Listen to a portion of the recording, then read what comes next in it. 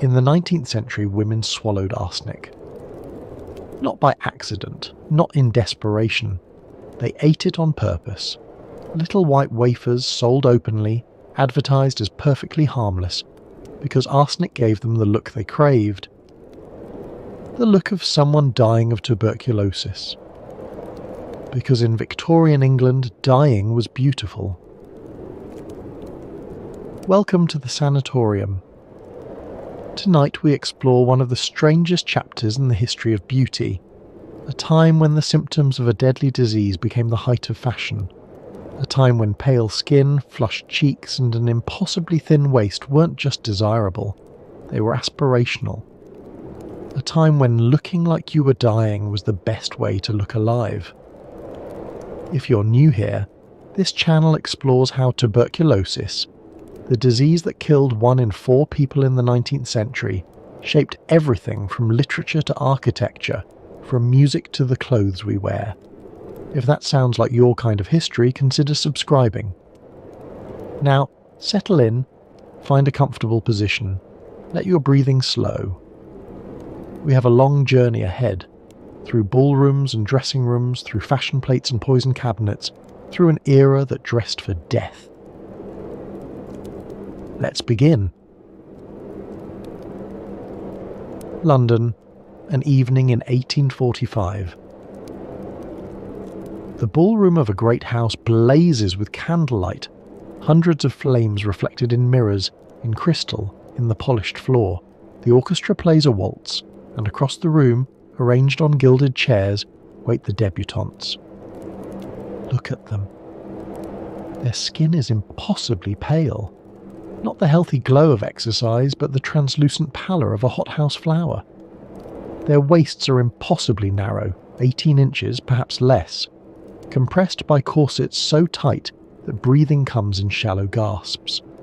Their cheeks carry a delicate flush of pink, their lips a hint of rose, their eyes shine with an almost feverish brightness.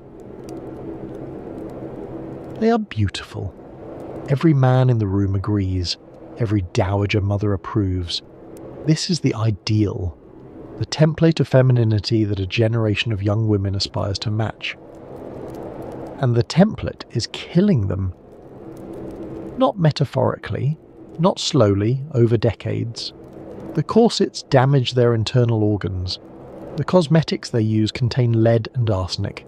And the look they're trying to achieve, that perfect consumptive pallor, is in many cases a sign of actual consumption. Tuberculosis in the 1840s kills 1 of every 7 Europeans. It kills the poor in cramped tenements and the rich in country estates. It kills slowly, over months or years, wasting the body until the victim becomes a pale, ethereal shadow of themselves. And somewhere along the way, that wasting became beautiful. The pallor caused by anemia, the flushed cheeks caused by fever, the bright shining eyes caused by chronic illness, the thin fragile frame caused by the body consuming itself. All of these symptoms, all of these signs of a fatal disease, became the markers of feminine beauty.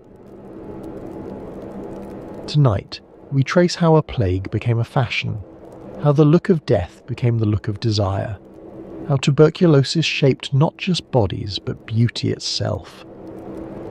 This is consumptive chic. To understand consumptive chic, we must first understand consumption.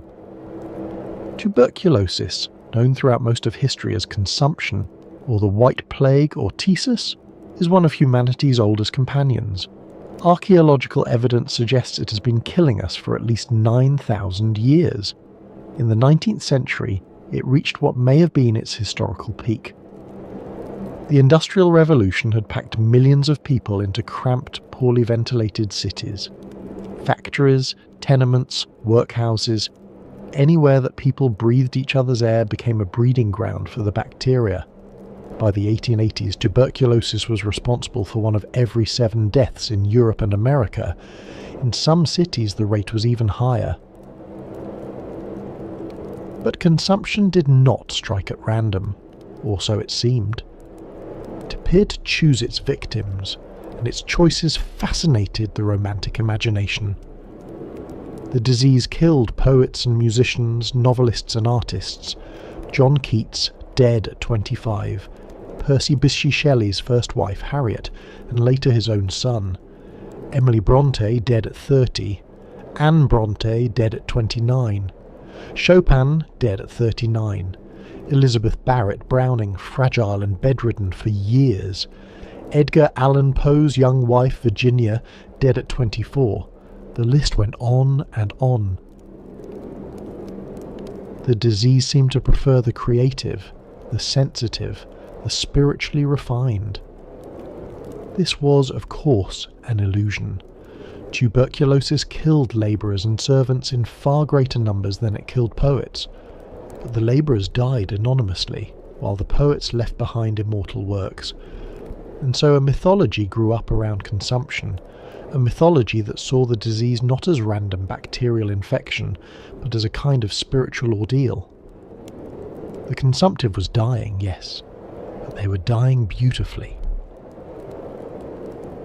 The ancient Greeks had a term for this, spes tisica, the hope of the consumptive.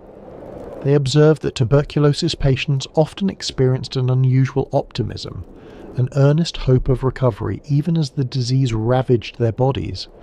This hope, the Greeks believed, drove heightened sensitivity and great creativity despite overwhelming illness.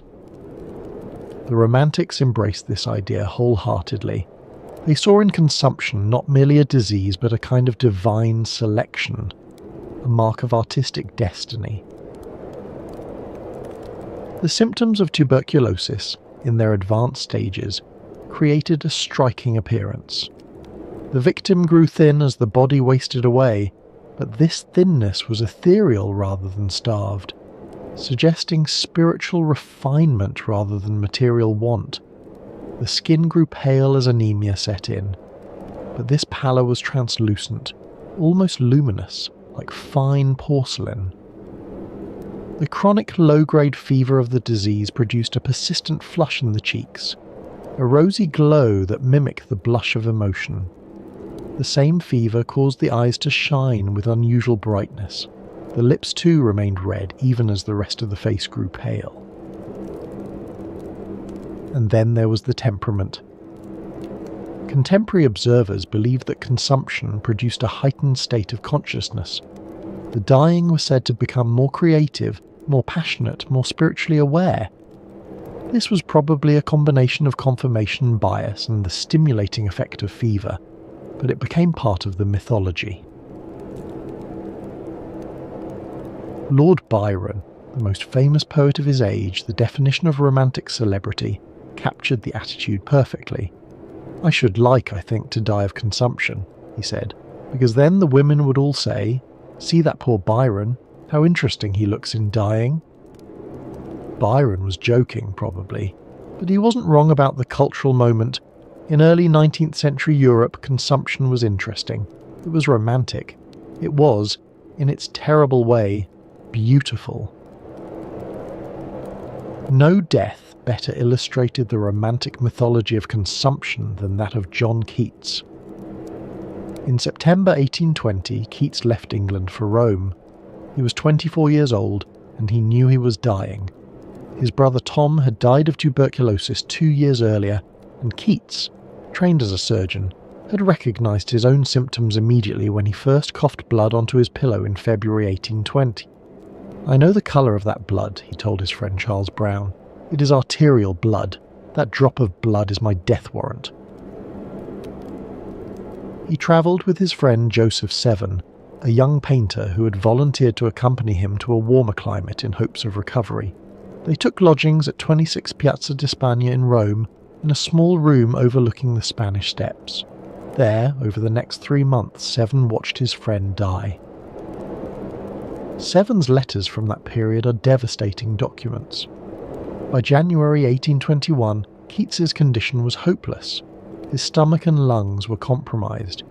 He could no longer digest food. He coughed constantly, bringing up what Seven described as clay-like expectoration. blood-streaked fluids that built up in his throat until Seven had to lift him to prevent choking. Keats wanted to die. He had brought laudanum, opium dissolved in alcohol, and hoped to end his suffering quickly, but Seven refused to give it to him. The doctor took it away, and so Keats endured what Seven called dreadful agonies with nothing to ease the pain at all. Dr. James Clark, the English physician who treated Keats in Rome, placed him on a starvation diet, an anchovy and a piece of bread a day, intended to reduce blood flow to his stomach. He also bled the poet, a standard treatment of the day that almost certainly hastened his death. On the day before Keats passed away, Seven wrote that his intellects and health are breaking down, and that Keats had sunk in the last 3 days to a most ghastly look. On February 23rd, 1821, at about 2 in the afternoon, John Keats died. He was 25 years old. An hour before midnight, Seven wrote, "His eyes looked upon me with extreme sensibility but without pain." Keats was buried in the Protestant cemetery in Rome. His tombstone, at his own request, bears no name, only the words, "Here lies one whose name was writ in water." He believed his work would be forgotten, that he had failed as a poet. He was wrong about that. The point of this story is not merely the tragedy of a young poet's death. It is the way that death was received, the way it became part of the mythology of genius. Percy Bysshe Shelley, devastated by the news, wrote Adonais, one of the great elegies in English literature, in which Keats's death is transformed into something transcendent, almost beautiful. "He has outsoared the shadow of our night," Shelley wrote, "envy and calumny and hate and pain, and that unrest which men miscall delight, can touch him not and torture not again." The reality, the starvation diet, the bleeding, the agonizing cough, the friend begging for opium that was denied him, disappeared into mythology. What remained was the image of the dying poet, pale and beautiful, consumed by genius as much as by disease. This was the template. This was what consumptive death was supposed to look like.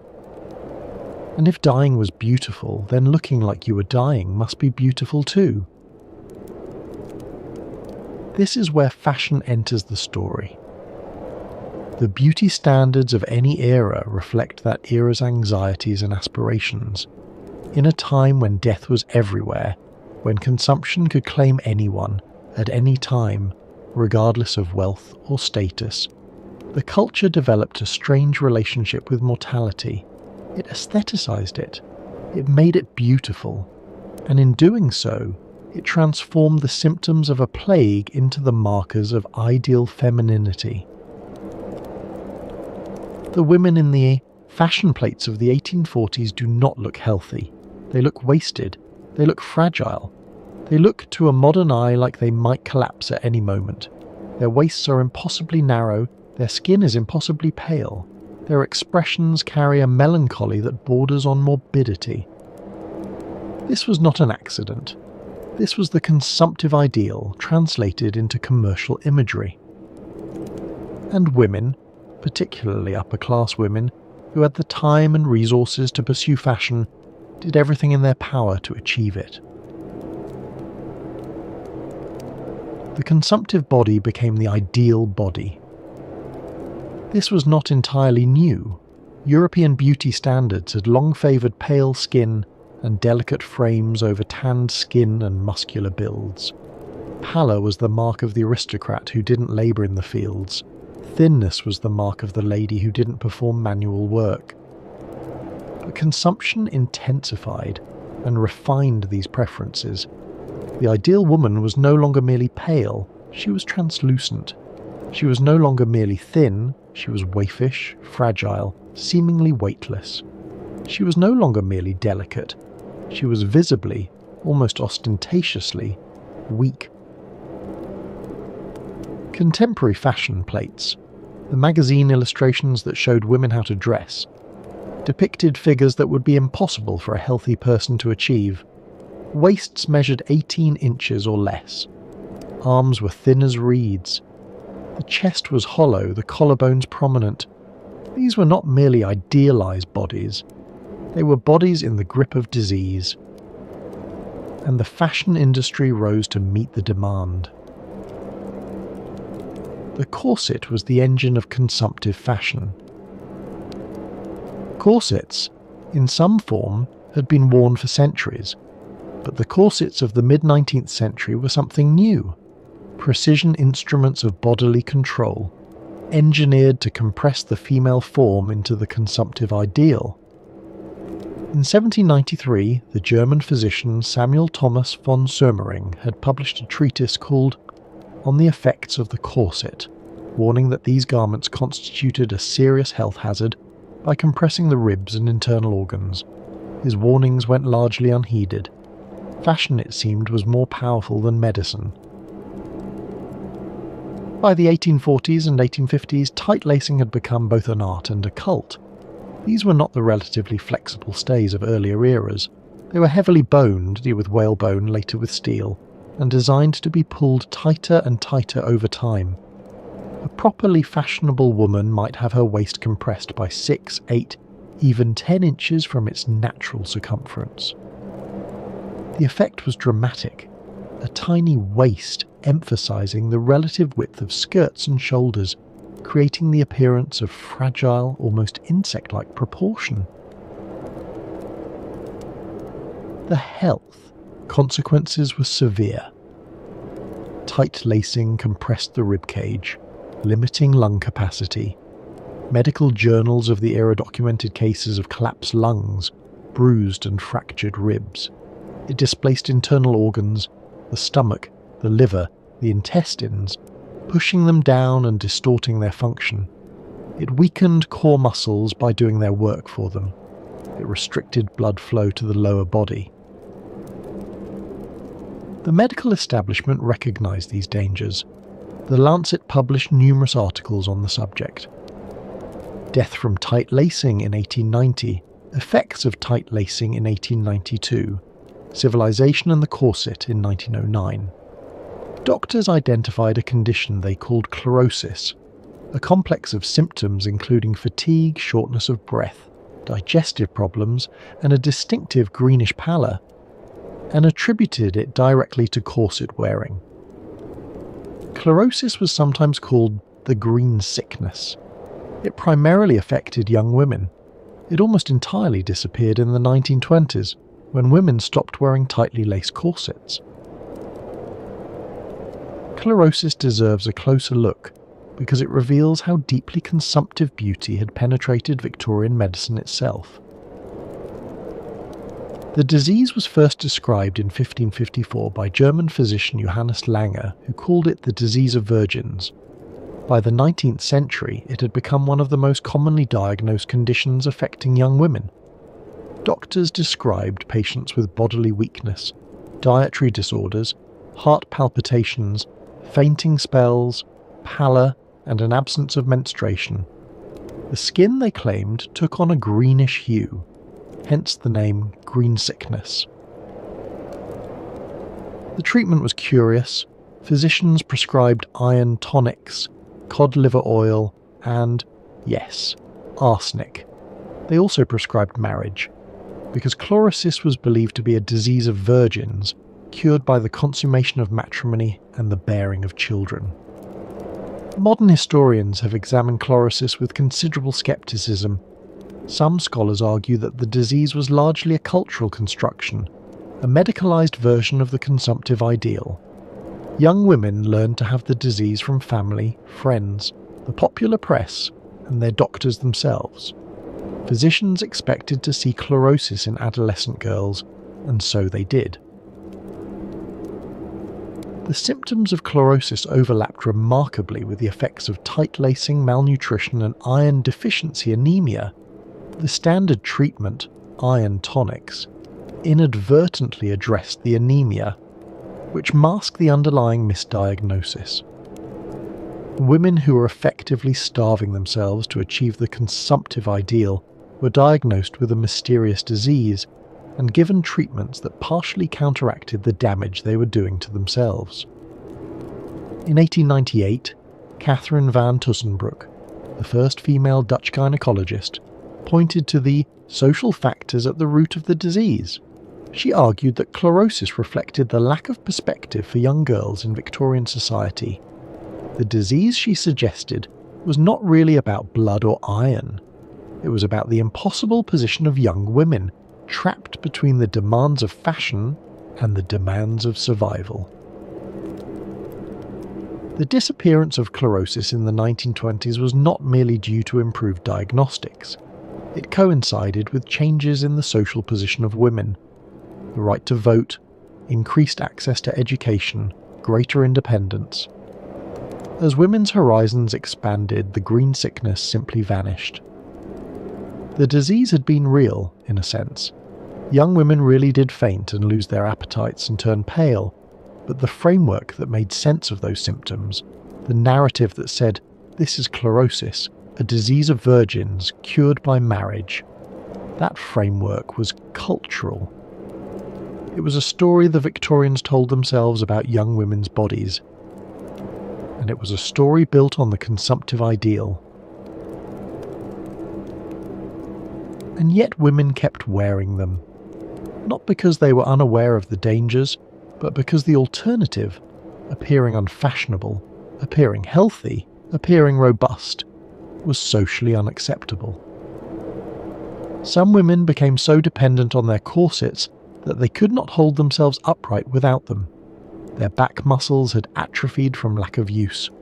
Others reported that removing their corset caused dizziness and faintness as blood rushed through vessels that had been constricted for hours. Some women even slept in their corsets, unable to endure the sensation of their own unsupported body. But here is the strange truth. The suffering itself became part of the appeal. A woman who could barely breathe, who felt faint from lack of oxygen, who moved slowly and carefully to avoid losing consciousness, she embodied the consumptive ideal. Her laboured breathing mimicked the shallow respiration of the tubercular patient. Her pallor, induced by restricted blood flow, matched the anemic pallor of disease. The corset was not just shaping bodies to look consumptive, it was making bodies feel consumptive, creating a kind of artificial illness in the service of beauty. Not everyone accepted the corset's dominion. In 1881, a group of women in London founded the Rational Dress Society. Their motto was uncompromising. The Rational Dress Society protests against the introduction of any fashion in dress that either deforms the figure, impedes the movements of the body, or in any way tends to injure the health. The society specifically targeted tight lacing. They also objected to high-heeled shoes, heavily weighted skirts that made walking difficult, and any garment that restricted movement of the arms. Their alternative proposals included divided skirts, looser bodices, and clothing that allowed women to breathe, walk, and even, scandalously, ride bicycles. One of the Society's founding members was Viscountess Florence Wallace Pomeroy, known as Lady Harberton. She championed what she called reformed dress, baggy pantaloons worn beneath knee-length skirts. She invented the divided skirt, and she was widely ridiculed for it. The dress reform movement had its greatest success in the reform of women's undergarments, which could be modified without exposing the wearer to public mockery. Reformers also influenced athletic clothing, the specialised garments women wore for bicycling, swimming and gymnastics, activities that would be impossible in a tightly laced corset. But everyday fashion proved resistant to change. The consumptive ideal was too deeply embedded in the culture. To reject it was to reject beauty itself, and few women were willing to make that sacrifice. Florence Nightingale, herself treated for what may have been tuberculosis, and famous for her practical approach to health, wrote extensively about the damage that fashionable dress did to women.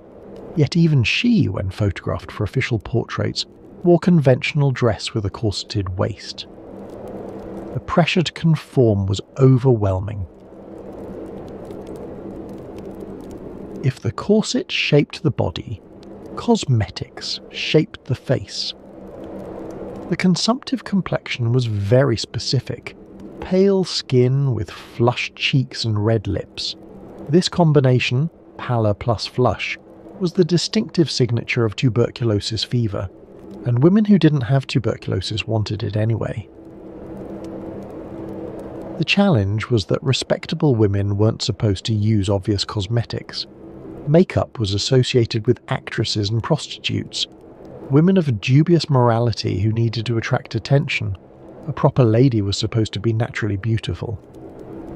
So Victorian cosmetics were designed to be invisible. They weren't meant to look like makeup. They were meant to look like disease.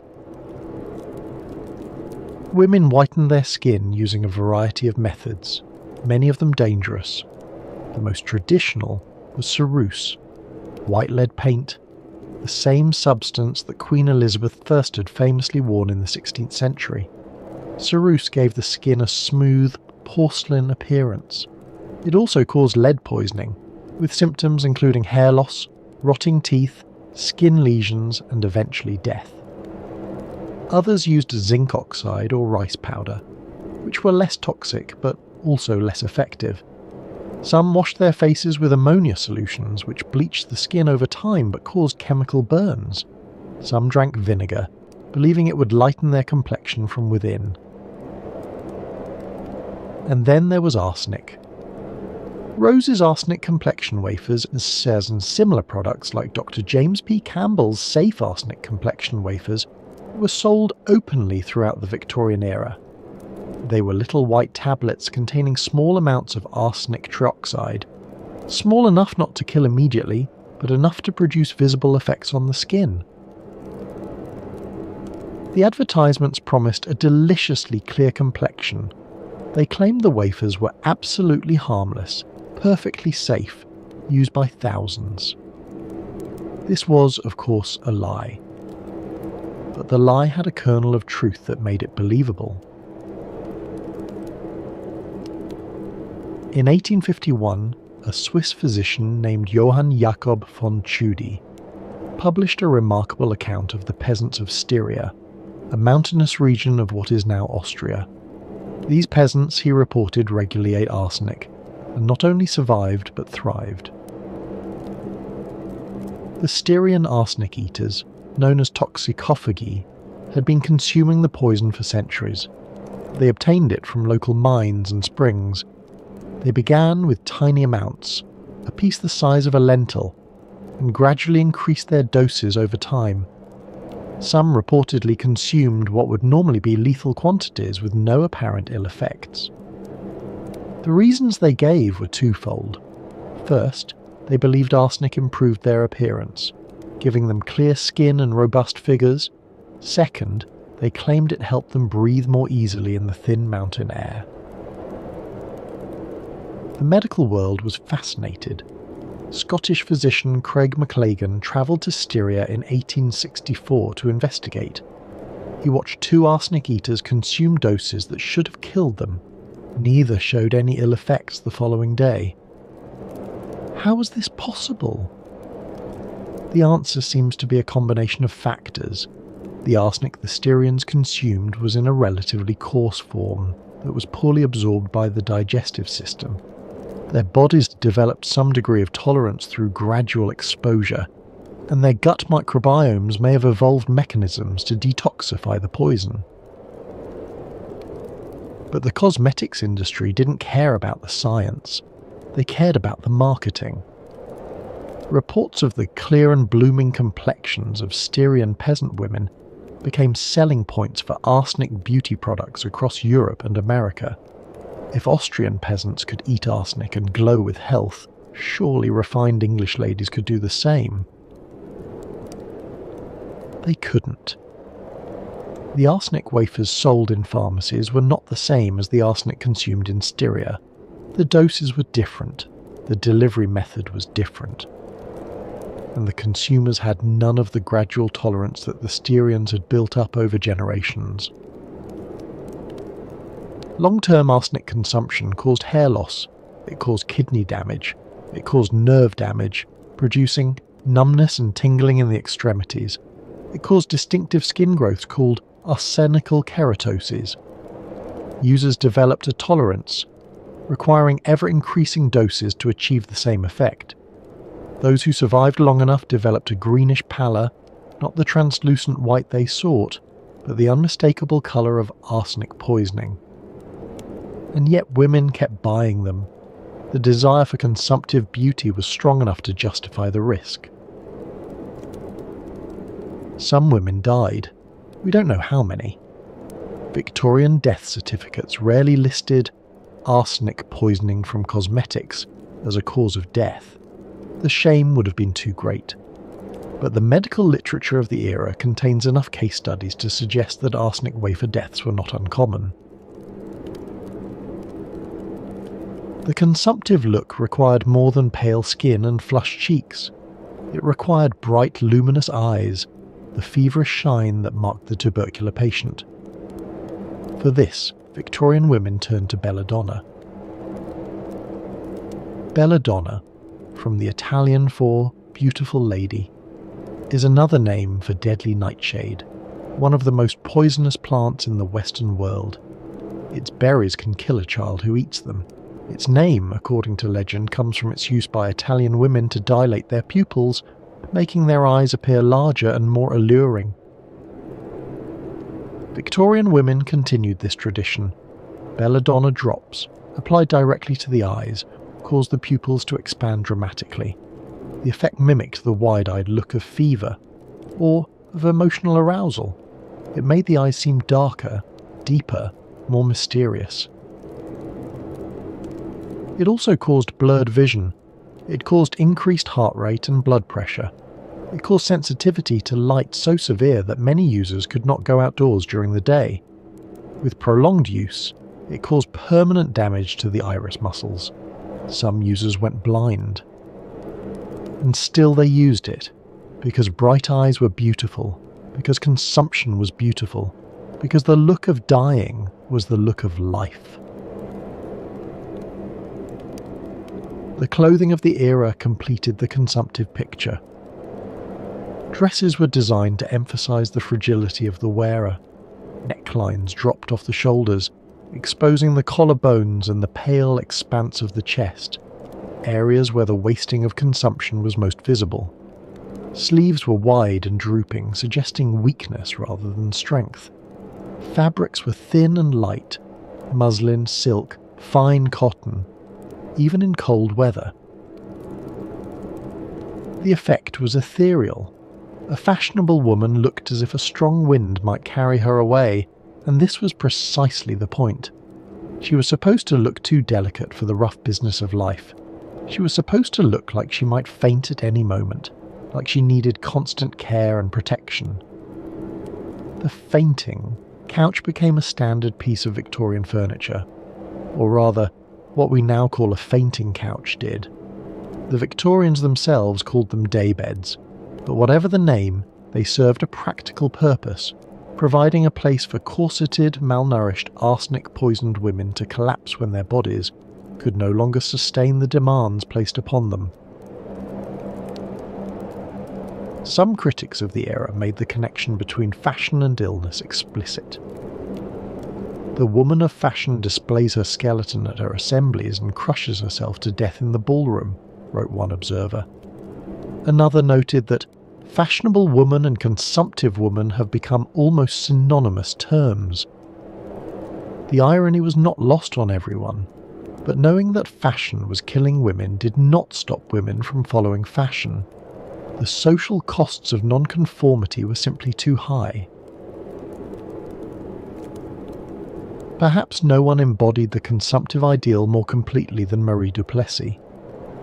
She was born Alphonsine Rose Plessis in 1824 in a small village in Normandy. Her childhood was brutal. Her father was violent, her mother fled, and at the age of 14 her father sold her to a 70-year-old man who took her to Paris. There, in the capital, she remade herself. She changed her name to Marie du Plessis. She learned to read, to write, to dress, to carry herself with the elegance of a noble woman. By the time she was 16, she had discovered that wealthy men would pay handsomely for her company. She became a courtesan, one of the most celebrated in Paris. Marie Duplessis was, by all accounts, extraordinarily beautiful. Contemporary descriptions emphasize her pale, delicate features, her slender figure, her dark hair and her remarkable eyes. She dressed always in white, and she carried white camellias, partly because their lack of scent would not aggravate her condition. For Marie Duplessis had tuberculosis. She knew it, everyone knew it, and somehow it only added to her allure. Among her many admirers was a young writer named Alexandre Dumas Fils, the son of the author of The Three Musketeers. He was 20 years old when they met in September 1844. Their affair lasted less than a year, but it would make them both immortal. Marie Duplessis grew increasingly ill. She knew she was dying, and she seemed determined to outrace death. She gambled excessively. She spent more money than ever. She took new lovers, including, reportedly, the composer Franz Liszt, who wished to live with her. She died on February 3rd, 1847. She was 23 years old. Alexandre Dumas Fils was devastated. Within months of her death, he sat down to write. In 8 days, he completed a novel. He called it La Dame aux Camélias, the Lady of the Camellias. The heroine, Marguerite Gautier, was Marie Duplessis in all but name, a beautiful courtesan dying of consumption who sacrifices everything for love. The novel was published in 1848 and became an immediate sensation. Dumas adapted it into a play in 1852. The play inspired Giuseppe Verdi's opera La Traviata in 1853. Later, it would inspire countless films, including the famous 1936 production starring Greta Garbo as Camille. One woman's death from tuberculosis became one of the most retold stories in Western culture. And the story always made the same point. The consumptive woman was not merely pitiable, she was beautiful, she was romantic. She was, in her dying, somehow elevated above ordinary mortality. Marie Duplessis was buried in Montmartre Cemetery. Alexandre Dumas Fils is buried there too, about 100 meters away. They remain together in death, as they briefly were in life. In 1850, a young woman named Elizabeth Eleanor Siddal was discovered working in a millinery shop in London. The artist Walter Deverell described her as magnificently tall, with a lovely figure and a face of the most delicate and finished modelling. She has grey eyes, and her hair is like dazzling copper and shimmers with lustre. She became a model for the Pre-Raphaelite Brotherhood, a group of English artists who sought to revive the detail and intensity of early Renaissance painting.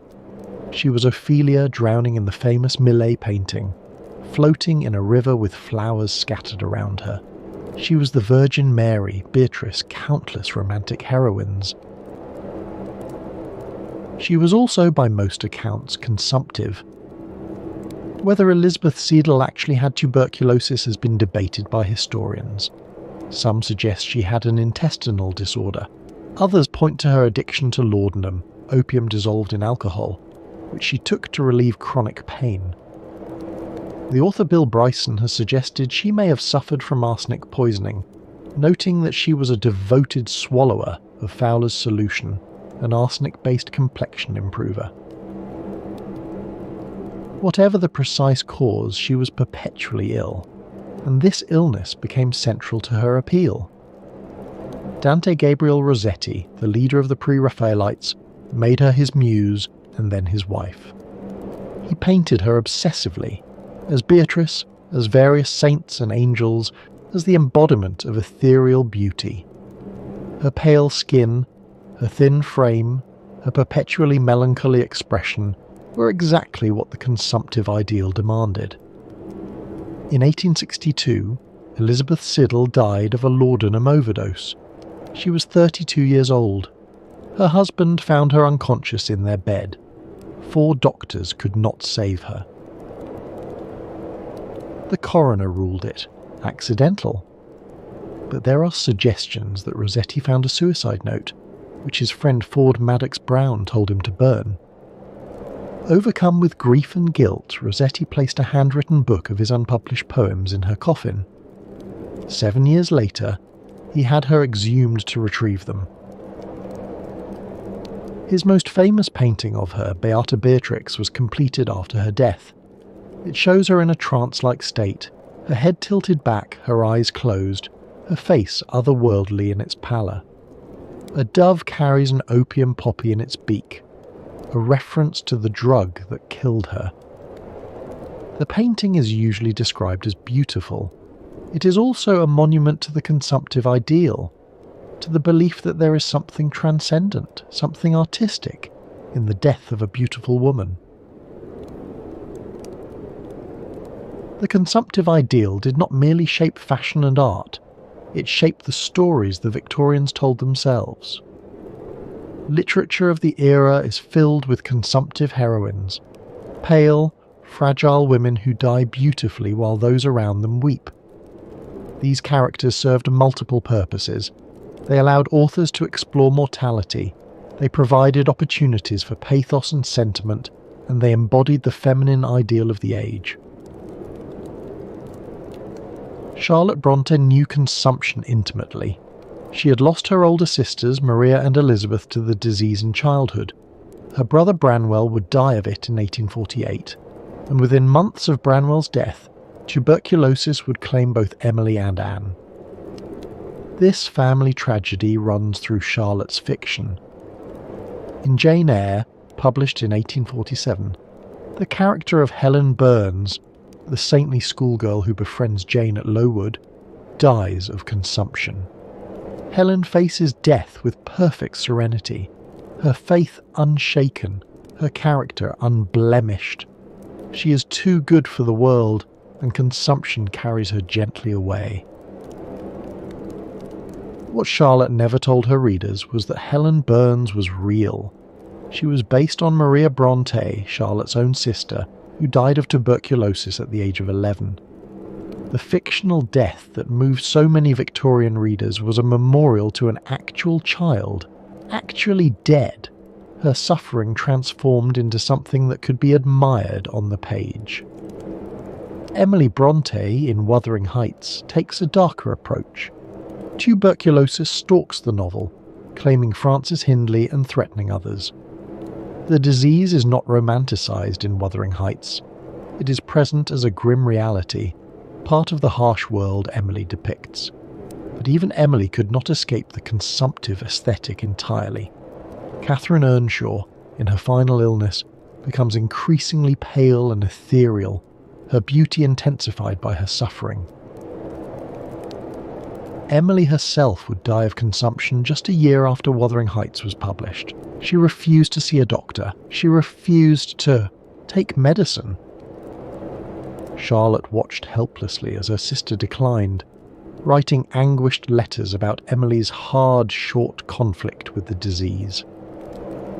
On the morning of December 19th, 1848, Emily's condition worsened. With her last audible words, she said to Charlotte, "If you will send for a doctor, I will see him now." But it was too late. She died that same afternoon. She was 30 years old. Anne Bronte died of tuberculosis 5 months later in Scarborough, where she had travelled hoping that sea air might save her. She was 29. The Bronte sisters, all 3 of them, wrote about consumption because consumption was their family attendant, as the historians have called it. The disease that killed them also shaped their art, and their art in turn shaped how generations of readers thought about dying young. The cult of consumptive beauty was in the end a cult of suffering. The Victorians were not unique in finding meaning in suffering. Most cultures do in one way or another, but they developed a particularly elaborate aesthetic around female suffering. The beautiful woman was the suffering woman. The admirable woman was the woman who bore her suffering gracefully.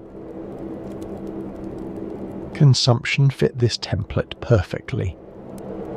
The consumptive woman suffered beautifully. She wasted away without complaint. She maintained her sweetness and her grace even as her body failed. She was patient, uncomplaining, spiritually prepared for death. She was, in short, the ideal Victorian woman, taken to its logical extreme. The imagery of the era reflected this. Paintings showed consumptive women as almost angelic figures, their illness visible but somehow ennobling. Literature celebrated the consumptive heroine who died young, her beauty preserved in memory forever. The message was clear. Women were most beautiful when they were dying. Female beauty was inseparable from female vulnerability, from female suffering, from the female body in decline. This was not a healthy ideal, but it was, for several generations, the dominant one. The consumptive ideal was fundamentally a matter of class. The physical markers of tuberculosis, thinness, pallor, fragility, happened to align perfectly with the physical markers of upper-class status. A thin woman didn't work in the fields or the factories. A pale woman didn't labour in the sun. A fragile woman had servants to do the heavy lifting. Working-class women, by contrast, displayed the opposite characteristics. They were strong from physical labour. They were tanned from outdoor work. They had the calloused hands and muscular arms of people who earned their living with their bodies. These characteristics, strength, tan, visible musculature, were considered ugly, not because they were inherently unattractive, but because they marked their possessor as common. Beauty, in Victorian terms, was inseparable from class. And so the consumptive ideal served a double purpose. It defined beauty in terms that excluded the working class, and it encouraged upper-class women to embrace their own fragility, to see their weakness as a virtue rather than a problem. The iconography of the era is striking. The fashionable woman reclines on her couch, too weak to stand. The fashionable woman is carried in her sedan chair, too delicate to walk. The fashionable woman swoons in her lover's arms, overcome by emotion that her frail body cannot contain. These images were romantic. They were also images of incapacity, of women who could not function independently, who required constant male support. The consumptive ideal was, in this sense, an ideal of dependence. Before we speak of how the Victorians died beautifully, we must understand how they mourned. The 19th century has been called the cult of death, and not without reason. Queen Victoria herself set the tone. After Prince Albert died in 861, she wore black for the remaining 40 years of her life. She surrounded herself with his possessions, his photographs, locks of his hair. She made mourning into an art form, and her subjects followed her example. Victorians bought and sold clothing specifically for mourning: black crepe dresses, jet jewellery, mourning stationery with thick black borders. There were rules about how long to mourn, what to wear in each stage of grief, when colours could gradually return. The commercialisation of death became a major industry. And then there were the photographs. Post-mortem photography, the practice of photographing the dead, became widespread in the Victorian era. When the daguerreotype made portraiture affordable in the 1840s, families who had never been able to commission painted portraits could suddenly preserve the images of their loved ones, including their dead loved ones. The practice was especially common for children. Infant mortality was devastating. Perhaps 1 in 3 children died before their 5th birthday. For many families, a post-mortem photograph was the only image they would ever have of their child. The photographers went to great lengths to make the dead appear alive. They posed corpses in lifelike positions, seated in chairs, propped up with hidden supports, surrounded by living family members. They painted rosy colour onto pale cheeks. Some even painted open eyes onto the finished photograph, or opened the eyes of the deceased and held them in place. The goal was not to document death, but to deny it, to create an image that captured the person as they had been, or as they were imagined to have been. The consumptive, with their pale skin and peaceful expressions, were particularly well suited to this kind of memorialization. They looked, in death, very much as they had looked in their final days. This intimacy with death, this willingness to sit with the dead, to photograph them, to keep locks of their hair in jewellery, to surround oneself with memento mori, shaped how the Victorians thought about dying. Death was not hidden away in hospitals and funeral homes. It happened at home, surrounded by family. It was witnessed, mourned, and commemorated in elaborate rituals. And consumption, more than any other disease, fit the Victorian ideal of the good death. The appeal of consumption went beyond appearance.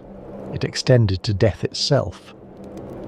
Tuberculosis was, in the romantic imagination, the good death. Not quick and violent like accident or murder, not ugly and degrading like cholera or typhus. Consumption was slow, gradual, almost gentle, a fading rather than an ending. The consumptive patient had time to prepare, time to say goodbye to loved ones, to put affairs in order, to make peace with God. The disease typically ran its course over months or years, allowing for an extended period of invalid existence, a kind of living death during which the patient became increasingly ethereal, increasingly detached from worldly concerns. Contemporary accounts of consumptive deaths emphasized their beauty. The dying were said to become more spiritually aware, more creative, more loving in their final months. They experienced moments of unusual clarity and insight. Their appearance, though marked by illness, remained attractive, pale and wasted, but somehow pure, as if the flesh were burning away to reveal the soul beneath. The moment of death itself was described in almost ecstatic terms. "She looked beautiful beyond anything I had ever seen," wrote one observer of a consumptive death. "There was a brightness about her that I cannot describe, as if her spirit was already shining through her skin." Another described a look of perfect peace that came over the dying face. These accounts were probably exaggerated or invented. The reality of tuberculosis death, the hemorrhages, the fevers, the agonizing cough, was far uglier than the romantic imagination wanted to admit. But the myth was powerful enough to reshape how people thought about dying. Consumption became the death that everyone wanted, if they had to die at all. It was respectable, even glamorous. It carried none of the shame associated with venereal disease, none of the horror associated with cancer. To die of consumption was to die, interestingly. Byron's quip about wanting to die of consumption because the ladies would find it interesting was more than a joke. It reflected a genuine cultural attitude, that certain kinds of death were desirable, that certain kinds of suffering were romantic. On March 24, 1882, Robert Koch addressed the Berlin Physiological Society with news that would change how humanity understood tuberculosis, and eventually, how it understood beauty. Koch was a country doctor turned bacteriologist, obsessed with proving that infectious diseases were caused by specific microorganisms. He had already identified the bacteria that caused anthrax. Now he announced that he had isolated Mycobacterium tuberculosis, the bacterium responsible for consumption. The implications were revolutionary. If tuberculosis was caused by a bacterium, then it was not inherited, not constitutional, not a sign of spiritual refinement or artistic temperament. It was an infection. You caught it from other people. The romantic mythology that had surrounded the disease for a century was, in scientific terms, nonsense.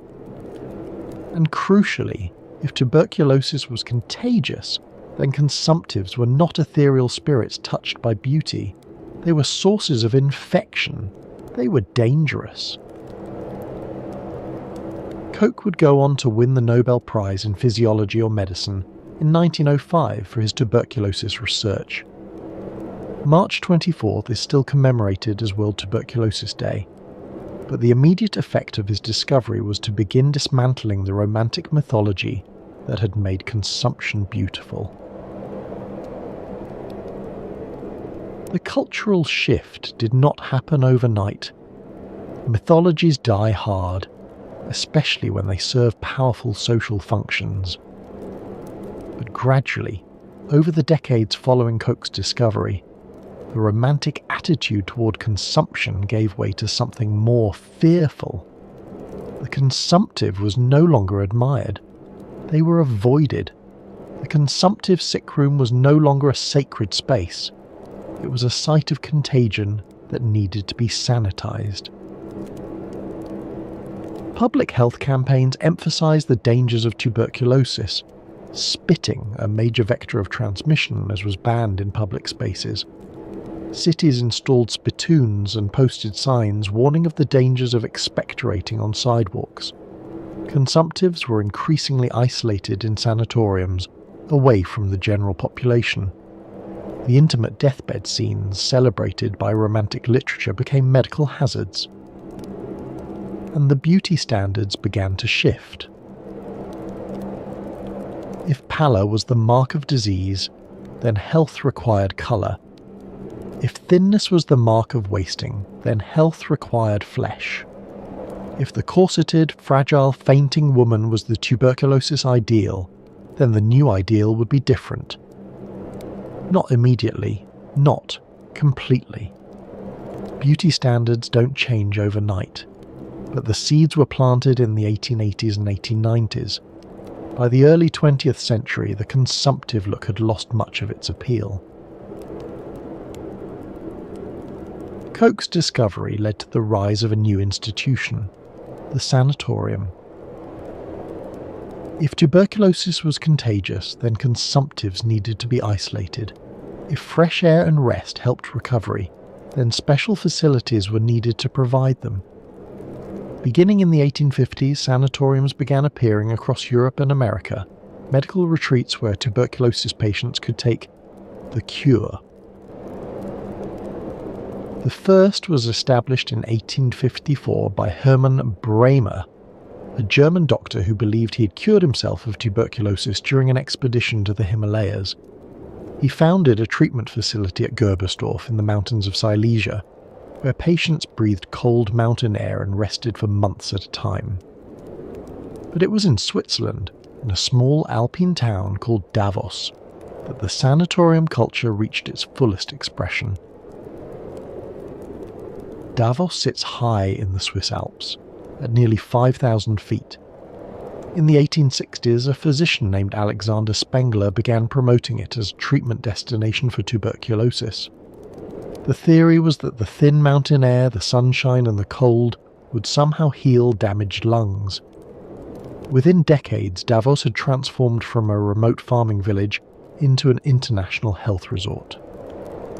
By 1940, Davos had around 40 medical institutions. The town's architecture was distinctive. Hotels and sanatoriums with long, wide balconies covering their fronts. On these balconies, patients lay for hours, wrapped in blankets, breathing the alpine air, watching the mountains, waiting to heal or waiting to die. The daily routine was rigorous. Patients followed strict schedules, prescribed mealtimes, prescribed rest periods, prescribed moderate exercise. The diet was rich: milk, eggs, butter, designed to counteract the wasting effects of the disease. Some patients stayed for months, some stayed for years, some never left. The sanatorium became its own kind of world with its own social hierarchy, its own rituals, its own strange beauty.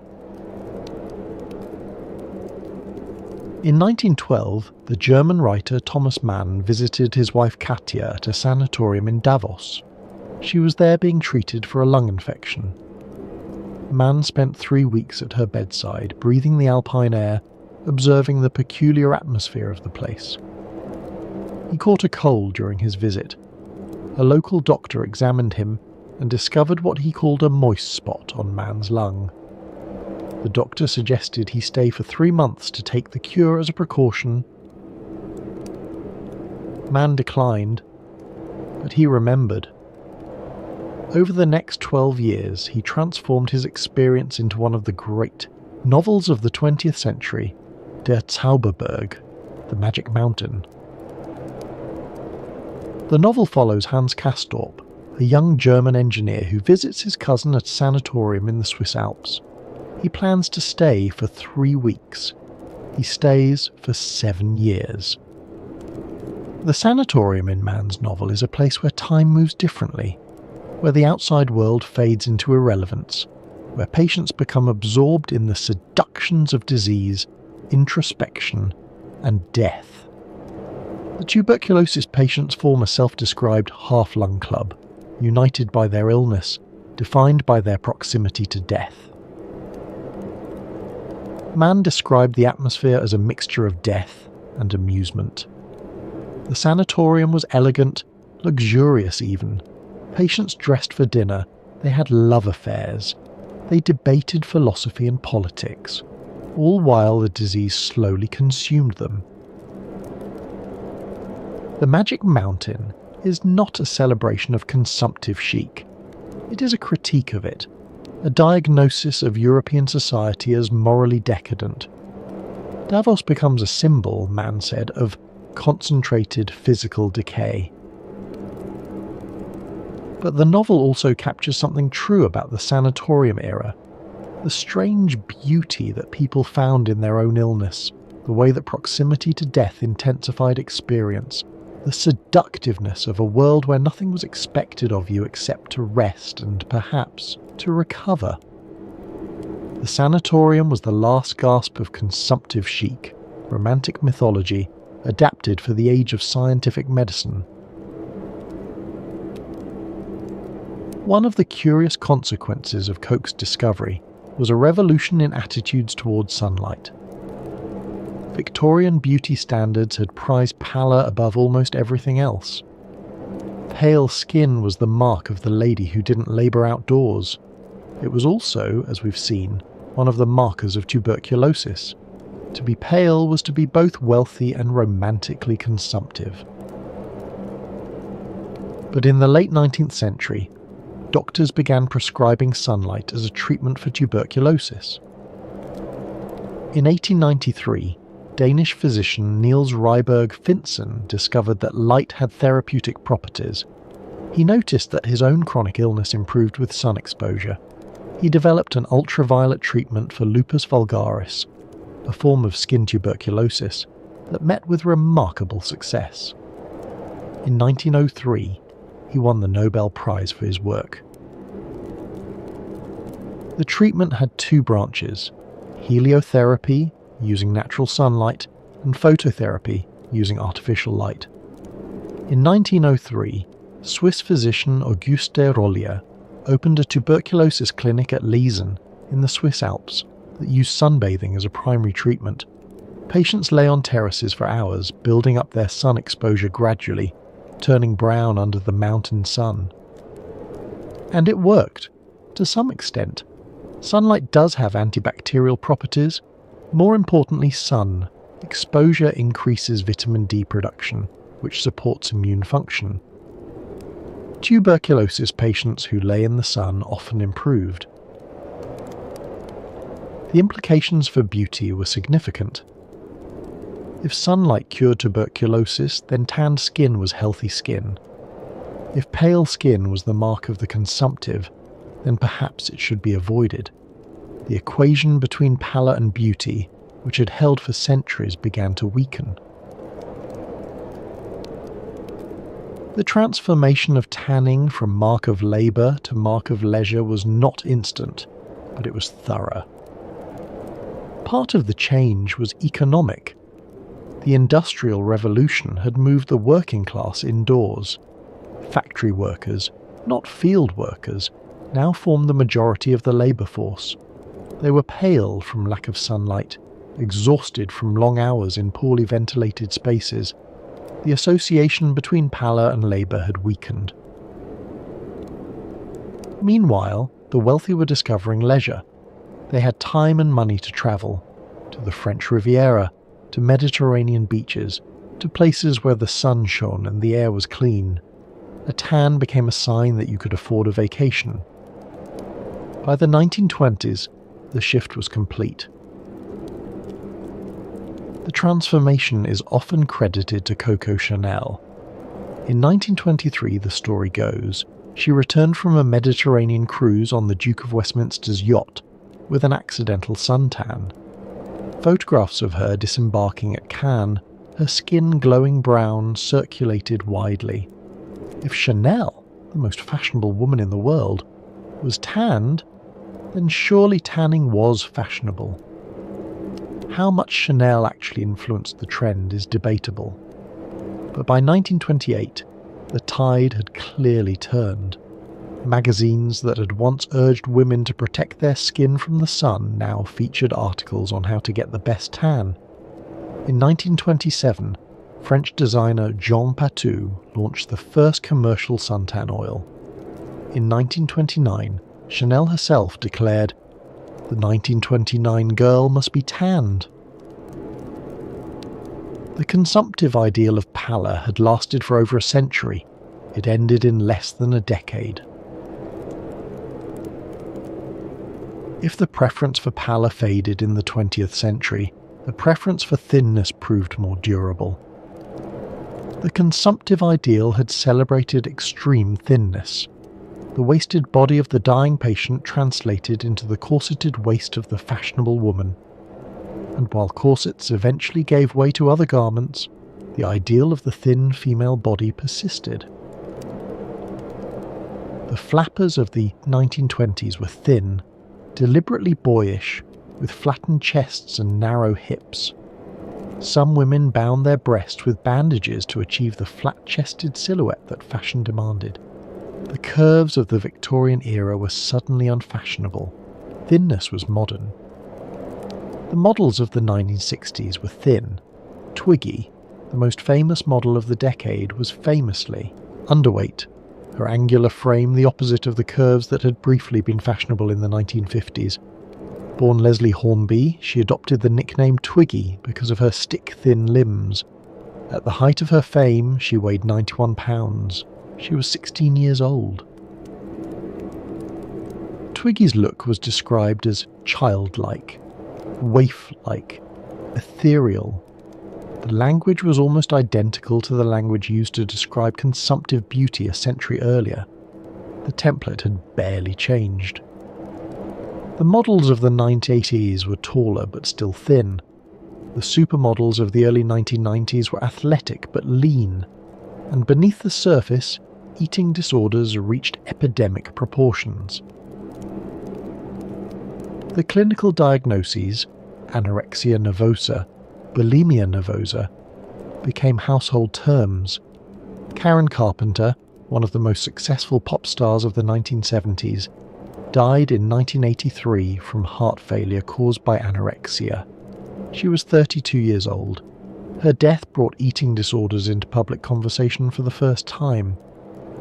Studies conducted in the 1990s found that eating disorders had increased tenfold since the 1950s.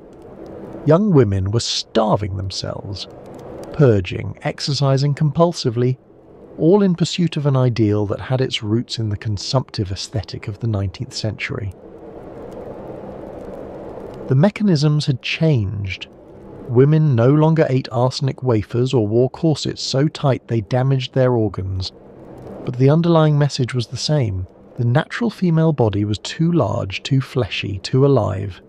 It needed to be diminished, wasted, made to look like something dying. And then, in the mid-1990s, something shifted again. The sanatorium era ended not with a cultural shift, but with a scientific breakthrough. In 1944, researchers at Rutgers University, led by Selman Waxman, discovered streptomycin, the first antibiotic effective against tuberculosis. For the first time in human history, the disease could be cured. Not managed, not slowed, but actually cured. The impact was revolutionary. Within a decade, tuberculosis mortality in wealthy countries plummeted. Sanatoriums that had been filled for decades began to empty. By the 1960s, most had closed. The great sanatoria of Davos were converted into luxury hotels or conference centres. Today, Davos is known not for tuberculosis, but for the World Economic Forum. Every January, the most powerful people on Earth gather in those same buildings where, a century ago, patients lay dying on open-air porches. The balconies are still there. The views are still beautiful, but the dying has moved elsewhere. Tuberculosis still kills over 1 million people each year, but almost entirely in the developing world, where antibiotics remain inaccessible and public health infrastructure is weak. In wealthy countries, consumption has become a historical curiosity, a disease of the past. But the beauty standards it shaped have proved far more durable than the disease itself. In the early 1990s, a new fashion aesthetic emerged. It was called heroin chic. The characteristics were familiar: pale skin, extremely thin bodies, dark circles under the eyes, an overall appearance of physical decline. The look was popularised by photographers like Corinne Day and David Sorrenti, and by models like Kate Moss, who rose to fame through her collaboration with Calvin Klein.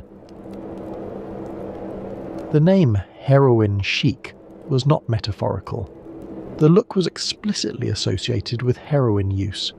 The wan pallor, the sunken eyes, the emaciated frame, these were the physical markers of addiction, and for a few years in the mid-1990s they were the height of fashion. Kate Moss was discovered at age 14 at JFK Airport in New York. Within a few years she had become one of the most photographed women in the world. Her look, thin to the point of emaciation, with prominent cheekbones and a hollow, waifish appearance, defined the decade. She was called the anti-supermodel, a rebuke to the athletic glamour of Cindy Crawford and Naomi Campbell. The 1993 Calvin Klein campaign that made Moss famous featured her looking pale, vulnerable, and almost childlike. The photographs were stark, unglamorous, in a way that was itself a new kind of glamour. Critics called them porno chic and heroin chic. Both labels stuck. The aesthetic spread through fashion magazines, through advertising, through the grunge music scene of Seattle. Kurt Cobain and Courtney Love, both struggling with heroin addiction, became icons of the look. Glamour and self-destruction merged into a single aesthetic. The parallel to consumptive chic was obvious, and commentators drew it immediately. Once again, a deadly condition was being aestheticized. Once again, the physical markers of decline and death were being presented as beautiful. Once again, women were being encouraged to see their own wasting as desirable. The backlash, when it came, was fierce. In 1997, photographer David Sorrenti, one of the architects of the heroin chic aesthetic, died of a heroin overdose at age 20. President Bill Clinton condemned the fashion industry for glorifying death. He said, "This is not about art, it's about life and death, and glorifying death is not good for any society." The industry retreated, at least publicly.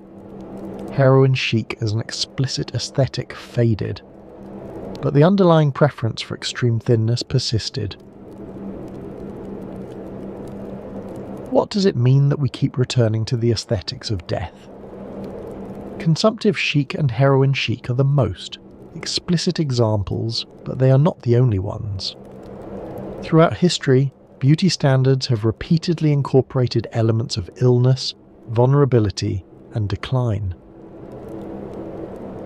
In the Renaissance, belladonna drops were used to create the wide-eyed look that we now associate with consumptive fever. In 18th century France, elaborate powdering gave aristocrats the ghostly pallor of the dying. In the 2010s, corpse bride makeup became a trend on social media. There seems to be something in us that finds beauty in suffering, or at least something in our culture that teaches us to find it there. The reasons are complex and probably not fully knowable. Part of it may be biological. The features associated with illness, thinness, pallor, large eyes, sometimes overlap with features associated with youth or femininity. Part of it may be cultural. In societies where women are valued primarily for their vulnerability and dependence, signs of weakness become signs of desirability. And part of it may be a kind of memento mori, a reminder of death that makes beauty more poignant. The beautiful consumptive was beautiful, partly because she was dying. Her beauty would not last. It could be appreciated now in this fleeting moment, but it was destined for the grave. There is something in human psychology that finds transience poignant, that values things more when they're passing away. The consumptive ideal was specifically a female ideal. Men died of tuberculosis too, in enormous numbers. Keats, Chopin, Branwell Bronte, Robert Louis Stevenson, Anton Chekhov. But male consumptives were romanticised differently. The male consumptive was interesting rather than beautiful. He was tragic rather than fragile. His wasting was the destruction of potential, not the perfection of form. When Byron said he wanted to die of consumption because the ladies would find it interesting, he was using the word interesting advisedly. He didn't expect them to find him beautiful. For women, the equation was different. Female beauty was specifically tied to the appearance of illness. Women were expected to look like they were dying, to cultivate the pale skin and thin body and flushed cheeks that marked the consumptive. And this expectation persisted long after the Romantic era. The fainting woman, the thin woman, the pale woman. These remain powerful images in our culture, even if we no longer consciously connect them to tuberculosis. The ideal female body is still, in many contexts, a body that appears fragile, vulnerable, perhaps slightly unwell. Consumptive chic may have ended, but its shadow stretches into the present. The corset, that engine of consumptive fashion, never entirely disappeared. Time, then Zwayens. It evolved. In the early 20th century it transformed into the girdle, less rigid but still designed to compress the female body into artificial shapes. In the 1950s, foundation garments returned with a vengeance, squeezing waists and lifting busts into the idealized hourglass. The waist trainer, essentially a modern corset, has been promoted by celebrities and influencers well into the 2020s. The underlying message remained constant. The natural female body was not good enough. It needed to be reshaped, compressed, artificially narrowed. The ideal waist was always smaller than the actual waist. The ideal shape was always different from the natural shape. The connection to consumptive chic may be forgotten, but the practice continues. The 20th and 21st centuries have oscillated between celebrating tanned skin and celebrating pale skin, depending on decade and subculture. But the thin ideal has remained remarkably constant. Marilyn Monroe, often cited as proof that earlier eras preferred curvier women, wore a size 12, which in modern sizing would be closer to a size 6 or 8. She was slim by any reasonable standard, and she was replaced in cultural prominence by Twiggy, by Cher, by the supermodels of the 1980s, by Kate Moss, by the endless parade of thin models and actresses who have defined beauty standards for the past half-century and more. The average fashion model today has a body mass index that would qualify as underweight by medical standards. The average actress is significantly thinner than the average woman. The images that saturate our visual culture, in advertising, in film, in social media, overwhelmingly feature thin bodies. We do not call this consumptive chic. We do not consciously connect it to tuberculosis, but the preference for thinness that originated in the Romantic era's worship of the wasting body has never really gone away. In the age of social media, the consumptive aesthetic has found new expression. Consider the filters that are most popular on platforms like Instagram and TikTok. Many of them brighten the eyes, many of them pale the skin, many of them slim the face and narrow the nose. They create a look that is, whether by conscious intention or cultural inheritance, strikingly similar to the consumptive ideal. The doe eyes filter gives users the wide, luminous eyes of the tubercular fever patient. The porcelain skin filter gives them the translucent pallor of the anemic. The slim face filter gives them the wasted appearance of the consumptive in decline. These filters are enormously popular. Billions of photos are enhanced with them every year. Young women, primarily young women, are learning to see their unfiltered faces as flawed, their natural colouring as too dark, their natural shape as too full. The phenomenon has a name now: Instagram face.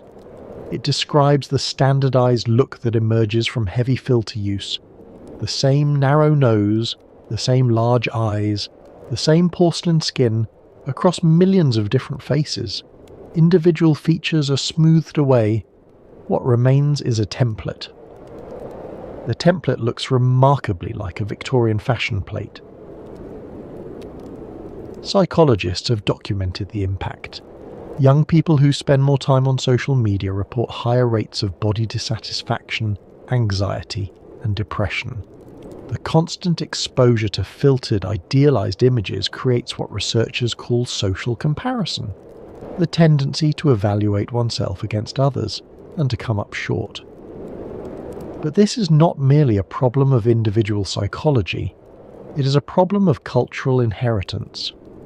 The filters that distort our images are built on beauty standards that stretch back centuries, standards that were shaped by tuberculosis, by romantic mythology, by the strange belief that dying was beautiful. We are, in a sense, applying arsenic wafers digitally. The women who ate actual arsenic wafers in the 19th century were not foolish. They were responding rationally to the pressures of their culture, pressures that told them their natural appearance was unacceptable, that they needed to transform themselves to be worthy of love and attention. The young women using filters today are responding to the same pressures.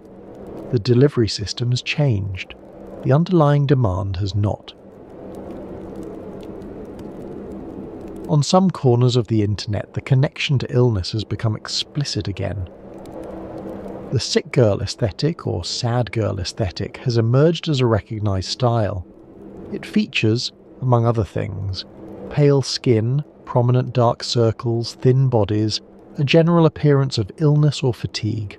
The look is deliberately unhealthy. That's the point.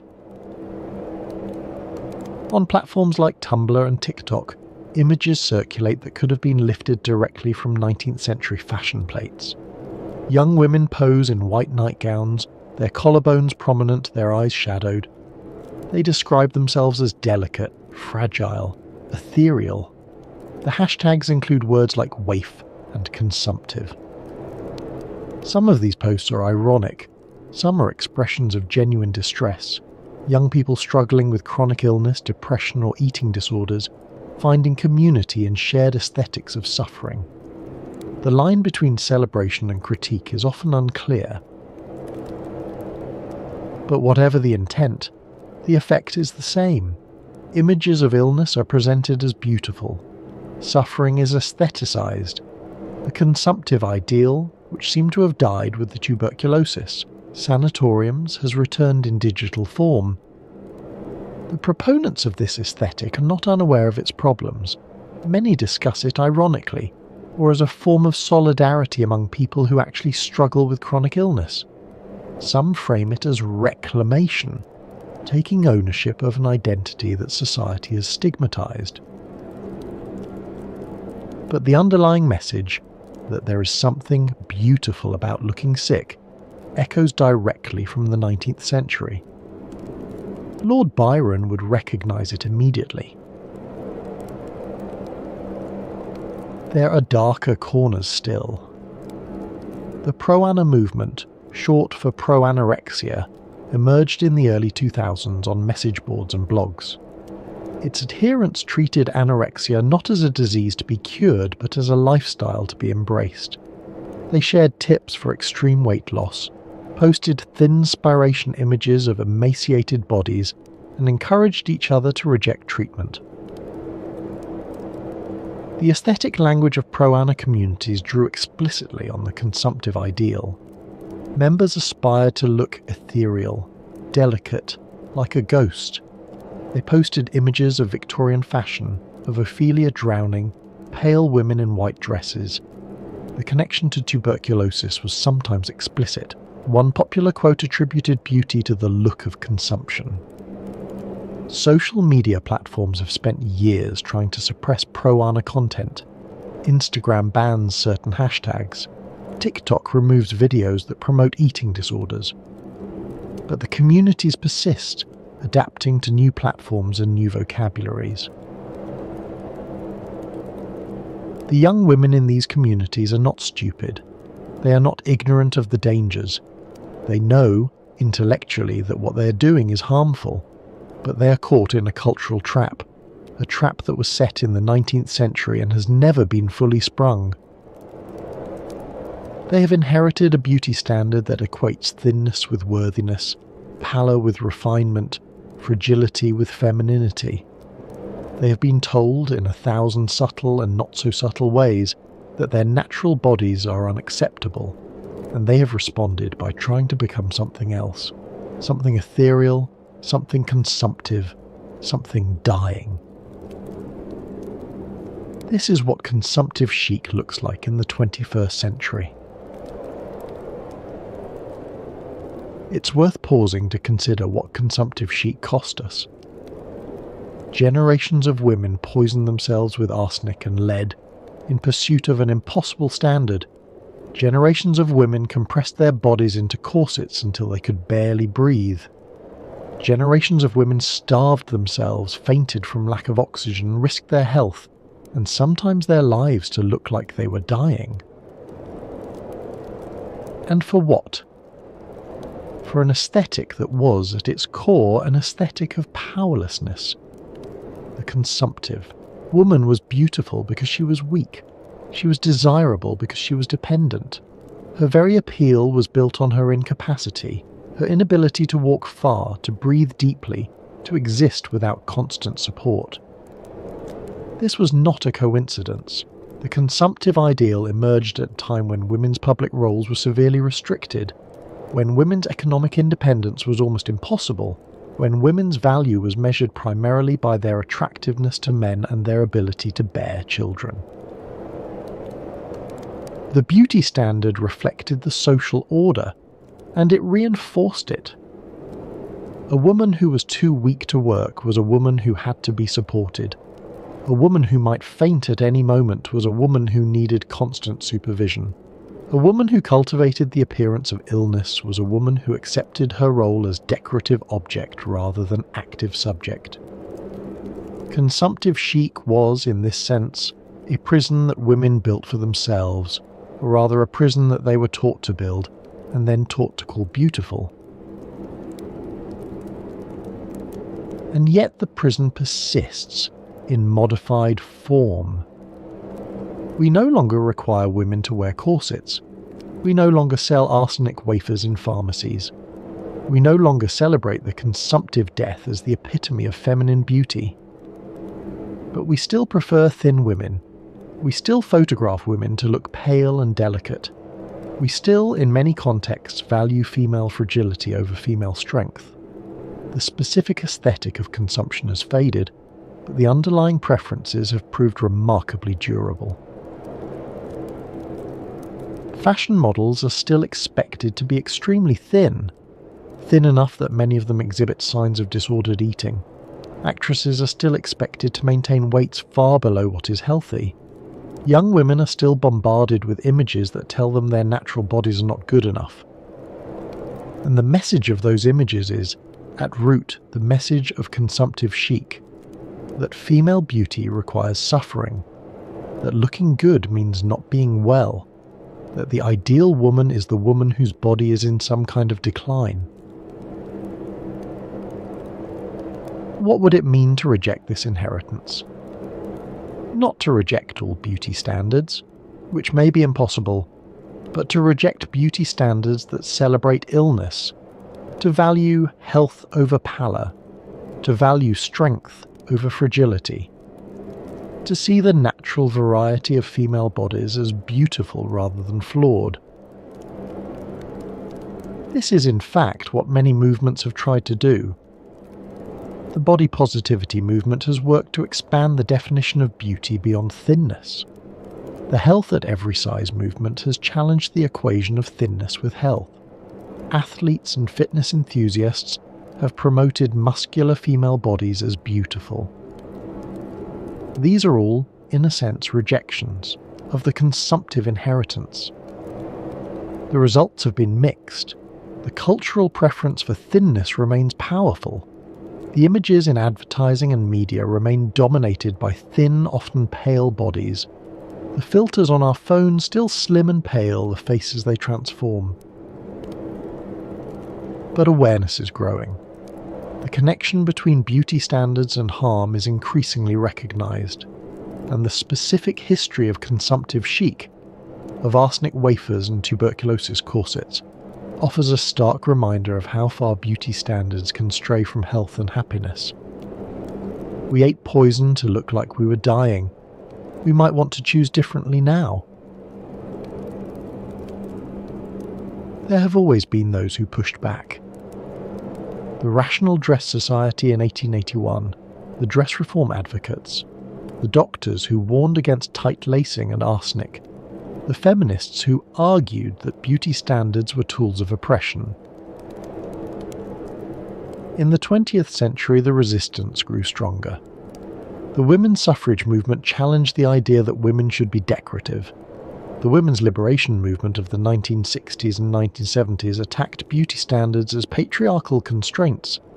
The fat acceptance movement, beginning in the 1960s, pushed back specifically against the ideal of thinness. In recent decades, the body positivity movement has gained significant ground. It argues that all bodies are good bodies, that health and beauty come in many forms, that the ideal should be self-acceptance rather than self-modification. The fashion industry has made some gestures toward inclusivity. More plus-sized models appear in major campaigns. Some brands have committed to showing unretouched photographs. The average size of runway models has increased slightly from its extreme lows in the heroin chic era. But the progress is uneven. The beauty industry is worth hundreds of billions of dollars. It profits from insecurity, from the belief that we need to be different than we are. Challenging the consumptive ideal means challenging enormous economic interests. And the cultural inheritance runs deep. The images that shaped our grandmother's sense of beauty shaped our mother's sense of beauty, which shaped ours. The consumptive ideal is not just in advertisements and fashion magazines. It is in our eyes. It is in the way we reflexively evaluate bodies, our own and others, against a standard that was set in the age of tuberculosis. Breaking free requires more than good intentions. It requires a sustained cultural effort, a rejection of inherited aesthetics, a conscious choice to see differently. What might a post-consumptive beauty look like? Perhaps it would value colour over pallor, the flush of exercise, the tan of time spent, outdoors, the variety of skin tones that exist naturally in human populations. Perhaps it would value strength over fragility, the muscles of someone who moves through the world actively, the posture of someone who doesn't need support to stand upright. The female athletes of the Olympics, with their powerful legs and defined shoulders, might be celebrated rather than criticised for being too muscular. Perhaps it would value variety over uniformity, recognising that beautiful bodies come in many shapes and sizes, that there is no single template for human attractiveness. Different cultures have celebrated different body types throughout history. The consumptive ideal is not a universal truth, but a particular historical moment, and moments pass. Perhaps it would value age as well as youth. The consumptive ideal was always a young ideal. The beautiful consumptive died before they could grow old. A post-consumptive beauty might find attractiveness in faces lined by experience, in bodies that have lived and worked and borne children. Perhaps, most importantly, it would decouple beauty from suffering. It would reject the idea that looking good requires harm. It would celebrate bodies that are healthy rather than bodies that appear to be dying. This would be a genuine revolution in aesthetics, a break from patterns that have persisted for centuries. It would require challenging not just individual beauty practices, but the entire framework that equates female value with female appearance. It may be too much to hope for. Beauty standards are deeply embedded in culture, reinforced by advertising and media and the accumulated preferences of generations. A single person cannot simply decide to see differently and have it be so. But cultures do change. The consumptive ideal did eventually fade. The tanned skin that once marked a labourer became, in the 20th century, a mark of leisure and health. Beauty standards that seemed eternal have, over time, given way to others. Some changes are already happening. The strong is the new skinny movement celebrates athletic bodies. The natural hair movement among black women rejects Eurocentric beauty standards. The disability rights movement challenges the assumption that beautiful bodies must be able-bodied. These are not complete solutions. Each movement has its own limitations and contradictions, but they represent genuine alternatives, different ways of thinking about bodies and beauty, different possibilities for what we might admire. What will come next is not predetermined. It depends in part on the choices we make, the images we celebrate, the bodies we admire, the stories we tell about beauty and health, and the good life. The shadow of the consumptive ideal stretches into our present, but shadows can be escaped. We can step into different light. Consumptive chic was, at its heart, a way of looking at death. To understand this, we need to understand what death meant in the 19th century. And it was not hidden away as it is today. There were no hospitals where dying could happen out of sight, no funeral homes where bodies could be prepared and displayed by professionals. Death happened at home. Families watched their loved ones die. They washed the bodies, dressed them, sat with them through the long hours of vigil. Tuberculosis was everywhere in that world. One of every 4 deaths was caused by the disease. Everyone knew someone who had died of it, a sister, a cousin, a friend, a lover. The consumptive was not an exotic figure but a familiar one. The symptoms of the disease were visible in every household. Children grew up watching their parents cough blood into handkerchiefs. Parents buried children who had wasted to shadows. The slow decline of consumption was not an abstraction but a lived reality, playing out in bedrooms and parlours across the Western world. And so the culture did what cultures often do with death. It tried to make meaning of it. If consumption was going to kill so many people, then at least those people could die beautifully. If the disease was going to waste bodies away, then at least that wasting could be seen as ethereal rather than degrading. If death was coming regardless, then at least it could come romantically. Consumptive chic was, in this sense, a massive cultural coping mechanism. It transformed the horror of a plague into something that could be admired, even aspired to. It made tuberculosis bearable by making it beautiful. This transformation was not cynical or deliberate. No one sat down and decided to aestheticize a plague. It happened gradually through 1,000 small cultural choices. The way artists painted dying figures, the way writers described consumptive characters, the way fashion responded to the physical markers of the disease. But the effect was profound. Death became glamorous. Suffering became attractive. The grave itself cast a seductive shadow. The problem with this coping mechanism was its cost. When death is beautiful, the dying are no longer pitied, they are envied. When suffering is attractive, the suffering are no longer helped, they are admired. The consumptive chic of the 19th century made it harder, not easier, to address the actual disease.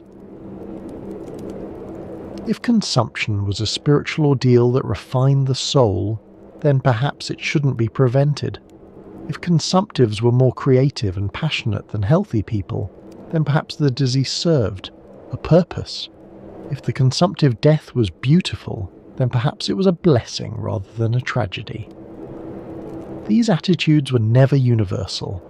Doctors and public health advocates worked throughout the 19th century to combat tuberculosis. But the Romantic mythology made their work harder. It was difficult to mobilize public concern about a disease that the culture had decided to celebrate.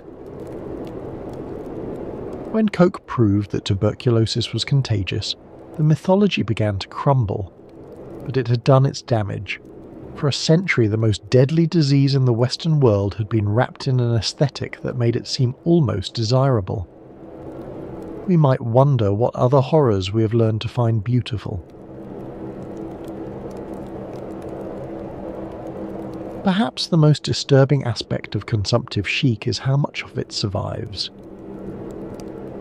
We no longer romanticize tuberculosis.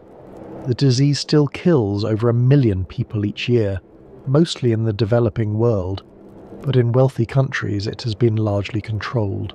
The Romantic mythology has faded. But the beauty standards that emerged from that mythology have proved far more durable. The preference for thin bodies, the valorization of pallor in some contexts, the equation of female beauty with fragility and vulnerability, the sense that suffering somehow enhances beauty. These ideas predate tuberculosis, but tuberculosis gave them a particular intensity and form. And they persist. When a young woman starves herself to achieve a weight that her body was never meant to reach, she is participating, unknowingly, in a tradition that stretches back to the consumptive ideal. When a fashion industry promotes models so thin that they require medical monitoring, it is echoing the aesthetics of the 19th century sickroom. We have forgotten the origin of these preferences. We have forgotten the arsenic wafers and the tuberculosis corsets. We have forgotten that we once literally tried to look like we were dying. But the preferences remain. They shape how we see bodies, how we judge beauty, how young women learn to see themselves. History does not repeat itself exactly, but it does rhyme. Consumptive chic gave way to heroin. Chic gave way to what? The patterns of aestheticized illness, of beauty built on suffering, of death made glamorous. These patterns recur across centuries. In the 1820s, young women aspired to look like they were dying of tuberculosis. In the 1990s, young women aspired to look like they were using heroin. In the 2020s, young women use filters that make their faces thinner, their skin paler, their eyes larger. The same features that mark the consumptive. The diseases change, the drugs change, the technologies change, but the underlying pattern persists. The belief that female beauty requires suffering, that the attractive woman is the diminished woman, that looking healthy is somehow less desirable than looking ill. Why does this pattern persist? What is it about human culture, or perhaps about patriarchal culture specifically, that keeps returning to the aesthetics of female suffering? Some theorists argue that it serves a function. A woman who looks fragile is a woman who needs protection. A woman who appears weak is not threatening. The consumptive ideal in this reading is not just about beauty. It is about control. It is about keeping women small, dependent, incapacitated. Others point to the fashion industry's economic incentives. An industry that profits from dissatisfaction has no interest in promoting self-acceptance. If women felt beautiful as they are, they would stop buying products designed to change them. Still others see something deeper, a human fascination with mortality that expresses itself through beauty.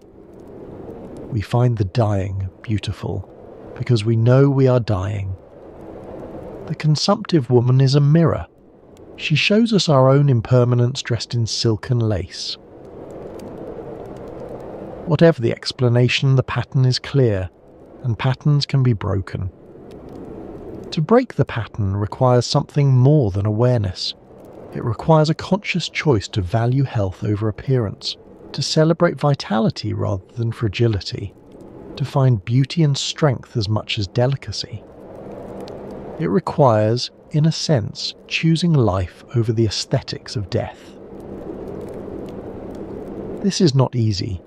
Beauty standards are deeply embedded in culture, reinforced by advertising and media and social media, and the accumulated preferences of generations.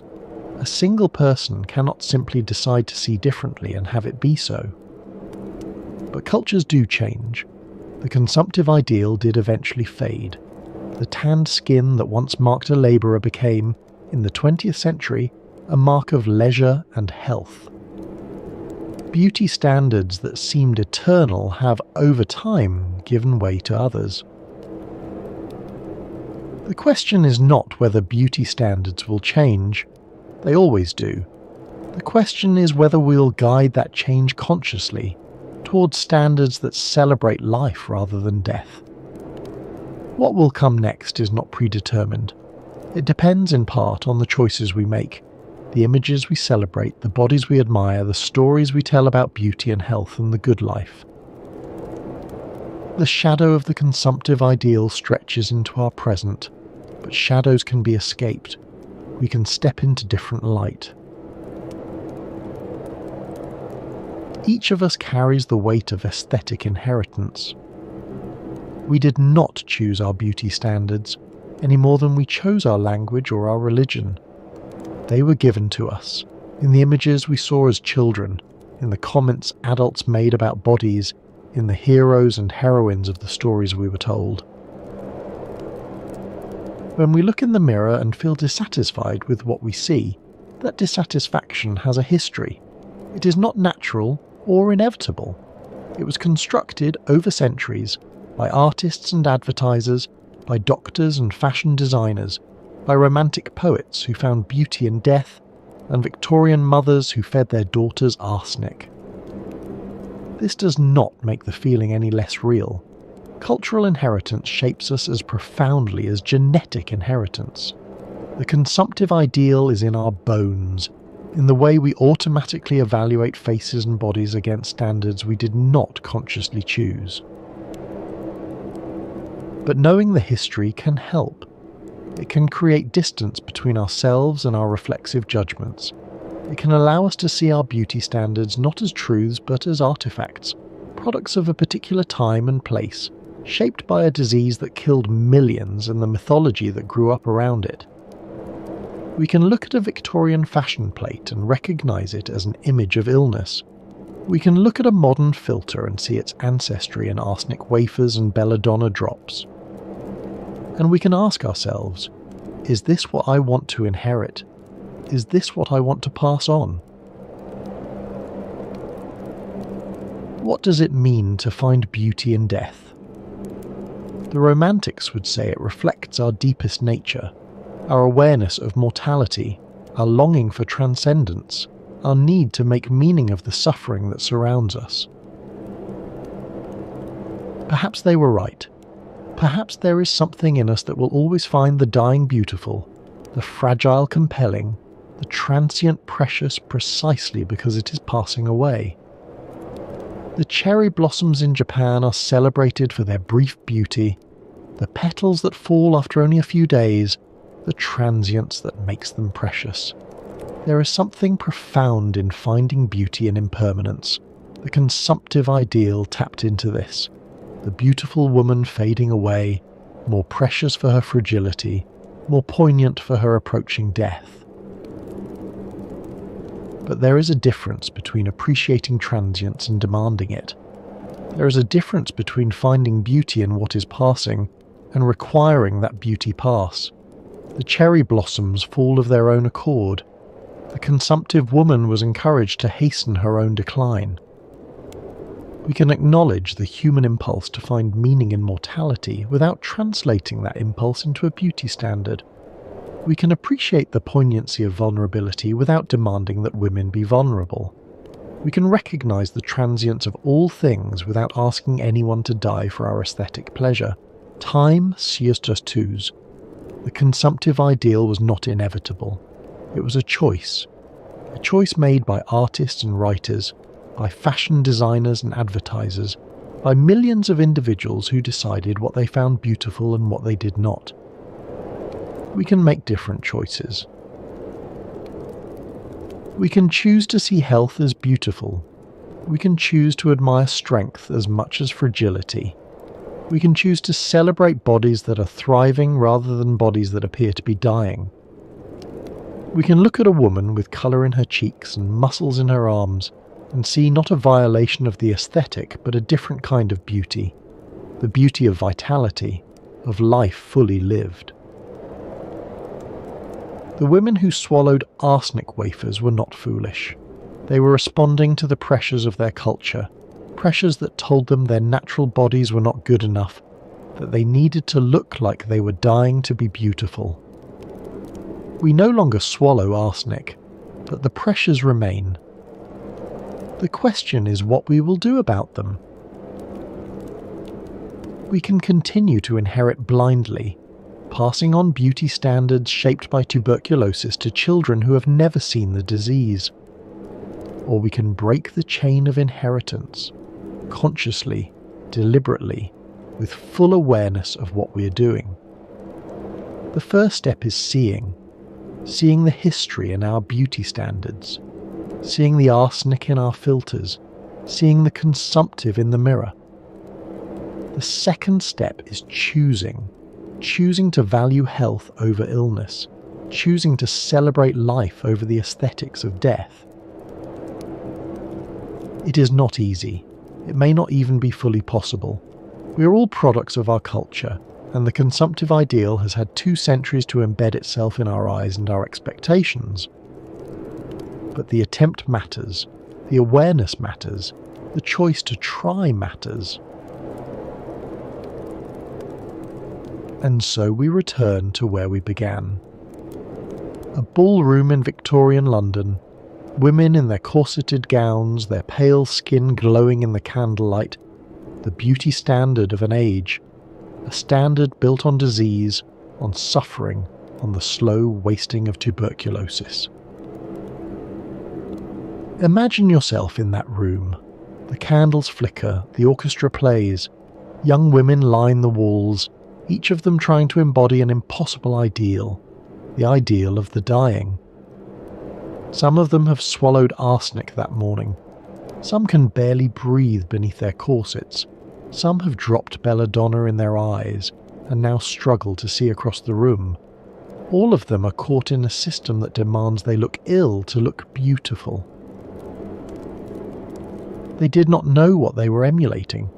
They did not understand that the pallor they painted on was the pallor of anemia, that the flush they applied was the flush of fever, that the thinness they starved for was the thinness of dying. Or perhaps they did know at some level. Perhaps the allure of the consumptive was precisely its proximity to death. Perhaps beauty was always, for them, a memento mori, a reminder of mortality that made every moment more precious. We cannot know what they thought. The women in that ballroom left no diaries describing their beauty routines. The arsenic wafers that killed them were discreetly disposed of. The corsets that compressed their organs were laced up by servants who did not ask questions. What we know is the result. We know the fashion plates. We know the death certificates. We know the pattern that emerged, a pattern that equated beauty with illness, that made dying the highest form of feminine attractiveness. We are not so different. We still find beauty in things that are passing away. We still romanticize suffering, at least certain kinds of suffering. We still teach young women that their bodies are never quite good enough, never thin enough, never pale enough in some contexts, never perfect enough. The tools have changed. The pressures remain. The arsenic wafers are gone, but the hunger remains. The corsets are mostly gone, but the compression remains, now internal, psychological, the feeling of never measuring up. The belladonna drops are gone, but the filters remain, digital alterations that make our eyes larger, our faces thinner, our skin more death-like pale. And so, as the night deepens and the ballroom fades into memory, we leave behind the consumptive ideal, that strange worship of death dressed as beauty. But its echoes remain, in the filters on our phones, in the sizes on our clothing racks, in the images that tell us who and what is beautiful. Marie Duplessis died at 23, coughing blood into her handkerchief, and became immortal. Dumas wrote her story. Verdi set it to music. She became the template for the beautiful dying woman. Pale, passionate, doomed. John Keats died at 25, in a small room overlooking the Spanish Steps, and his friend watched helplessly as the greatest poet of his generation wasted away. His death became part of the Romantic mythology, proof that genius burns too bright, that the creative spirit consumes itself. Elizabeth Siddal swallowed laudanum and became a painting that still hangs in the Tate. Her husband, consumed with guilt, buried his poems in her coffin and then had her exhumed to retrieve them. Even in death she could not escape being a muse. The Bronte sisters, Emily and Anne and Charlotte, all died of the disease they wrote about. The parsonage at Haworth became a house of death, their father burying child after child until only he remained. The nameless women who ate arsenic wafers died in their homes, their deaths recorded as something else, their sacrifice to fashion unremembered. They all paid the price of consumptive chic. We are still paying it, in ways we do not always recognise. Next time on the Sanatorium, we'll explore another chapter in the history of tuberculosis, but that journey is for another night. For now, rest well. Let the fire carry you gently into sleep, and if you found some measure of insight in tonight's journey, perhaps leave a like, or share it with someone who might need it. Beauty does not require suffering. Remember that. Thank you for being here. Good night.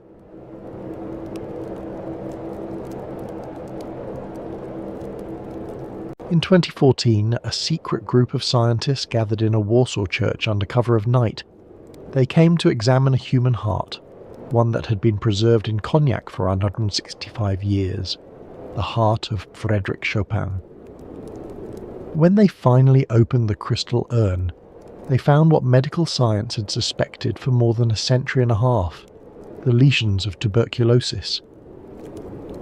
The disease that silenced the most poetic piano ever played. Welcome to the Sanatorium. Tonight we trace the journey of Frédéric Chopin, the Polish exile who revolutionized the piano, who composed music of such intimate beauty that it was never meant for concert halls, and who spent the last 11 years of his life slowly suffocating from tuberculosis. If you're new here, this channel explores how tuberculosis, the disease that killed 1 in 4 people in the 19th century, shaped everything from literature to music, from fashion to the architecture of cities. If that sounds like your kind of history, consider subscribing. Now, settle in. Find a comfortable position. Let your breathing slow. We have a long journey ahead, through Warsaw drawing rooms and Parisian salons, through a disastrous winter in Majorca, and finally to a quiet apartment on the Place Vendôme, where Europe's greatest pianist drew his final breath. Let's begin.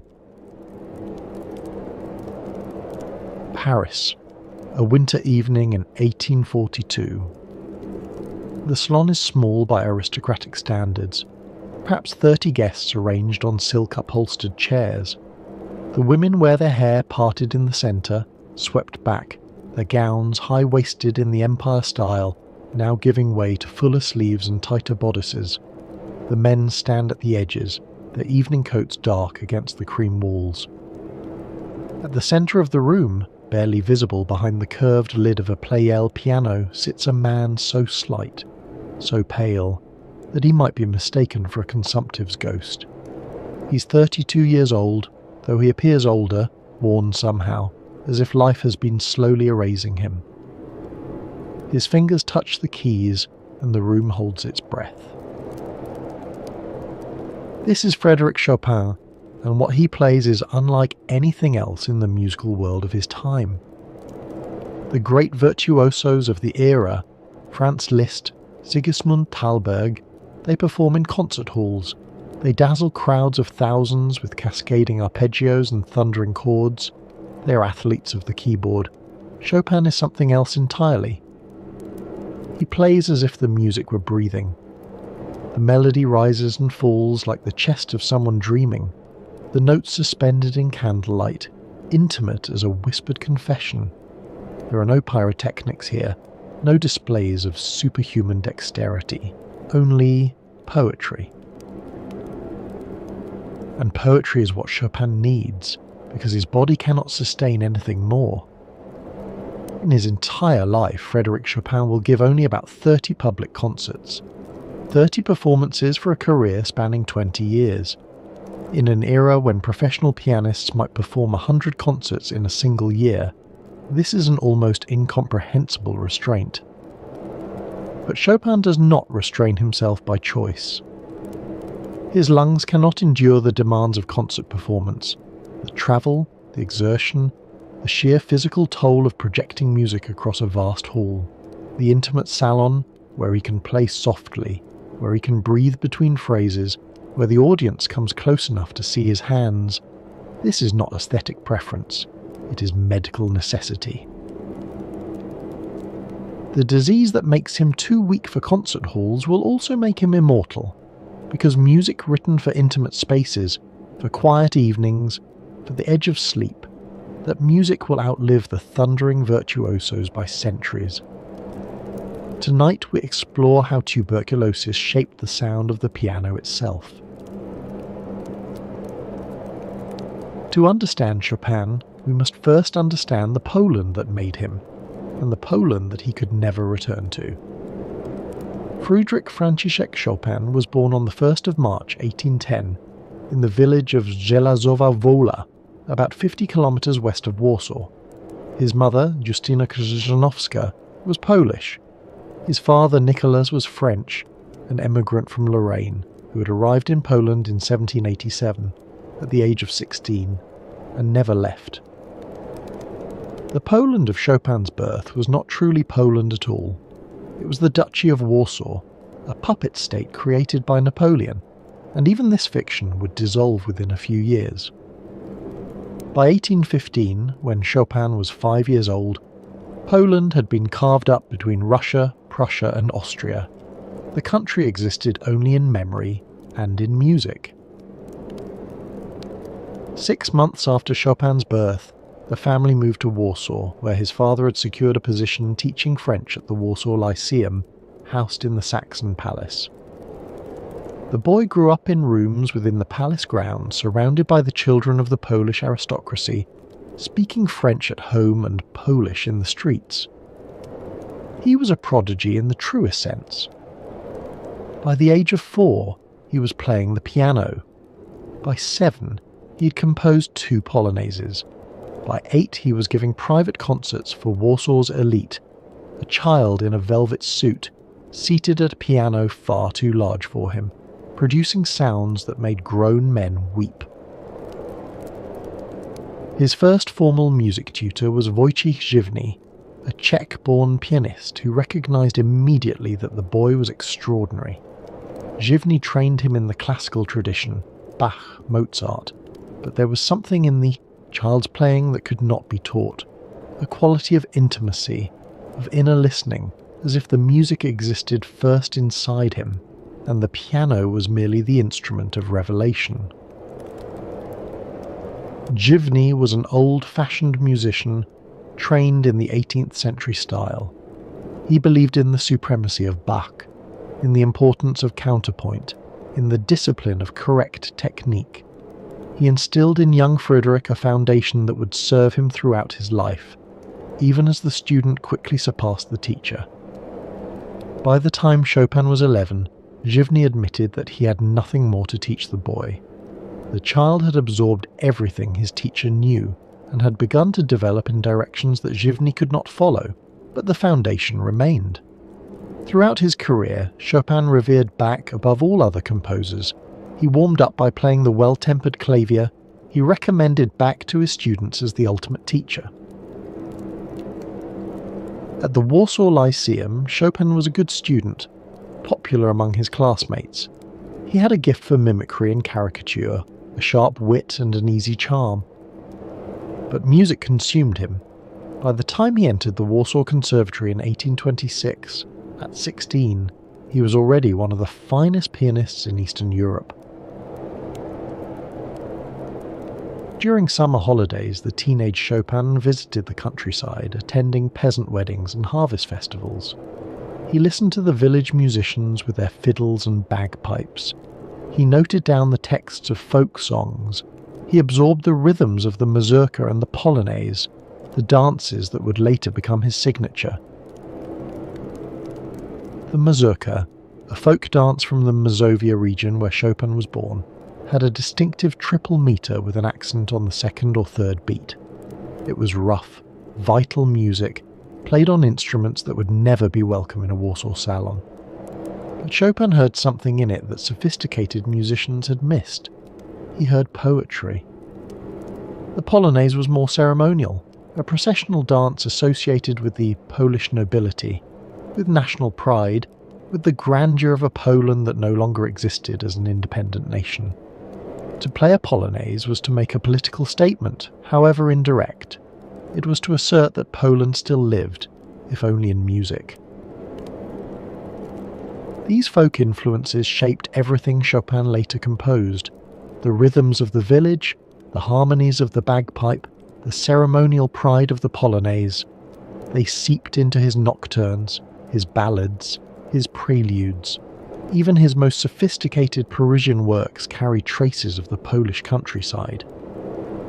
Polish folk music entered his bloodstream and never left. Even in Paris, even at the height of sophistication, his mazurkas would carry the unmistakable accent of the Polish village. In November of 1830, Chopin left Warsaw. He was 20 years old, carrying a small container of Polish soil given to him by friends. He did not know it, but he would never return. Within weeks of his departure, the November uprising began, Poland's desperate attempt to throw off Russian rule. The uprising was born of hope and desperation in equal measure. Polish nationalists believed that the moment had come, that Europe was ready to support their cause, that the Russian Empire could be challenged, that independence was within reach. They were wrong. but they could not have known that at the time. Young men took up arms, students left their studies. The streets of Warsaw became battlefields. For nearly a year, the Poles fought with courage and determination. They won early victories, they established a provisional government. They believed for a brief moment that freedom was possible. Chopin, in Vienna, and then in Munich and Stuttgart, followed the news with anguish. He wanted to return to fight, but friends persuaded him that his health would not survive a military campaign. His contribution to Poland would have to be his music, not his blood. Within a year, the uprising had been crushed. Warsaw was occupied. Many of Chopin's friends were imprisoned, exiled, or dead. In Stuttgart, waiting to hear whether his family had survived, Chopin received the news that Warsaw had fallen. He wrote in his journal, "The suburbs are destroyed, burned. Jas Willisch probably dead on the ramparts. I see Marcel a prisoner, Sawinski, that kind soul, in the hands of those brutes. Oh God, do you exist?" The Poland he loved existed now only in his music, and in the soil he carried with him, which would one day be scattered on his grave. The container of Polish soil became one of Chopin's most treasured possessions. It was a tangible connection to a homeland he could not visit, a piece of the earth that had nurtured him. Throughout his years in Paris, through all his travels, he kept it with him, a talisman, a reminder, a promise. Friends who knew of the soil understood what it meant. It was not merely sentiment, it was identity, carried in a small container across borders that Chopin could not cross himself. When he asked for it to be scattered on his grave, he was asking to be reunited with Poland in the only way left to him. But that reunion was years away. First came Paris, the city that would become his second home, the stage for his greatest triumphs and his most profound suffering. Chopin arrived in Paris in September of 1831, at the age of 21. He came as one of thousands of Polish refugees fleeing the failed uprising, but unlike most, he came with letters of introduction to the most important musicians in Europe. Paris, in the 1830s, was the undisputed capital of the musical world. The city throbbed with talent. Berlioz was writing his Symphonie Fantastique. Liszt was dazzling audiences with his demonic virtuosity. Rossini held court at the Théâtre Italien. Into this world stepped the pale, young Pole with his quiet manners and his revolutionary fingers. His debut concert in February of 1832 was a sensation. The Revue Musicale wrote, "Here is a young man who, surrendering himself to his natural impressions and taking no model, has found, if not a complete renewal of pianoforte music, at least a part of what has been sought in vain for a long time, namely, an abundance of original ideas." Another critic wrote that Chopin had an entirely new character in his playing, something that could not be classified according to the prevailing schools of pianism. He was neither the thundering virtuoso in the Liszt mode nor the elegant sentimentalist. He was something unprecedented. The concert took place at the Salle Pleyel, named for the piano manufacturer Camille Pleyel, who would become one of Chopin's most important supporters. The hall was intimate by concert standards, seating perhaps 400. Even so, it was larger than Chopin preferred. But Chopin quickly realized that public concerts were not for him. The physical demands were enormous. A concert pianist in the 1830s needed to project across halls seating 1,000 or more. The playing had to be loud, emphatic, theatrical, and Chopin's style was the opposite, refined, nuanced, dependent on subtleties that would be lost in a vast space. More than that, his body was beginning to fail.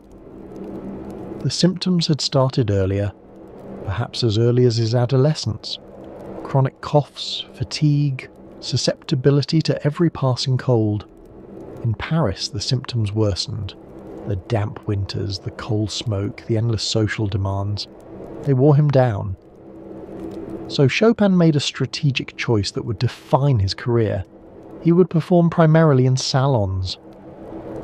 This was not a retreat from musical life. It was a redefinition of what musical life could be. Chopin recognized that the intimate salon offered something the concert hall could not, a space where his particular genius could flourish. He did not compete with Liszt for the crowds. He created his own audience, his own context, his own world. The strategy was brilliant. Within a few years, Chopin became the most sought-after pianist in Paris, not because he filled concert halls, but because he filled salons with people desperate to hear him. An invitation to a soirée where Chopin would play became one of the most coveted social prizes in the city. And the fees he could command for private performances matched or exceeded what concert artists earned.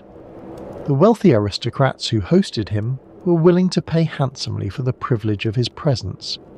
Chopin never suffered from want of money, despite playing so few public concerts. The Parisian salon of the 1830s was not merely a party, it was an institution, the crucible of French cultural life.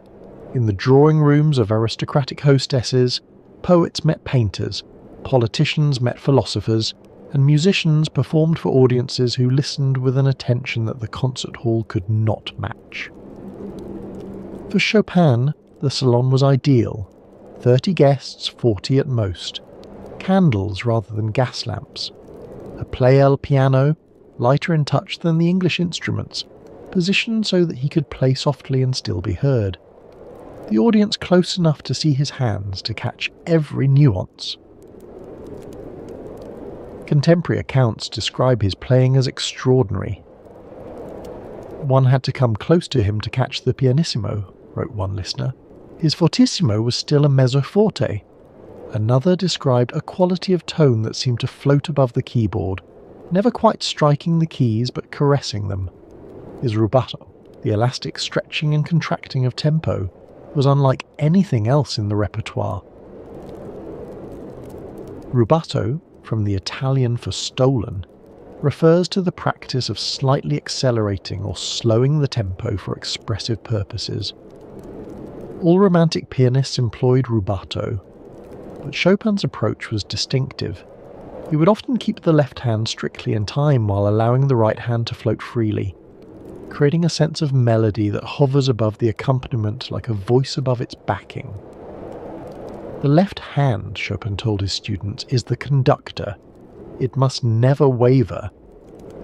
The right hand, meanwhile, could sing and sigh and breathe.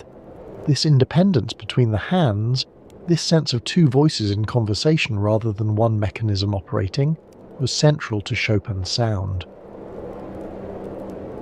The great German poet Heinrich Heine, who knew Chopin personally, wrote, "Chopin is the Raphael of the piano. He is a poet, the most profound of any living musician. He gives you countries that exist only in our dreams." The salon also provided Chopin with his primary income, teaching. He became the most sought-after piano teacher in Paris, charging what would be several $100s per lesson in today's money. His students were the daughters of counts and bankers, young aristocrats seeking the polish that a Chopin education could provide. He was, by all accounts, a meticulous and patient teacher. He insisted on technique, on fingering, on the correct posture of the hand, but above all he insisted on singing, on making the piano breathe as a human voice breathes, on phrasing as an Italian opera singer. Phrases. "You must sing if you wish to play," he told his students, and they understood what he meant only when they heard him play.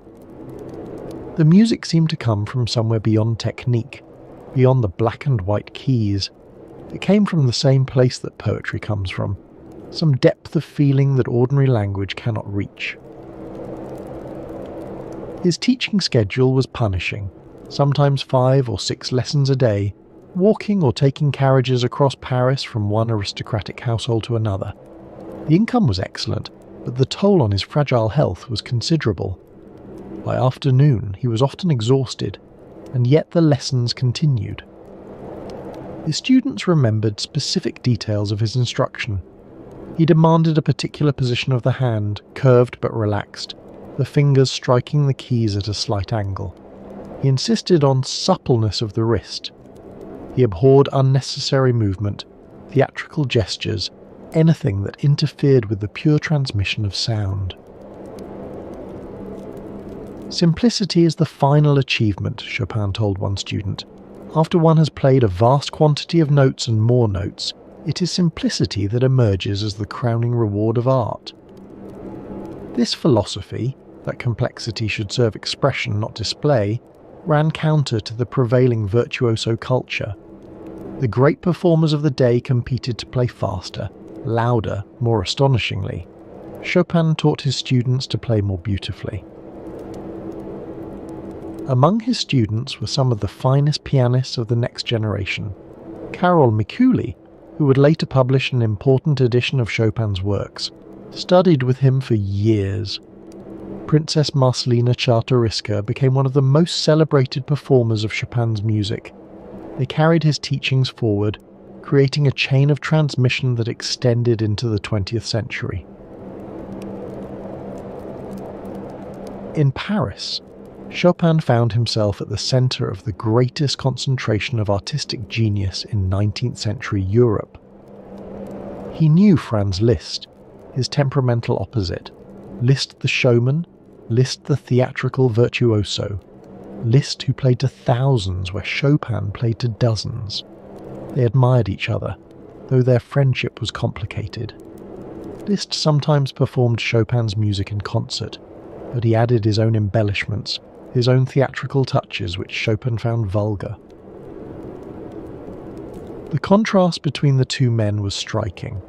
Liszt was tall, handsome, commanding, a born performer who thrived on the energy of crowds. Chopin was slight, delicate, reserved, a born artist who preferred the intimacy of small gatherings. Liszt conquered audiences, Chopin seduced them. They respected each other's gifts, but they understood music differently. For Liszt, music was a public act, a form of communication with the masses. For Chopin, music was private, personal, almost secret. Liszt sought glory. Chopin sought perfection. In later years, their friendship cooled. There were rumours of jealousy, of competition, of slights real or imagined. After Chopin's death, Liszt wrote a biography that was more hagiography than scholarship, a tribute to a genius he had admired but perhaps never fully understood. He knew Hector Berlioz, the visionary orchestrator who was remaking what the symphony could be. He knew Felix Mendelssohn, the German prodigy who combined classical form with romantic expression. He knew Vincenzo Bellini, the Italian opera composer whose melodic lines influenced Chopin's own sense of vocal phrase. Bellini's influence on Chopin was profound. The Italian composer wrote operas, Norma, La Sonnambula, I Puritani, with melodies of such purity and expressiveness that they seemed to transcend the voice itself. Chopin studied these operas obsessively. He attended performances whenever he could. He analysed how Bellini constructed his melodic lines, how he phrased, how he allowed the voice to breathe. Play as Bellini would sing, Chopin told his students. It was the highest praise he could offer. When Bellini died in 1835, at the age of 33, Chopin was devastated. He had lost not just a friend, but a teacher, someone who had shown him what the piano might become if it could only learn to sing. And he knew the painters, Eugène Delacroix above all. Delacroix, the leading painter of French Romanticism, became one of Chopin's closest friends. They met through George Sand in 1838, and the connection was immediate. Delacroix, like Chopin, was an artist of intensity who concealed his fire beneath a reserved manner. He understood what Chopin was trying to do with the piano in the same way that a fellow painter might understand. In 1838, Delacroix painted a double portrait. Chopin at the piano, George Sand behind him, listening. It was never finished. Later, after some unknown dispute or simply through the chaos of artistic estate sales, the painting was cut in two.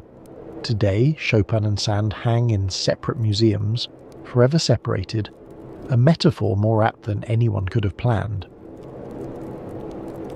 The portrait shows a younger Chopin than the daguerreotype taken the year of his death. His face is softer, less haunted, but there is already something in the eyes, a distance, a melancholy, as if he is listening to music that the viewer cannot hear. Delacroix wrote in his journal, "Chopin is the truest artist I have ever known. The rest of us labour to create our work. Chopin simply opens a door and the music flows through." The friendship between Chopin and Delacroix was a meeting of kindred spirits. Both men were obsessed with craft, with the technical means by which emotion could be conveyed through art. They spent hours discussing the parallels between painting and music, the ways that colour in a painting might correspond to harmony in a composition, the ways that brushwork might parallel phrasing. Delacroix was fascinated by Chopin's creative process. Unlike many composers who worked systematically, Chopin composed in bursts of inspiration, followed by painstaking revision. He would improvise at the piano for hours, searching for a melody, a harmonic progression, a rhythmic pattern. When something emerged that satisfied him, he would begin the agonizing work of writing it down. Chopin suffers over his compositions, Delacroix observed. He shuts himself in his room for days, weeping, walking, breaking his pens. He changes and destroys and starts again 100 times. This perfectionism was both a blessing and a curse. It meant that every note Chopin published was exactly as he intended it. But it also meant that composition was torment, a process of endless revision that exhausted him physically and emotionally. A single page of music might take weeks to complete. A single phrase might be rewritten dozens of times. And all the while his lungs were failing, his energy was declining, and he knew that time was running out. During his Paris years, Chopin produced an astonishing body of work. Unlike many Romantic composers who wrote symphonies, operas, and grand orchestral pieces, Chopin wrote almost exclusively for solo piano. It was a limitation that became a universe. The Nocturnes, Opus 9, published in 1832, established the form that would become his signature. The Nocturne was not Chopin's invention. The Irish composer John Field had coined the term for his own dreamy piano pieces, but Chopin transformed it into something deeper. A Chopin nocturne is not simply night music. It is the sound of consciousness at the edge of sleep, when thoughts dissolve into feeling, and feeling dissolves into pure sensation. The right hand sings a melody, ornamented, floating, never quite predictable, while the left hand moves through gentle harmonies that seem to support the melody as water supports a boat. The effect is hypnotic.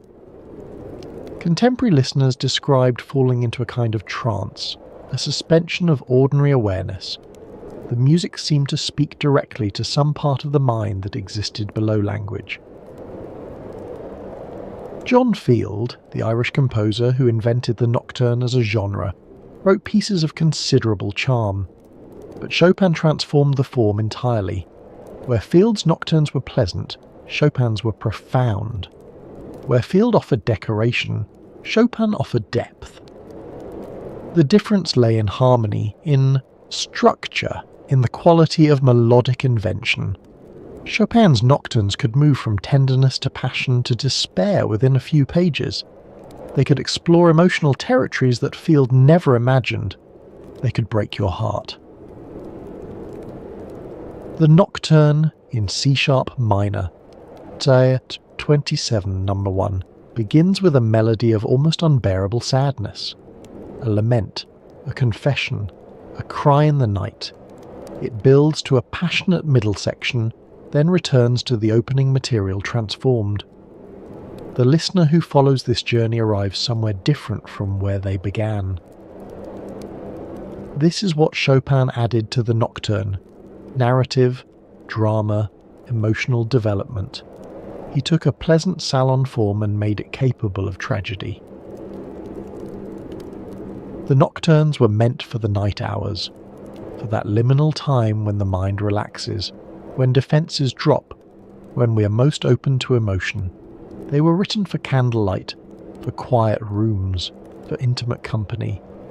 They were written, in a sense, for the very experience you may be having now, listening in the dark, letting the music wash over you, drifting towards sleep. It is no accident that Chopin's nocturnes remain among the most popular pieces for relaxation and sleep. They were designed for that purpose, not literally perhaps, but in their essence. They meet you where you are in the quiet hours, and they ask nothing except your attention. The Etudes, published in 1833 and 1837, were ostensibly teaching pieces, exercises in piano technique, but they were exercises that no one had imagined before. Each etude isolates a particular technical problem, octaves, thirds, legato playing, but frames it within a complete musical statement. The revolutionary etude, written in response to the fall of Warsaw, is a fury of passionate running notes, anguish made audible. The ballades, there would eventually be 4, were something entirely new. Chopin essentially invented the piano ballade as a form. These were large-scale narrative works, each telling a story that the listener could almost but not quite follow. The first ballad, in G minor, is one of the most performed pieces in the piano repertoire. Schumann said of it, "I have a new ballad by Chopin. It seems to me his most inspired, though not his most perfect work." The ballades may have been inspired by the poetry of Adam Mickiewicz, the great Polish Romantic poet who was also living in exile in Paris. Chopin never confirmed this connection, but the parallels are suggestive. Mickiewicz wrote epic poems about Polish history and legend. Chopin wrote ballades that seemed to tell stories without words. The fourth ballad, in Fa minor, composed in 1842 during the happy years at Nohant, is perhaps Chopin's greatest single work. It is a piece of extraordinary complexity and emotional depth, a narrative that seems to encompass an entire life. It begins quietly, almost tentatively, and builds through variations and developments to a conclusion of shattering power. Pianists speak of the fourth ballad with reverence. It is technically demanding, of course. All of Chopin's major works are. But the technical demands are not the point. The point is the emotional journey, the sense of having lived through something profound in the space of 12 minutes. When Chopin performed the fourth ballad in private, listeners wept. They could not have said exactly what the music meant, but they felt its meaning in their bones. The mazurkas, 61 in total over his lifetime, brought the Polish village into the Parisian salon. These were not authentic folk dances, but transformations of folk material. The rough country music refined and deepened until it became art music of the highest order. To play a Chopin mazurka was to hear Poland, to remember what had been lost. And the polonaises, grander, more ceremonial than the mazurkas, were statements of Polish national pride disguised as salon music. The revolutionary polonaise, the heroic polonaise, these were declarations of identity by a man who would never see his homeland again.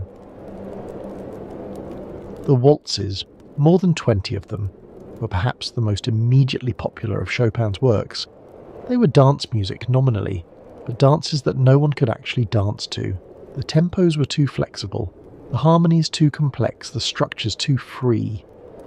They were the idea of the waltz, the essence of the waltz, distilled into something that existed only for listening. The Grande Valse Brillante, Opus 18, became a favourite of the salons. It was dazzling but accessible, technically demanding but melodically memorable. Chopin himself performed it frequently, and it helped establish his reputation among audiences who might not have appreciated the more searching depths of the nocturnes. The scherzos, 4 of them, were larger, more dramatic works. The word scherzo means joke in Italian, but there's nothing humorous about Chopin's scherzos. They're intense, driven, sometimes violent. The second scherzo in B-flat minor was among the most frequently performed of his works during his lifetime. It opens with a question, 2 urgent chords, a silence, a response, and builds through cascading arpeggios to a triumphant conclusion. These diverse genres, nocturnes, etudes, ballads, mazurkas, polonaises, waltzes, scherzos, together formed a complete world. Chopin wrote almost nothing outside the piano, but within the piano he explored every possibility. He found, in this single instrument, enough range to express everything he needed to say. Through all this creativity, Chopin's health was deteriorating. The coughs came more frequently, the fatigue deepened. Friends noticed that he tired easily, that he needed to rest after any exertion. The vigorous young man who had arrived in Paris in 1831 was becoming visibly fragile. In 1835, a doctor examined him and delivered an alarming verdict. Chopin showed signs of consumption. Tuberculosis in the 1830s was not simply a disease. It was a cultural phenomenon, almost an identity. Consumptive, pale, feverish, creative had become a romantic archetype. Byron wished to die of consumption because he said the ladies would find it interesting. Keats had died of it in Rome in 1821. In the popular imagination, consumption was the artist's disease, the price of genius. But for those who actually suffered from it, there was nothing romantic. The disease attacked the lungs, causing bloody coughs, chronic fatigue, night sweats, and progressive wasting. In the era before antibiotics, there was no cure. Treatment consisted of rest, fresh air, and the hope that the body's own defences might arrest the disease. For many, this hope was futile. The physicians of Chopin's era were not entirely ignorant about tuberculosis. They understood that it was contagious, that it ran in families, that certain climates seemed to help or hinder its progress. What they lacked was any effective treatment. They could observe the disease, document its progress, offer palliative care, but they could not stop it. The standard advice for consumptives was to seek out warmer, drier climates. Italy was popular, as was the south of France. Majorca, with its Mediterranean sun and mild winters, seemed ideal. Physicians assured their patients that a change of air might make all the difference. Sometimes it did. Some patients recovered, or at least stabilized, in more favorable environments. But tuberculosis was unpredictable. What helped one patient might do nothing for another, and the journey itself, the stress of travel, the disruption of routine, the exposure to new pathogens, could sometimes accelerate the disease rather than slow it. Chopin's doctors prescribed what doctors of the era prescribed: tonics, rest, and change of climate. They suggested that he leave Paris in winter, seek warmer, drier air. It was this advice that would lead to the most difficult episode of his life, and some of his greatest music. In the autumn of 1838, Chopin departed for Majorca with George Sand and her 2 children. He had been in love with her for over a year. She believed the warm Mediterranean air would heal him. Neither of them understood what they were walking into. The decision to travel to Majorca was made quickly, perhaps too quickly. Sand was eager to escape Paris, where her relationship with Chopin was causing scandal. She was also concerned about her son Maurice's rheumatism. Majorca seemed to offer solutions to multiple problems: a warm climate, a retreat from gossip, a chance to work in peace. For Chopin, the appeal was simpler. He wanted to be with Sand, and his doctors had recommended a change of air.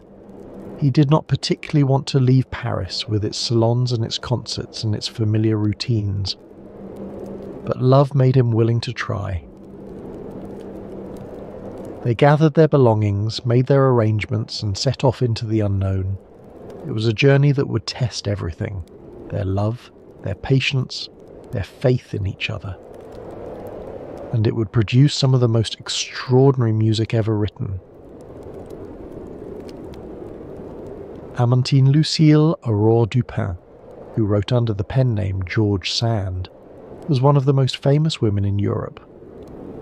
She was a novelist of extraordinary productivity and influence, the author of dozens of works that sold in the tens of thousands.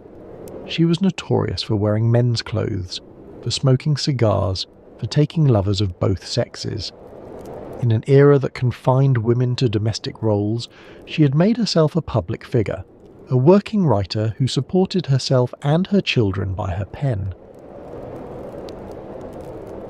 Chopin and Sand met on October 24, 1836, in the salon of the Countess Marie de Gouges, who was herself the mistress of Franz Liszt.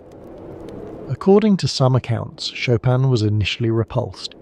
He reportedly asked Liszt, "Is she really a woman?" Sand, for her part, was intrigued. She wrote to a mutual friend asking if Chopin was still engaged to his former pupil, Maria Wodzinska. If so, she would back off. But the engagement had already dissolved, and within 2 years, Chopin and Sand had become lovers. It was an unlikely match: the reserved, fastidious Polish aristocrat and the bold, unconventional Frenchwoman. But something in each of them answered something in the other. Sand saw in Chopin a genius who needed nurturing. Chopin saw in Sand a force of nature, a protector, someone who could manage the practical world while he devoted himself to music. To celebrate their union, Sand proposed a winter in the Mediterranean. Her son Maurice was recovering from rheumatism. Chopin's lungs were struggling. The warm air of Mallorca, she believed, would heal them all. It was a catastrophic miscalculation. Sand would later describe the Mallorca journey in her book Un Hiver a Majorque, A Winter in Mallorca. It is a remarkable document, part travelogue, part polemic, part love letter to the landscape and bitter denunciation of its inhabitants. Sand's gift for prose served her well in capturing both the beauty of the island and the horror of what she and Chopin endured there: time and wounds. But at the moment of departure, all was optimism. They were escaping Paris, escaping winter, escaping the constraints of conventional society. They were beginning an adventure. The journey itself was arduous. They travelled by stagecoach to Lyon, then down the Rhône River by steamboat to Avignon. From there, they continued to the Mediterranean port of Perpignan, then crossed into Spain and made their way to Barcelona. From Barcelona, they took a small packet boat across the Mediterranean to Mallorca. The crossing was rough. Chopin was seasick, weakened, miserable. Sand did her best to care for him and keep the children calm. By the time they arrived in Palma, Chopin was exhausted. But the sun was shining, the air was warm, and they allowed themselves to hope. The party arrived on November 8, 1838. Chopin, Sand, her son Maurice, age 15, and her daughter Solange, age 10. They had brought a servant, a mountain of luggage, and optimistic expectations. At first, everything seemed promising. They rented a villa called Son Vent, the Wind House, at the foot of the mountains outside Palma. The weather was warm. Chopin explored the island and wrote enthusiastic letters to friends in Paris. "The sky is like turquoise," he wrote, "the sea like lapis lazuli, the mountains like emeralds, the air is just what I need." He wandered through olive groves and almond orchards, marvelling at the landscape. He felt stronger than he had in months. Perhaps the doctors had been right. Perhaps this was what he needed. Sand was equally enchanted. She explored the local villages, observed the customs of the Majorcan peasants, began gathering material for the book she would later write. The children played in the gardens. For a few brief weeks it seemed that they had found paradise. Then the rains began. By early December, the sunny Mallorca of travel brochures had become a cold, damp nightmare. The rains were incessant. The villa, charming in good weather, had no heating and poor drainage. Moisture seeped through the walls. On December 3rd, Chopin wrote to a friend, "I have been ill for the last 2 days like a dog." Word of Chopin's condition spread through the local community. The residents of Parma understood what his coughing meant: consumption. In an era before antibiotics, tuberculosis was both deadly and contagious. The people who had been happy to rent lodgings to Parisian tourists wanted nothing to do with a dying man. The landlord of Sonvent demanded that they leave immediately. Worse, he demanded payment for everything Chopin had touched: furniture, bedding, dishes, which would need to be burned. Sand was furious. She wrote blistering accounts of Majorcan, cruelty and ignorance. But the family had no choice. In the midst of winter, with Chopin increasingly ill, they needed somewhere to go. The situation was desperate. They had come to Mallorca seeking health and peace. Instead, they found themselves outcasts, rejected by the local population, stranded without shelter. Chopin was growing weaker by the day. The children were frightened and miserable. Sand was at the end of her rope. It was at this moment of crisis that they learned of a possibility. The former Carthusian monastery at Valdemossa, high in the mountains above Parma, had cells available for rent. The monastery had been secularized in 1835 when the Spanish government dissolved the monastic orders. The former monks' quarters were now used as summer residences by local families, but in winter they stood empty. They found shelter in the Real Cartuja de Valdemossa, a Carthusian monastery that had been secularized 3 years earlier. The former monks' cells were available for rent, and the authorities were less particular about their tenants' health. The cells were cold, damp, and largely unfurnished. The village of Valdemossa was remote, accessible only by rough mountain roads. Supplies were difficult to obtain, and Chopin's condition was worsening by the day. The monastery itself was beautiful. There is no denying that. The cloisters, the gardens, the views over the valley below, all were magnificent. Sand, who had an artist's eye for landscape, described the setting in rapturous terms, but beauty cannot heat a room, and the cold was relentless. They occupied cells 2 and 4 of the former monastery, connected by a small garden. The rooms had thick stone walls, once a blessing for monks seeking contemplative silence, now a curse for a consumptive trying to stay warm. There was no glass in the windows, only wooden shutters that let in draughts and rain. Sand set about making the cells habitable. She hung curtains, arranged furniture, created a semblance of domestic order. But the fundamental problems remained: cold, damp, isolation. Chopin huddled in his cell, coughing, composing when he could, suffering always. Sand later described the months at Valdemossa as a nightmare. The rain fell in torrents, she wrote. The monks' cells were open to all the winds of heaven. The only heating was a small iron stove that made us cough more than it warmed us. Chopin was confined to his cell, too weak to venture out, his coughs echoing off the stone walls. The locals avoided them. They believed that my companion was a consumptive, Sand wrote, which in their primitive minds was equivalent to being a plague victim. No one would transport them, no one would serve them. They were pariahs. The isolation was complete. The local peasants would not sell them food directly. Transactions had to be conducted through intermediaries. The local doctors would not treat Chopin.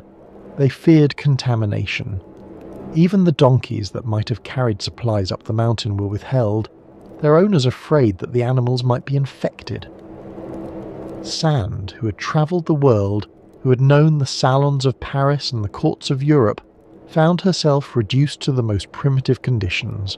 She cooked on a makeshift stove, she nursed Chopin through fevers and hemorrhages, she kept the children occupied and educated despite the chaos. She maintained somehow the discipline to continue her own writing. Her accounts of this period are remarkable documents. They reveal a woman of extraordinary resilience, but also of considerable anger. She never forgave the Majorcans for their cruelty. Her book about the experience is a mixture of travel writing and invective, lyrical descriptions of the landscape interspersed with bitter denunciations of the people who inhabited it. Whether her criticisms were fair is debatable. The Majorcans had legitimate fears about tuberculosis, a disease that was indeed contagious and for which there was no cure. Their caution, however excessive, was not irrational. But Sand, watching the man she loved suffer and be rejected, was in no mood for understanding. And yet, despite everything, or perhaps because of it, Chopin composed. He had brought no piano from Paris. For weeks he worked on a small rented instrument of poor quality. Then, in January, his own Pleyel piano finally arrived, having spent weeks in customs while officials debated import duties. On that piano, in that cold stone cell, with the rain falling and his lungs failing, Chopin completed the 24 preludes. The preludes are among the most extraordinary works in the piano literature. Brief, some only a minute long, they cycle through all 24 major and minor keys. Each is a complete world. The fourth prelude, in E minor, is often called the suffocation prelude, a slowly descending melody over obsessively repeated chords, like the last breaths of a dying man. The 15th prelude, the raindrop, is said to have been composed during a storm while Sand was travelling. The repeated A-flat note suggests water dripping endlessly. Whether or not these programmatic interpretations are accurate, the preludes undeniably carry the weight of that terrible winter. They are dark, introspective, at times despairing. They are the sound of a man confronting his own mortality. But they are also the sound of defiance. To compose at all under those circumstances was an act of will. To compose works of such concentrated beauty was something approaching heroism. The stone walls of Valdemossa, the hostility of the locals, the rattling cough that would not stop. None of it silenced him. The music continued. Chopin's letters from this period reveal his state of mind. "I dream of music," he wrote, "but I cannot write anything because here there are no pianos." And then, when the piano finally arrived, "Now I have music. At last I have music." The instrument was his lifeline, his connection to everything that mattered. Sand later wrote that watching Chopin compose was like watching a man possessed. He would play the same passage over and over, varying it slightly each time until something clicked. Then he would rush to the manuscript paper, afraid of losing what he had found. His handwriting on the Majorca manuscripts is cramped and hurried, the writing of someone racing against time. The preludes were not the only works completed during the Majorca winter. He also worked on the second ballade and the third scherzo, but the preludes remain the most complete expression of that period. A cycle of miniatures that range from the achingly beautiful to the almost unbearably bleak. On February 11th, 1839, the party finally left Majorca. The departure was as miserable as the stay. No one in Valdemossa would agree to transport them. They had to hire a cart from a distant village. The journey to Palma took hours over terrible roads. Chopin hemorrhaged blood during the trip, a terrifying sign of how far the disease had advanced. When they reached Barcelona, They burned or threw away nearly everything they had brought. The locals insisted, and Sand no longer had the energy to fight. Chopin's bed, his linens, his clothes from the island, all were destroyed for fear of contagion. They returned to France by ship. Chopin was so weak he could barely stand. A French naval physician who happened to be on board took charge of his care. "One more hemorrhage," the doctor reportedly said, "and he would have died on the crossing." The ship stopped at Barcelona, where Chopin was examined by a doctor who specialized in lung diseases. The diagnosis was blunt. Chopin's lungs were severely compromised. He might live for years, or he might die within months. There was no way to predict the course of the disease. From Barcelona they sailed along the coast to Marseille. The sea was rough, and Chopin suffered terribly, but he survived. He arrived in Marseille weak, wasted, but alive. In Marseille they rested for several months. The climate was gentler than Mallorca, the accommodations were comfortable, and slowly, very slowly, Chopin began to recover. He never regained full strength. The Mallorca winter had permanently damaged his lungs, but he stabilized, enough to travel, to return to Paris to resume his life. But he did not die. Not yet. And ahead of him lay nearly a decade more of music. In May of 1839, Chopin and Sand arrived at Nohant, Sand's country estate in the Berry region of central France. It was here, in the following years, that Chopin would find something approaching peace. The contrast with Majorca could not have been greater. Nohant was comfortable, familiar, safe. Sand had grown up here. She knew every corner of the house, every path through the gardens. For Chopin, it became a second home, the only stable domestic life he had known since leaving Warsaw. The house itself was substantial but not grand. A country manor with thick walls and tall windows surrounded by gardens that gave way to farmland and woods. There was a music room with a good piano where Chopin could work undisturbed. There was a routine, meals at regular hours, walks in the afternoon, quiet evenings by the fire. Sand had inherited Nohant from her grandmother, and it was the one place where she felt truly at home. Each summer, from 1839 to 1846, Chopin would join her there, composing, teaching her children, recovering what strength he could. He missed only the summer of 1840, when illness kept him in Paris. The years at Nohant were Chopin's most productive. He composed the second and third ballads. He wrote some of his greatest nocturnes, the Polonaise Fantaisie, the Berceuse, the Barcarolle, works that pushed the boundaries of what the piano could express, all came from these summer months in the French countryside. The Berceuse, a lullaby, is built on a single hypnotic bass pattern that repeats throughout the entire piece, while the right hand spins increasingly elaborate variations. It is music of extraordinary delicacy, music that seems to float above the ground, music that could indeed lull a child to sleep, or an adult for that matter. Chopin composed it at Nohant in 1844, during one of his most productive summers. The Barcarolle from 1846 evokes the songs of Venetian gondoliers, the gentle rocking motion of a boat on water, the play of light on waves, the sense of drifting through a dream. It is one of Chopin's most sensuous works, full of rich harmonies and yearning melodies. Some have heard in it the warmth of his relationship with Sand at its best. Two people moving together through life, in harmony, at peace. The Polonaise Fantaisie, also from 1846, is a more complex work. Part Polonaise, part fantasy, part meditation on what it means to be Polish in exile. It wanders through keys and moods, never quite settling, always searching. Some pianists consider it Chopin's most forward-looking work, anticipating developments in harmony and form that would not become common until decades later. Sand managed his life with maternal efficiency.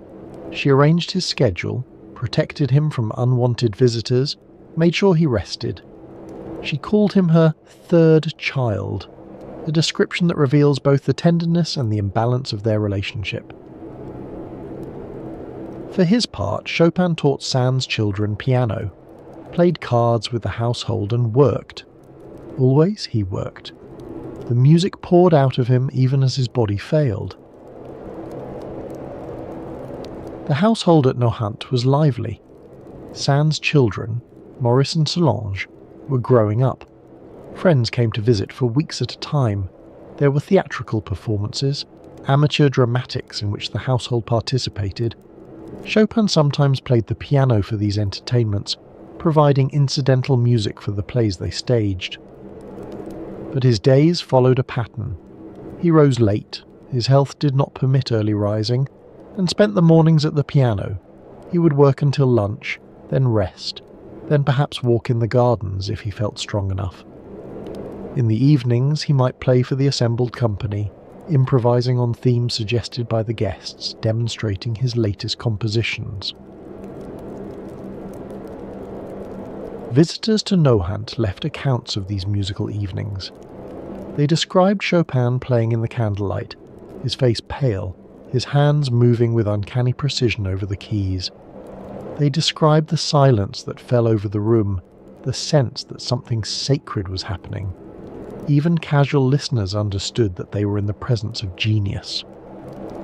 One visitor wrote, "Chopin played for us after dinner. I cannot describe what I felt. It was as if he were not playing the piano at all, but speaking directly to my soul in a language I had never heard before, but somehow understood perfectly." These summers at Nohant were an island of stability, in a life increasingly marked by illness. Here, Chopin could work without the exhausting demands of Paris, the teaching, the social obligations, the endless carriage rides across the city. Here, he could breathe. But all things end. The relationship between Chopin and Sand did not end with a single dramatic rupture. It frayed slowly over years as illness, family conflicts, and fundamental incompatibilities took their toll. Sand was a restless spirit. She needed activity, engagement, conflict. Chopin was increasingly fragile, both physically and emotionally. He needed quiet, routine, protection from disturbance. As the years passed, these needs became harder to reconcile. Sand's children complicated matters. Maurice, her son, had never liked Chopin. He resented the presence of this frail foreigner who claimed so much of his mother's attention. Solange, her daughter, was more sympathetic to Chopin, which created its own problems as mother and daughter had a difficult relationship. In 1847, the tensions exploded. The catalyst was Solange's marriage. Now 17, she had grown into a beautiful and willful young woman, much like her mother in fact. She attracted the attention of Auguste Clezinger, a sculptor who was handsome, charming, and deeply untrustworthy. Sand saw through Clezinger immediately. She recognized him as a fortune hunter, a man of volatile temperament who would make her daughter miserable. She forbade the match. But Solange, perhaps precisely because her mother opposed it, was determined to proceed. Chopin found himself caught in the middle. He liked Solange, had always liked her better than the hostile Maurice, and he was reluctant to interfere in what he saw as a private family matter.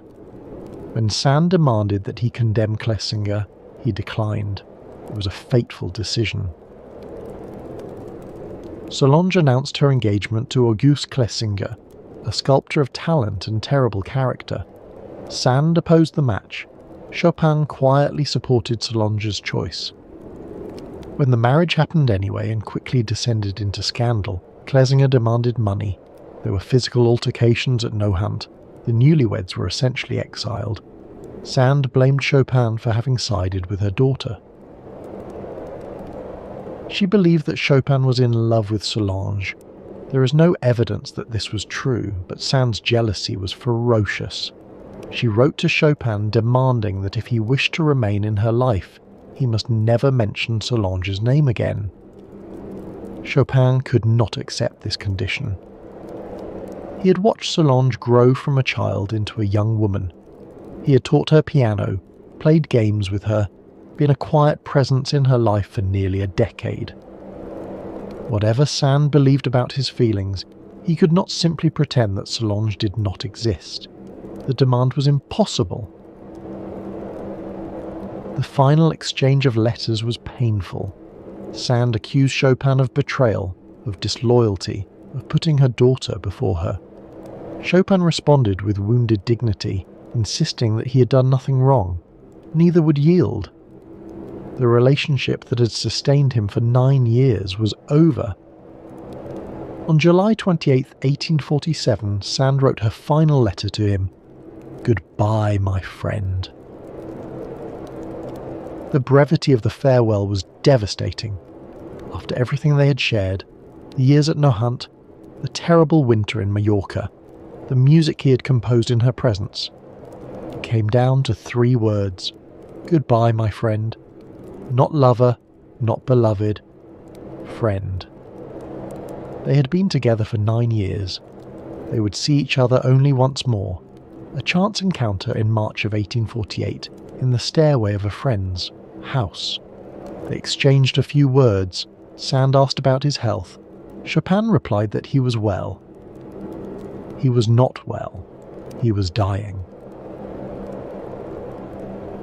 The break with Sand left Chopin devastated. She had been more than a lover. She had been a caretaker, a protector, a manager of his fragile existence. Without her, he was adrift. Friends noticed the change immediately. He became withdrawn, melancholy. He composed almost nothing in the months following the separation. The creative energy that had sustained him through years of illness seemed to have deserted him. His health, already precarious, deteriorated further. The coughs came more frequently. The fevers returned. He lost weight he could not afford to lose. By the autumn of 1847 he was visibly wasting away. And yet, even in this state, he continued to maintain his social position. He dressed impeccably. He attended salons when his health permitted. He kept up appearances with a determination that bordered on the heroic. The romantic ideal of the dying artist was something he embodied without quite believing in it. In February of 1848, revolution swept across Europe. In Paris, King Louis-Philippe abdicated and fled. The Second Republic was proclaimed. The political world that Chopin had known was collapsing. The revolutions of 1848, what historians would later call the springtime of the peoples, touched nearly every country in Europe. In France, the July monarchy gave way to the Second Republic. In the German states, in the Italian states, in the Habsburg Empire, citizens rose up demanding constitutional government, national unity, liberal reforms. For Polish exiles like Chopin, the revolutions offered a tantalizing hope. Perhaps, finally, Poland would be restored. Perhaps the European powers would recognize Polish independence. Perhaps the long exile would come to an end. But the hope was short-lived. The revolutions were crushed one by one. By 1849, the old order had been restored across Europe. Poland remained partitioned. The exiles remained exiles. With Paris in turmoil and his health in decline, Chopin made an unlikely decision. He would undertake a concert tour of Britain. The tour was organised by his devoted Scottish student Jane Stirling, who hoped that success abroad might restore both his spirits and his finances. Chopin's expenses had always been high, and with the disruption of the revolution, his teaching income had collapsed. He arrived in London in April of 1848. Over the following months he performed in London, Manchester, Glasgow and Edinburgh. He played for Queen Victoria at Buckingham Palace. He was celebrated, feted, exhausted. The British tour was a series of triumphs and agonies. The English aristocracy welcomed Chopin with open arms. He gave recitals in the finest houses, met the leading figures of British society, was presented at court. By the standards of the day, he was an enormous success. But behind the scenes, he was falling apart. The British climate, wet, cold, foggy, was devastating to his lungs. He caught cold after cold, each one weakening him further. He could not sleep. He could not eat. He was consuming himself, burning through whatever reserves of strength remained. His letters from this period are heartbreaking.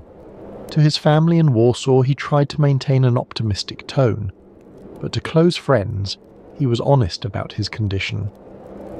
"I am nearer the coffin than the altar," he wrote to one correspondent. "I feel weaker day by day." The performances continued despite everything. Chopin was a professional. He honoured his commitments. But those who attended his concerts noted the change. Where once he had played with fire and passion, now there was only a fragile beauty, a whisper of what had been. "I can scarcely breathe," he wrote in a letter. "I am ready to give up the ghost." The damp British climate was devastating to his lungs. The travel drained what little strength remained. Between concerts he was barely able to stand. He would arrive at the piano, pale and trembling, play his program and collapse backstage. The reviews were warm, but Chopin himself knew the truth. His playing had lost its power. The fingers that had once floated effortlessly over the keys now struggled. The tone was thin, the phrasing uncertain. He was a ghost performing the memory of music. He returned to Paris in November of 1848, weighing less than 90 pounds. The British tour had been, in one sense, a success. He had been celebrated, admired, received in the highest circles. But it had cost him dearly. The small reserve of strength he had brought with him was exhausted. He returned to Paris knowing that he would never perform publicly again. His final public concert had been in London on November 16, 1848, a benefit for Polish refugees at the Guildhall. He was so weak that he had to be carried to the piano. He played for the last time before an audience, and then he was done. Jane Stirling, his devoted student and the organiser of the British tour, remained hopeful. She believed, or wanted to believe, that Chopin might recover, that he might return to Scotland and make a new life there. Some have speculated that she hoped to marry him. But Chopin had no such illusions. He knew what was happening to his body. In a letter to a friend he wrote, "I have never cursed anyone, but now I am so weary of life that I am near to cursing. I feel that I am useless to anyone and to myself." The year 1849 began with Chopin confined largely to his apartment. He could no longer teach. The effort of speaking was too great. He could no longer compose. The concentration required was beyond him. He could barely play. Friends visited constantly, bringing flowers, books, gossip from the outside world. The pianist and composer Delfina Potocka, one of his oldest friends and perhaps a former lover, came to sing for him when he was too weak to leave his bed. The visitors who saw him in these final months were shocked by his appearance. The elegant, fastidious Chopin, who had always dressed impeccably, who had always maintained an air of refinement, was now a shadow. His clothes hung loose on his wasted frame. His eyes, always large, seemed enormous in his hollowed face. He looked, as one visitor put it, like a beautiful ghost. And yet his mind remained sharp. He could no longer play, but he could listen. He asked visitors to bring him music, to describe concerts they had attended, to keep him connected to the world he could no longer participate in. He maintained his interest in everything: politics, literature, the gossip of the salons. The disease had claimed his body but not yet his spirit. His apartment became a kind of salon in itself, a gathering place where friends came to pay their respects, to share news, to simply sit in his presence. The dying Chopin, confined to his bed, presided over these gatherings with the same quiet grace he had always shown. In June, Chopin's sister Ludwika arrived from Poland. She had not seen her brother in years. The change in him must have been shocking. The brilliant young man she remembered reduced to a skeletal figure, barely able to speak above a whisper. She stayed with him for the remaining months of his life, providing the family presence he had lacked since leaving Warsaw 19 years earlier. Ludwika's presence was a comfort that words could not express. She spoke Polish to him, his first language, the language of his childhood, the language he had not heard daily since leaving Warsaw. She reminded him of home, of family, of the world he had left behind. In her presence, he was not a dying celebrity in a foreign city. He was Frederick, her little brother. She brought news from Poland, from their mother, from friends and relatives he had not seen in decades. She described how Warsaw had changed, how their old neighbourhood had been transformed, how their mother was managing despite her own advancing age. For Chopin, confined to his apartment, these reports were windows into a world he would never see again. They talked about their childhood, about their father, about the summers in the countryside. They talked about music, about Poland, about the future he would not live to see. Ludwika kept vigil, bearing witness, providing comfort. It was the most important thing anyone could do. In September, Chopin moved to a new apartment, a sunny suite at his 12 Place Vendôme, in one of the finest buildings in Paris. Friends paid for it, knowing that he would never be able to repay them, knowing that what they were providing was a dignified place to die. The apartment had large windows looking out over the Place Vendôme, with its famous column commemorating Napoleon's victories. Chopin could see the monument from his bed.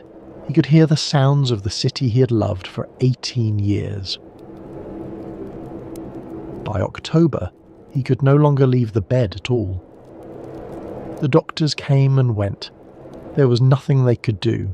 Tuberculosis in 1849 was a death sentence. The treatments of the era, rest, fresh air, tonics, laudanum for the pain, could ease suffering, but could not cure. Chopin knew this. Everyone knew this. Friends came in shifts to sit with him. They read to him, talked to him, simply sat in silence when he was too weak for conversation. The apartment on the Place Vendôme became a kind of shrine, a gathering place for those who loved him and wanted to say goodbye. The Countess Potocka came again and sang Polish songs, the music of his childhood. He asked his friend Auguste Franchomme to play cello. He asked for Beethoven, for Mozart.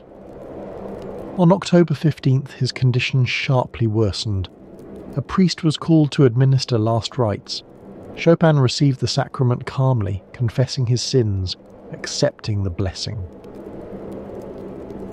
He lingered 2 more days. On the night of October 16th, the Countess Potocka visited him. Chopin asked if she would sing. With what? She asked. There was no piano in the sick room. A piano was brought from the salon. Potocka sang an aria by Bellini, Chopin's beloved composer of operatic melody. Then she sang a hymn to the Virgin Mary. Tears ran down Chopin's face. It was the last music he ever heard. The scene has been described many times, by many witnesses, each adding their own details, their own interpretations. Some accounts are surely embellished. Memory is imperfect, and the death of a genius invites myth-making. But the essential facts are not in doubt. On the night before he died, Chopin asked for music, and music was brought to him. It was fitting. Music had been his life, his identity, his reason for being. From the age of 4, when he first touched a piano, to this final night at 39, music had been the constant. Everything else, love, health, country, had been taken from him, but the music remained. And now, as the music filled the room, as Potocka's voice rose above the gentle piano, accompaniment, Chopin wept, not from sadness necessarily, perhaps from gratitude, perhaps from the simple, overwhelming beauty of sound, perhaps from the knowledge that this was goodbye, not just to life, but to the art that had given his life meaning. In the early hours of October 17, 1849, Chopin's physician, Dr. Jean Cruveilhier, was summoned to the apartment. The end was clearly near. According to those present, Chopin was peaceful in his final hours. He had suffered terribly, but the suffering was nearly over. His sister Ludwika held his hand. Friends gathered in the adjoining rooms, speaking in whispers. At some point in the night, Chopin spoke his last recorded words. "The earth is suffocating," he whispered. "Swear that you will make them cut me open, so that I will not be buried alive." The fear of premature burial was common in the 19th century, not unreasonably given the limits of medical technology. But Chopin's words also carried a deeper resonance. The earth is suffocating. For 11 years his lungs had been suffocating, unable to draw enough breath to sustain life. Now that suffocation was nearly complete. At 2 o'clock in the morning of October 17, 1849, Frédéric Chopin died. He was 39 years old. Dr. Cruveilhier confirmed the death in the traditional manner, by holding a mirror to the patient's lips to check for breath, and by illuminating the pupils with a candle to check for response. There was neither. The death certificate listed the cause as tuberculosis of the lungs and larynx. The news of Chopin's death spread quickly through Paris and then across Europe.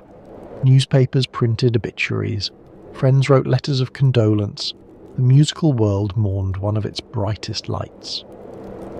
Franz Liszt, who had been Chopin's friend and rival for nearly 2 decades, was devastated. He would later write a biography of Chopin, a florid, romantic account that captured the legend, if not always the facts. But the grief was genuine. They had disagreed about music, about performance, about almost everything. But Liszt had recognized Chopin's genius from the beginning. Hector Berlioz wrote, "Chopin was dying all his life, but while he lived, what sounds he drew from the piano."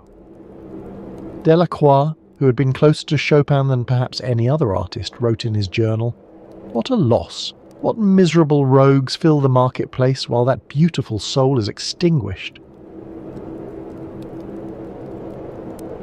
Per Chopin's last wish, Cruveilhier performed an autopsy. What he found confirmed what everyone had known for years.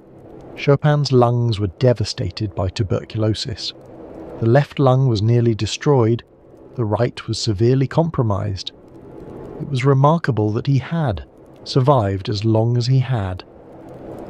But the autopsy had another purpose, one that Chopin had specifically requested. "I want my heart to go home," Chopin had told his sister. His body would be buried in Paris, the city that had been his home for 18 years, but his heart would return to Poland. Cruveilhier carefully removed the heart and placed it in a crystal urn. The urn was then filled with alcohol, probably cognac, to preserve the tissue. The container was sealed with wax. 2 months later, in January of 1850, Ludwika Jędrzejewicz departed Paris to return to her family in Poland. Hidden beneath her travelling cloak was the small oak casket containing her brother's heart. The journey was not simple. Poland was partitioned between Russia, Prussia and Austria.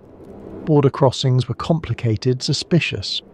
The Russian authorities in particular were vigilant against anything that might arouse Polish national sentiment, and the heart of a famous Polish exile was precisely such a symbol.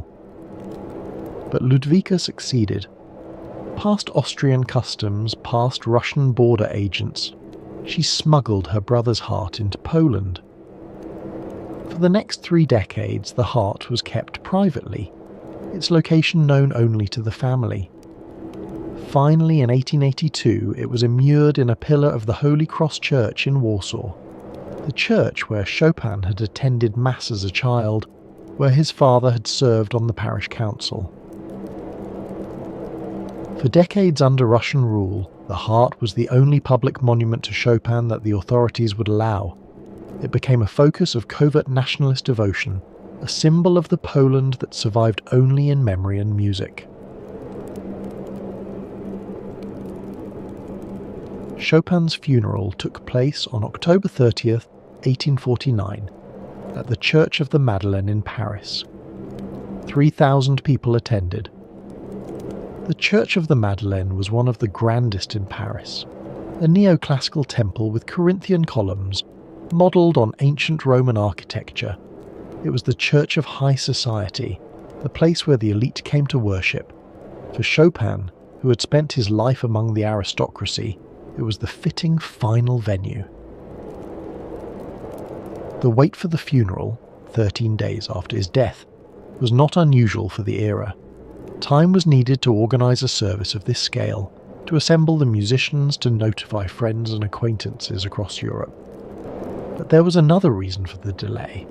The Madeleine initially refused to allow women to sing in the choir, and Chopin had specifically requested female voices for the Mozart Requiem.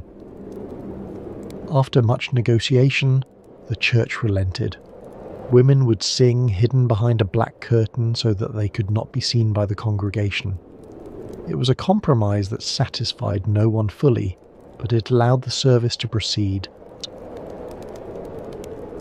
Per his explicit request, Mozart's Requiem was performed, the same Requiem that Mozart himself had left unfinished at his death. The Madeleine's organ was not powerful enough for the occasion, so a curtain was erected across the entrance to reduce the acoustic space. Behind that curtain, the great singers of the Paris Opera performed the solos. Chopin had specifically requested the Mozart Requiem because of its significance. Mozart too had died young, leaving a legacy of extraordinary music. Mozart too had been taken before his time. In choosing the Requiem, Chopin was placing himself in a lineage of genius cut short, not out of vanity, but out of a deep identification with his predecessor. The orchestra included some of the finest musicians in Paris. The soloists were stars of the opera.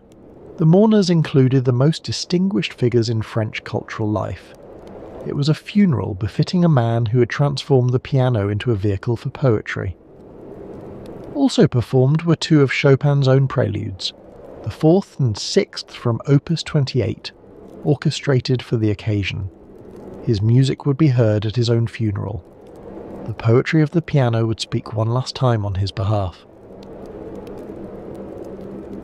At the graveside in Père Lachaise Cemetery, Chopin's own funeral march, the 3rd movement of his Piano Sonata No. 2 in B-flat minor, was played on wind instruments. It was the music he had written himself for such moments, and it accompanied him into the earth. The Polish soil that friends had given him when he left Warsaw 19 years earlier was scattered on the coffin. His body rested in French earth, but Polish earth covered it. The grave was marked with a statue of Euterpe, the muse of music, weeping over a broken lyre. It was designed by August Clesinger, the very man whose marriage to Solange had precipitated Chopin's break with George Sand. The irony was not lost on those who knew the history, but Clesinger was a talented sculptor, and the monument is beautiful. The grave in Père Lachaise became, and remains, a place of pilgrimage. Visitors come from around the world to leave flowers, to pay their respects, to stand in the presence of genius. The cemetery itself is a city of the dead. with elaborate tombs and monuments lining its winding paths. Chopin's grave is among the most visited. George Sand did not attend the funeral. She had not been invited, and it is unclear whether she would have come if she had been. In her later writings, she rarely mentioned Chopin, and then only in passing. The great love of her middle years had become a silence.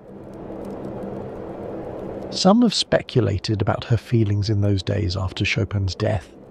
Did she regret the harshness of their parting? Did she grieve privately for the man she had once called her third child? We cannot know. Sand was a prolific writer who documented much of her life, but on this subject she was largely silent. What we do know is that she lived another 27 years, continuing to write, continuing to hold court at Nohant, continuing to be one of the most famous women in France. She died in 1876, having outlived Chopin by more than a quarter century. By then, his reputation had grown to proportions he could never have imagined during his lifetime. Within years of his death, Chopin's music had become a central pillar of the piano repertoire. His students spread his teachings across Europe. His works were published and republished in increasingly elaborate editions. Pianists competed to perform his nocturnes, his waltzes, his etudes. The Romantic generation that had known him in person gave way to new generations that knew him only through his notes on the page. The teaching lineage proved especially important. Chopin's students became teachers themselves, passing along his methods, his insights, his particular approach to the instrument. Karol Mikuli taught in Lviv. His students included several who would become important pedagogues in their own right. Princess Czartoryska performed and taught in Paris, maintaining the Chopin tradition in the city where he had made his name. Through these chains of transmission, something of Chopin's actual sound, not just his notes but his style of playing, survived into the 20th century. Early recordings by pianists who had studied with Chopin's students give us some sense of how the music might have sounded in the composer's own hands. The tempos are often freer than we might expect. The rubato is more pronounced. There is a quality of spontaneity, of improvisation, that later generations of pianists would sometimes lose. The published editions of Chopin's music present their own challenges. Chopin was meticulous about his scores, but he often made changes when teaching, suggesting different fingerings, altering dynamics, adding ornaments. His students' copies preserve some of these variations, but reconciling them into a single authoritative text is nearly impossible. Every modern edition is, to some extent, an interpretation. The music proved remarkably durable. Where other Romantic composers faded from fashion, Chopin remained. The intimacy that had limited his constant appearances during his lifetime became, in the age of recordings, a strength. His music worked in small spaces, living rooms, bedrooms, headphones. It did not need a concert hall to breathe. And there was something else. Chopin's music seemed to speak to fundamental human experiences in a way that transcended its historical moment. The nocturnes, written for Parisian salons of the 1830s, became the soundtrack for Love is a Century and a Half Later. The preludes, composed in a cold monastery on Majorca, became touchstones for anyone confronting mortality. The music carried grief, tenderness, longing, resolution. It carried them without words, without explanation. You did not need to know that Chopin was dying when he wrote a particular piece to feel what the piece contained. This universality is perhaps Chopin's greatest achievement. He wrote from a specific place, a specific time, a specific set of experiences: Polish exile, Parisian sophistication, romantic love, terminal illness. But the music he created speaks to experiences that are universal: loss, love, the passage of time, the beauty of the world, the approach of death.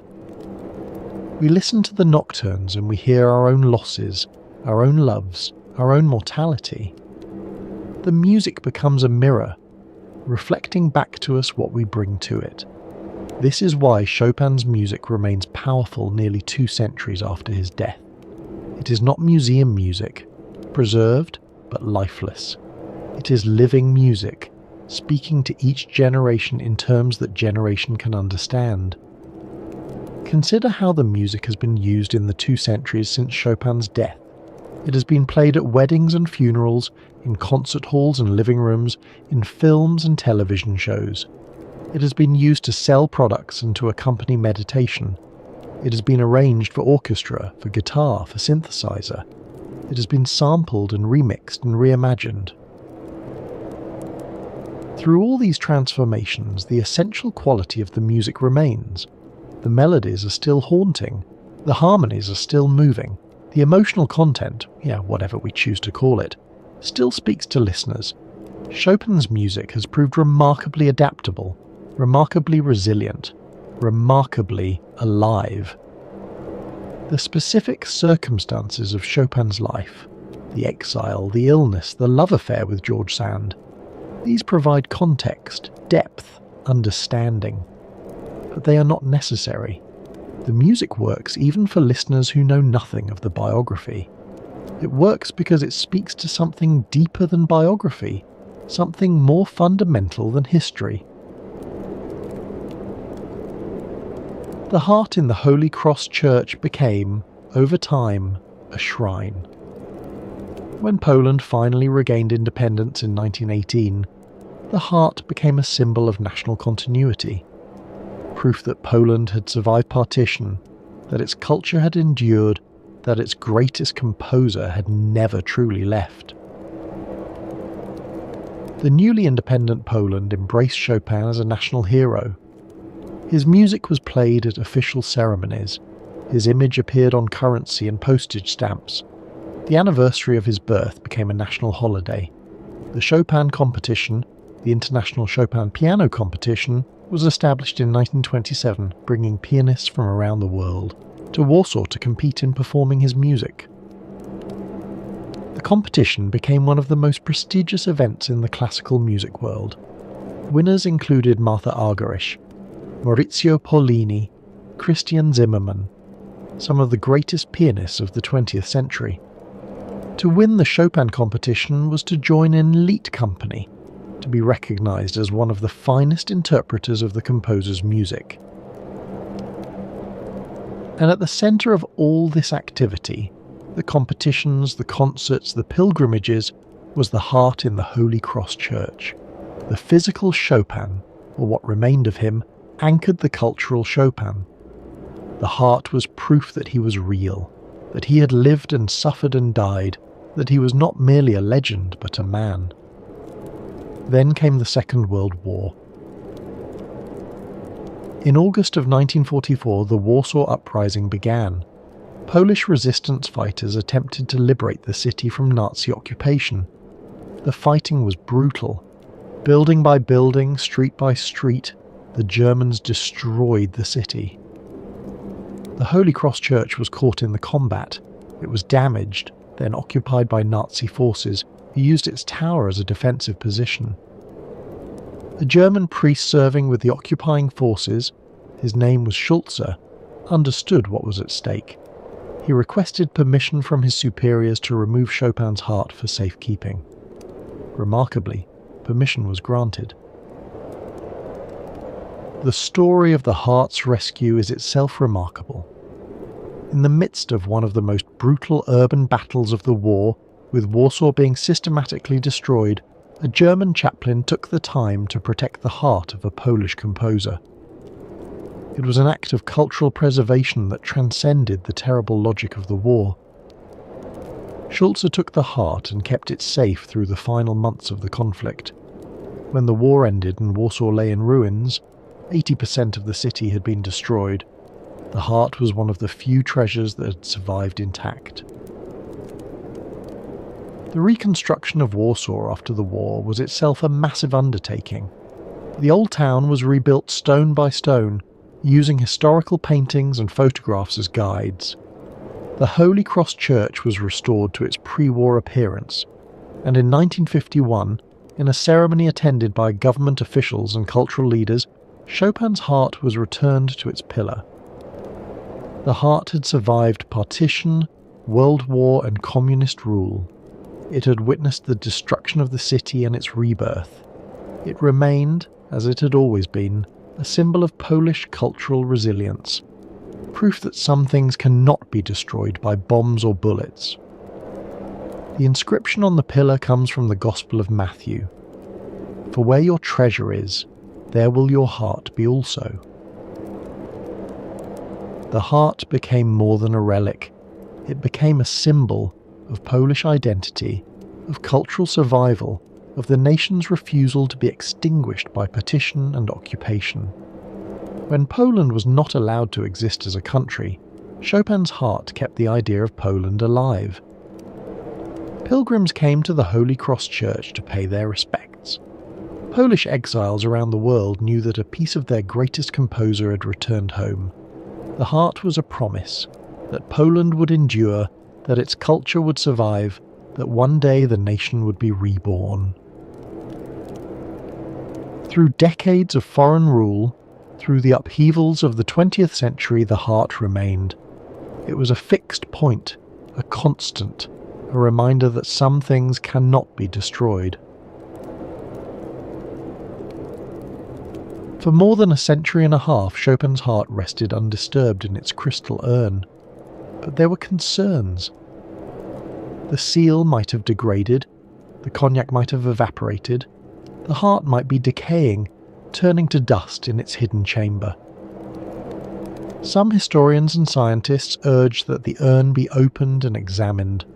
Others argued that Chopin's remains should be left in peace. In 2014, the decision was made to conduct a secret examination. Late at night, when the church was closed to the public, a small group gathered. Church officials, scientists, medical experts. They removed the pillar's covering, they extracted the sealed casket, they opened it. What they found was remarkable. The heart was still submerged in liquid, cognac, or something similar. After 165 years, it was still largely preserved. The tissue had darkened but remained intact. The scientists were able to conduct a visual examination without disturbing the specimen. They found lesions on the pericardium, the sac surrounding the heart. These lesions were consistent with pericarditis, an inflammation typically caused by tuberculosis. The pattern of damage matched what would be expected from long-term TB infection, spreading from the lungs to the heart. In 2017, the findings were published in the American Journal of Medicine. The conclusion was clear. With a high degree of certainty, Chopin died from tuberculosis. The death certificate had been accurate. The romantic legend of the consumptive artist was also the clinical truth. Some researchers have speculated that Chopin might also have suffered from cystic fibrosis, which could explain his lifelong respiratory problems and some other symptoms. But the 2014 examination could not confirm or rule out this possibility. What it could confirm was the presence of TB. The heart was resealed in its urn, returned to its pillar and covered once more. It rests there still. The examination answered questions that had lingered for more than a century and a half.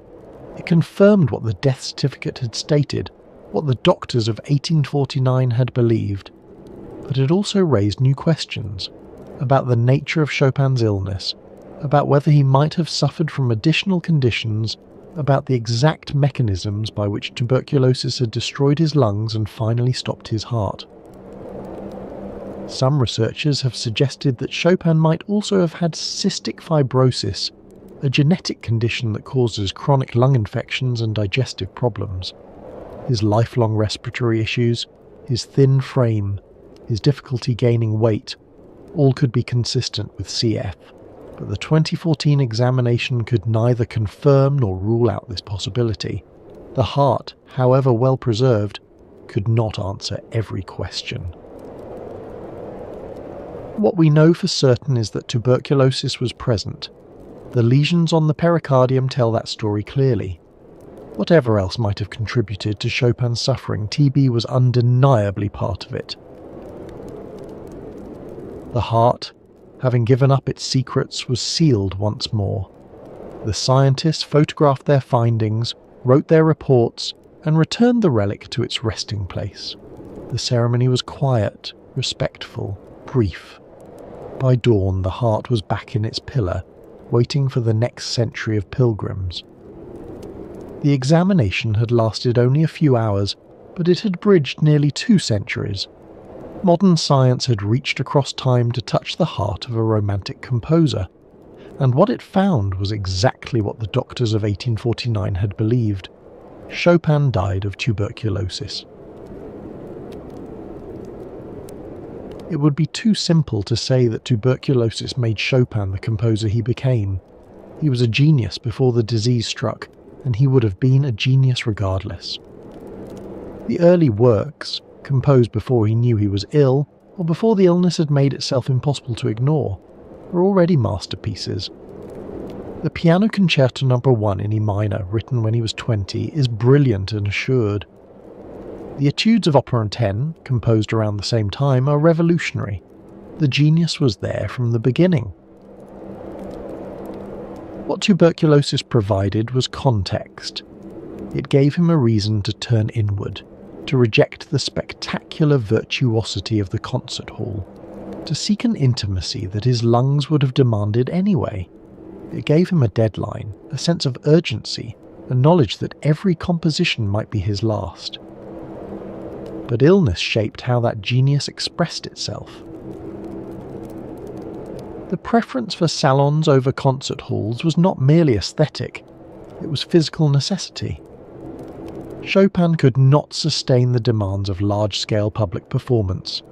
His lungs could not support the projection required, so he developed a style suited to intimate spaces, subtle, nuanced, dependent on details that would be lost in a vast hall. The pianos of Chopin's era were lighter, more delicate instruments than the modern concert grand. The Pleyel pianos that Chopin preferred had a singing tone in the upper registers, a responsive action that allowed for the most subtle gradations of touch.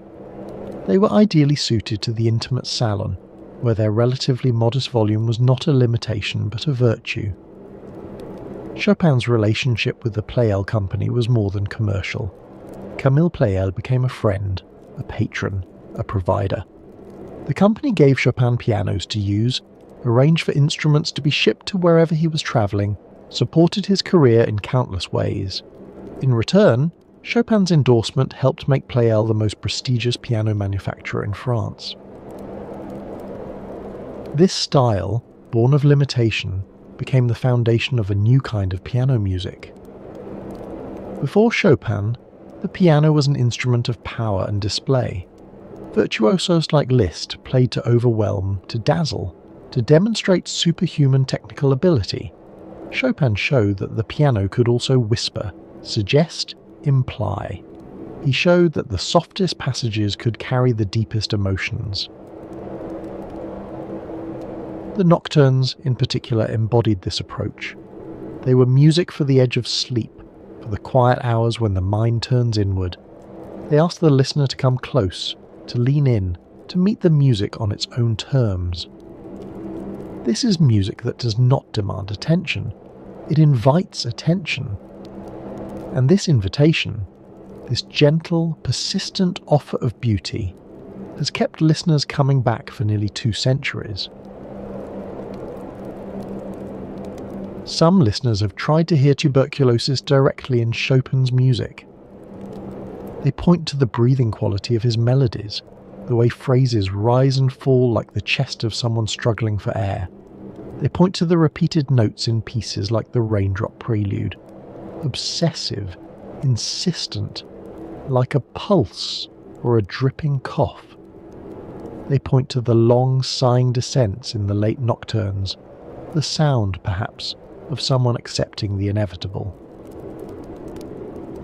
the Raindrop Prelude, the 15th of the 24. Prelude is perhaps the most famous example. The repeated A-flat that sounds throughout the piece has been interpreted as the sound of rain falling on the roof of the monastery, or as the drip of water in the cloister, or as the beating of a heart. George Sand claimed that Chopin composed the piece during a storm while she was away, and that when she returned she found him in a kind of trance. Whether this story is accurate is uncertain. Sand was a novelist and she understood the power of a good narrative, but the music itself is undeniably evocative.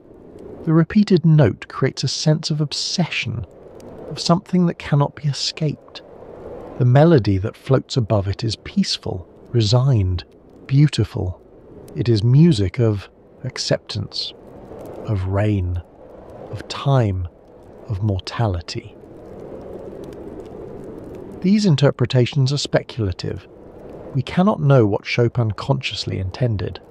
We cannot know whether the patterns we perceive in his music correspond to patterns he experienced in his body.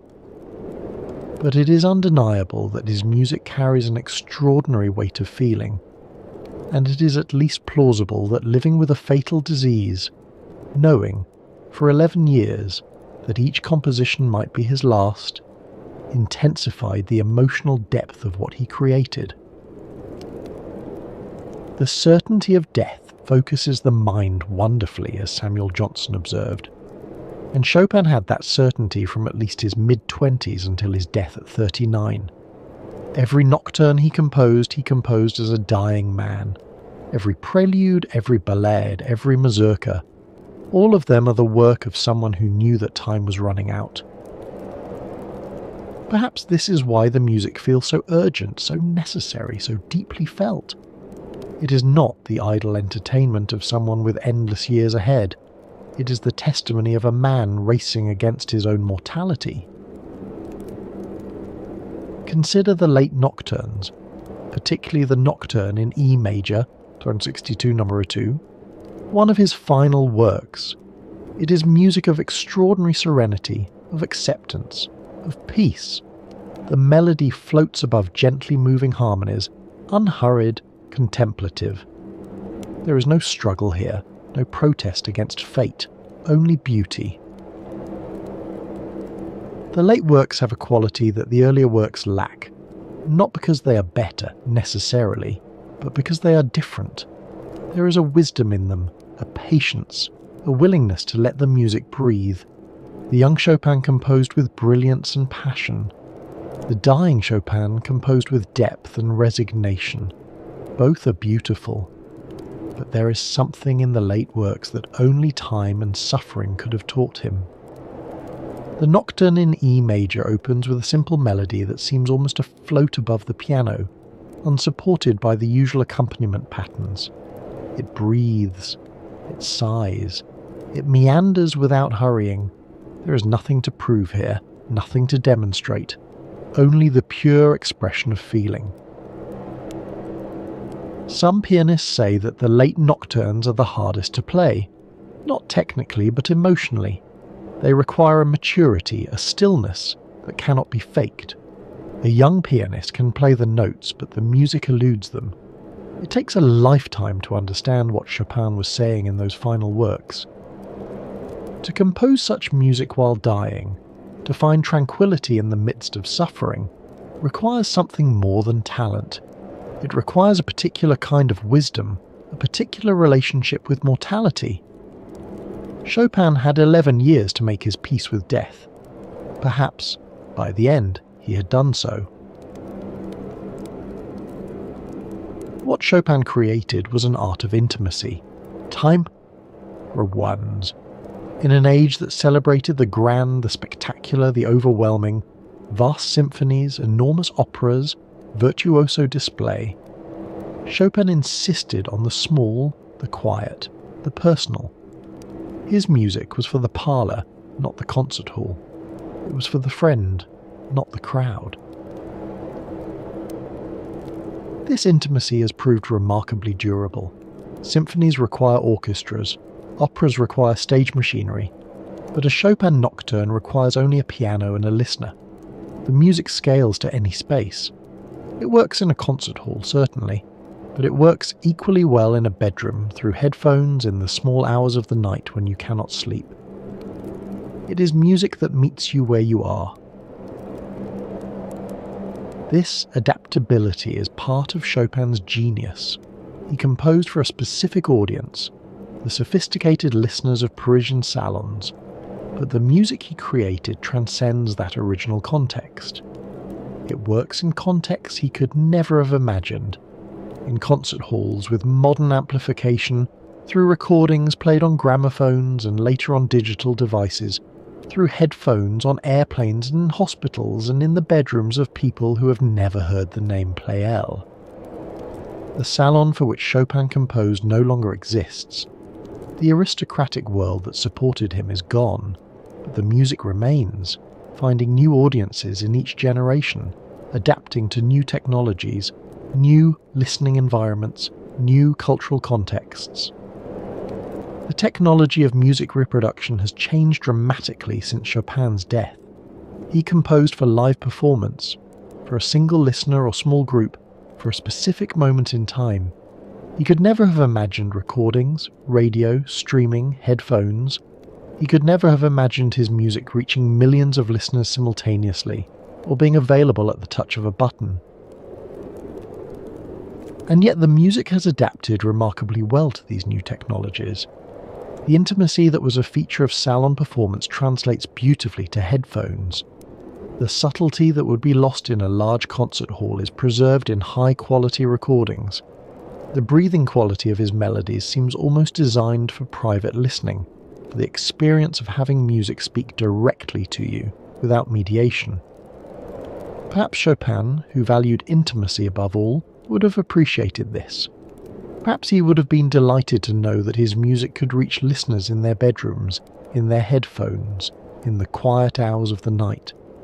Perhaps he would have seen in streaming technology the ultimate realization of his artistic vision, music for the individual, for the solitary listener, for the person seeking beauty and solace in the dark.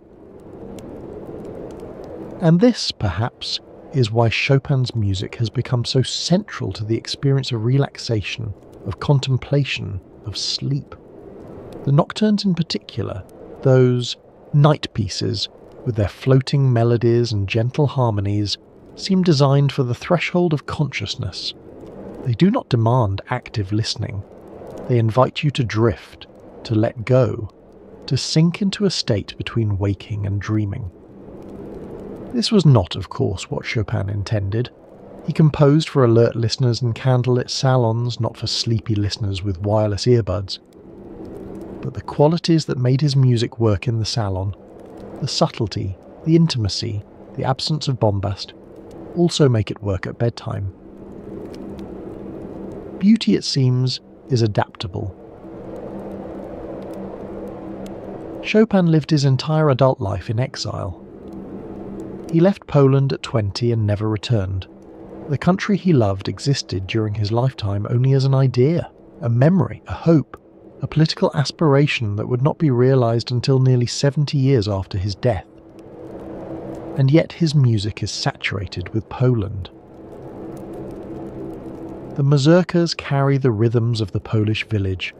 The polonaises carry the ceremonial pride of the Polish court. Even the nocturnes and preludes, which have no obvious national content, are shaped by a sensibility formed in Warsaw, by a childhood spent listening to folk musicians at country weddings.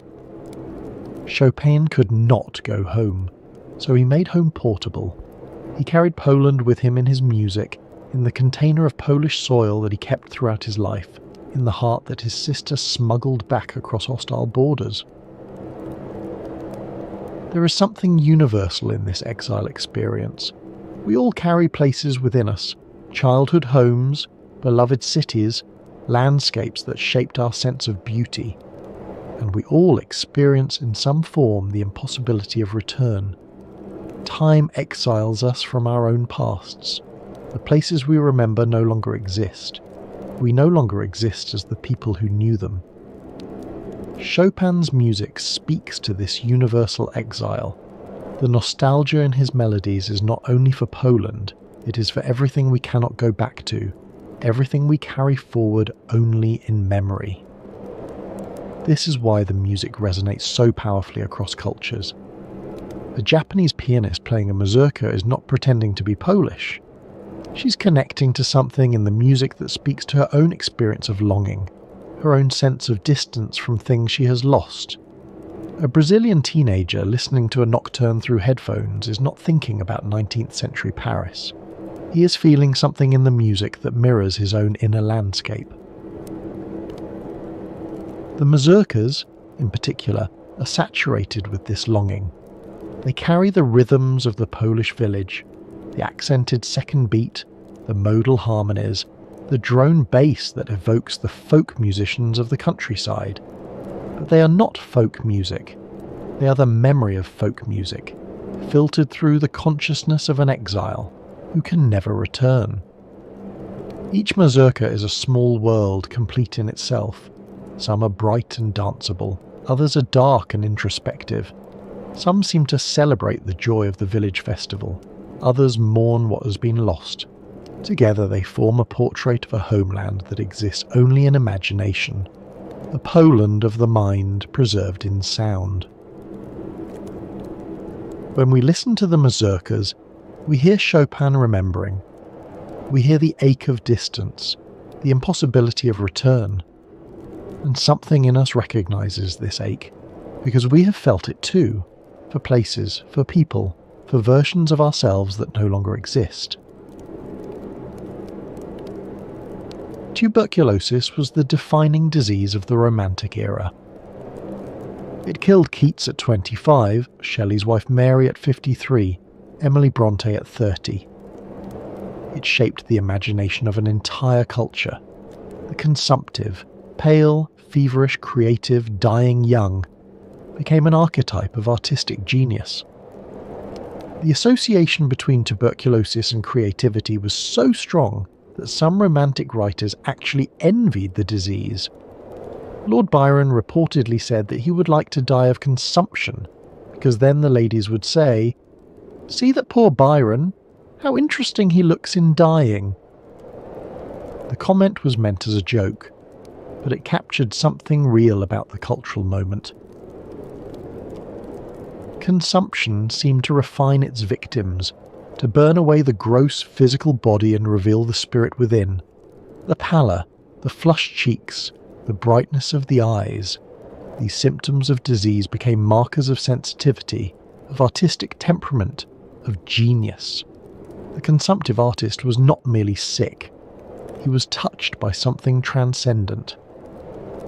This was, of course, nonsense. Tuberculosis did not make anyone more creative. It did not confer genius. It was a terrible disease that caused suffering and death. The romantic myth of consumption was a fantasy, a way of making sense of something senseless. Chopin embodied this archetype. He was pale, fragile, brilliant. He coughed blood in Mallorca while composing some of the most beautiful music ever written. He died at 39, leaving behind a body of work that seemed almost impossibly refined. The legend of the consumptive artist, that suffering produces genius, that early death is the price of beauty, is, of course, a dangerous fantasy. Tuberculosis was a brutal disease that killed millions of people who were not artists, whose deaths produced nothing but grief. The romantic glorification of consumption was, at best, a coping mechanism for an era that had no effective treatment. The discovery of effective antibiotics in the 20th century revealed the myth for what it was. Tuberculosis could be cured. The pale, ethereal consumptive could become a healthy, ordinary person. And when the disease no longer carried its aura of doom, the romantic associations faded. Tuberculosis became just another illness. Serious, certainly, but no longer touched by transcendence. For Chopin, of course, there was no cure. He lived and died in an era when tuberculosis meant a slow, inevitable decline. He watched his body waste away.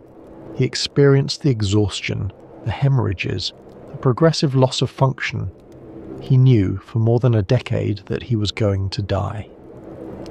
And yet, there is something in the experience of living with a fatal diagnosis that concentrates the mind.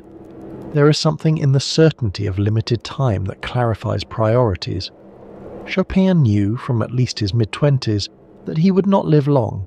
He knew that every composition might be his last. Did this knowledge make his music better? We cannot know, but we can observe that his music has a quality of urgency, of compressed meaning, that seems to come from someone who has no time to waste. The romantic myth of the consumptive artist is false, but it is false in the way that a metaphor is false, pointing toward a truth that it cannot quite capture. What we can say with certainty is that Chopin did not waste his illness. He did not surrender to it, did not allow it to define him entirely, did not let it silence him before his time. For 11 years he composed and taught and performed, even as the disease progressively destroyed his lungs. He worked until he could work no more. This is not to romanticize his suffering. The suffering was real, and it was terrible. But so was the art that emerged from it, and the art outlasted the suffering, as art tends to do. We listen to the nocturnes today without thinking about tuberculosis. We hear the beauty, the tenderness, the melancholy, and these qualities speak to us directly, without requiring knowledge of their origin. The music has freed itself from biography. It belongs to anyone who listens.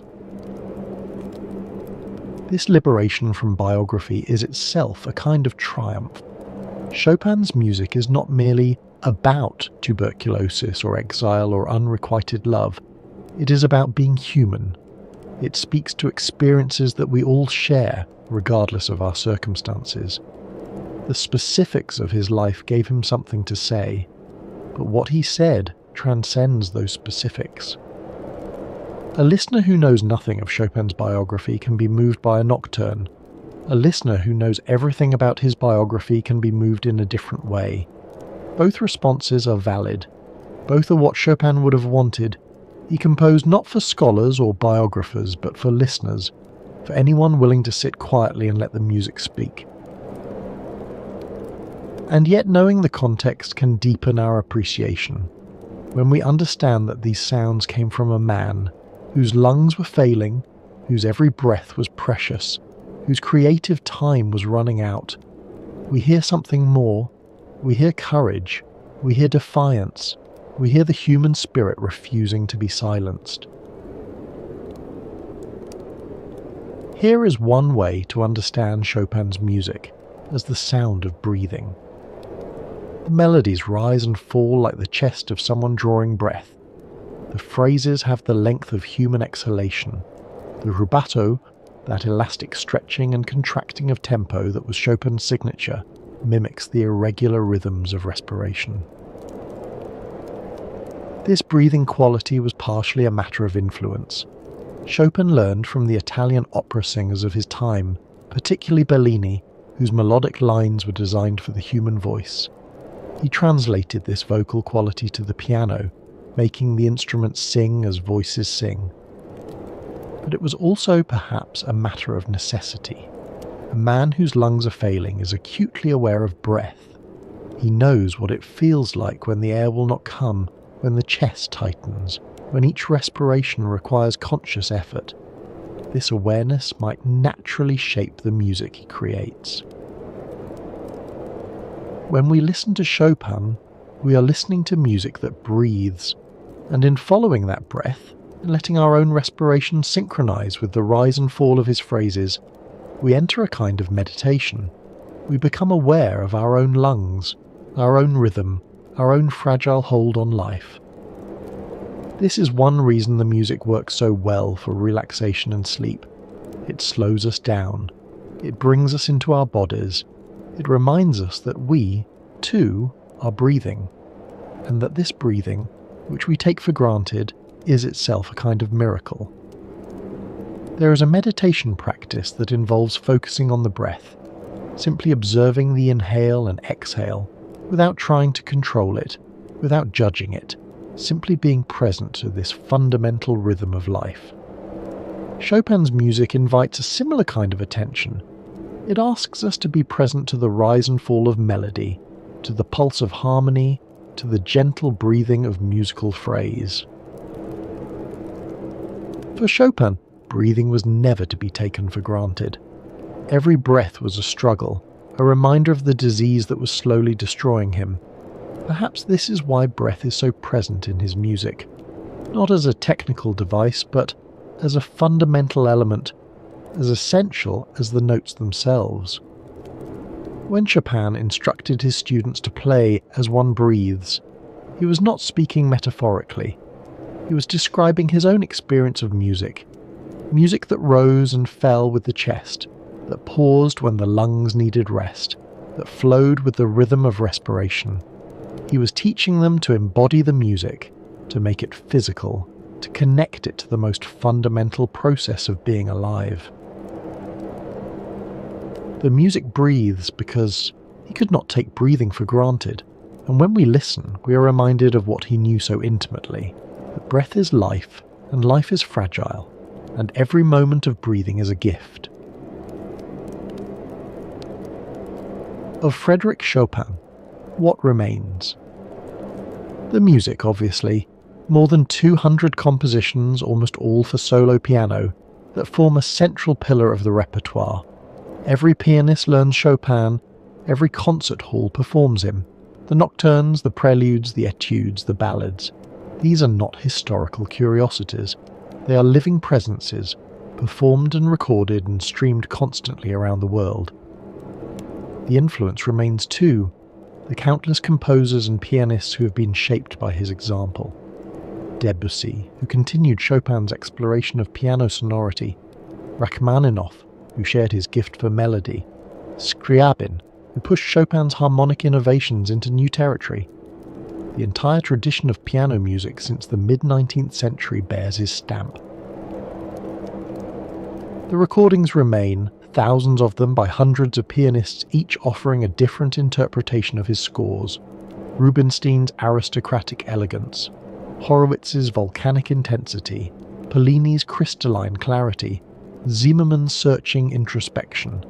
Each generation produces new interpreters, new readings, new ways of hearing music that is nearly 2 centuries old.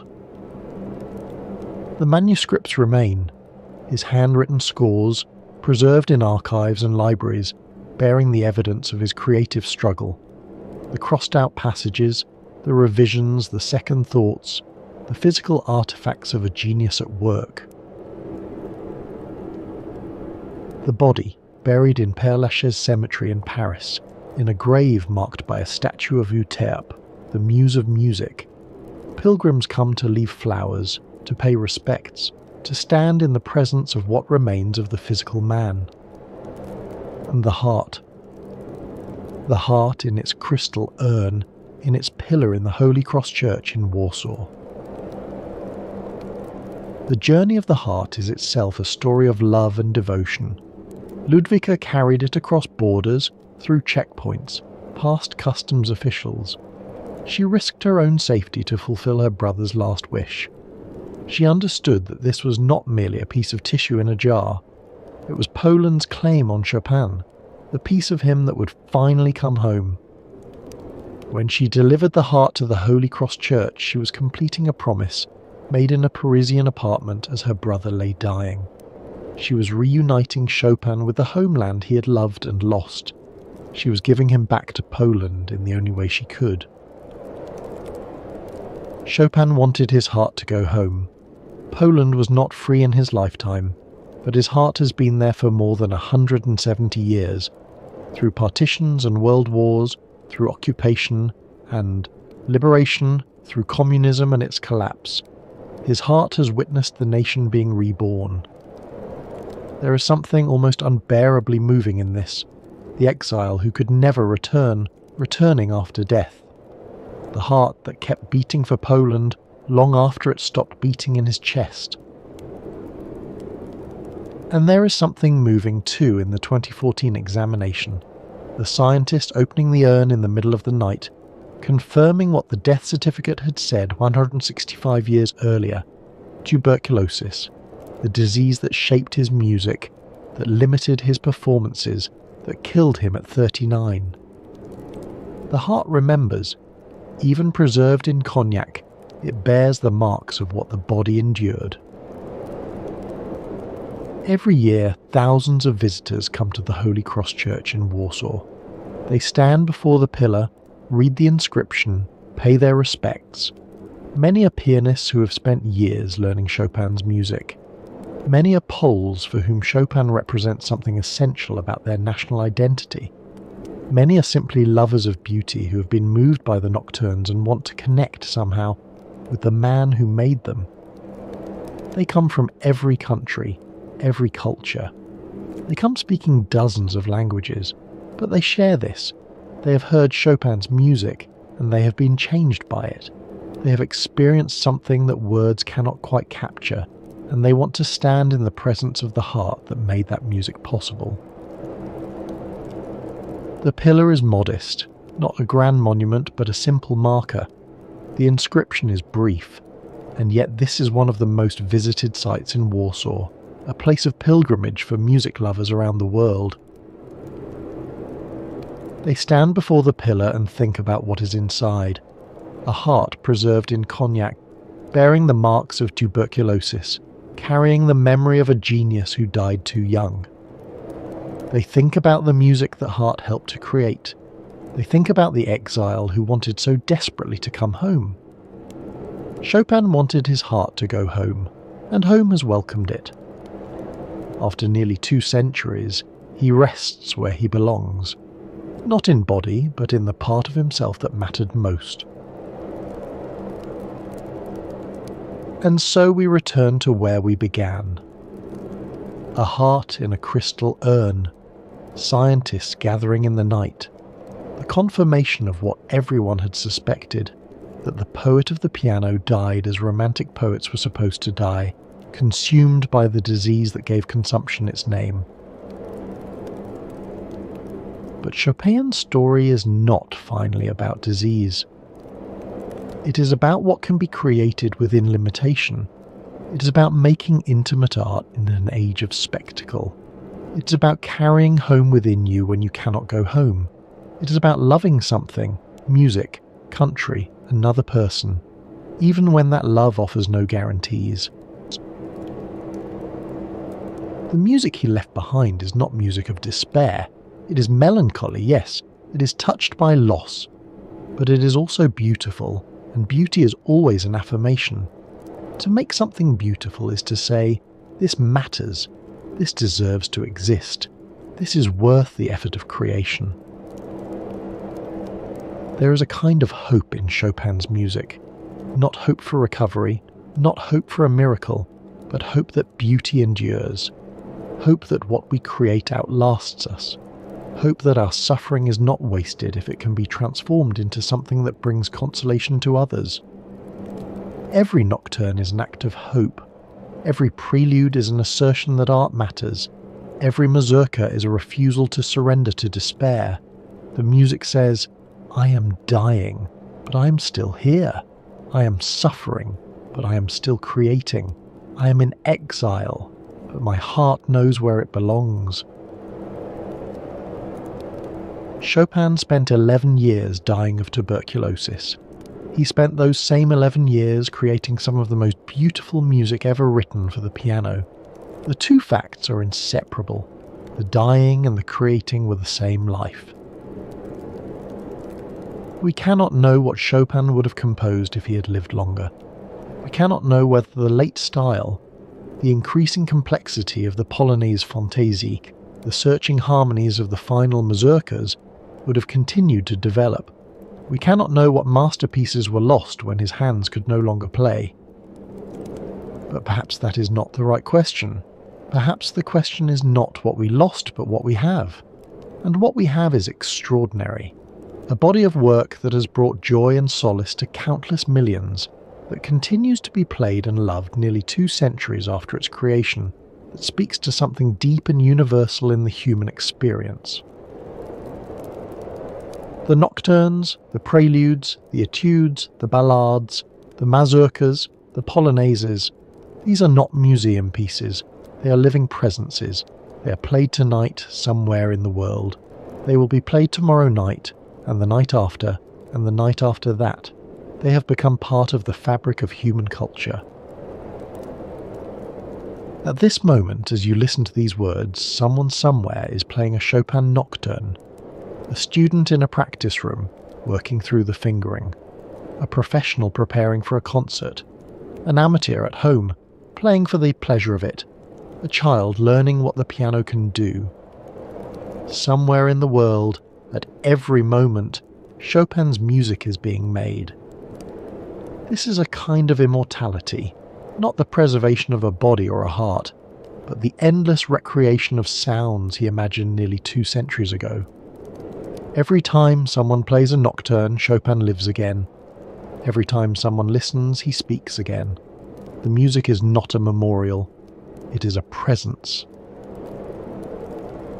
This is Chopin's true legacy. Not the heart in the church, however moving.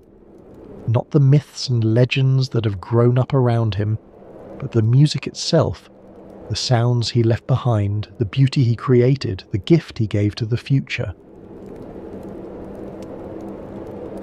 And so, as the night deepens and the nocturnes fade into memory, we leave behind the salons of Paris, the cold monastery in Majorca, the quiet apartment on the Place Vendôme. We leave behind the heart in its church, the body in its grave, the music that lives on. But the music does not truly leave us. It enters us and stays. It becomes part of how we hear, how we feel, how we breathe. When we listen to Chopin, we are not merely consuming entertainment. We are participating in something that a dying man offered to the future, a gift made more precious by the knowledge of its cost. There is a word in Polish, żal, that is often translated as sorrow or regret, but carries meanings that have no exact English equivalent. It suggests a longing for what is lost, a bittersweet acceptance of impermanence, a tenderness toward the past that can never be recovered. Chopin's music is saturated with żal. Every nocturne carries it. Every mazurka embodies it. It is the emotional texture of exile, of loss, of love that cannot last. When you hear Chopin's music, tonight or any night, you're hearing żal. You're hearing the sorrow of a man who could not go home, who could not stop the disease that was killing him, who could only pour his feelings into music and hope that someone somewhere would understand. Someone does understand. Millions of people over nearly 2 centuries have understood. They have listened to the nocturnes and felt the joie. They have recognized in Chopin's music something of their own experience, their own losses, their own longings, their own mortality. This is the miracle of art, that one person's suffering can become another person's consolation, that music written in 19th century Paris can speak to a 21st century listener in Tokyo, or Sao Paulo, or Lagos. That sounds made by fingers on ivory keys can travel through time and space to touch hearts that Chopin could never have imagined. Next time on the Sanatorium, we'll explore another chapter in the history of tuberculosis. But that journey is for another night. For now, rest well. Let the memory of those nocturnes carry you gently into sleep. Let the melodies you have heard, even if only in imagination, continue to play in your mind. Let them take you where they took the listeners in those Parisian salons nearly 2 centuries ago, to a place beyond words, beyond thought, to the quiet centre where music lives.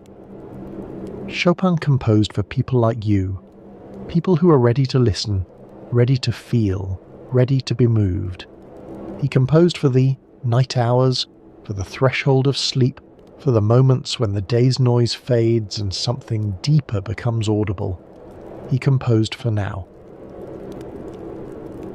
And if you found some measure of peace in tonight's journey, perhaps leave a like, or share it with someone who might need it. The channel depends on your support, and every subscriber helps bring more stories like this one to listeners around the world. But even if you do nothing at all except rest, that is enough.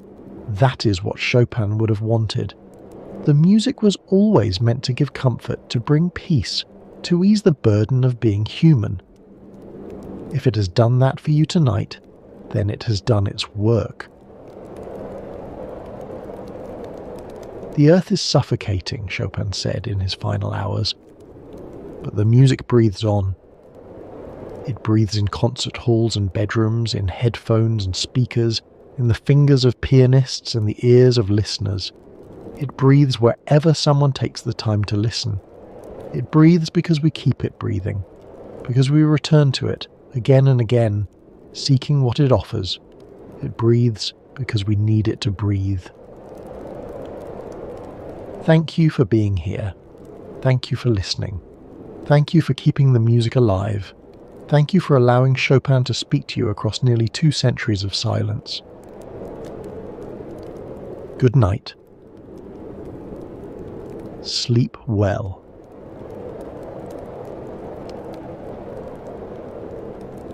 Every January, the most powerful people on Earth gather in a small Swiss town for the World Economic Forum. Presidents, billionaires, prime ministers. They meet in buildings where, a century ago, patients lay dying on open-air porches wrapped in blankets, gasping for breath in the thin mountain air. Davos, the town that tuberculosis built. Welcome to the Sanatorium. Tonight, we're travelling to the Swiss Alps, to a valley nearly a mile above sea level, where the air is thin and cold and supposedly miraculous. A place where thousands of people came to fight for their lives, breathing the mountain air that doctors believed could heal what no medicine could cure. A place that transformed from a quiet farming village into one of the most famous destinations in the world, all because of a single disease. If you're new here, this channel explores how tuberculosis, the disease that killed 1 in 4 people in the 19th century, shaped everything from architecture to art, from fashion to the American West. It is a disease that changed the way we build buildings, the way we think about health, the way we imagine what it means to be sick. If that sounds like your kind of history, consider subscribing. There are many more stories to tell, stories of patients and doctors, of scientists and artists, of desperate hope and remarkable transformation. Now, settle in, find a comfortable position, let your breathing slow, perhaps pull a blanket closer the way the tuberculosis patients once did on those famous cure terraces. We have a long journey ahead, through snow-covered peaks and grand sanatoriums, through the pages of one of literature's greatest novels, through the remarkable transformation of a town that learned to turn death into an industry, and then transformed again when the industry collapsed. Let's begin.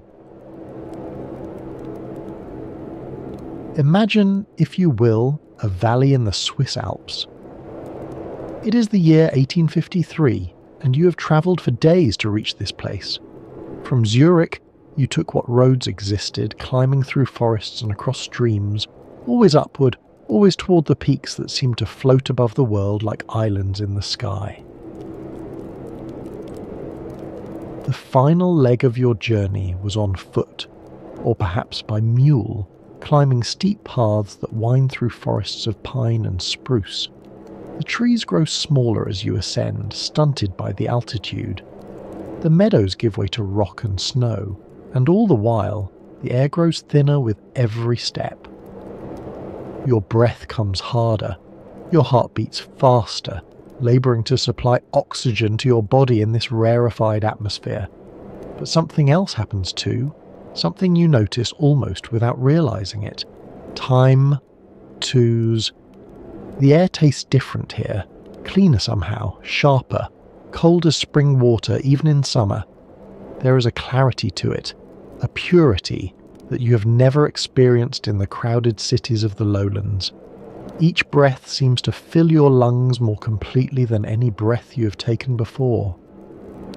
The village that greets you is modest, a few hundred souls perhaps, farmers mostly, and their families. They have lived in this valley for generations, their ancestors having climbed these same paths centuries ago, seeking refuge from wars and plagues and the turmoil of the flatlands. Their lives are hard, alpine winters that last half the year, summers too brief for bountiful harvests. The growing season is short, the cold is relentless, isolation is complete.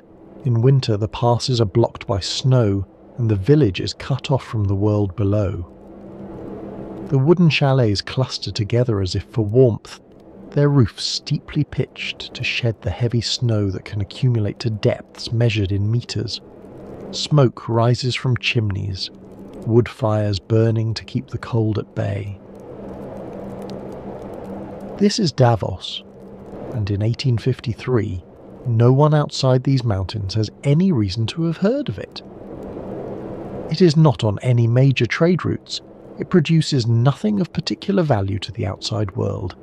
It is simply a village, one of hundreds scattered through the Alps, where hardy people live hard lives and the modern world seems impossibly far away. But a young doctor has just arrived. His name is Alexander Spengler, and he has come here not by choice but by necessity, a political refugee fleeing the failed revolutions that have swept through Germany in 1848. He had been a student of law in Mannheim, caught up in the revolutionary fervour of that hopeful doomed year. When the revolutions failed, when the old order reasserted itself, many of his fellow revolutionaries were imprisoned or executed. Spengler fled across the border to Switzerland, where he started over. He is trained in medicine at the University of Zurich, a second career for a man whose first career was destroyed by politics. And he has accepted a position as the rural physician for this remote community, a job that no one else wanted, in a place that no one else would choose. What Dr. Spengler will observe in this village will change not only Davos, but the entire world's understanding of how to fight the deadliest disease of the age. He will notice something peculiar, something hiding in plain sight, something that his colleagues in the great medical centres of Europe had never thought to look for because they had never visited a place like this. The villagers of Davos do not get tuberculosis. To understand why this observation was so remarkable, we must first understand what tuberculosis meant in the 19th century. It was, quite simply, the greatest killer of the age. In cities across Europe and America, tuberculosis, also called consumption or the White Plague, was everywhere. In some urban centres, 1 in every 7 deaths was caused by tuberculosis. In others, the proportion was even higher. Entire families would be wiped out, one member after another succumbing to the disease. The wealthy died, the poor died, the young and talented seemed to die with particular cruelty, their lives cut short just as they were beginning to flourish. The disease progressed slowly, which made it all the more terrible. A patient might linger for months or years, gradually wasting away. The cough would grow worse, the fevers would come and go, weight would fall away, leaving skeletal figures who had once been robust. And then, eventually, the hemorrhage, the blood coughed up from destroyed lungs, would signal the final act. Tuberculosis had many names. Consumption, because it seemed to consume its victims from within. The White Plague, because of the pallor it brought to the skin. Phthisis, the old Greek term, the captain of all these men of death, as one writer called it. The disease struck indiscriminately. It killed in the slums, where crowded conditions and poor nutrition created perfect breeding grounds for contagion. But it also killed in wealthy drawing rooms, in artists' studios, in the chambers of royalty.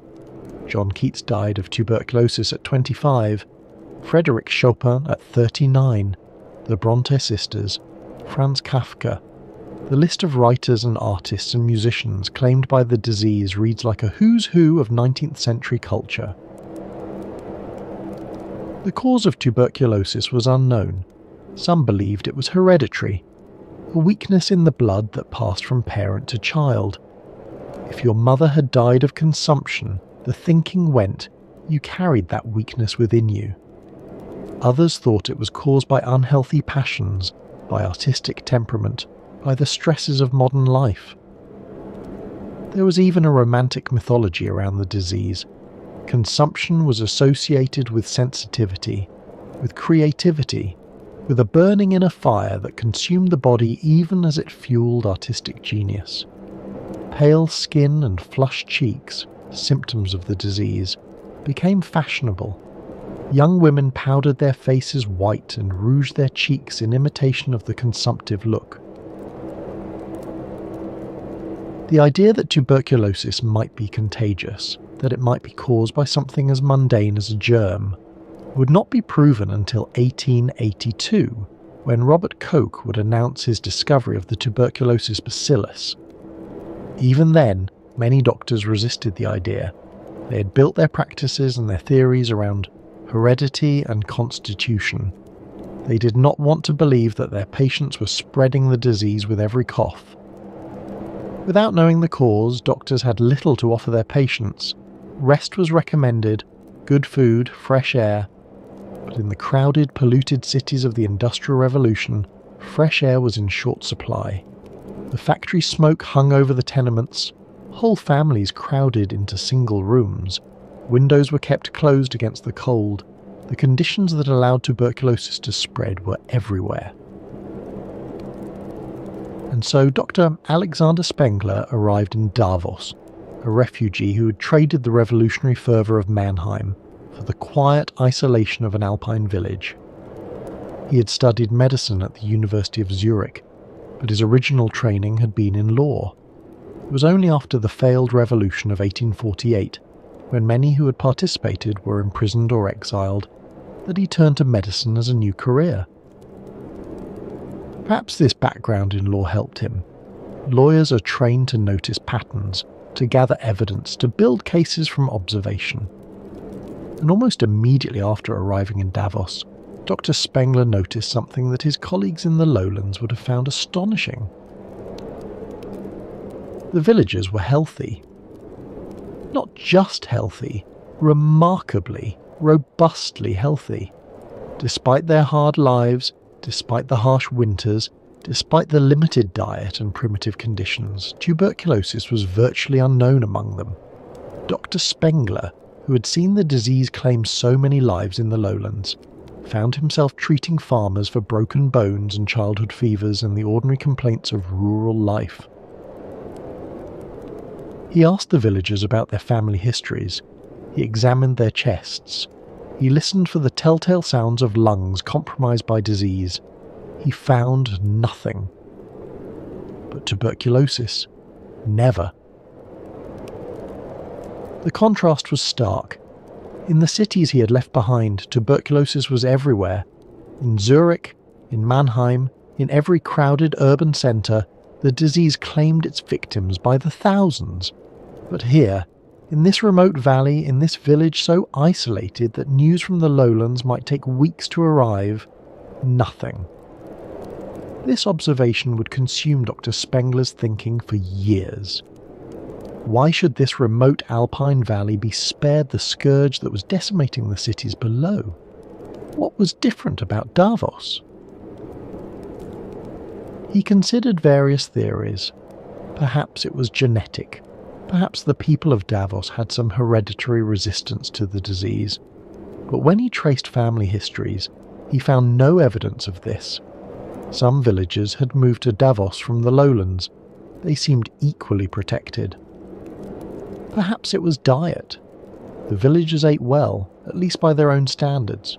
Fresh milk and cheese, meat from there, livestock, vegetables from their gardens in the brief summer months.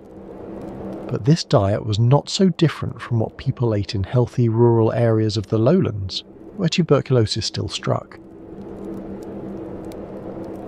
The answer, he came to believe, was the air itself.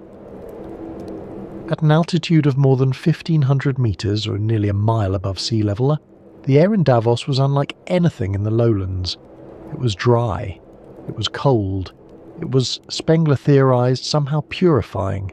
The intense alpine sunshine, the lack of humidity, the absence of the miasmas and pollutants that hung over industrial cities, all of these factors combined to create an environment in which the consumption simply could not thrive.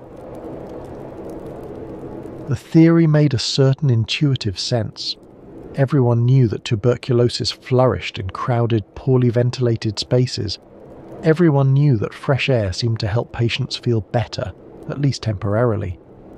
What if the air of Davos was simply the freshest, cleanest air available? Fresh air concentrated and purified to an extreme degree. If this was true, Dr. Spengler reasoned, then perhaps the answer to tuberculosis was not to be found in medicine at all. Perhaps the answer was geography. Perhaps the cure was the mountain itself. It was a revolutionary idea. It was also, as we now know, largely wrong. The mountain could not cure tuberculosis, which was caused by bacteria that no amount of fresh air could kill. But it was wrong in a productive way. It was wrong in a way that would save lives and transform a village and shape the course of medical history. It would transform a remote farming village into one of the most famous destinations on Earth. Dr. Spengler's theory remained just that, a theory, until he began to test it. In the early 1860s, he started recommending that tuberculosis patients from the lowlands travel to Davos for treatment. The journey alone was an ordeal. From Zurich, travellers would take a train as far as the rail lines extended, then transfer to a horse-drawn carriage for the steep, winding climb into the mountains. The final approach to Davos could take an entire day. Hours of bumping along rutted mountain roads, the air growing thinner with every switchback, the temperature dropping as the altitude increased. For patients already weakened by tuberculosis, this journey was exhausting. Some arrived barely able to stand. Others had to be carried from the carriage to their rooms. A few died on the way. But those who survived the journey faced something unexpected. They faced hope. The treatment itself was almost absurdly simple. Patients were to rest. They were to spend long hours outdoors, wrapped in blankets, breathing the mountain air. They were to eat well, rich foods, plenty, of milk from the alpine cows, fresh butter and cheese from the alpine meadows, and a glass or two of Veltliner wine with their meals. They were to sleep in rooms with windows thrown open to the cold mountain night. The daily routine was precise. Patients would rise early, take a light breakfast, then proceed to the cure terrace for their morning rest period. They would lie perfectly still, breathing deeply, watching the sun climb over the eastern peaks. Conversation was discouraged. The lungs needed rest as much as the body. At midday, there would be a substantial meal, meat, vegetables, rich sauces, all designed to build strength in bodies that had been wasting away. The Victorian belief was that tuberculosis consumed the body from within, and that the cure required rebuilding what had been lost. Patients who had arrived skeletal were encouraged to gain weight, to eat until they could eat no more. The afternoon brought another rest period, and then, as evening approached, a light supper. Patients retired early. Sleep was considered essential to recovery. That was it. No medicines, no surgeries, just rest, food, and air. To modern ears, this sounds like barely a treatment at all.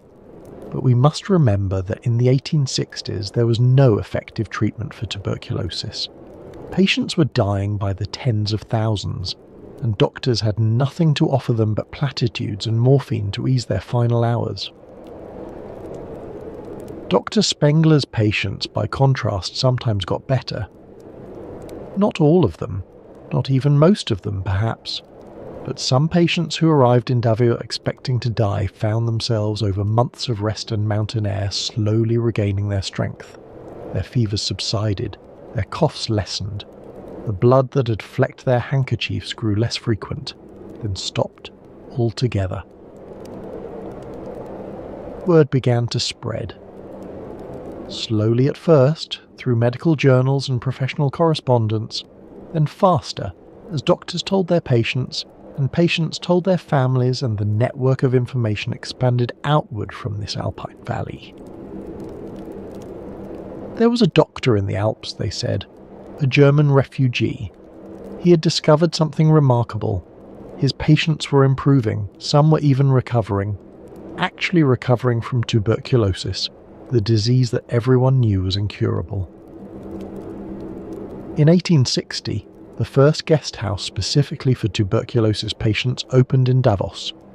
It was a modest establishment, nothing like the grand sanatoriums that would come later, but it represented something new. It was the beginning of what would become a global industry.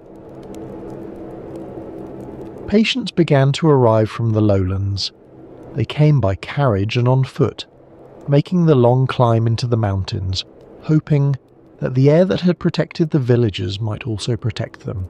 They came with their families, they came alone, they came expecting to die, and hoping desperately that they might not. In 1865, the first winter guests arrived. Until then, Davos had been a summer destination only. No one imagined that patients could survive, let alone benefit from, the brutal alpine winters.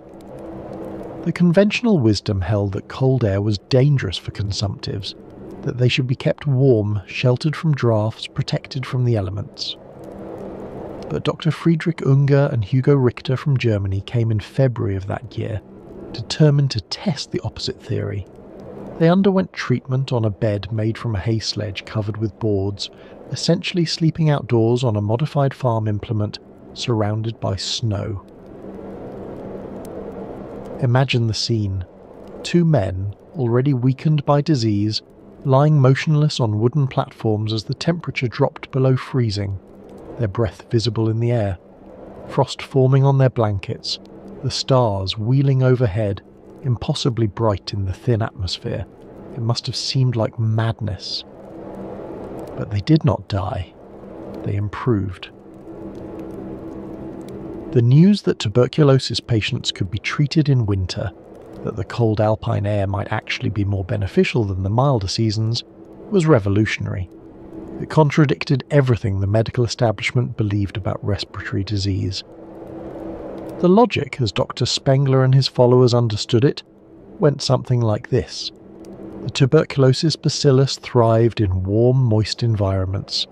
The hot, humid air of the lowlands provided ideal conditions for the disease to spread and multiply.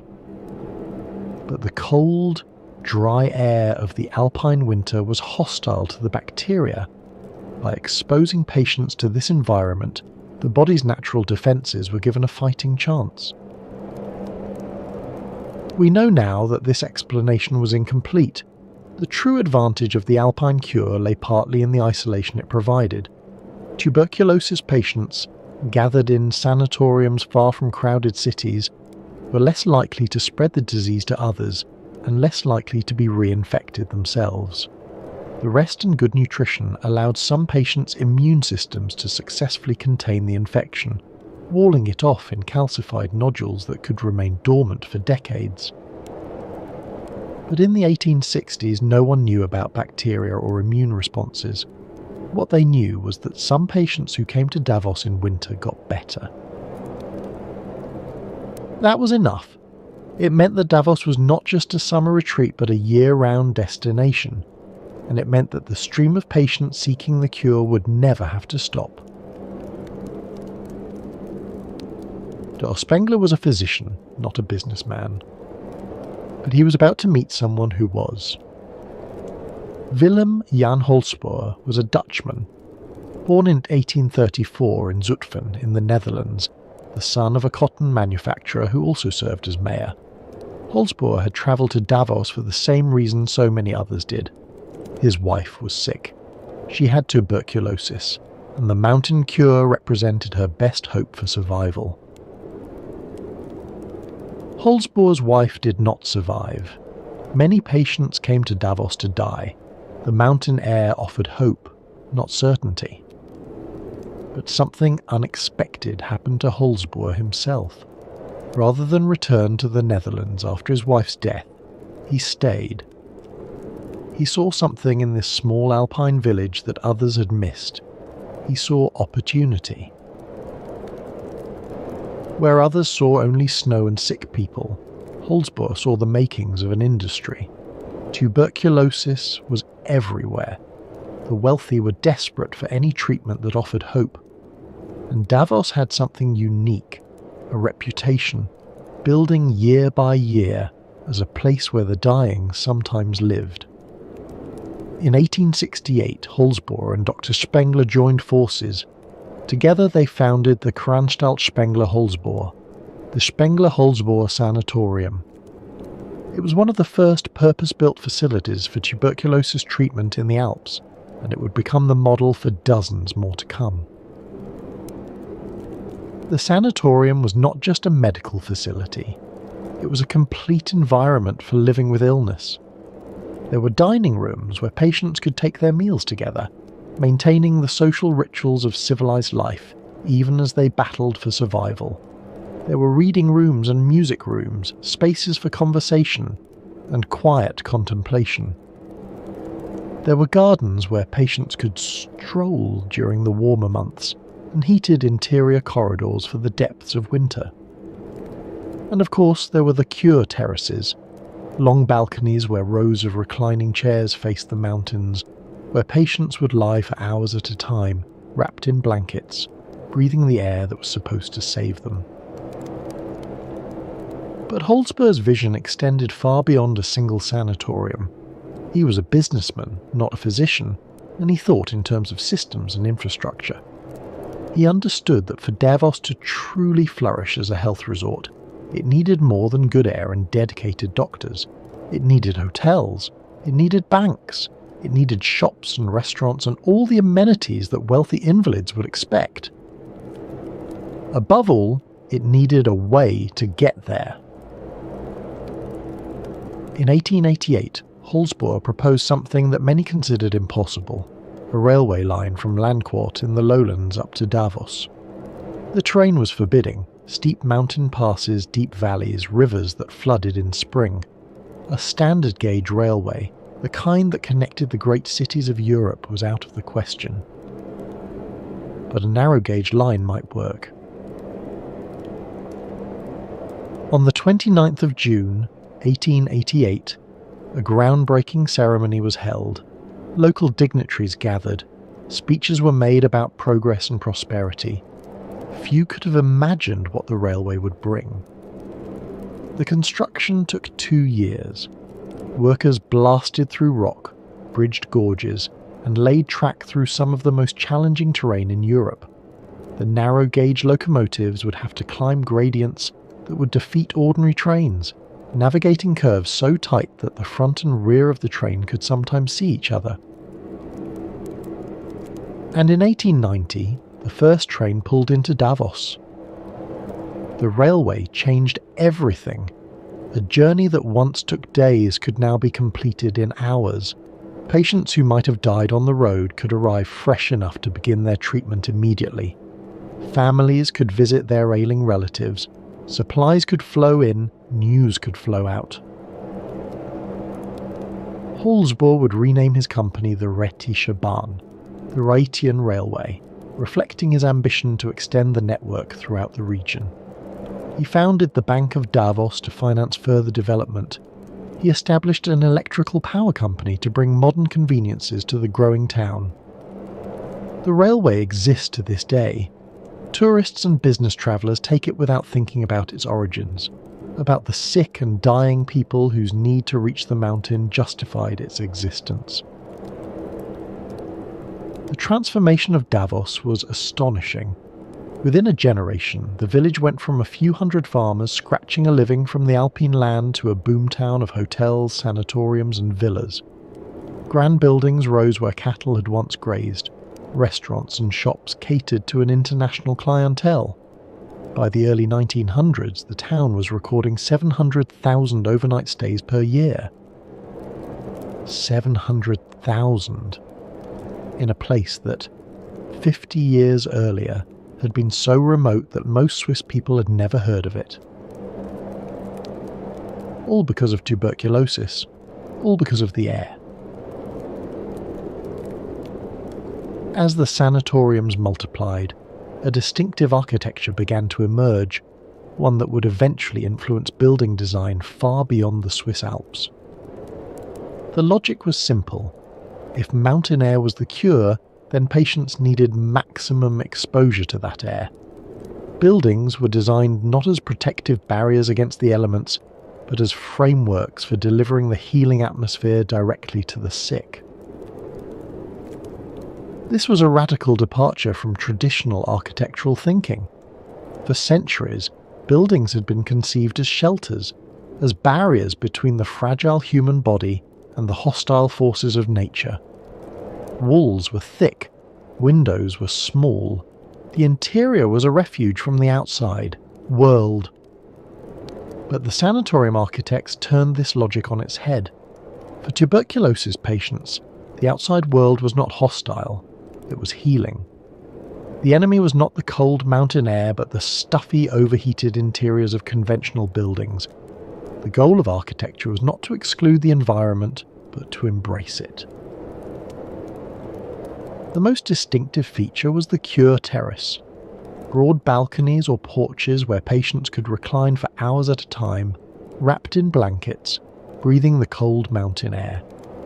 These terraces faced south, maximising exposure to the alpine sunshine, which was also believed to have healing properties. The patients would lie in neat rows, their reclining chairs positioned to catch the most sunlight. From a distance, it must have looked like a strange kind of worship. Rows of figures facing the sun, motionless, silent, breathing deeply of the thin mountain air.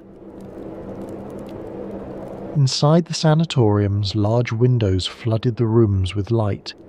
The traditional steeply pitched chalet roof, designed to shed heavy alpine snow, gave way to something new, the Davos flat roof.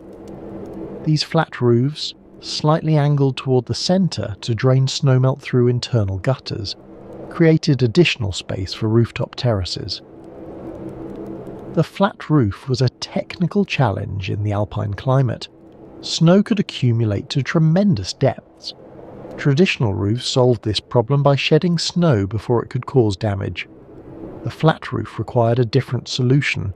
The slightly angled surface channeled snowmelt to interior drains, which carried it away through heated pipes that prevented freezing. The architects Otto Flieghardt and Max Hefele, based in Zurich, became the master builders of this new architectural form. Their Queen Alexandra Sanatorium, designed from 1905 onward, exemplified the philosophy. The building was conceived not as a protective shell, but as a machine for inhabiting the atmosphere. Walls seemed almost secondary. The real architecture was the mountain air itself. The building existed to organise space, to position patients correctly in relation to the sun and the breeze. It was architecture in service of medicine, form following function, with an intensity that would later become the hallmark of modernist design. One innovation was the Lieghalle, the lying hall or rest hut. These were small revolving shelters, designed by Dr. Karl Turban, just large enough to accommodate 1 or 2 beds. Patients could be wheeled inside, and the entire structure could be rotated to follow the sun or to shield against the wind. The rotating mechanism was ingenious. A patient could be positioned to catch the morning sun as it rose over the eastern peaks, then gradually turn to follow the light across the sky when the wind shifted, as alpine winds often do. The shelter could be repositioned for protection. The patient never had to move, the building moved around them. These shelters reduced architecture to its most elementary purpose: creating a space for a human body to exist in specific relationship to the environment. There were no unnecessary ornaments, no social pretensions, just a roof, walls that could be opened or closed, and a mechanism for reorientation. By 1900, many of these shelters had been installed in the grounds of the larger sanatoriums. Patients would spend entire days in them, sometimes sleeping outdoors even in winter, wrapped in wool and fur, their breath visible in the freezing air. It is a striking thought that people who were desperately ill, whose lungs were compromised by disease, would voluntarily expose themselves to sub-zero temperatures in the belief that the cold would heal them.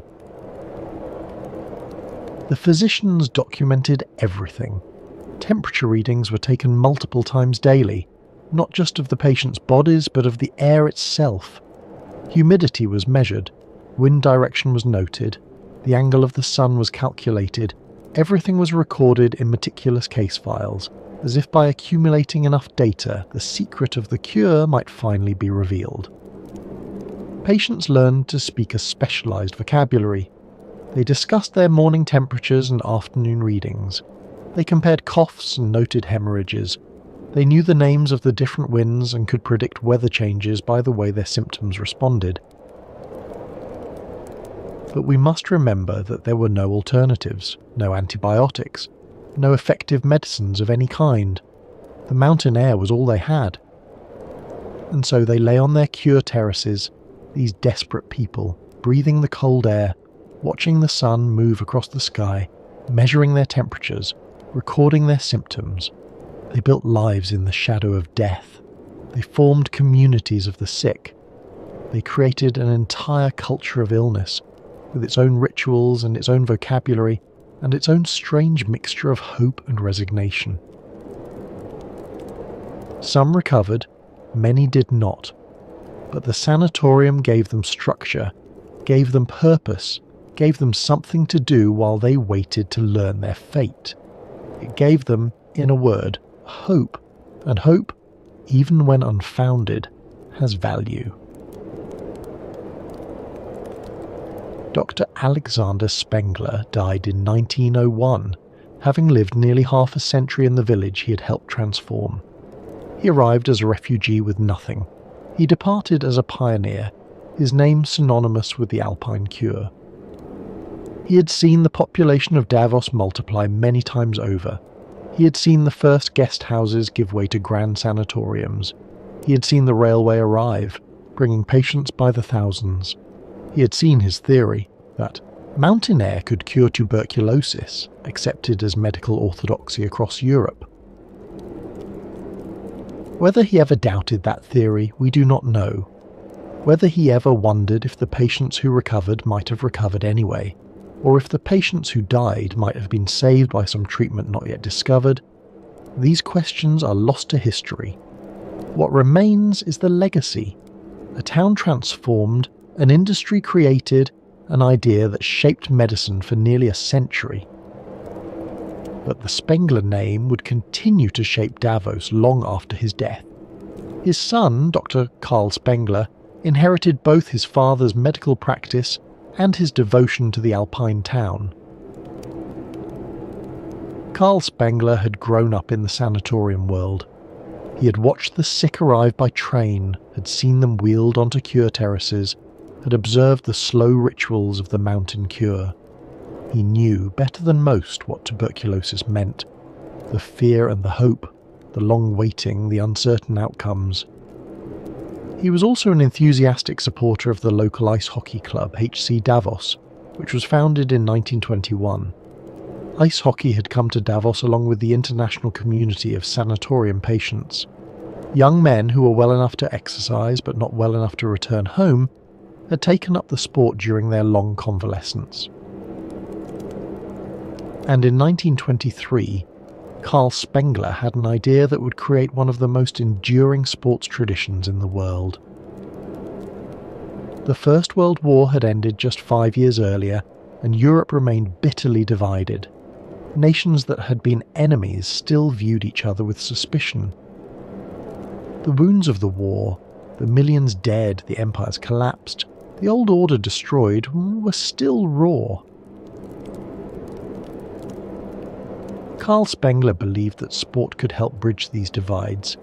He had seen, in his father's sanatoriums, how illness could unite people who might otherwise have been enemies. German and French, English and Russian, they had all come to Davos seeking the cure, and they had found themselves lying side by side on the cure terraces, sharing their hopes and fears. If disease could unite enemies, why not sport?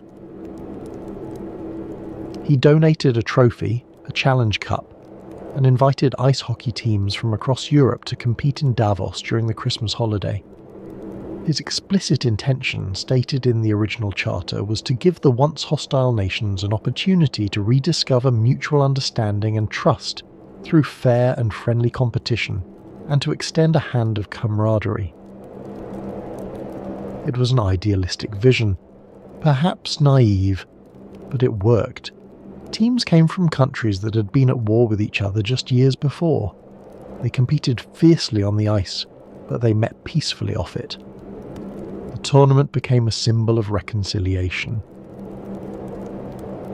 The first Spengler Cup was won by the Oxford University Ice Hockey Club, a team composed largely of Canadians studying at Oxford. In the early years, HC Davos and the Czechoslovak team LTC Prague dominated the competition, each winning 7 titles. The tournament was played outdoors on an alpine rink until 1978. Players competed in the freezing air, their breath visible, the mountains looming above them. It must have been a spectacular sight. The bright uniforms against the white snow, the clatter of sticks on ice, the roar of the crowd echoing off the peaks. The tournament continues to this day, now the oldest invitational ice hockey tournament in the world and the second largest sporting event in Switzerland. Team Canada has dominated in recent decades, winning 16 times since 1984. But the original spirit endures, international competition as a path to international understanding. It is a fitting legacy for the Spengler family, a tournament born from the conviction that even enemies could find common ground in the thin mountain air. The same conviction, in a sense, that had driven Alexander Spengler to build his sanatoriums, the belief that something about this place could heal what seemed unhealable. As Davos's reputation spread, it began to attract not just the wealthy sick, but the famous sick. Writers and artists, politicians and nobility all made their pilgrimages to the mountain, seeking the cure that conventional medicine could not provide. One of the earliest and most celebrated visitors was Robert Louis Stevenson. In November of 1880, the Scottish author arrived in Davos with his American wife Fanny and her son Lloyd. Stevenson was 30 years old and had been battling lung disease for most of his adult life. His doctors had recommended the Alpine cure, and so he found himself, as winter descended on the Alps, checking into the Hotel Belvedere. Stevenson would spend 2 winters in Davos, and he hated it. The confinement drove him nearly mad. Here was a man who had roamed the Cevennes with a donkey, who would eventually sail the South Pacific and settle among the people of Samoa. The Hotel Belvedere, however comfortable, was a prison. The cure terraces were cells. The endless routine of rest and measurement and rest again was torture for a restless spirit. In his essays, he described the health resort as a claustrophobic trap. He compared the desolate alpine wilderness to Lapland, Labrador and Alaska. He wrote bitterly of patients condemned to death by gradual dry rot, or else drowning in their own blood during hemorrhages. His letters from this period are filled with longing for escape.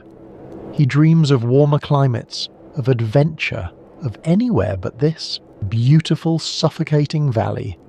And yet he remains, because the alternative, the crowded, smoky cities where his lungs would surely fail, is worse. It is a remarkably bleak portrait.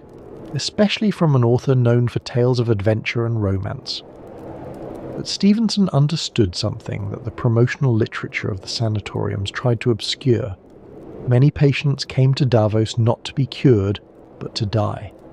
The mountain air might slow the disease, but it could not always stop it. He wrote about his fellow patients with a mixture of compassion and horror. Young men and women in the prime of life, reduced to counting their heartbeats and measuring their fevers. Some put on brave faces at dinner, discussing their symptoms with the clinical detachment that sanatorium life encouraged.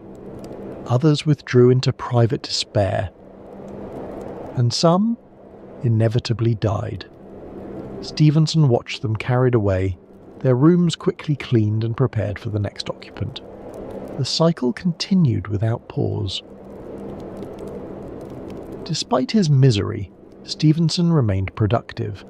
Perhaps he wrote to distract himself from his illness. Perhaps the mountain air, however much he despised it, gave him just enough strength to work. In Davos, he completed what would become one of the most beloved adventure novels ever written. Treasure Island had begun as a story told to his stepson Lloyd, accompanied by a hand-drawn map of an imaginary island. Stevenson had started writing it back in Scotland, but the story had stalled. The fog and rain of home seemed to drain the adventure from his imagination. In Davos, during that first brutal winter, he picked it up again. Perhaps it was the contrast. Here he was, trapped in the snow, confined to his room for days at a time, breathing the cold, thin air that was supposed to save him. And on the page he could escape to warm Caribbean waters, to islands where treasure lay buried, where adventure waited around every corner. He wrote the final 14 chapters in 14 days. Long John Silver, Jim Hawkins, the Hispaniola, the Black Spot, all of it flowing from the pen of a sick man, wrapped in blankets in an Alpine hotel, while the snow fell outside and his lungs rattled with each breath. Think of it, one of the most beloved adventure stories ever written, created by a man who could barely walk to the end of his corridor. Tales of sailing ships and sword fights and buried gold, conjured from the imagination of an invalid who spent his days lying on a cure terrace, watching the mountains and waiting for his temperature readings. Lloyd later recalled the excitement of those winter evenings when Stevenson would read aloud the day's new chapters. The stepson who had inspired the story listened as it came to life, chapter by chapter, in the most unlikely of places. It is one of the strange gifts of Davos. This place of illness and death also became a place of remarkable creativity. Perhaps there was something about the thin air, the isolation, the proximity to mortality, that sharpened the minds of those who came seeking the cure. When death is near, every moment becomes precious.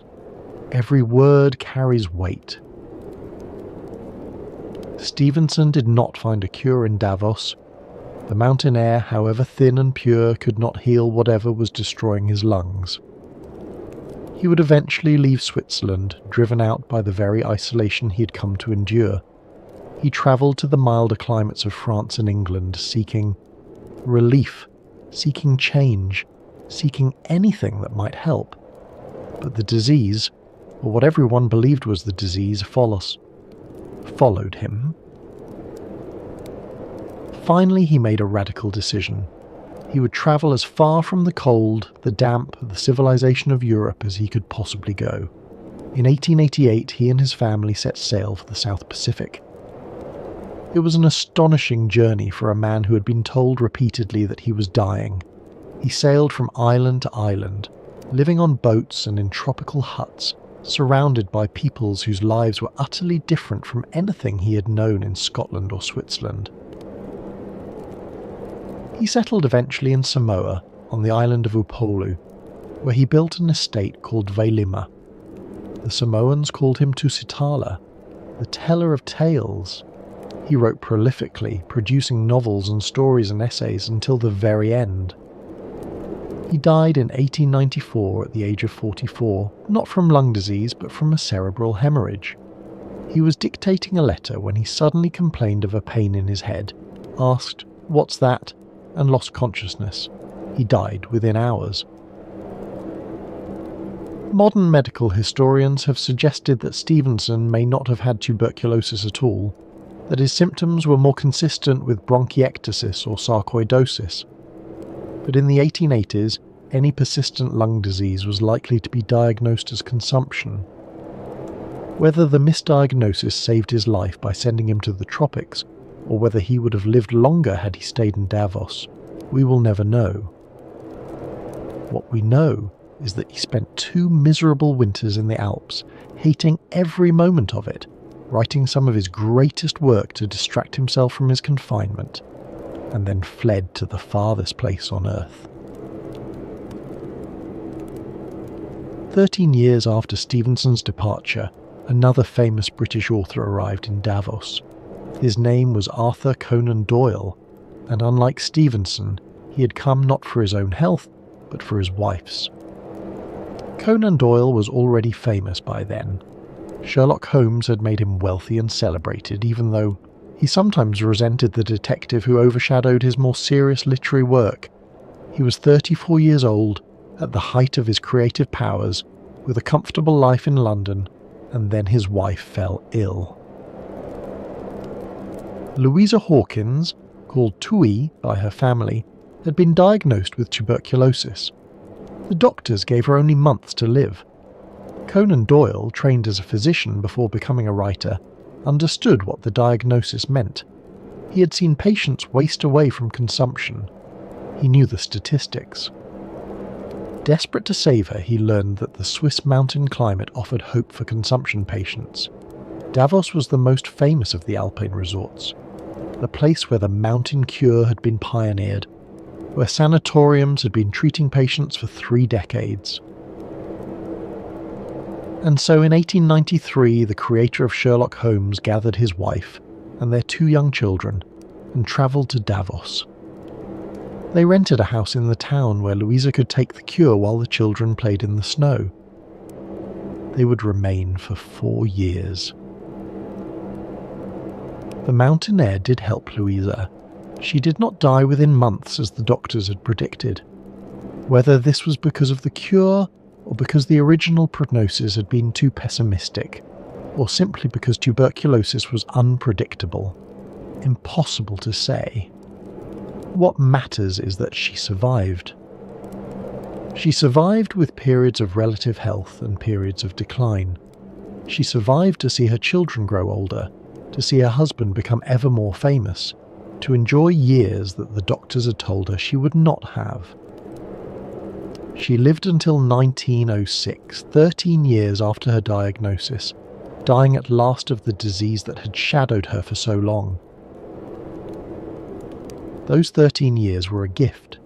The mountain gave them to her, or seemed to.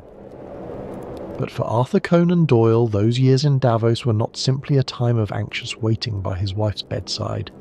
He was, after all, a man of enormous energy and curiosity, a man who had boxed, played cricket, investigated real-life crimes, campaigned for justice. He could not simply sit and wait while his wife rested on the cure terrace. And in Davos he discovered something that would help launch an entirely new industry. He discovered skiing. And in doing so, he would help transform the future of this town far more profoundly than any medical treatment ever could.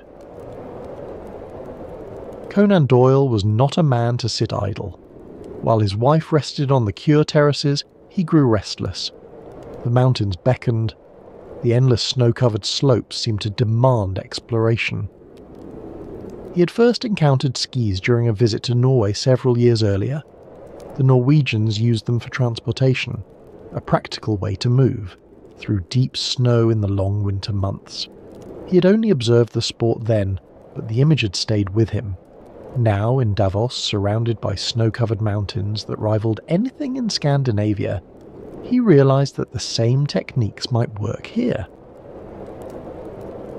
He ordered a pair of skis to be sent from Norway, 8-foot Norwegian wooden boards, primitive by modern standards with simple leather bindings that offered little control. These were not the engineered marvels that modern skiers use. They were essentially long planks, shaped at the front to glide over snow. To learn how to use them, he hired local instructors, the Brøndje brothers, Tobias and Johannes.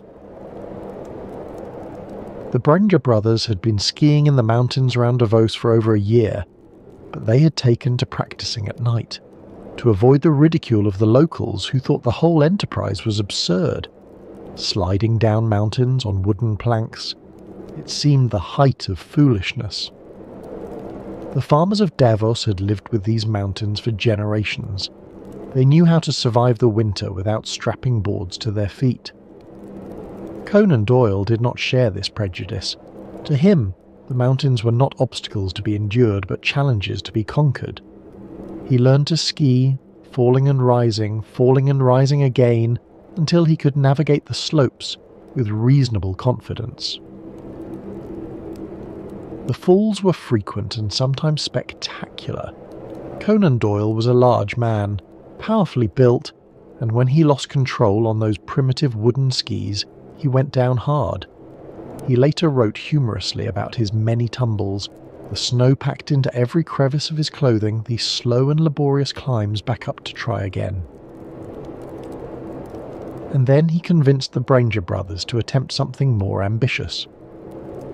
On the 23rd of March, 1894, at 4:30 in the morning, while most of Davos still slept, Conan Doyle and the two Brøndje brothers set off from the town.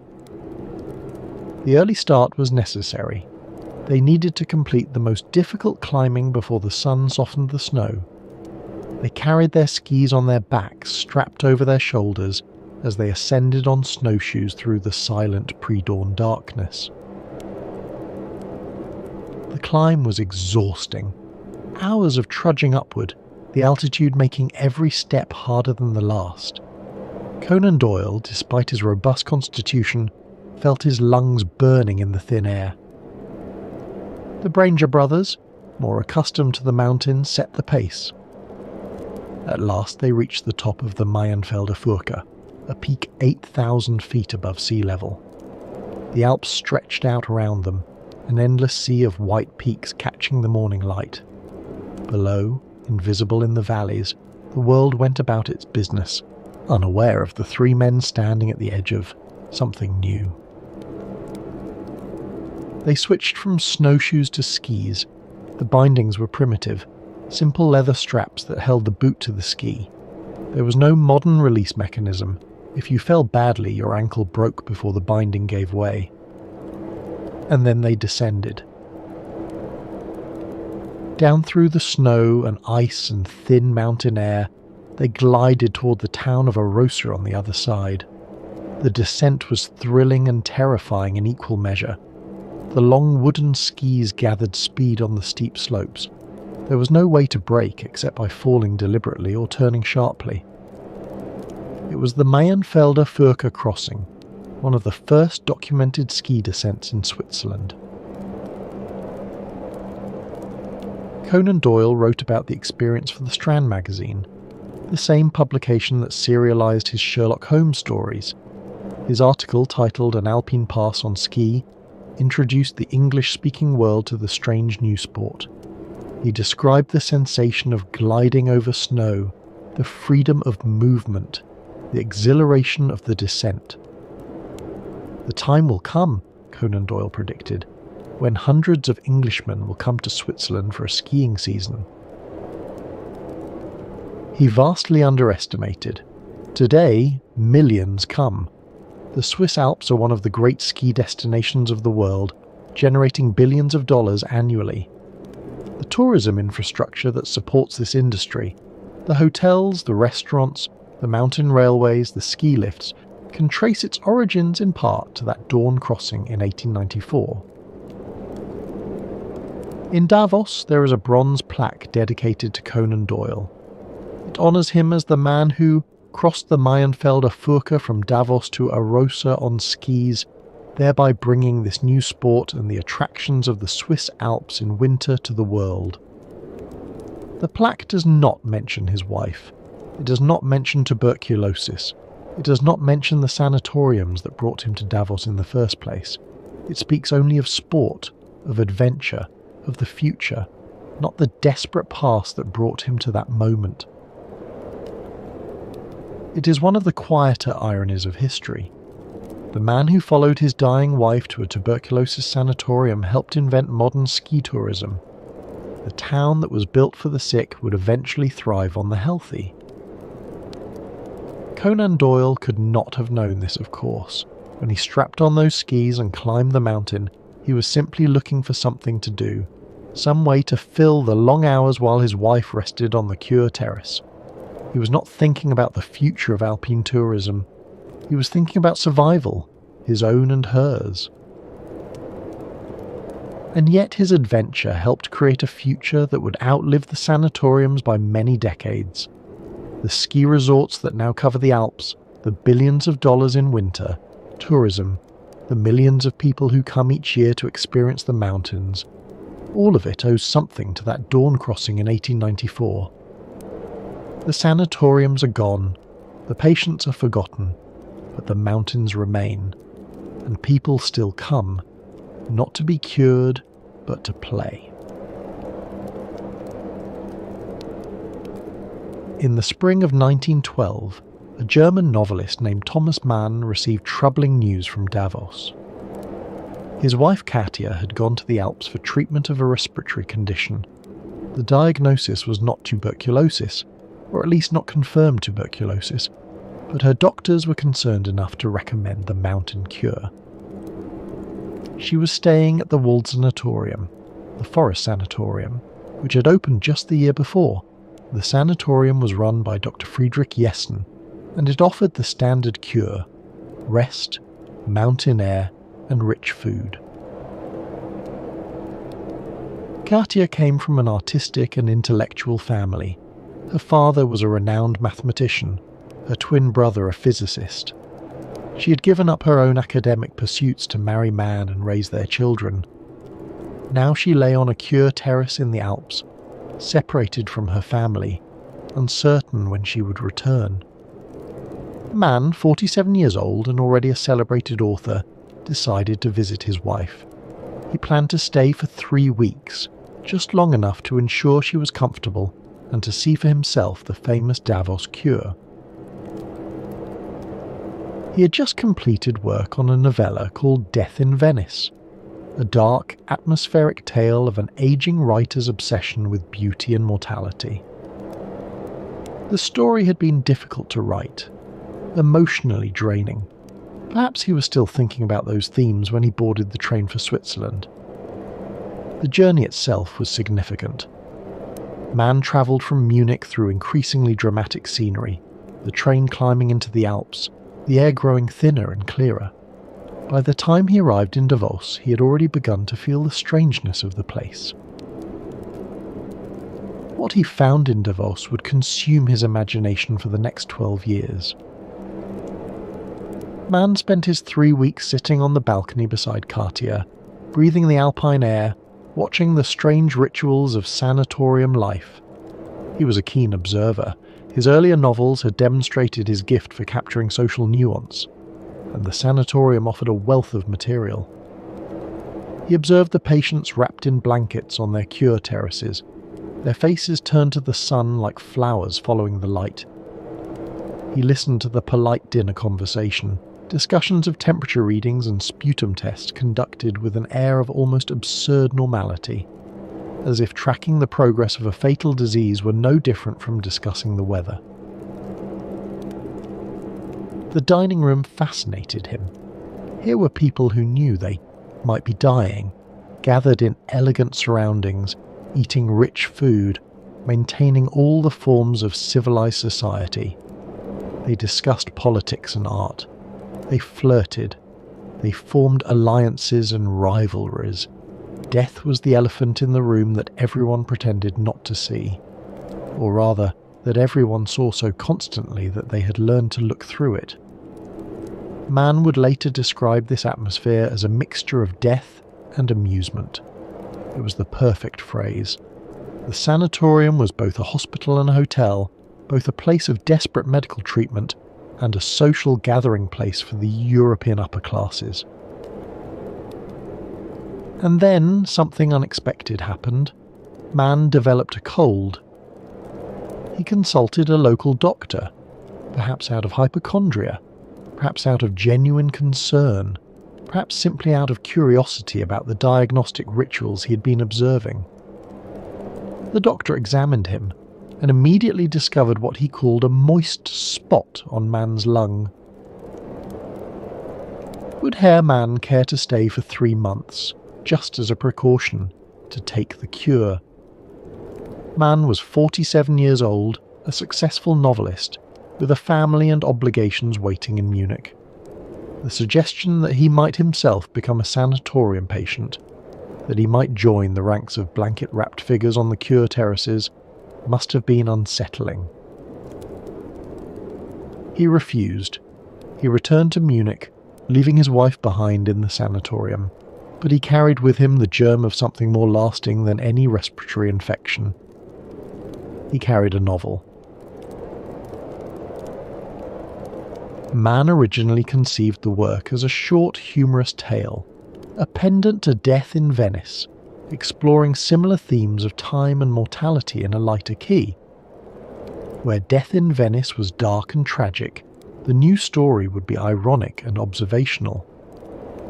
He called the sanatorium in his story the Berghof, drawing on his impressions of the real sanatoriums of Davos, particularly the Wald-Sanatorium where Katja was being treated, but also the Grand Schatzalp and other establishments he had observed.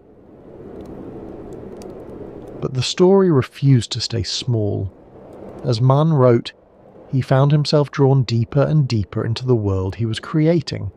The sanatorium became not just a setting, but a symbol, a microcosm of European civilization itself, suspended in the thin air above the ordinary world.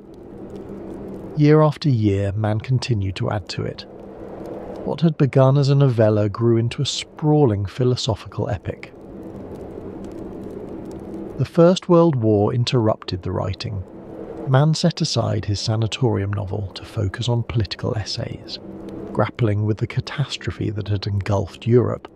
The world he had known was collapsing, the old certainties were being swept away. When he returned to the Magic Mountain, the novel had taken on new dimensions, time ones.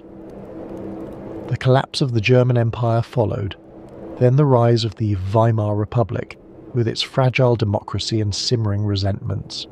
Through it all, Mann kept returning to his novel of life in an alpine sanatorium, a world that had itself been transformed while he wrote about it. Finally, in November of 1924, 12 years after that 3-week visit to Davos, Der Zauberberg was published, The Magic Mountain. It was nearly 1,000 pages long. The novel tells the story of Hans Castorp, a young engineering student from Hamburg who travels to Davos to visit his cousin Joachim, a patient at the Berghof Sanatorium. Castorp is an ordinary young man, solid, practical, unremarkable, the kind of person who might be expected to become a respectable businessman and live an unremarkable life. He plans to stay for 3 weeks, exactly as long as Mann himself had stayed. But Castorp does not leave after 3 weeks. He develops a slight fever. The doctors discover a moist spot on his lung. He is persuaded to stay, just for a while longer, just until his health improves. The pattern will be familiar to anyone who knows the history of sanatorium treatment. The 3-week visit becomes 3 months. 3 months becomes 6, and slowly, imperceptibly, the patient stops thinking about the flatland below. 7 years pass. 7 years in which Castorp lives in the strange, suspended world of the sanatorium. 7 years of cure terraces and temperature readings, of intellectual debates and romantic entanglements, of watching fellow patients recover or decline or die. 7 years of meals in the elegant dining room, of walks in the mountain air, of endless conversations about ideas that seem to matter enormously in this rarefied atmosphere. Time moves differently in the Berghof. Days blur into weeks, weeks into months, months into years. The outside world, the flat land, as the sanatorium patients call it, becomes increasingly unreal, like a half-remembered dream. The only reality is the mountain, the cure, the endless present of illness. The patients exist in a kind of bubble, separated from the world below by altitude and by their shared condition. News from the flatland arrives, but it seems distant, irrelevant. What matters is the morning temperature reading. What matters is whether the cough has worsened or improved. The Magic Mountain is not merely a story about tuberculosis. It is a vast philosophical novel, an examination of European culture on the eve of its greatest catastrophe. Mann uses the sanatorium as a microcosm. The patients and staff of the Berghof represent different strands of European thought, gathered together in this isolated setting where ideas can be debated without the distractions of ordinary life. There is the Italian humanist Settembrini, who champions reason and progress, and the Enlightenment values of the French Revolution. He believes in human perfectibility, in the power of education to overcome barbarism, in the inevitable march of civilization toward a brighter future. And there is the Jesuit Nafta, who defends tradition and authority and ultimately violence in service of higher ideals. He believes that the modern world has lost its way, that the liberal faith in progress is an illusion, that only through spiritual renewal, forced if necessary, can humanity be saved. These two men argue endlessly, brilliantly across the pages of the novel. Their debates range over politics and religion, art and science, the nature of time and the meaning of death. Neither can convince the other. Neither can be silenced.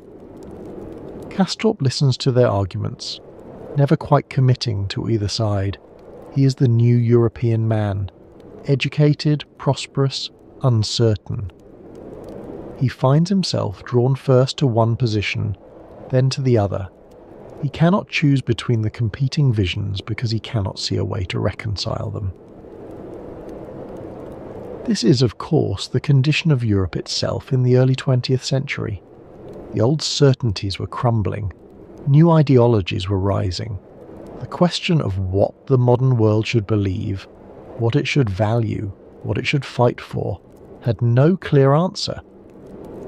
The novel was published in 1924. 10 years later, the Nazis would come to power. Mann, who was of Jewish descent through his wife Katia, would flee Germany and eventually settle in the United States. Looking back, the Magic Mountain seems almost prophetic. The debates that consume the sanatorium patients, nationalism versus internationalism, faith versus reason, civilization versus barbarism, would soon consume all of Europe. The suspended artificial world of the Berghof, where time seems to have stopped, was about to end. History was about to resume with terrible force. The argument between Settembrini and Nafta ends not with agreement but with violence. Unable to resolve their differences through words, they resort to a duel. It is a small-scale preview of what is to come. The novel ends with Castorp finally leaving the mountain, not because he has been cured, but because the First World War has begun. He descends to the flatland to join the fighting. The last we see of him, he's charging into battle singing a German folk song. The song he sings is significant. It is a German folk song about a linden tree, about home and peace and the comfort of rest. He sings it as he runs toward almost certain death, as the shells explode around him, as the world he has known collapses into chaos. Mann does not tell us whether Castorp survives. The question seems almost beside the point. The young man who arrived at the Berghof as a simple engineering student, planning a 3-week visit, has been transformed. 7 years on the mountain have educated him, in ideas, in love, in the proximity of death. Whether he lives or dies in the war, he's no longer the person he was. The world of the sanatorium, thus that strange, timeless, death-haunted world, is over. Whatever comes next, there will be no going back. The suspended reality of the Berghof, where time seemed to have stopped, has been shattered by history. The debates between Settembrini and NAFTA have been rendered irrelevant by the guns of August. Or have they? In many ways, the First World War was the bloody resolution of exactly those debates. The clash between nationalism and internationalism, between tradition and progress, between competing visions of what Europe should become. The arguments that seemed so abstract on the Cure terraces of the Berghof were being decided finally and terribly on the battlefields of France and Belgium. The Magic Mountain is both a great novel and a document of historical transition. It captures a world that was about to end. The world of the sanatoriums, yes, but also the world of pre-war Europe, the world of confident assumptions and leisurely intellectual debate. Everything that seemed stable and permanent was about to be swept away.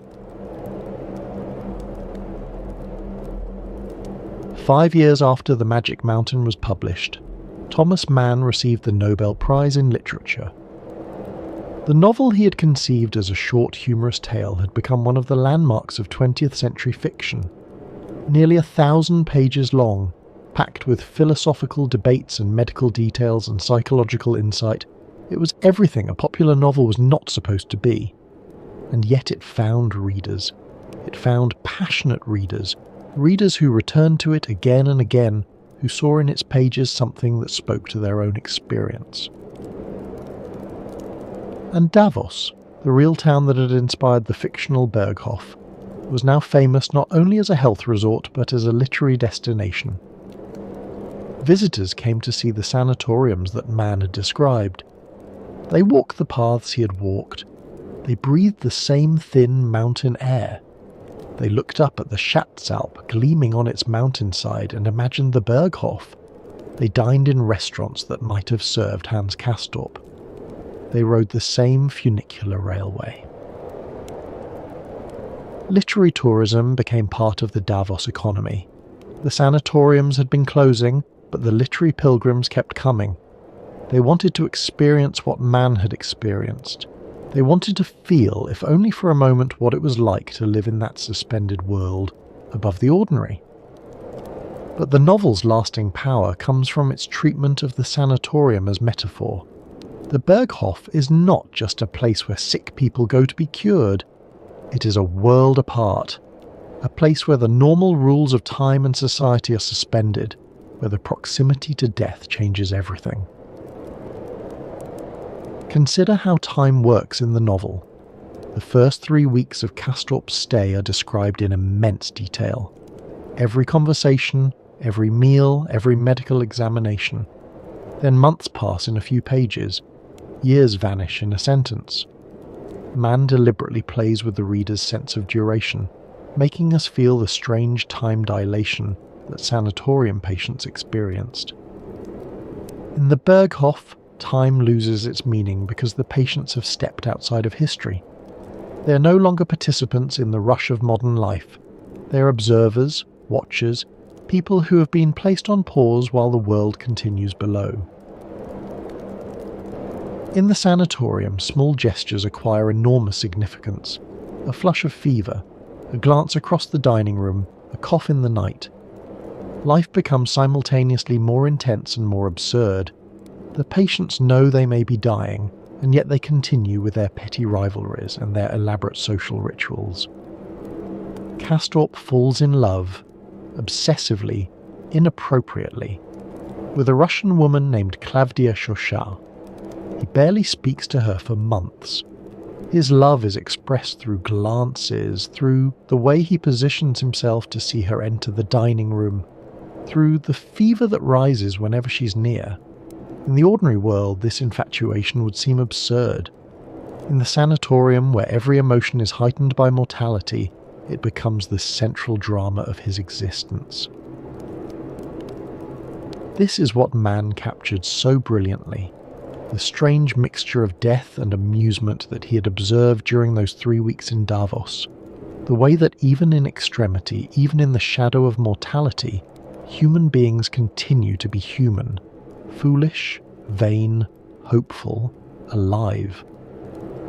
We do not stop being ourselves when we are faced with death. If anything, we become more intensely ourselves. Our desires sharpen, our fears crystallize, our need for connection, for meaning, for love. All of it becomes more urgent, not less. Davos gave Mann his setting, but his genius was to see in that setting a reflection of something much larger, the condition of modern Europe, suspended between an old world that was dying and a new world struggling to be born. The sanatorium was Europe itself, sick, confused, debating endlessly, unable to choose a path forward. We should not forget, amid the literary and philosophical grandeur of the Magic Mountain, that real people were dying in the sanatoriums of Davos. Not all of them. The mountain cure did help many, patients, extending their lives by years or even decades. But tuberculosis remained a deadly disease, and for many who came to the Alps the journey was a final one. The death rate varied from sanatorium to sanatorium from year to year.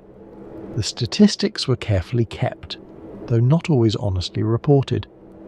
A sanatorium with too high a mortality rate would lose its reputation. Patients would choose to go elsewhere. Some establishments developed a macabre practice.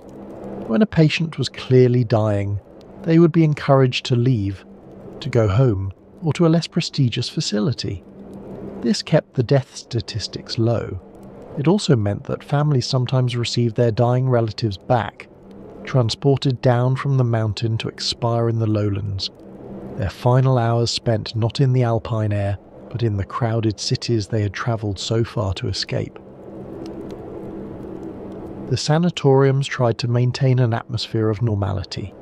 Patients dined together in elegant restaurants, they attended concerts and lectures, they formed friendships and sometimes romances. But the cure terraces told another story. Row upon row of reclining chairs, each holding a figure wrapped in blankets staring out at the mountains. Some would rise from those chairs and return to the flatland, others would not. There was a particular kind of friendship that formed in the sanatoriums, intense and immediate, born of shared proximity to death. Patients who might never have spoken to each other in ordinary life became intimates. They shared their fears and their hopes. They watched each other's symptoms with the same attention they gave their own. And when one of their number died, they mourned, briefly because there was always another death coming, and because the living had to focus on their own survival. The wealthier sanatoriums offered private rooms and personal nurses, fine wine and rich food. The less exclusive establishments were more Spartan, but still clean and orderly. There was a rough democracy of illness. Tuberculosis killed rich and poor alike, but the accommodations varied enormously. What all shared was the strange rhythm of sanatorium life, the daily temperature readings, the regulated rest periods, the careful monitoring of symptoms. Patients learned to read their own bodies with obsessive precision, tracking the progress of their disease with the same attention a stockbroker might give to market fluctuations. They developed their own vocabulary. A good day meant the fever was down and the cough was manageable. A bad day meant the opposite. The word hemorrhage was spoken in hushed tones. A major hemorrhage often meant the end was near. And always, the mountain was there. The thin air, the intense sunlight, the cold that was supposed to heal. By the early 20th century, Davos had one of the greatest concentrations of sanatoriums in Europe. Hotels, clinics, and private villas dotted the valley, all catering to the same clientele: the sick, the dying, and those who hoped they might be saved. For nearly a century, Davos thrived on tuberculosis. The disease that was killing millions in the lowlands was sustaining an entire economy in the Alps. Doctors, nurses, hoteliers, railway workers, shopkeepers all depended on the steady stream of patients seeking the cure. It was a strange symbiosis. The bacterium that destroyed lungs also built hotels. The disease that shattered families also created jobs. The death that haunted the cure terraces also filled the cash registers. And then, in the 1940s and 50s, that economy collapsed. The cause was not a change in climate or a shift in fashion. The cause was a group of antibiotics that could actually cure tuberculosis. In 1944 and 45, the antibiotic streptomycin was discovered. It emerged from soil bacteria samples collected in a New Jersey laboratory, an unlikely origin for a medicine that would transform global health. It was the first medicine that could genuinely combat the tuberculosis bacillus, not merely slow the disease, but kill the bacteria that caused it. The initial results were almost miraculous. Patients who'd been given weeks to live recovered. Fevers that had burned for months suddenly broke. Coughs that had rattled through sanatorium halls fell silent. Then came para-aminosalicylic acid, also discovered in 1945. When combined with streptomycin, it greatly reduced the development of drug resistance, a problem that had emerged almost immediately when streptomycin was used alone. And in 1952, isoniazid arrived, inexpensive, well-tolerated, and devastatingly effective. A patient could swallow a pill at home and achieve what months of mountain air had never managed: a genuine cure. The modern era of tuberculosis treatment had begun. For the sanatoriums of Davos, these discoveries were a death sentence. Not for the patients. For the first time, patients could actually be cured, but for the institutions themselves. The logic of the mountain cure had rested on the absence of alternatives. Patients came to Davos because there was nothing else. Rest and fresh air could not cure tuberculosis, but they could sometimes slow its progress, buying time that patients desperately needed. Now there was something better. Pills that could be taken at home. Treatment that did not require years of exile in an alpine valley. In 1956, a study called the Madras experiment confirmed what many already suspected. Researchers in India compared tuberculosis patients treated at home with those treated in sanatoriums. The patients received the same antibiotic medications. The only difference was where they took them. The results were devastating to the sanatorium industry. There was no advantage to institutional care. Patients who stayed at home, taking their pills in familiar surroundings, recovered at the same rate as those who spent months in specialised facilities. The Madras experiment was conducted in India, where the expense of sanatorium care was especially prohibitive. But its implications were universal. If home treatment was equally effective, then why maintain the elaborate infrastructure of sanatoriums? Why send patients away from their families, away from their communities, to lie on cure terraces breathing mountain air that, it now seemed clear, contributed nothing to their recovery? The mountain air had never been the cure. It had only seemed that way because the sanatoriums provided rest and good nutrition and freedom from the crowded, infected environments of the cities. The air was incidental. The isolation was what mattered, and isolation could be achieved anywhere. The sanatoriums had become obsolete. Through the late 1950s and into the 60s, the sanatoriums of Davos began to close. The decline was gradual at first. Fewer new patients arrived. The cure terraces grew less crowded. Some sanatoriums tried to adapt, offering wellness treatments, repositioning themselves as resorts for the stressed rather than hospitals for the sick. But the fundamental logic had changed. Why would anyone travel to the Alps and spend months lying on a cure terrace when they could take a pill at home? The Berghotel Schatzalp, that Art Nouveau masterpiece built by Willem Jan Holzboer, one of the inspirations for Thomas Mann's Berghof, ceased operating as a sanatorium in 1953. It became a resort hotel, catering to healthy tourists instead of dying patients. Other sanatoriums followed. Some were converted to hotels. Some became general hospitals treating conditions that had nothing to do with tuberculosis. Some were simply abandoned, their grand cure terraces empty and silent, their elegant dining rooms echoing with nothing but the mountain wind. The staff dispersed. Doctors who had specialised in tuberculosis had to retrain or retire.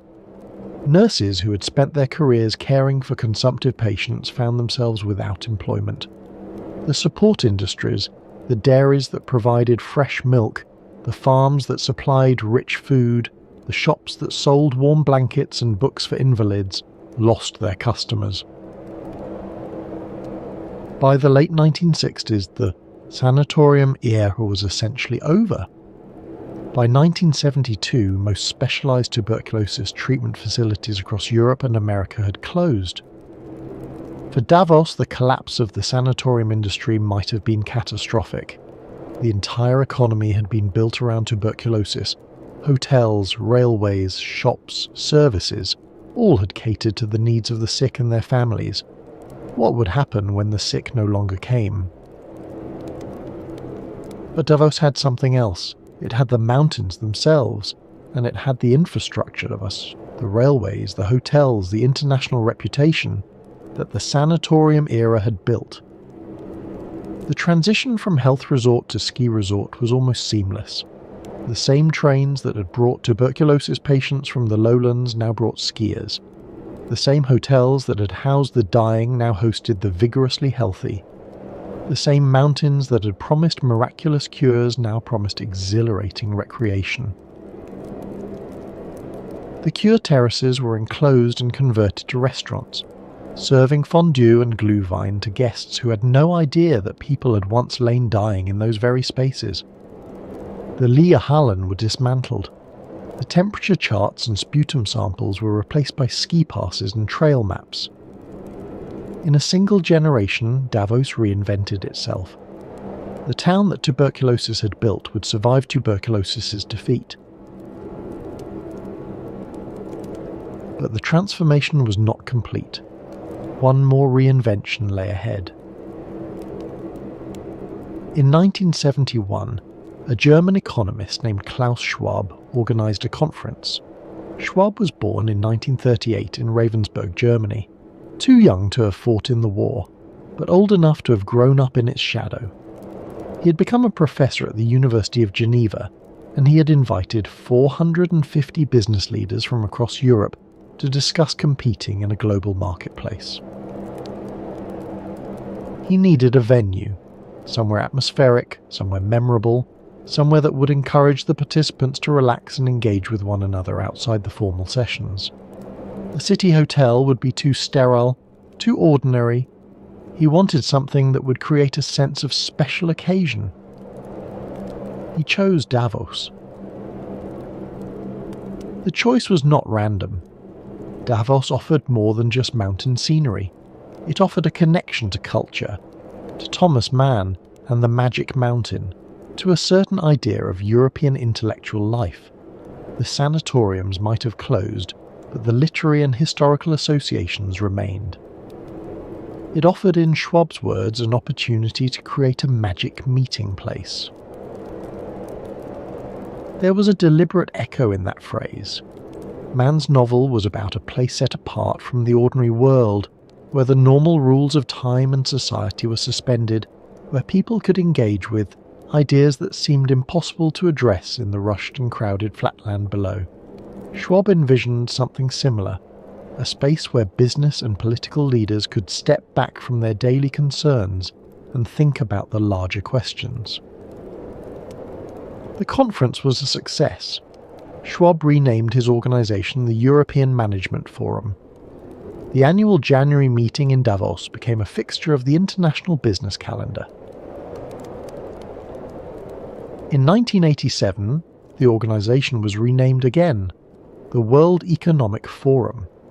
By then, it had evolved from a business conference into something larger, a gathering of political leaders, business executives, academics, and activists, all convening in the small Swiss town to discuss the great issues of the day. The timing was significant. The Cold War was ending. The Berlin Wall would fall in 1989. A new era of global economic integration was beginning. Davos positioned itself as the place where this new world would be discussed, debated, and shaped. In 1981, Time magazine dubbed Davos the magic meeting place, a direct reference to Mann's novel. The phrase stuck. It captured something essential about what Schwab was trying to create. Today, every January, the most powerful people on Earth make their pilgrimage to Davos. Presidents and prime ministers, billionaires and bankers, CEOs and celebrities. They come by helicopter and private jet, their security details swarming the town.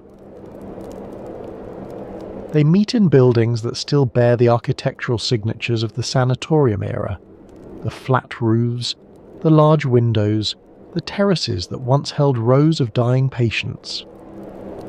The transformation is complete. The town that was built for death now hosts the masters of the global economy. The buildings designed to cure tuberculosis now incubate deals that shape the world.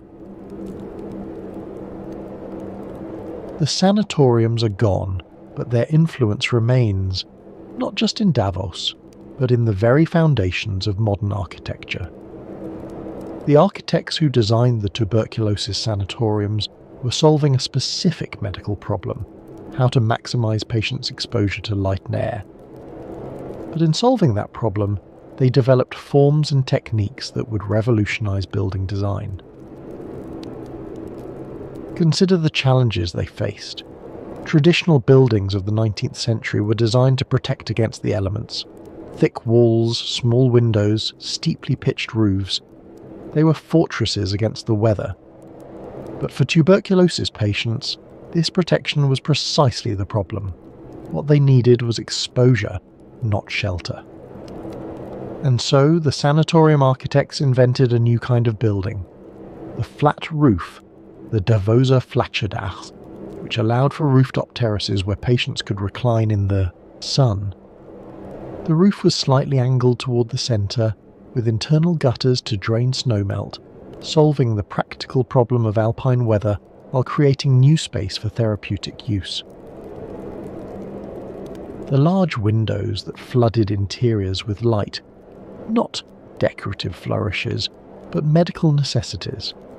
Sunlight was believed to have germicidal properties, and even if this belief was overstated, the psychological benefit of bright, airy spaces was real. The balconies and verandas that brought the outdoors in, the cure terraces that became the signature feature of every sanatorium, the long galleries where patients could walk in fresh air even during inclement weather. The clean, unornamented lines that emphasized function over decoration. Why add ornament to a building when every service should serve the purpose of healing? The stripped-down aesthetic of the sanatoriums anticipated the minimalism of 20th century modernism. These elements would become the hallmarks of modernist architecture. Le Corbusier, one of the founders of modern architecture, had a direct association with the Davos flat roof experiments of the 1870s and 80s. His famous 5 points of architecture, pilatus, free facade, open floor plan, ribbon windows and roof garden, all find their antecedents in sanatorium design. Modern architecture, one critic noted, has more to do with a campaign for health than with anything else. It was not an exaggeration. The sanatorium was in many ways the laboratory of modern architecture. The demands of tuberculosis treatment, light, air, exposure to the sun, pushed architects to develop new forms that would come to define the built environment of the 20th century. The first reinforced concrete building in Switzerland was a tuberculosis sanatorium. The material allowed for large spans and open interiors that traditional construction could not achieve. The structural innovations driven by medical necessity would transform how buildings were made. Walk through any modern city and you are walking through the legacy of the tuberculosis sanatoriums. The glass-walled office towers, the apartment buildings with their balconies, the hospitals with their patient rooms flooded with natural light, the schools designed to maximise fresh air circulation. All of it traces back, in one way or another, to the experiments conducted in places like Davos, places where architects were trying to save lives by letting in the sun. The disease is largely conquered, at least in the wealthy nations where these architectural forms first emerged, but the buildings remain, and every time we step onto a rooftop terrace or bask in the light of a floor-to-ceiling window, we are in a sense taking the cure. Let us pause now and consider what we have witnessed tonight. We have travelled to a small valley in the Swiss Alps, a place that has been many things over the past 2 centuries. A farming village, isolated and unknown, a health resort, famous throughout Europe, a literary landmark immortalised in one of the great novels of the 20th century, a ski destination, drawing millions of visitors each winter, a gathering place for the global elite, where the future of the world economy is debated. Through all of these transformations, one thing has remained constant: the mountain itself. The air is still thin in Davos. At 1,500 metres above sea level, every breath contains less oxygen than in the lowlands. The effect is subtle. Visitors barely notice it, but it is real. The body must work slightly harder, the heart beats slightly faster, there is a faint lightheadedness, especially in the first few days. The sunlight is still intense. At this altitude, with the clear mountain air filtering less of the ultraviolet radiation, the sun feels stronger than it should for such northern latitudes. Skiers burn on winter days. The brightness after a snowfall can be almost painful. The winters are still long. The snow still falls on rooftops that were designed to melt it through internal gutters, that ingenious Davos flat roof that helped birth modern architecture. The cold still bites. The nights still come early. The geography that Dr. Alexander Spengler noticed in 1853, that strange, healthy geography where tuberculosis seemed unable to take hold, has not changed. What has changed is human understanding. In Spengler's time, no one knew what caused tuberculosis. The germ theory of disease was still decades away. Doctors could only observe patterns and hope to find correlations. Spengler observed that the villagers of Davos did not get tuberculosis, and he concluded that something about the mountain, the altitude, the air, the sunshine, must be responsible. He was not entirely wrong. The dry alpine air may indeed have slowed the spread of the disease. The intense sunlight, rich in ultraviolet radiation, may have killed bacteria in the environment. The isolation of the sanatoriums may have reduced transmission. But he was not entirely right either. The mountain could not cure tuberculosis. It could only, at best, slow its progress. The patients who came to Davos seeking a cure were often disappointed. Many died far from home, in beautiful rooms with magnificent views, their lungs failing despite all the fresh air and rich food. The true cure came not from geography, but from science. From researchers in laboratories who identified the tuberculosis bacillus and eventually developed the antibiotics that could kill it. And yet we should not be too quick to dismiss the sanatorium era as mere superstition. The sanatoriums of Davos offered something that mattered deeply to their patients: hope. In an age when tuberculosis was a death sentence, when doctors had nothing to offer but resignation, the sanatoriums promised action. Come to the mountain, take the cure, fight the disease. The alternative was simply to wait for death, to cough and waste and fade, surrounded by family members who could do nothing but watch, to measure out your remaining days in a sick room, knowing that each sunset might be your last. The sanatoriums offered something different. They offered a journey. The trip to the Alps was itself a kind of pilgrimage, a transition from the ordinary world into a special place where different rules applied. They offered a regimen. The cure terraces, the temperature readings, the prescribed rest periods gave patients something to do, a routine to follow, a sense that they were taking action against their disease. And they offered community. In the sanatoriums, patients were surrounded by others who understood their situation. They did not have to explain their symptoms or justify their fears. Everyone knew. Everyone was fighting the same battle. This hope was not always realistic. Many patients died. The mountain could not cure tuberculosis, only, at best, slow its progress. But some survived, and their survival was attributed to the mountain cure. Word spread. More patients came. The industry grew. We might call this exploitation, profiting from the desperation of the dying, and there was undoubtedly an element of that in the sanatorium business. The wealthy could afford the best facilities. The poor were left to die in tenement apartments. The sanatorium owners grew rich while their patients often did not survive. But we might also call it human resilience. In the face of a disease they did not understand and could not cure, doctors and patients refused to surrender. They built institutions, they developed rituals, they created communities where the sick could support one another.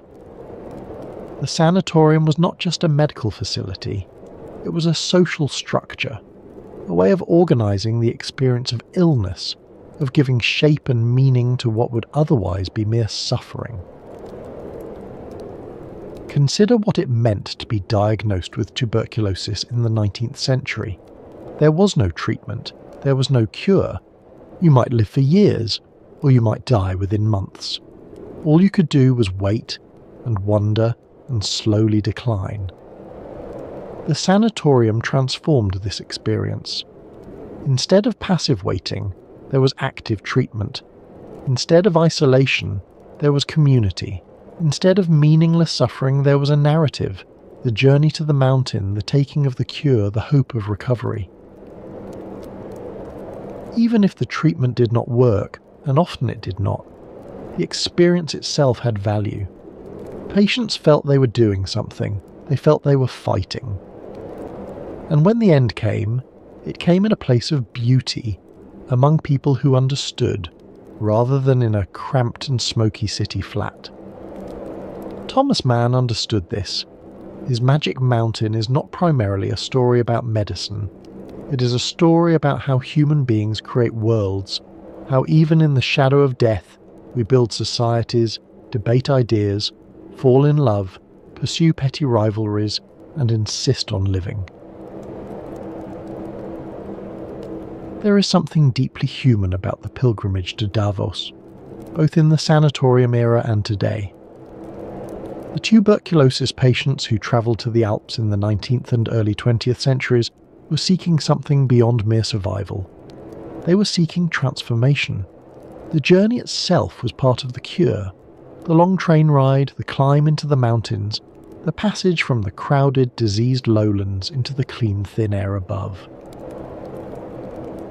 Think of what that journey meant.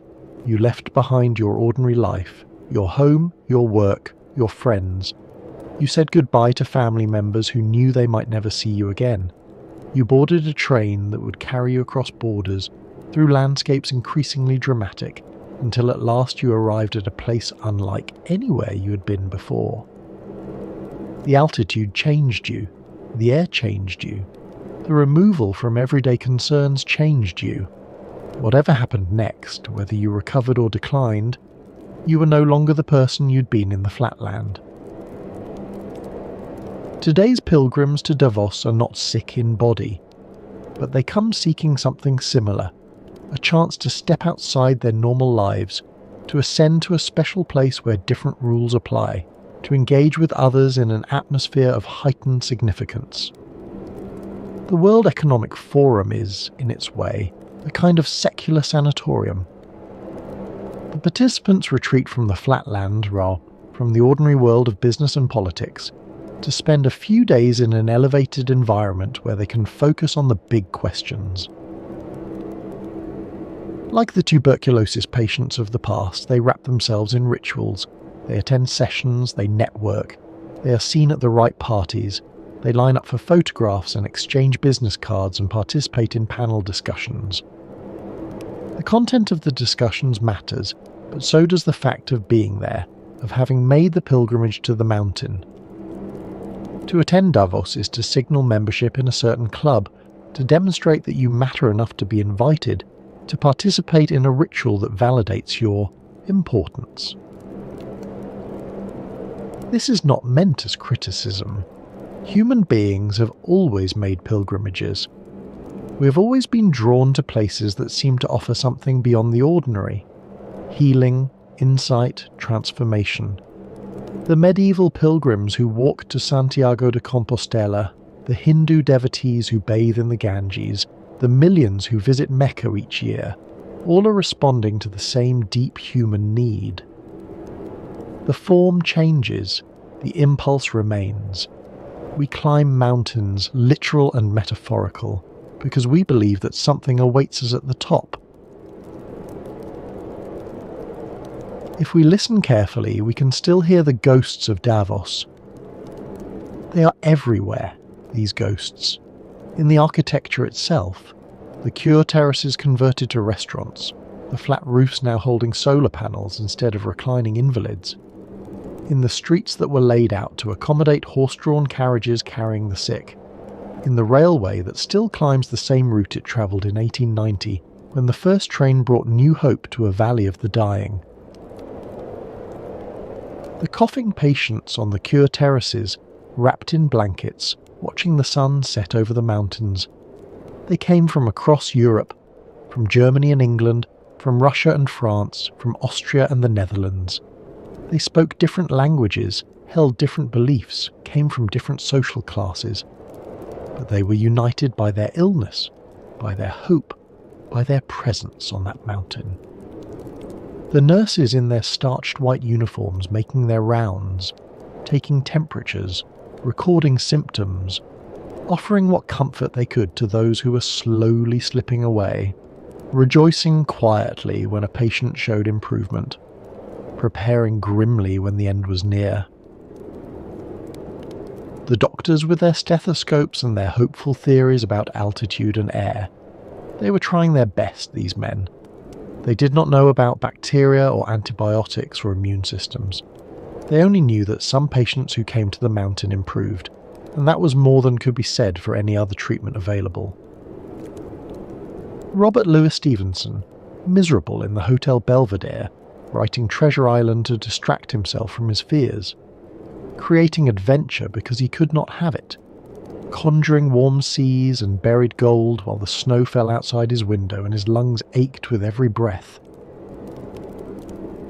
Arthur Conan Doyle, strapping on his 8-foot Norwegian skis, determined to find some adventure in this place of illness and death. His wife lay dying, slowly, on a cure terrace, and he could not simply wait. He had to do something. He had to move. He had to climb the mountain and race down the other side, if only to prove that he was still alive. Thomas Mann, sitting on a balcony beside his wife, observing the mixture of death and amusement that would inspire his greatest novel. Taking notes, perhaps, watching, storing up impressions that would take 12 years to fully process. The patients of the Berghof, or rather, the real patients of the real sanatoriums, debating philosophy and falling in love and measuring their fevers, all while the disease slowly consumed them. They did not know they were characters in a novel not yet written. They only knew that they were alive for now, and that the mountain was beautiful, and that tomorrow they might learn their fever had broken, or that it had not. Dr. Alexander Spengler, arriving as a refugee with nothing but his medical training, noticing the one fact that would transform this valley forever. The villagers do not get tuberculosis. A simple observation, a question that demanded an answer, a theory that would build an empire. Willem Jan Holspoor, grieving his dead wife, deciding to stay anyway, seeing opportunity where others saw only mountains. He could have returned to the Netherlands. He could have resumed his ordinary life. Instead, he stayed in the valley where his wife had died, and he built something that would outlast them both. Carl Spengler, donating his trophy, hoping that sport could reunite nations that war had divided. He had seen what hatred could do. He believed that competition, fair and friendly, might heal some of the wounds. 100 years later, the tournament he founded still runs. All of them are gone now. The patients, the doctors, the nurses, the visionaries, the writers, they lie in graveyards across Europe, or their ashes have scattered on the wind. But the town they built remains. The railway still runs, the hotels still stand, the flat roofs still catch the alpine sun. What does Davos teach us about the history of tuberculosis? Perhaps this, that human beings, faced with forces beyond their control, will find ways to respond. We build institutions, we develop theories, we create hope, even when hope is irrational. The sanatorium movement was, in many ways, a vast exercise in collective wishful thinking. The mountain could not cure tuberculosis, but the belief that it could, the organisation of resources and rituals around that belief, gave structure to the experience of illness and sometimes extended lives.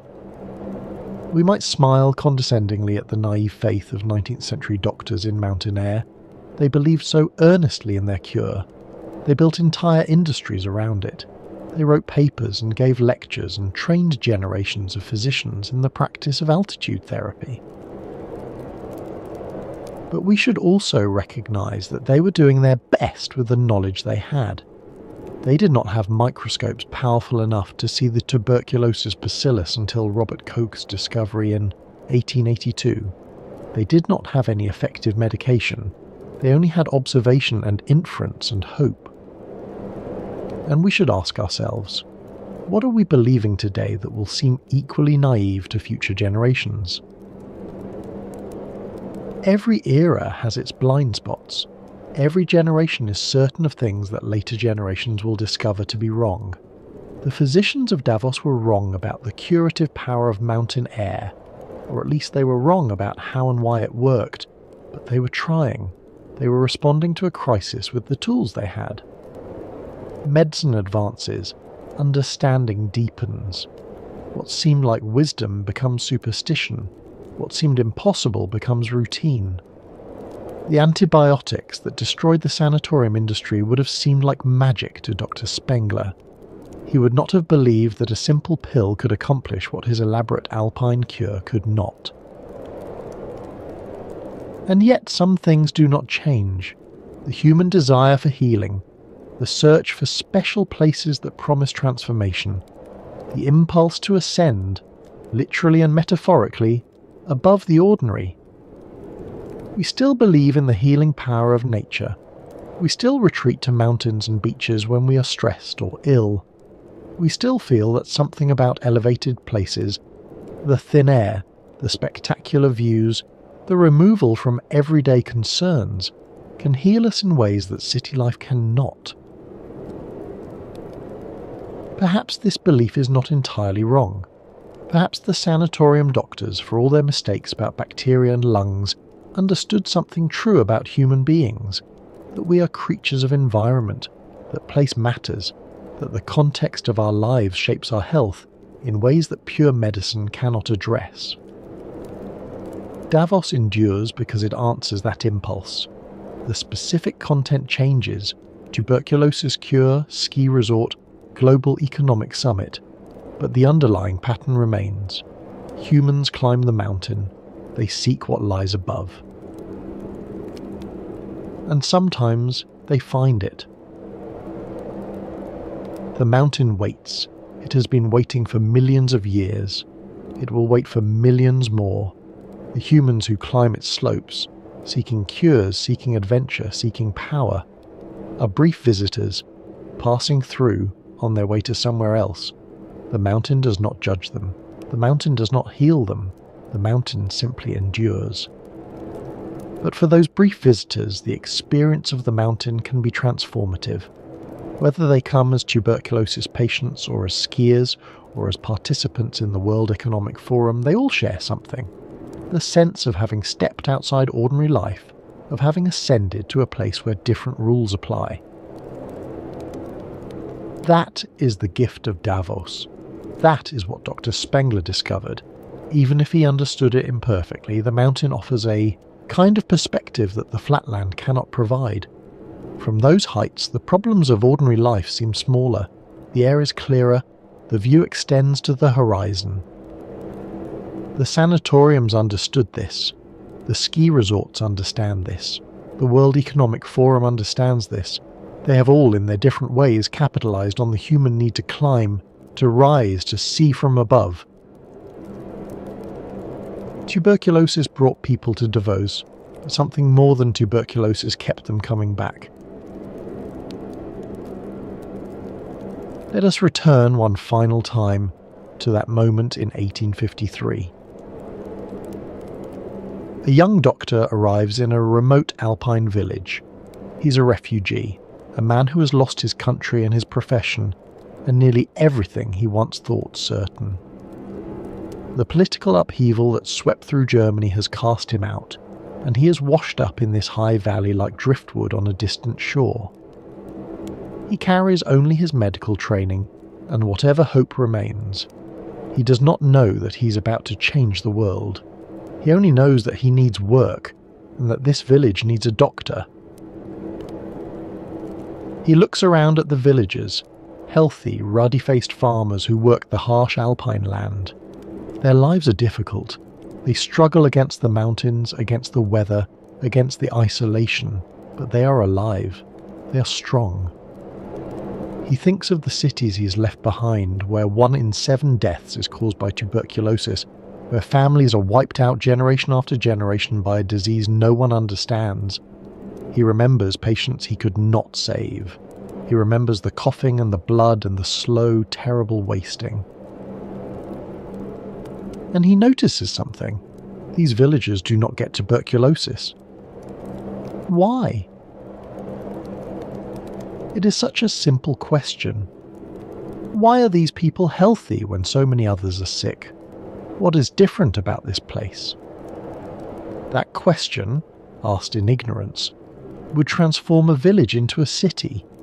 It would draw the sick and the famous and the powerful from across the world. It would inspire one of the great novels of the 20th century. It would leave its mark on the very shape of modern buildings. It would create a railway and a hockey tournament and a global economic summit. All from one question, all from one observation, all from one man's refusal to simply accept that tuberculosis was everywhere, inevitable, unstoppable. The answer Dr. Spengler arrived at was incomplete. The mountain could not truly cure tuberculosis. The air, however thin and pure, could not kill the bacteria that were destroying his patient's lungs. But the question itself, the simple, stubborn human refusal to accept death without a fight, that was the real achievement.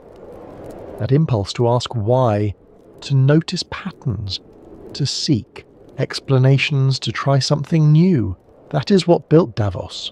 That is what built modern medicine.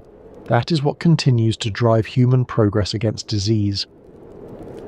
And so, As the night deepens and the alpine wind fades into memory, we leave Davos behind for now. But its legacy remains. In the architecture of our hospitals, with their large windows and their balconies, and their flood of natural light. In the shape of our cities, with their flat-roofed buildings and their modernist aesthetic. In the very idea that geography might heal, that where we are matters as much as what we take. The sanatoriums are closed, the patients are long dead, but something of what they built endures.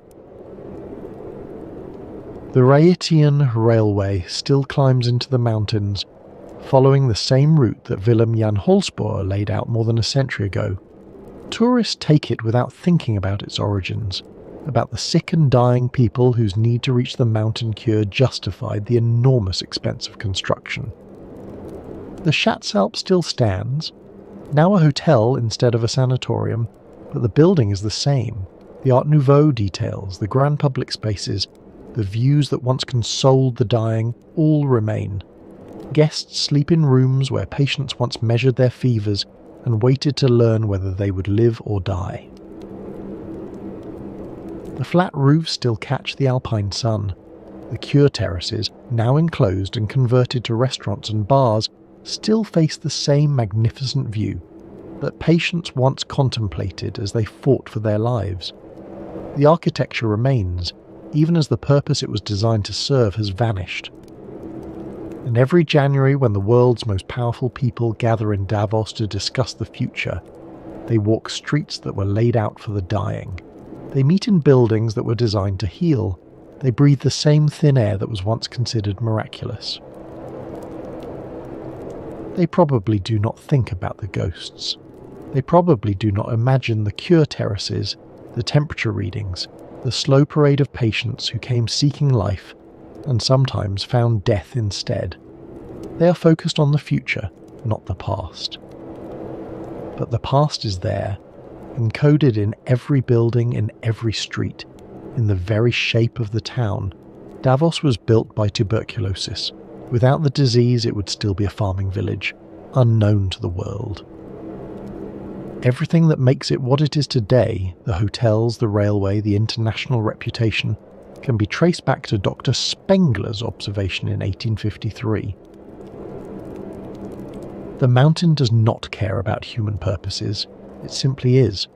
It was there before Dr. Spengler arrived, and it will be there long after the World Economic Forum has ended. The peaks will catch the sun, the snow will fall, the air will remain thin and cold and clear. What changes is human understanding. What changes is human need. What changes is what we seek when we climb. Next time on the Sanatorium, we'll travel westward to the American frontier, where an entire city would be built on the promise of the climate cure. Denver, Colorado, the world's largest tuberculosis camp, a city where 1/3 of the population, at the height of the sanatorium era, had come seeking the cure. A city that would transform itself just as Davos did when antibiotics made the climate cure obsolete. But that journey is for another night. For now, rest well.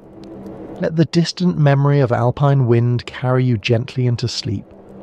Let the thin air of the mountain fill your imagination. The peaks stand patient and eternal, their snow-covered summits catching the last light of stars. Somewhere, in the buildings that remain, the ghosts of Davos still rest on their cure terraces. They watch the sun set over the mountains, they measure their temperatures, they hope. If you found some measure of peace in tonight's journey, perhaps leave a like, or share it with someone who might need it. If you're new to the sanatorium, consider subscribing. There are many more stories to tell. Many more places where tuberculosis left its mark on our world. The mountain will be here when you return. Thank you for being here. Good night. Helen Burns. If you've read Jane Eyre, you remember her. The saintly girl who dies of consumption in the heroine's arms. What Charlotte Bronte never told her readers was that Helen Burns was real. She was Charlotte's own sister. And she was only the first. By the time tuberculosis finished with the Bronte family, it would take 5 of the 6 children, while their father watched helpless for 40 years. Welcome to the sanatorium. I'm your host, and this is where we explore the stories of tuberculosis, the white plague that shaped our history, our culture, and our very understanding of what it means to be human. If you're new here, consider subscribing. We release new episodes regularly, and there are many more stories to tell. Tonight's episode is a long one, over 2 hours. So settle in. Find a comfortable position. Pour yourself some tea, perhaps. We're going to spend the evening with one of the most extraordinary families in literary history. And with the disease that consumed them, one by one, until only silence remained. The house stands at the top of the village. A Georgian parsonage, grey stone, modest but solid. Behind it the moors stretch endlessly, purple with heather in summer, brown and wind-scoured in winter.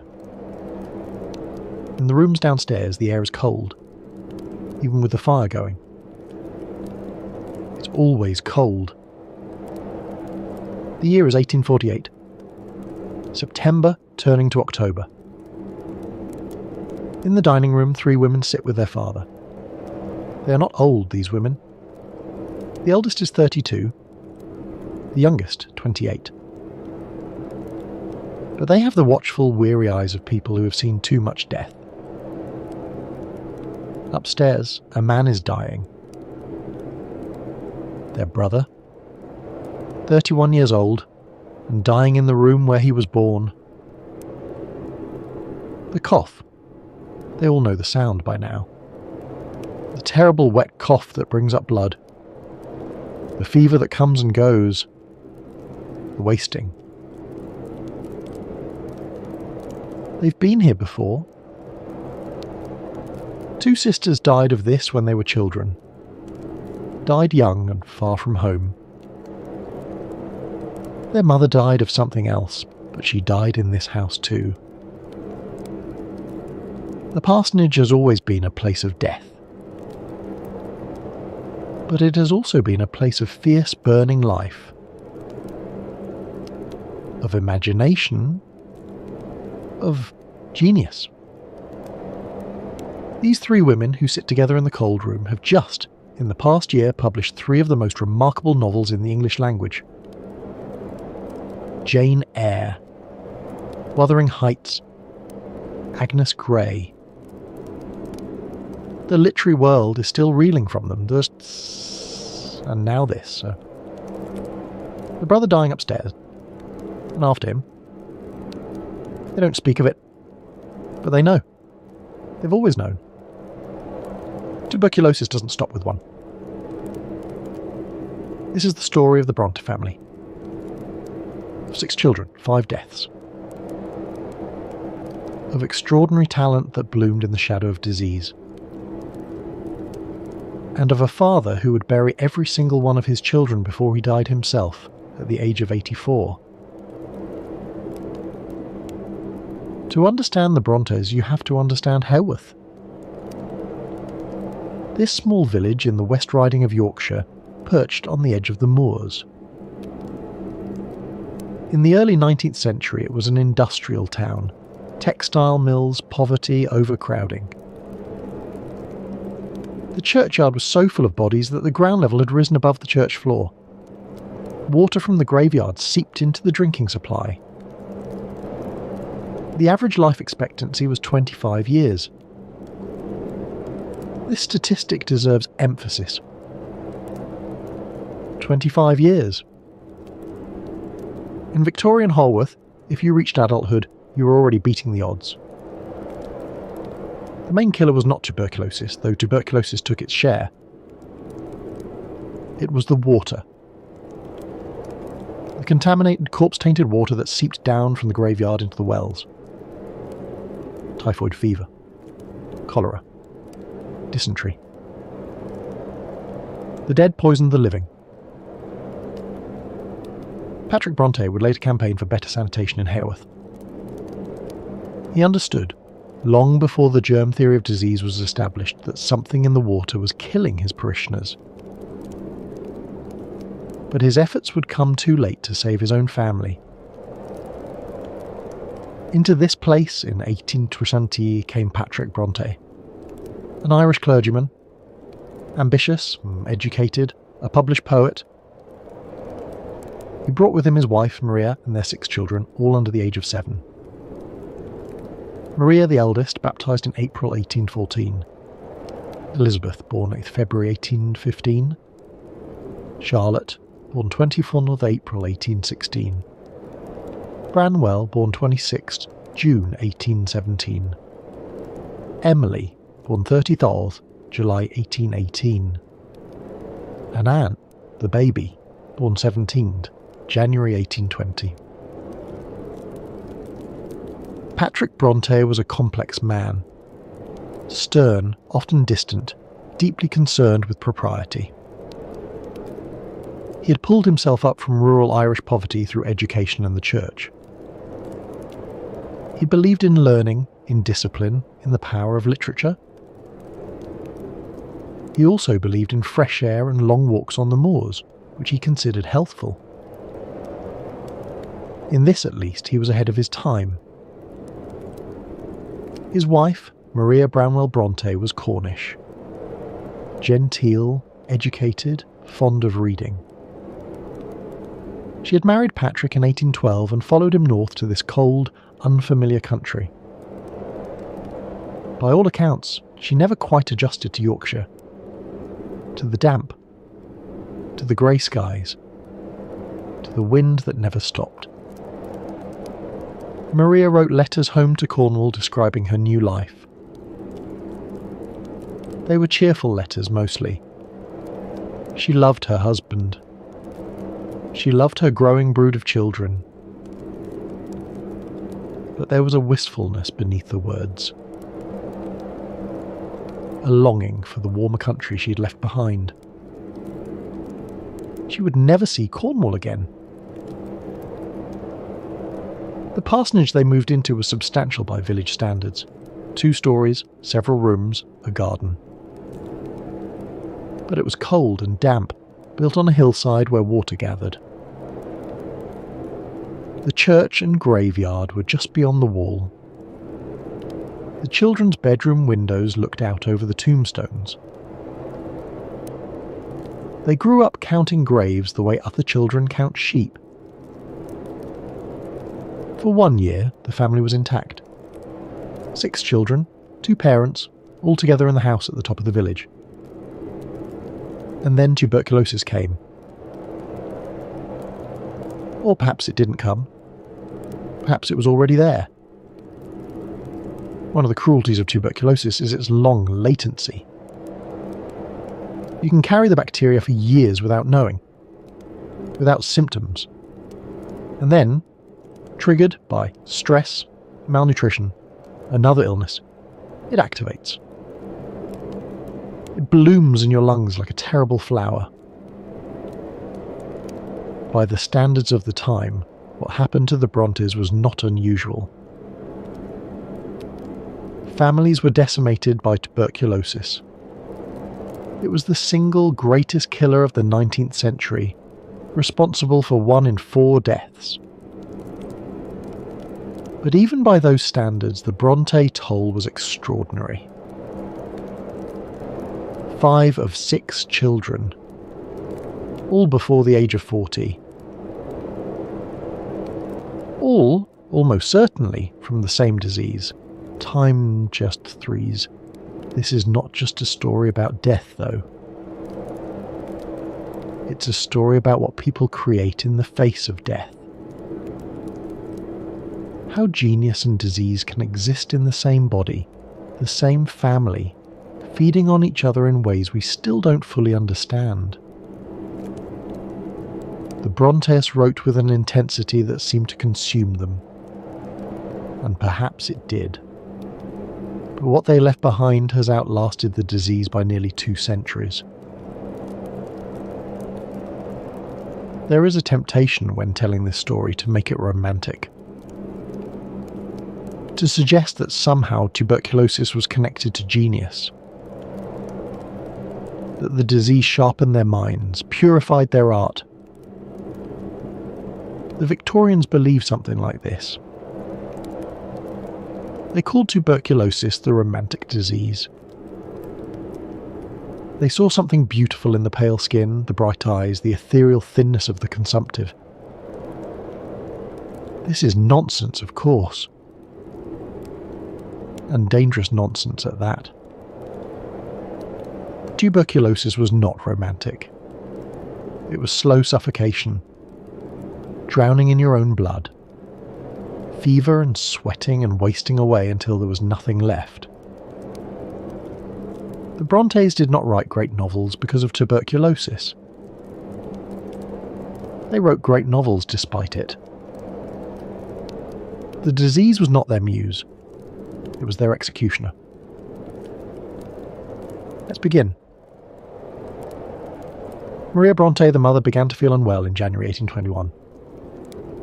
She was 38 years old. She had borne 6 children in 8 years. She was tired, she said. So tired. The tiredness deepened. She took to her bed. The doctor was called, an expense the family could barely afford, but Patrick was frightened. His wife was slipping away from him and he didn't understand why. The diagnosis, when it came, was internal cancer. There was nothing to be done. No surgery, no cure, no hope. Maria lingered through the spring and summer, in increasing pain, taking laudanum when it became unbearable. The children were kept away. They heard their mother crying at night. She died in September 1821. Maria was 7. Elizabeth was 6. Charlotte was 5. Branwell 4. Emily 3. Anne was just 20 months old.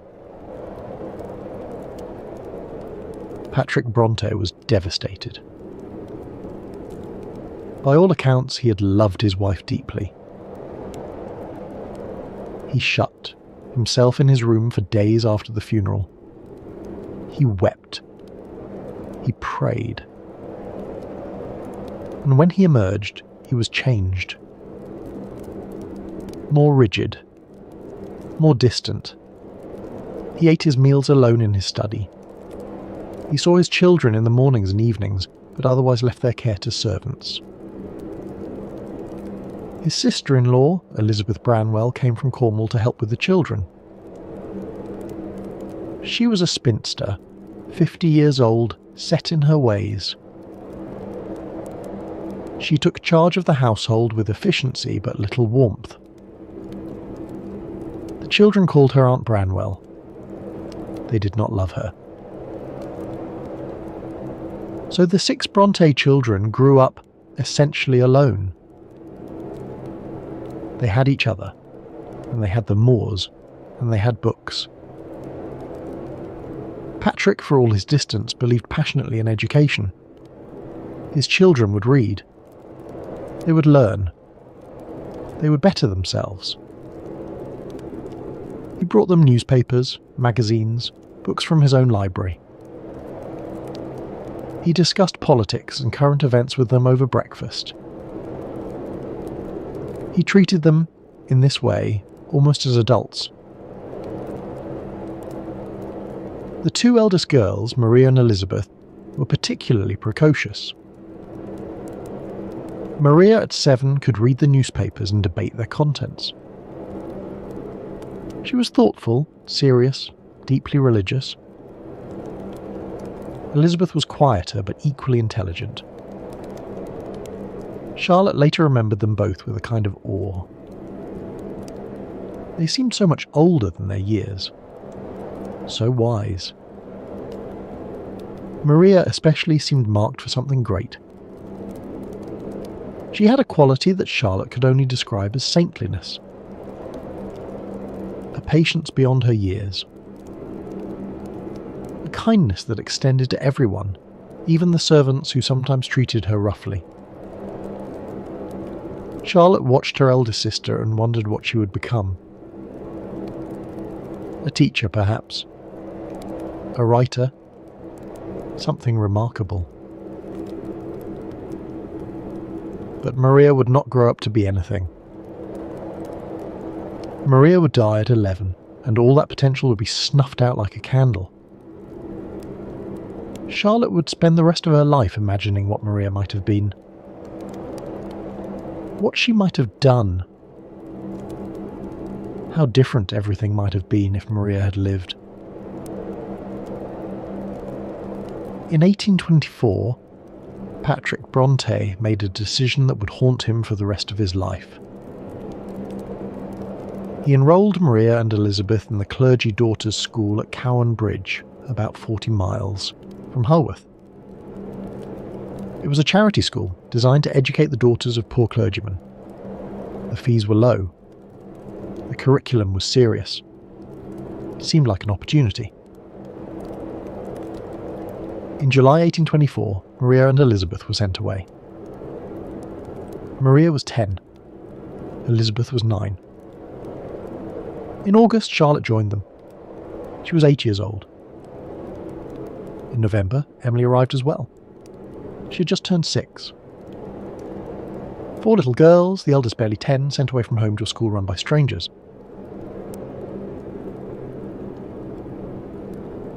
Cowan Bridge was a nightmare.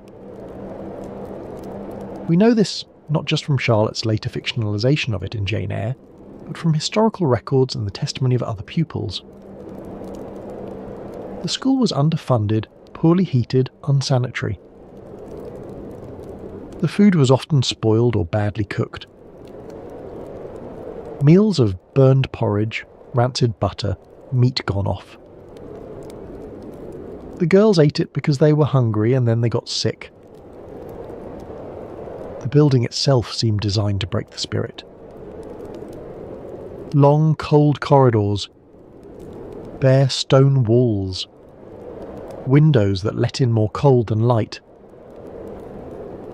The chapel was unheated, and the girls were required to sit through long services every Sunday, their breath visible in the frigid air. They developed coughs, fevers, chilblains that cracked and bled. The school infirmary was always full. The curriculum was rigorous but inconsistent. The girls studied arithmetic, grammar, history, geography. They sewed. They read the Bible. They were drilled in proper behaviour and deportment. But the teaching was often perfunctory, the books inadequate. The real purpose of the school, it seemed, was not education but reformation. These were the daughters of poor clergymen. They must learn humility. They must learn to endure. The dormitories were unheated. In winter, water in the wash basins froze overnight. The girls slept 2 to a bed for warmth, but it was never enough. They woke shivering, dressed in the dark, walked to the schoolroom with chilblains on their feet. Some mornings, ice had formed on the inside of the windows. The girls scraped patterns in it with their fingernails, trying to find something beautiful in their misery. The regime was harsh. The headmaster, Reverend Carus Wilson, believed that comfort was sinful. That suffering purified the soul. That these charity girls should be grateful for any education at all and not complain about cold or hunger. Punishments were frequent and public. Girls were made to stand on stools for hours, to wear signs around their necks proclaiming their faults, to go without food as penance. Maria Bronte, the eldest sister, bore the brunt of it. She was untidy, the teacher said. Her sewing was poor. She daydreamed. She was punished again and again for small infractions. Charlotte, 8 years old, watched her sister being humiliated and could do nothing. She never forgot it. And then, in the spring of 1825, Maria became ill. She had a cough, a fever. She was weak, so weak she could barely stand. But the school had a policy. If a girl was well enough to be out of bed, she was well enough for lessons. Maria was sent to class. She fainted at her desk. Finally, in February 1825, the school sent her home. She was in the advanced stages of tuberculosis. Her lungs were destroyed. There was nothing anyone could do. Maria died at home on 6 May 1825. He was 11 years old. Patrick brought Elizabeth home 2 weeks later, hoping the fresh air of Haworth might revive her. But she had the same cough, the same fever. The disease was already too advanced. Elizabeth died on 15th June 1825. She was 10 years old. Charlotte and Emily were pulled from the school immediately. They came home to a house of mourning. 4 children left of the original 6. Charlotte, 9 years old. Branwell, 7. Emily, 6. Anne, 5. 2 more small coffins went into the family vault beneath the church floor. Patrick stood over the graves of his wife and 2 eldest daughters. He was 48 years old. He had been in Haworth for 5 years. Half his family was already dead. The children who survived would carry those deaths with them always. Charlotte, especially. She had watched Maria suffer the cruelty of Cowan Bridge. Watched her waste away. Watched her die. 22 years later, when she wrote Jane Eyre, she put Maria in the book. Helen Burns, the saintly, patient girl who endures every punishment without complaint, who dies of consumption in the heroine's arms. Helen Burns is one of the most famous characters in Victorian literature. Millions of readers have wept over her death. But she was real. She was Charlotte's sister, and Charlotte couldn't save her. In the novel, Helen speaks of heaven with perfect faith. She tells Jane that death is not an end but a beginning, that they will meet again in a better world. Charlotte put these words in Helen's mouth, but they were Maria's words. Maria, at 11 years old, dying of tuberculosis, had comforted her younger sister with promises of paradise. She had faced death with a calm that Charlotte never forgot, that she could never quite believe. Charlotte was 9 when Maria died, old enough to understand, old enough to remember. For the rest of her life, she carried the memory of her eldest sister, the one who should have led them, the one who was taken first. When Charlotte became famous, when Jane Eyre was celebrated around the world, she must have thought of Maria, of what Maria might have become if she had lived, of the books Maria might have written. After Maria and Elizabeth died, Patrick Bronte made another decision. No more boarding schools. His children would stay home. He would educate them himself with help from Aunt Branwell and occasional tutors. The 4 remaining children would not be separated again. And so began one of the most extraordinary childhoods in literary history. The four Bronte children, Charlotte, Branwell, Emily and Anne, spent their days in almost complete isolation. They had no real friends outside the family. No school, no social calls, no parties. The village children were rough, Patrick said. Not suitable companions for his educated offspring. Aunt Branwell was strict about propriety. Young ladies did not wander the streets. They stayed home. So the children had each other, and they had the moors. Every afternoon they went walking, miles and miles across the open moorland. In sun and rain, and wind so strong it nearly knocked them over. They knew every hill, every stream, every outcropping of rock. The moor was their playground, their sanctuary, their whole world. And they had their imaginations. In June 1826, Patrick brought home a box of wooden soldiers for Branwell. The four children seized on them immediately. Each child claimed a soldier and gave it a name. Charlotte's was the Duke of Wellington. Emily's was a character called Gravy. And then they began to tell stories. This was the moment scholars believe when the Bronte creative universe was born. A box of toy soldiers and four lonely children with no one to play with but each other. From such small beginnings came worlds.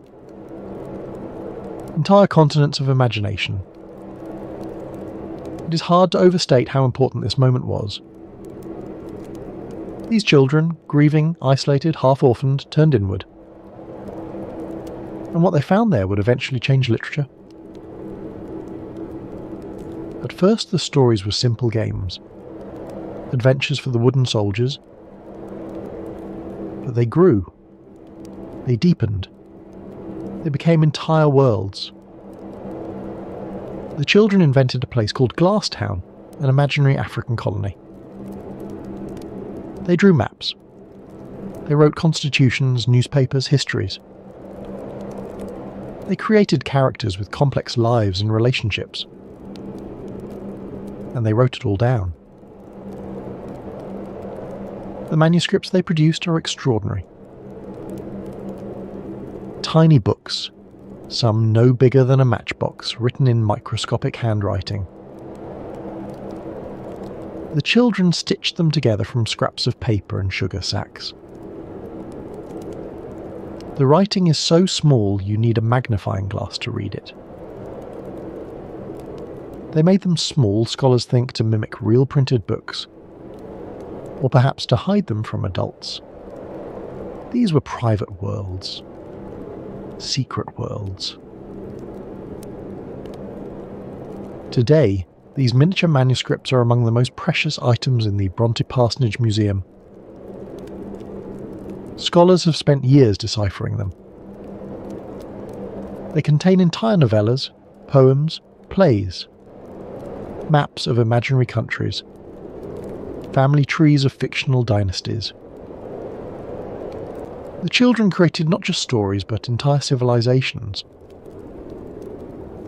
languages, religions, wars and treaties and romances spanning generations. The miniature scale was part of the magic, time twos. By making the books tiny, the children made them secret.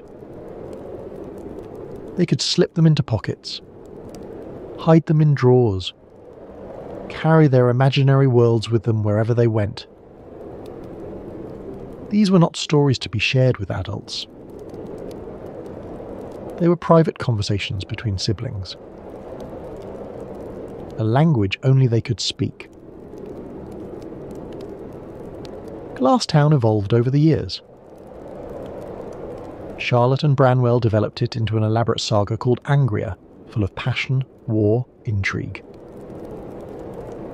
The Duke of Zamorna became their central character. Dark, brooding, irresistible. He would reappear, transformed in Charlotte's later novels as Rochester.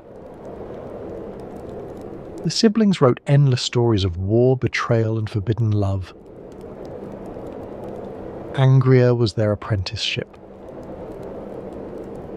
Every trope Charlotte later perfected, the mysterious man with a secret past, the passionate but doomed romance, the woman who loves unwisely, first appeared in the tiny pages of the Angrian Chronicles. Emily and Anne, meanwhile, created their own world. Gondal. A bleak northern island with feuding royal families. Where Angria was tropical and passionate, Gondal was cold and fierce. Its landscape was the landscape of Yorkshire, moors and mountains, wild weather, harsh beauty. Its characters were proud and violent, driven by honour and vengeance. Emily would write Gondal poetry for the rest of her short life. The intensity of Wuthering Heights, its wild passion, its cosmic scale, was born in the frozen wastes of Gondal. The split between the pairs is telling. Charlotte and Branwell, the two eldest survivors, wrote together.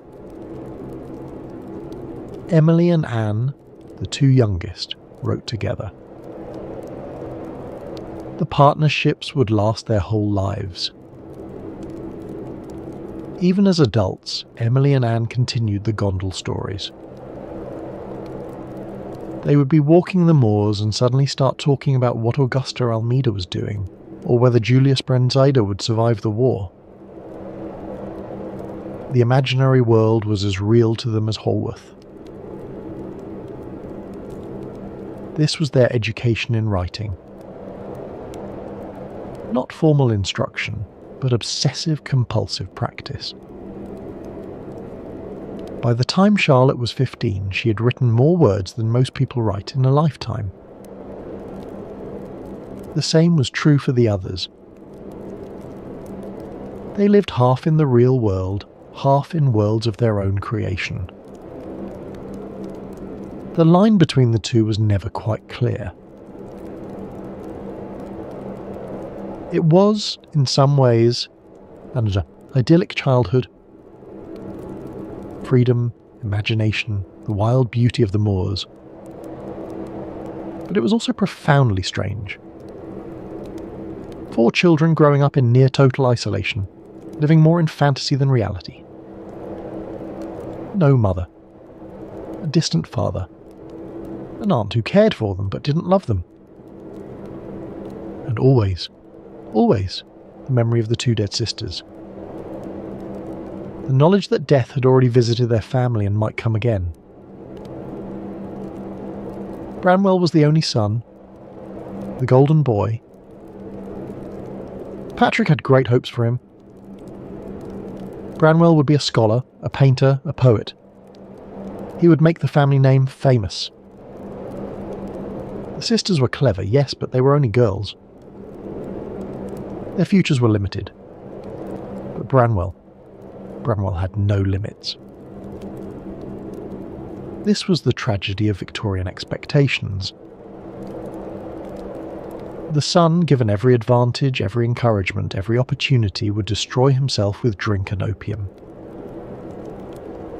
The daughters, told their best hope was to marry or teach, would become some of the greatest novelists in the English language. Patrick invested everything in the wrong child. He could not see the genius under his own roof because it came in the wrong bodies. Female bodies. Bodies that were supposed to be vessels for children, not ideas. The boy himself seemed to believe it. He was brilliant, charming, full of energy. He talked about his future greatness constantly. He would be a painter, like Sir Joshua Reynolds. A poet like Byron. A writer whose name would echo through the ages. His sisters adored him, especially Charlotte, who was closest to him in age. They collaborated on the Angrian stories. They wrote poetry together. They walked the moors and talked about art and ambition. Charlotte believed in her brother. They all did. Emily was different from the others. Even as a child, she was solitary, fierce, independent. She loved the moors more than anyone. She would walk for hours alone, coming home windblown and silent. She was tall for a girl of her time, strong, athletic, uninterested in feminine accomplishments. She hated sewing, hated socialising, hated anything that confined her. There was something untouchable about Emily. A wildness that none of the others possessed. She seemed to belong not to the human world, but to the moors themselves. When she was away from Haworth, at school, at work, she literally could not survive. She would sicken, stop eating, pine away. Only on the moors was she fully alive. Only there was she herself. We have so few of Emily's own words outside her novel and poems. No letters survive.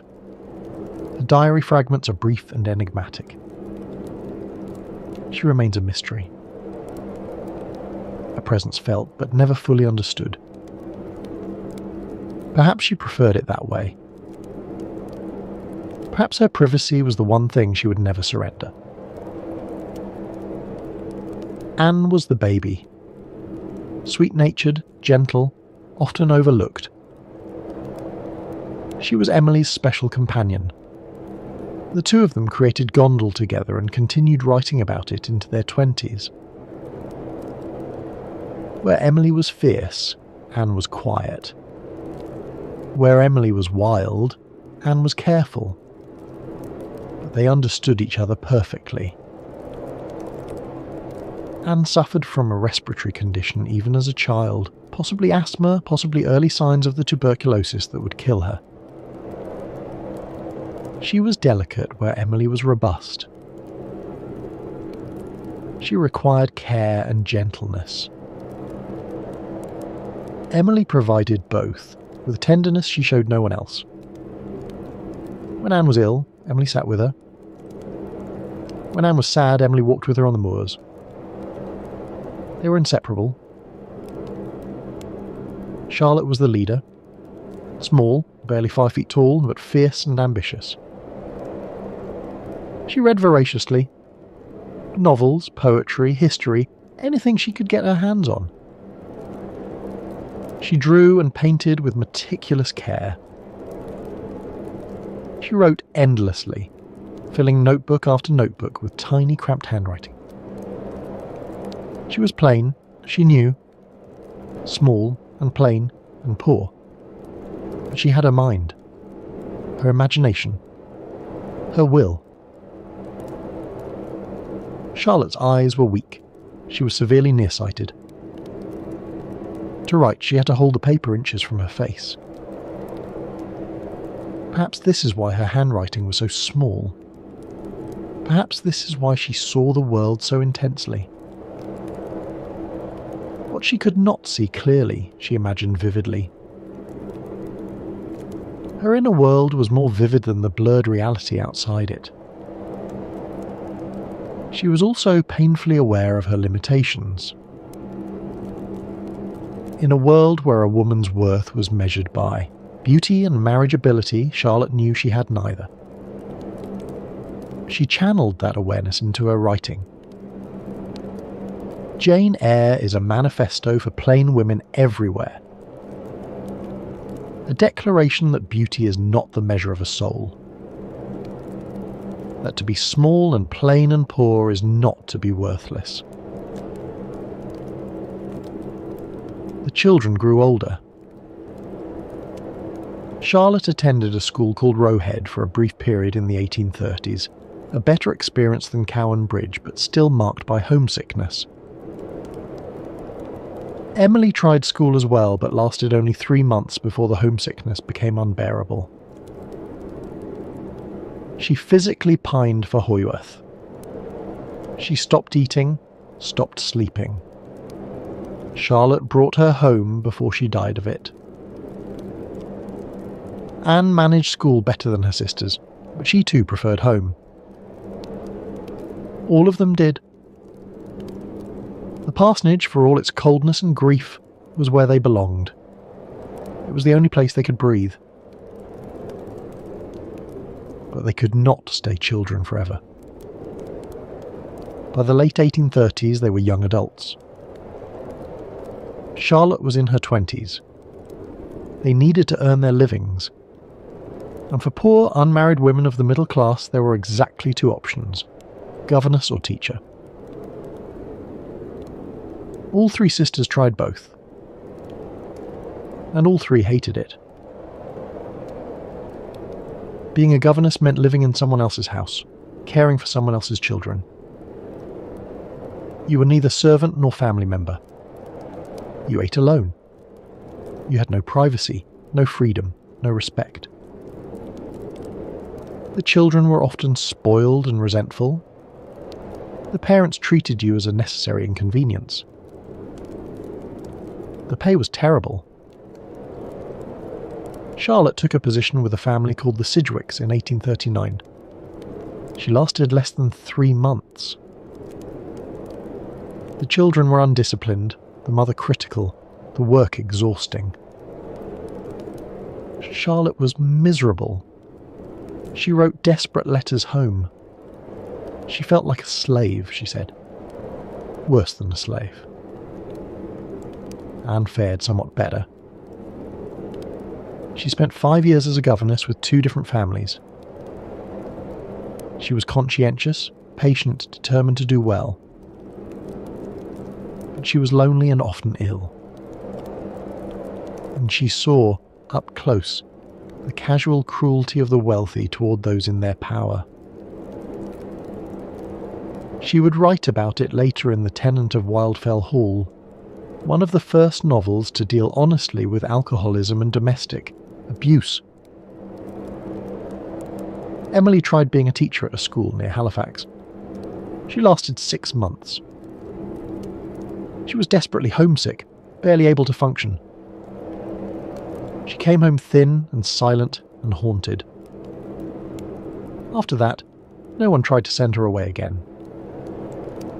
Emily would stay at Haworth. She would keep house for her father and aunt. She would walk the moors.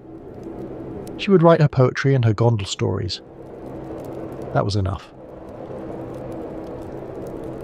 In 1842, Charlotte had an idea. What if she and Emily could study abroad? Learn French, German, music. They could open their own school when they returned. Be their own employers. Have some independence. Aunt Bramwell agreed to fund it. The girls would go to Brussels. In February 1842, Charlotte and Emily enrolled at the Pensionnat Heger, a girls' school in Brussels run by Monsieur and Madame Heger. It was Charlotte's first time leaving England. Emily's too. They were terrified and exhilarated in equal measure. The school was everything Cowan Bridge had not been. Warm, intellectually stimulating, cosmopolitan.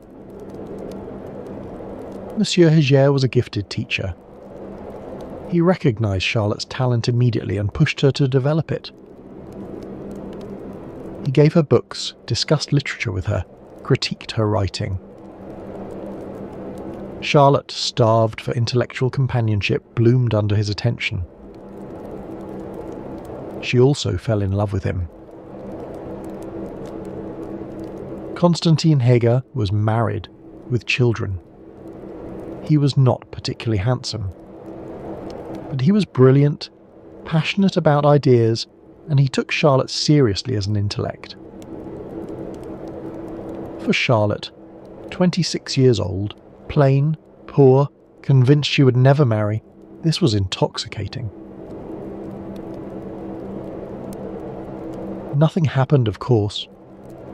Hager was an honourable man. He was kind to Charlotte, but nothing more. Still, Charlotte's feelings deepened.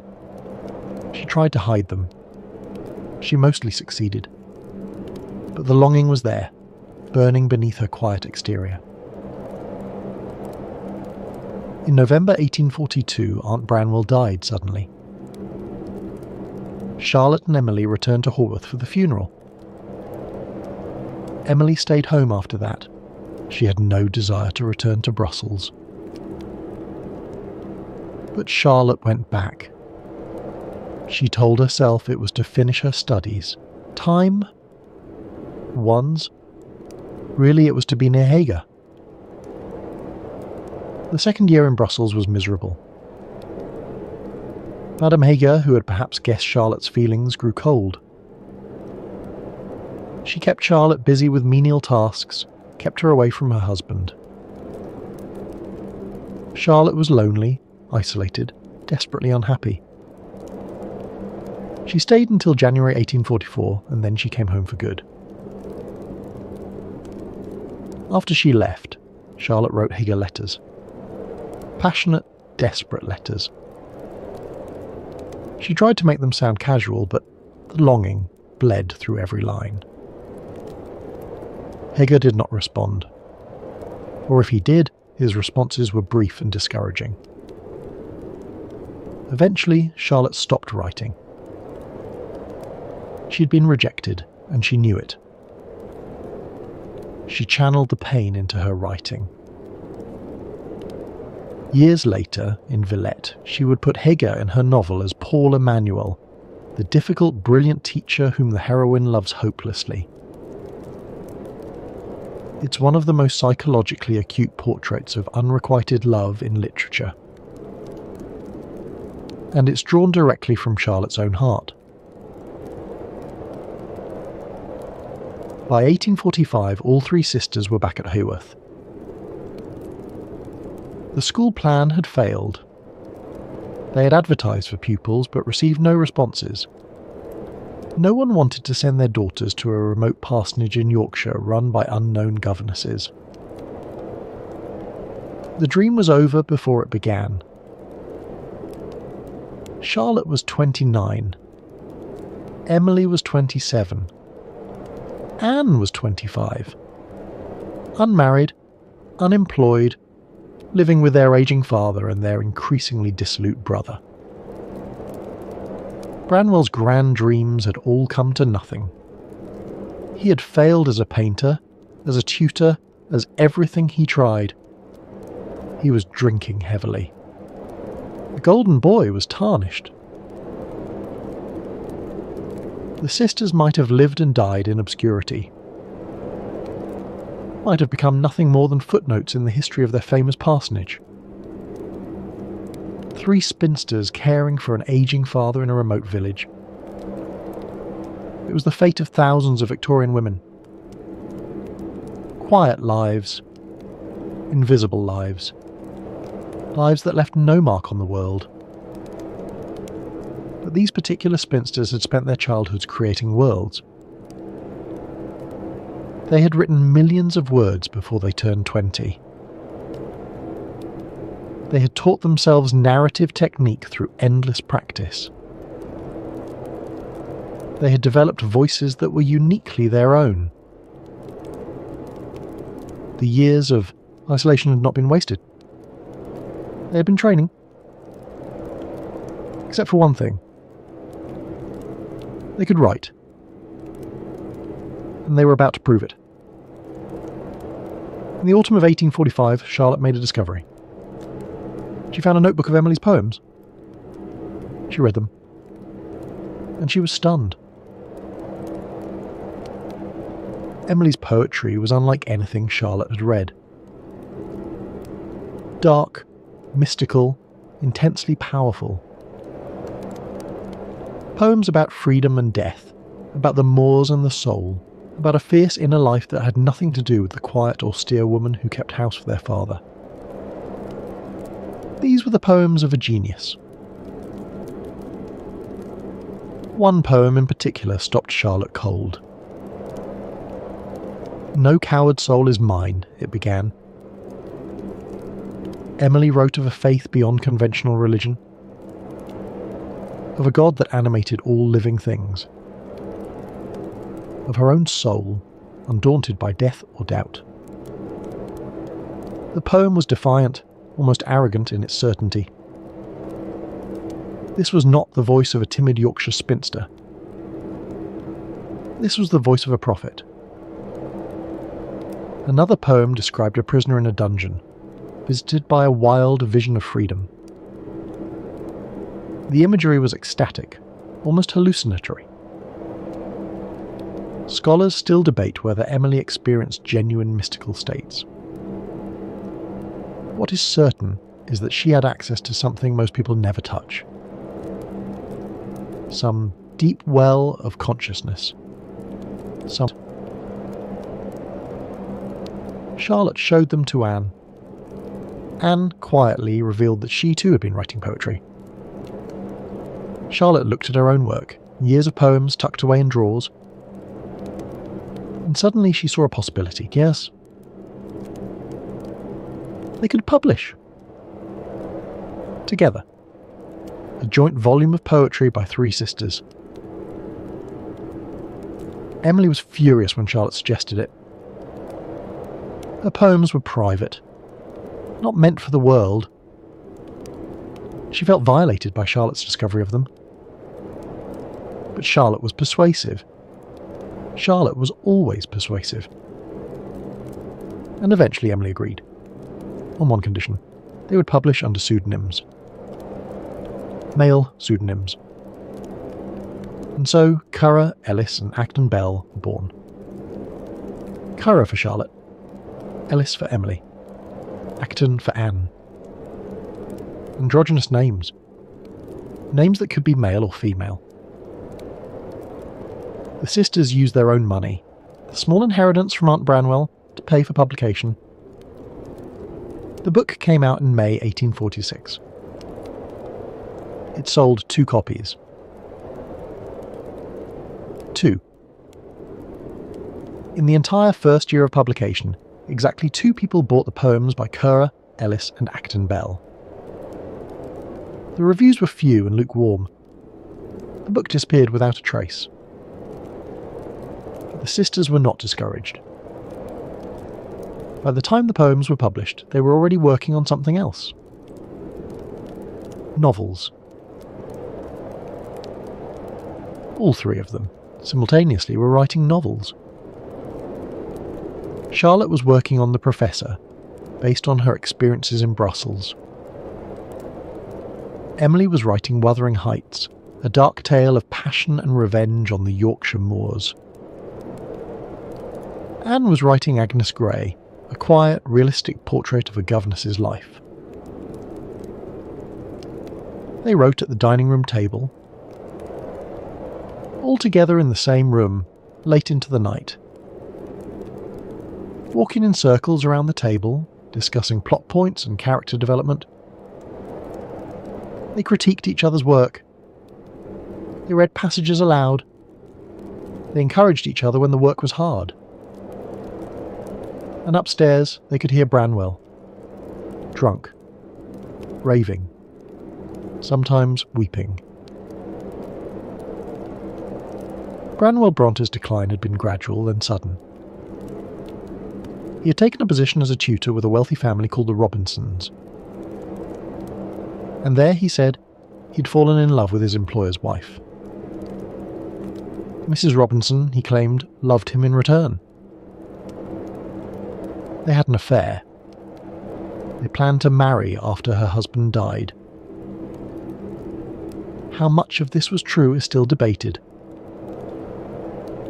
Branwell was discovered in some kind of inappropriate relationship with Mrs. Robinson and dismissed from his position in disgrace. That much is fact.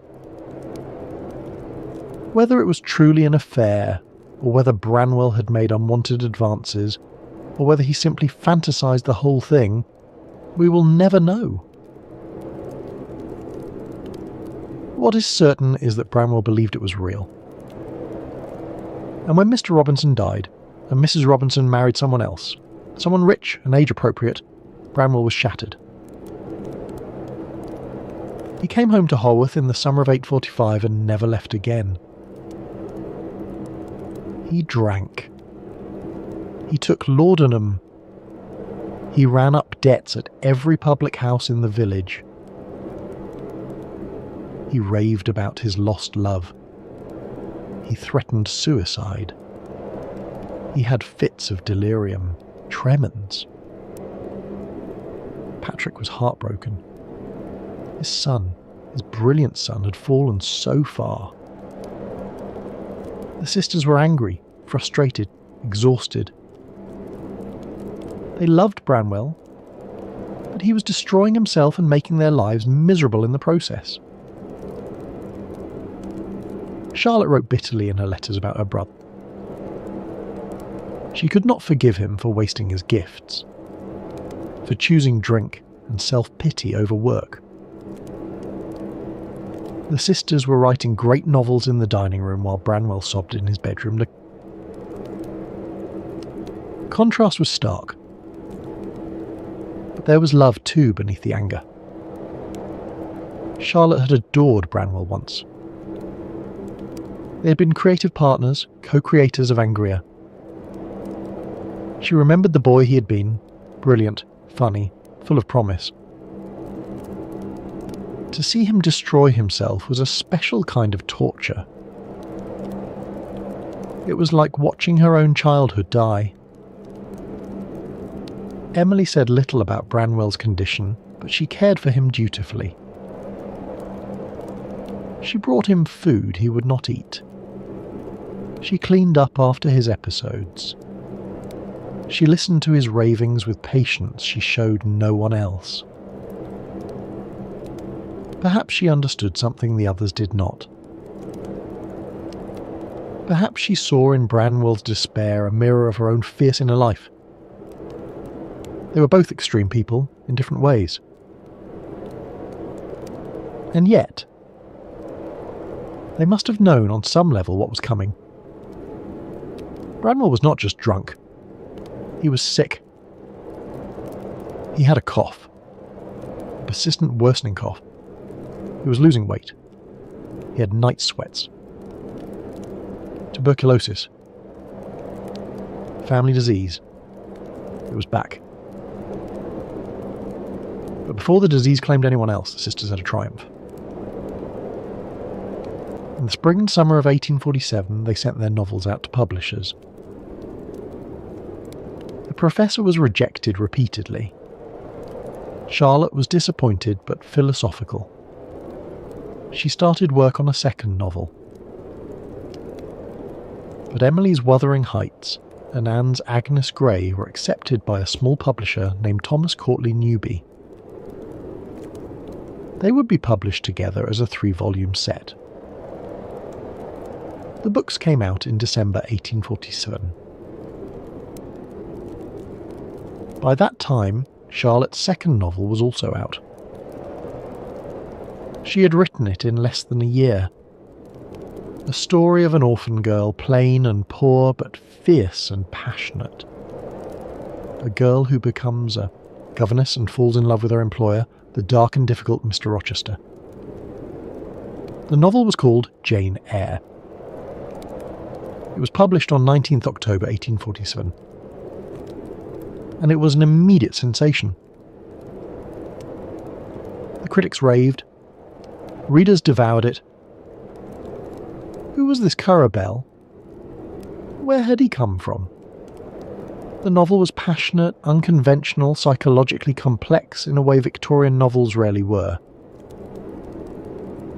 The heroine was no passive beauty. She was small and plain and angry. She demanded equality, respect, love on her own terms. It was revolutionary. Do you think, because I'm poor, obscure, plain and little, I am soulless and heartless? Jane cries to Rochester. You think wrong. I have as much soul as you and full as much heart." Readers had never encountered anything like it. Here was a woman who refused to be diminished, who demanded to be seen as an equal, who spoke truths that Victorian society preferred to keep silent. The novel touched something deep in its readers. Women especially. Women who had been told all their lives to be quiet, to be grateful, to accept their place. Here was Jane Eyre saying no. Saying I deserve more. Saying I will not be a possession or a convenience or a decoration. The book was a revelation. Jane Eyre became one of the best-selling novels of the decade. Charlotte Bronte at 31 was famous. Except no one knew Charlotte Bronte had written it. They thought Currer Bell was a man. Or possibly a woman. Or possibly multiple people. The speculation was intense. Emily's Wuthering Heights, published 2 months later, received a more mixed reception. Some critics were appalled. The book was violent, dark, morally ambiguous. The characters were cruel and obsessive. Heathcliff was barely human. Catherine was wild and selfish. The whole thing was too strange, too fierce, too much. But others recognised its power. This was not like other novels. This was something new, something almost mythic. The Moors themselves seemed to be a character, wild and indifferent to human suffering. The love story was not gentle or redemptive. It was destructive, all-consuming, eternal. Wuthering Heights would later be recognised as one of the greatest novels in the English language. But in 1847, most people didn't know what to make of it. It was too far ahead of its time. What critics missed was the novel's cosmic scope. This was not a love story in any conventional sense. Catherine and Heathcliff were not lovers who met and courted and married. They were something more primordial. Two halves of the same soul, split apart by class and circumstance. "I am Heathcliff," Catherine cries. Not "I love Heathcliff." "I am Heathcliff." Their love was not romance. It was identity. Essence. Something beyond the material world. Emily took everything she had learned in Gondal, the fierce landscapes, the doomed dynasties, the passion that destroys everything it touches, and distilled it into one novel. She would never write another. She didn't need to. Everything she had to say was in those pages. And Agnes Grey was largely overlooked. It was published in the same volume as Wuthering Heights, but it was quieter, less dramatic. A realistic story of a governess's struggles. No passion, no violence, just careful observation of the small cruelties of everyday life. But Anne was already at work on her second novel. The Tenant of Wildfell Hall. A book about a woman who leaves her alcoholic, abusive husband to protect her son. It was based in part on Anne's observations of Branwell. It was unflinching in its portrayal of addiction and domestic violence. And it argued that women had the right to leave bad marriages. In 1848, this was radical. The Tenant of Wildfell Hall was published in June 1848. It sold well, though critics were shocked by its subject matter. Anne Bronte, the quietest and sweetest of the sisters, had written something genuinely subversive. In the preface to the second edition, Anne defended her choice of subject matter. "When we have to do with vice and vicious characters," she wrote, "I maintain it is better to depict them as they really are than as they would wish to appear." She was tired, she said, of novels that made villainy look attractive. That prettified sin. She wanted to show the truth. And the truth about alcoholism, about abusive marriage, was not pretty. Charlotte never fully appreciated the tenant of Wildfell Hall. After Anne's death, Charlotte prevented the novel from being republished. She thought it was a mistake, she said, that Anne had chosen an unsuitable subject. It took more than a century for Anne's reputation to recover from Charlotte's judgment. Today, The Tenant of Wildfell Hall is recognised as one of the first feminist novels. Anne was ahead of her time. Perhaps too far ahead for even her own sister to see. So, by the summer of 1848, all three sisters were published novelists. Charlotte was famous. Emily and Anne were known, if less celebrated. They had done it. They had broken through. Three poor, obscure women from a remote Yorkshire village had made their mark on literature. And upstairs, Branwell was dying. By September 1848, he was bedridden. The cough was constant now. Blood in the handkerchiefs. Fever that came and went. Delirium. He was 31 years old and wasting to nothing. His father sat with him. Patrick Bronte, who had once had such hopes for his only son. The sisters came in and out, bringing water, changing the bedclothes. What did they feel? Grief, certainly. Pity. Anger, maybe, at the waste of it all. Relief that the chaos would soon be over. All of these things at once. Branwell died on 24th September 1848. His father was with him at the end. Patrick had now buried his wife and three children. He was 71 years old. The funeral was held at the church, just beyond the parsonage wall. The three sisters attended. Charlotte, Emily, Anne. They stood in the cold church and listened to their father perform the service.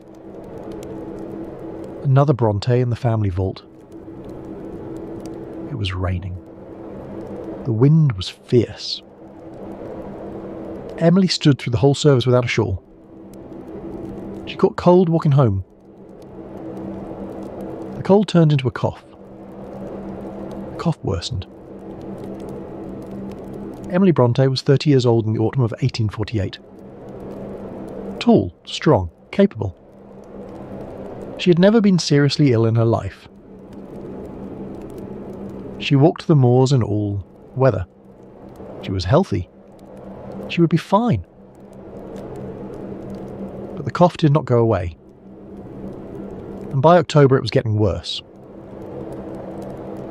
Charlotte watched her sister with growing alarm. She knew that cough.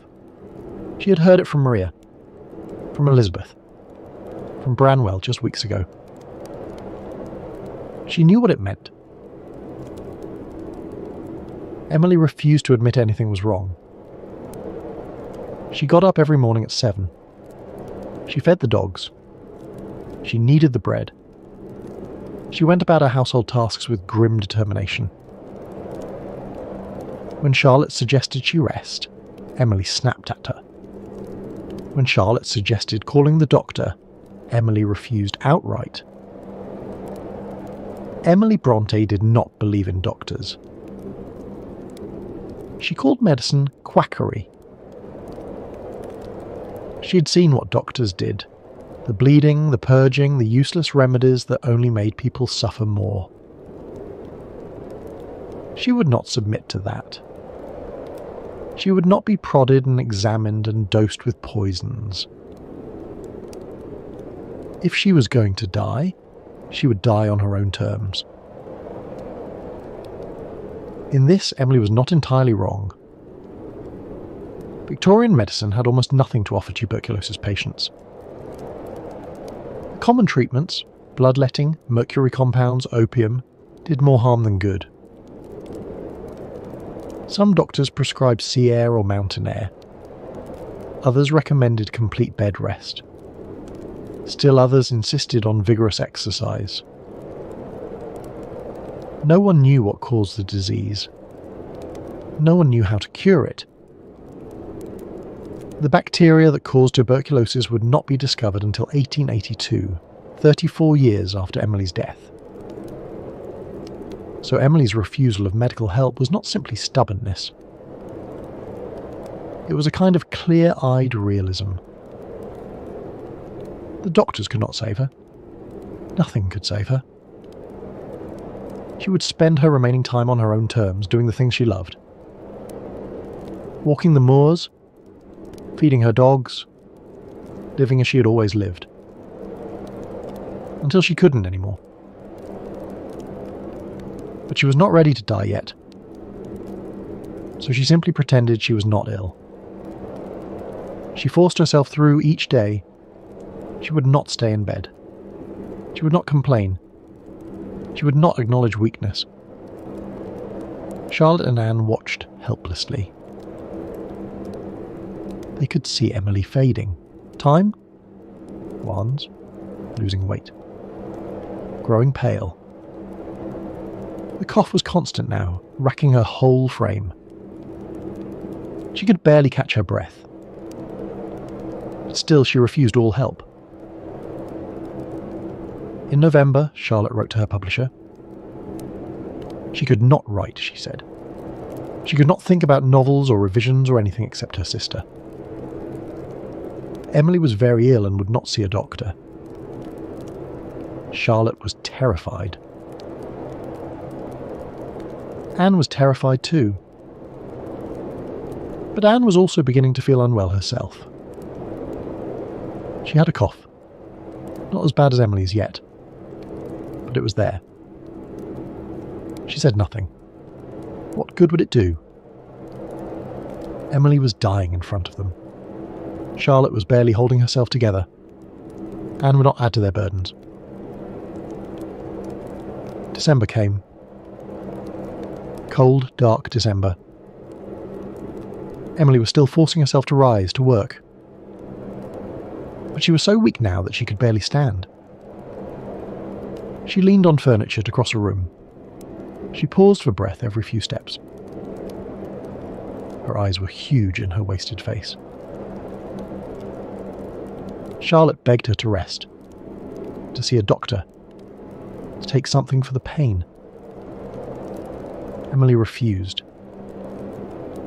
She was angry now, defensive. She snapped at her sisters when they tried to help. "Leave me alone," she said. "I'm fine." She was not fine. On the morning of 19th December 1848, Emily came downstairs as usual. She fed the dogs. She tried to pick up her sewing. And then she collapsed. Charlotte and Anne carried her to the sofa. For the first time, Emily did not fight them. She was too weak to fight. She lay on the sofa, struggling to breathe, and finally, she whispered that they could send for the doctor. It was too late. The doctor came that afternoon. He examined Emily and shook his head. There was nothing to be done. Her lungs were gone. She was drowning in her own body. It was a matter of hours now, not days. Emily died at 2 o'clock that afternoon. She was 30 years old. She had been ill for less than 3 months. Charlotte was with her at the end. So was Anne, Time, Hans, and their father. Emily died on the sofa in the dining room, the room where she had written Wuthering Heights. The dogs lay at her feet. She reached down to touch them one last time, and then she was gone. Charlotte wrote to a friend that night. Her letter was brief and stark. Emily was dead. She had suffered terribly. She had refused all comfort to the end. Charlotte's grief was beyond words. The funeral was held 3 days later. December 25th, 1848. Patrick performed the service again. Another daughter in the vault. Another coffin next to Maria, Elizabeth Branwell. Emily Bronte, who loved the moors more than anything, was buried beneath the stone floor of the church. She never saw the open sky again. Keeper, Emily's dog, a fierce mastiff she had tamed with her bare hands, attended the funeral. Charlotte wrote later that he lay at Emily's bedroom door for weeks afterward, whimpering. He seemed to understand that his mistress was gone, that she would not come back. He grieved, as dogs grieve, silently, loyally, with a broken heart. The parsonage was so quiet after Emily died. She had been the one who kept the household running. She had done the cooking, the baking, the cleaning. She had been the centre of the house, even if she rarely spoke. Now there was just absence. An Emily-shaped hole in every room. Charlotte and Anne came home from the funeral and looked at each other. They were the only ones left. 2 sisters out of 6 children. And Anne was coughing. Anne had been coughing for weeks. She had hidden it as well as she could. But now, with Emily dead, there was no hiding it anymore. Charlotte heard the cough and felt her heart break. Not again. Please, not again. But it was the same cough, the same fever, the same slow wasting. Tuberculosis. Anne did not fight it the way Emily had. She was different from Emily in every way. Where Emily had been fierce and defiant, Anne was gentle and resigned. She knew she was dying, and scared. She accepted it. But she was only 28 years old and she did not want to die yet. She saw a doctor. She took the medicines he prescribed. She rested. She tried to eat, even though she had no appetite. She did everything Charlotte asked of her.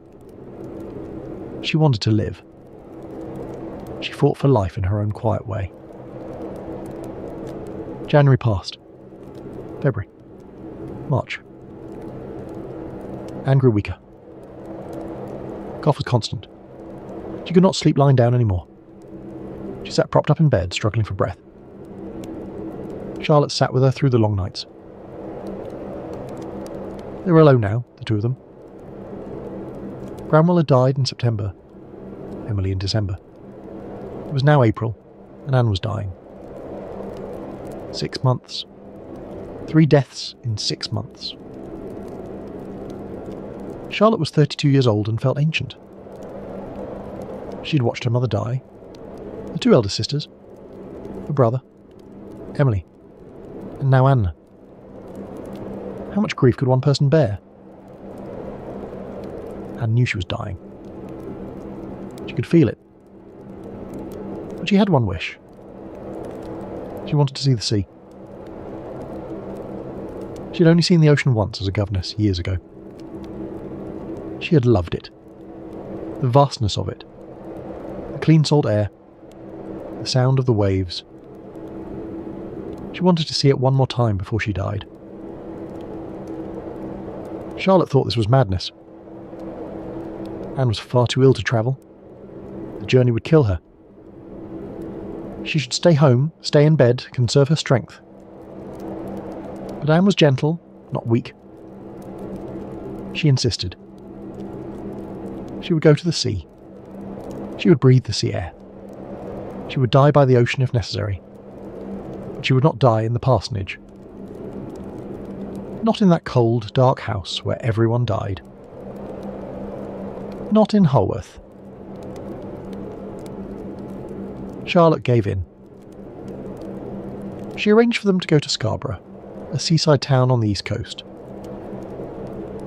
Anne's former employer, the Robinson family, had a house there. It was May now. The sea air might help. Charlotte did not believe it.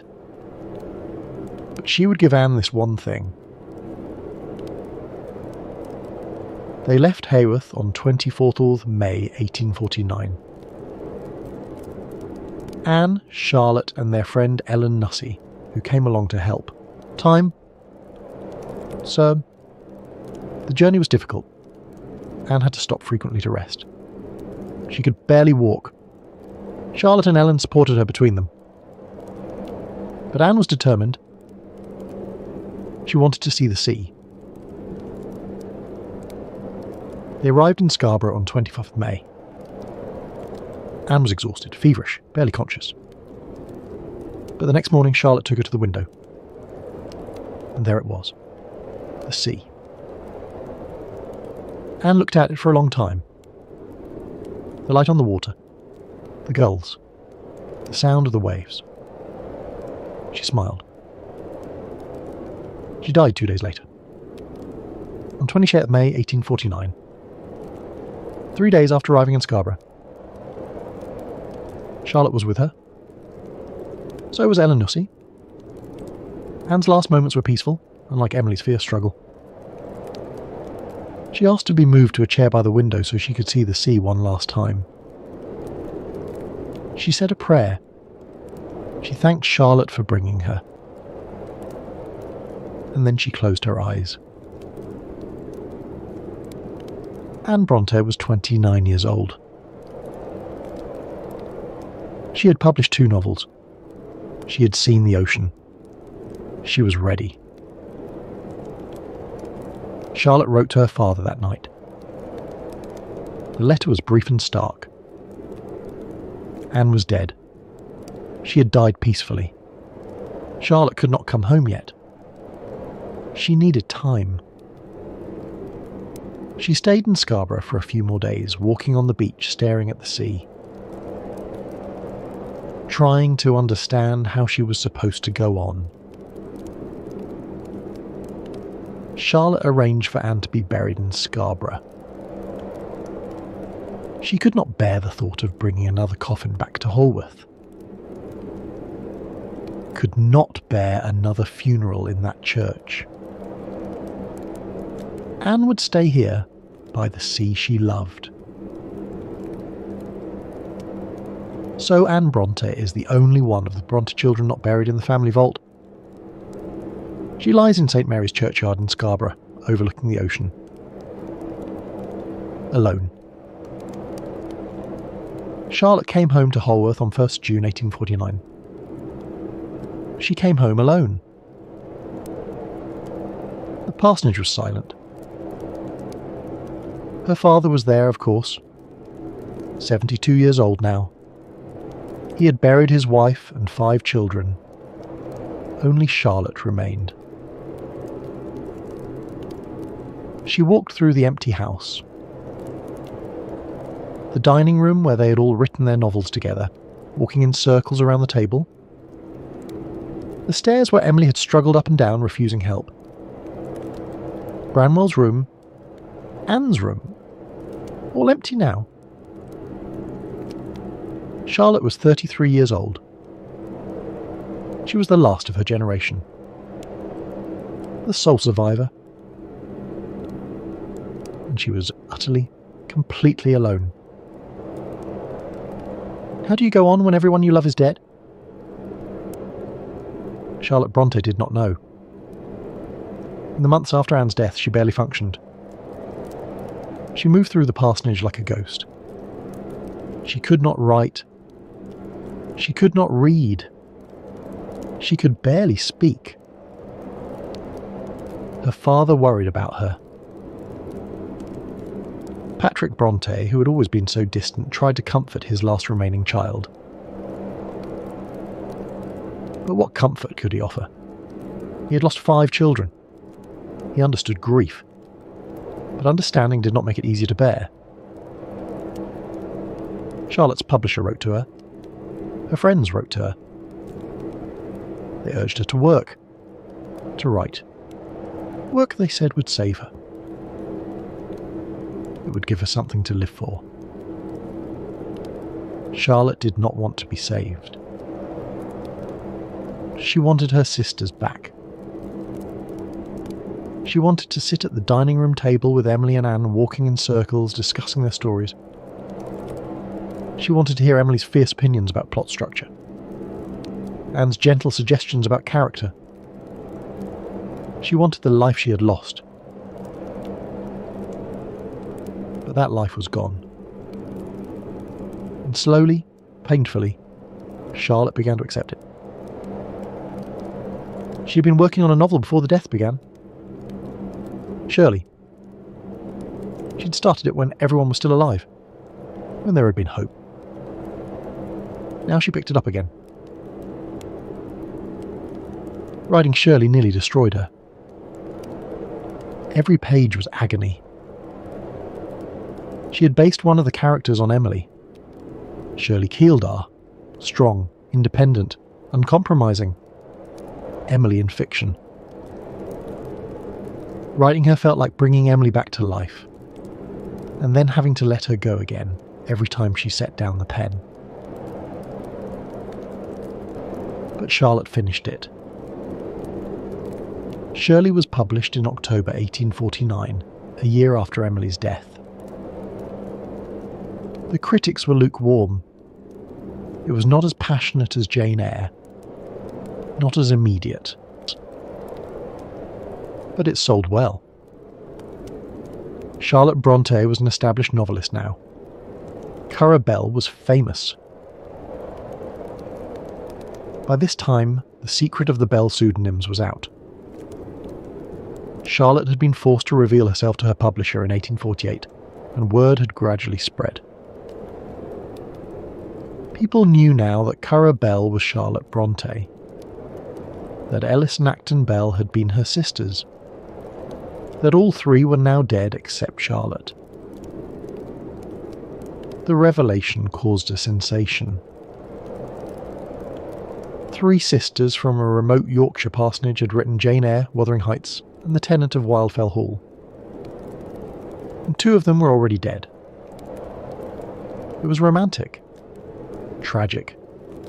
The public was fascinated. Charlotte hated the attention.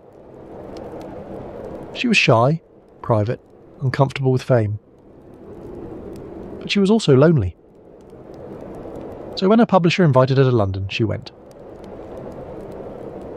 The literary world embraced her. She met William Makepeace Thackeray, whom she admired enormously. She met Elizabeth Gaskell, who would become a friend and eventually her biographer. She went to dinner parties, galleries, the opera. She was treated as a literary celebrity. The meeting with Thackeray was particularly memorable.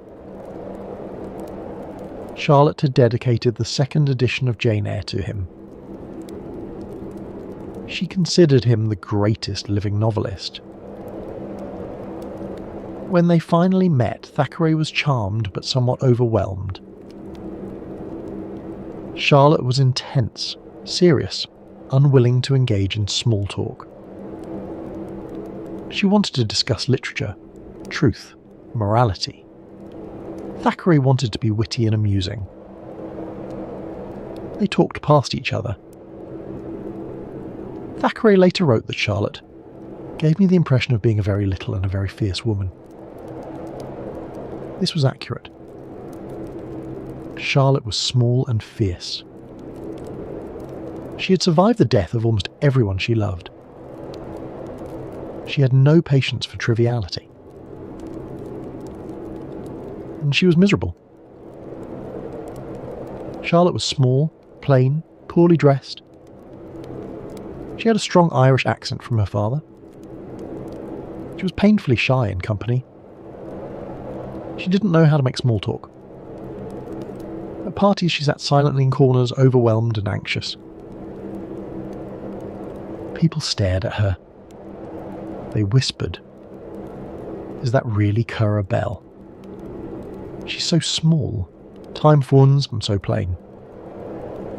Charlotte went back to Holworth as soon as she could. London was exciting, but it was not home. Home was the parsonage, the moors, the quiet, the ghosts. Elizabeth Gaskell became a genuine friend. The two women corresponded frequently, and Gaskell visited Haworth several times. She was shocked by what she found there. The isolation, the coldness, the graves visible from every window. How had Charlotte survived this place? How had genius flourished in such barren soil? After Charlotte's death, Gaskell would write her biography. The Life of Charlotte Brontë, published in 1857, became one of the most influential literary biographies ever written. It shaped how generations would understand the Brontës. It created the myth of the tragic sisters on the moors. Some of it was accurate. Some of it was romanticised. All of it was written with genuine love for a woman who had died too young. She began work on another novel, Villette. Based on her experiences in Brussels, her unrequited love for Constantin Léger. It was the most psychologically complex thing she'd written. Dark, introspective, full of loneliness and longing. The heroine, Lucy Snow, was Charlotte herself. Isolated. Watching life happen to other people. Never quite belonging. Villette was published in January 1853. It was acclaimed as a masterpiece. Charlotte's reputation was secure. She was one of the great novelists of her generation. But she was still alone. Charlotte had never expected to marry. She was plain, poor, no longer young. She was famous now, yes. But fame did not make her beautiful. It did not erase her poverty or her shyness. She had resigned herself to spinsterhood, to living with her aging father until he died, to being alone. And then Arthur Bell Nicholls proposed. Nicholls was her father's curate. He had been at Haworth for years. A quiet, serious man. Earnest, devout, utterly conventional. He had loved Charlotte for a long time. Silently. Hopelessly, he thought. He proposed in December 1852. Charlotte was stunned. She'd never thought of Nicholls that way. He was just there. Part of the furniture of her life. She said no. Patrick Brontë was furious that Nicholls had even asked. His curate marry his daughter? His famous daughter, the celebrated novelist? It was presumptuous. Insulting. Patrick forbade Charlotte from even speaking to Nicholls. Nicholls, heartbroken, left Haworth. He took a position in another parish. Charlotte thought that was the end of it. But Nicholls continued to write to her. And slowly Charlotte's feelings began to change. He was steady, kind. He genuinely cared for her. Not for Currer Bell, the famous author. For Charlotte. The small, plain woman who had lost everyone she loved. She began to think that perhaps she could marry him. Perhaps she did not have to be alone. It took more than a year to convince her father. Patrick railed against the match. He would lose his curate and his daughter. He would be left alone. But eventually he gave in. Charlotte would marry Nichols. Nichols would return to Holworth as curate. They would all live together in the parsonage. Charlotte Brontë married Arthur Bell Nichols on 29th June 1854. She was 38 years old. The marriage was, by all accounts, happy. Not passionate. Not the wild romance of her novels. But comfortable. Companionable. Nichols was devoted to her. He protected her from intrusions. He encouraged her writing. He made her feel safe. Charlotte began to hope that she might have a future after all. That there might be life after so much death. And then, in early 1855, she became pregnant. Charlotte was 38, which was considered old for a first pregnancy even by Victorian standards. She was also small and frail. The pregnancy was difficult from the start. She suffered from terrible nausea. Hyperemesis gravidarum, we would call it now. Constant severe vomiting. She could not eat. She could not keep down water. She grew weaker and weaker. By March, she was bedridden. Doctors were called. They prescribed various treatments, none of which helped. Charlotte was wasting away. She also had a cough. Whether it was tuberculosis or simply the weakness brought on by starvation, we will never know for certain. But Charlotte was dying. She knew it. Nichols knew it. Her father knew it. Charlotte died on 30th March 1851. She was 38 years old. She'd been married for 9 months. Her last words, whispered to her husband, were, "Oh, I am not going to die, am I? He will not separate us. We have been so happy." But she did die. In the parsonage where she was born. In the bed where she had slept all her life. The last of the Brontë children. The death certificate listed the cause as phthisis, tuberculosis. Modern scholars have debated this. Some believe Charlotte died of severe dehydration from the pregnancy-related vomiting. Others suggest typhus or another infection. Perhaps it was a combination.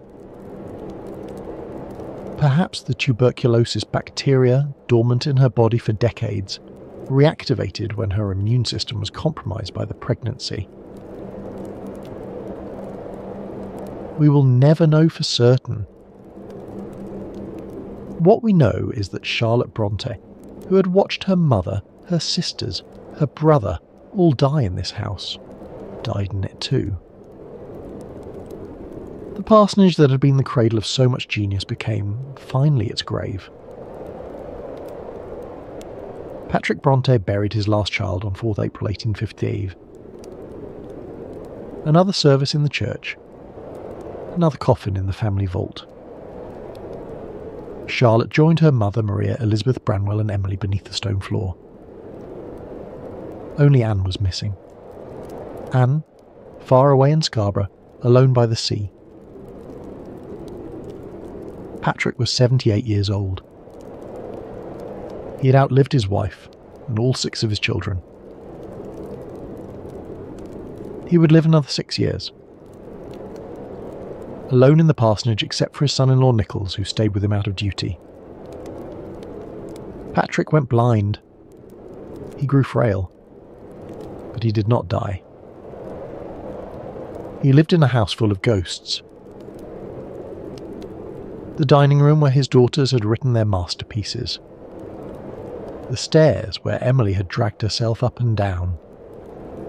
The bedroom where Charlotte had died. He heard their voices in every room. Saw their shadows on the walls. Patrick Bronte died on 7th of June 1861. He was 84 years old. He had lived in Holworth for 41 years. He'd come there with a wife and 6 children.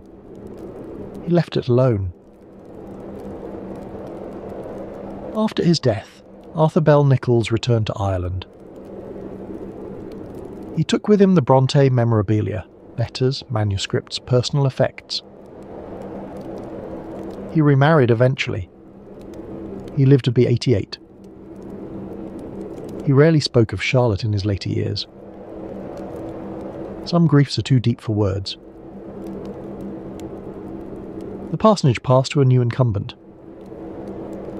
For decades it was simply a working vicarage, home to successive clergy and their families. But pilgrims came. Readers who had been moved by Jane Eyre and Wuthering Heights. They wanted to see where the Brontes had lived, to walk the moors they had walked, to touch the stones they had touched.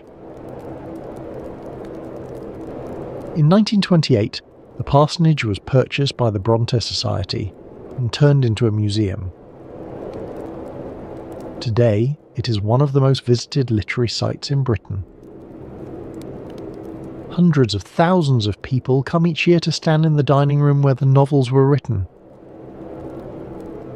To see Charlotte's wedding bonnet, Emily's writing desk, the tiny books they made as children. To pay homage to a family consumed by tuberculosis but immortalised by genius.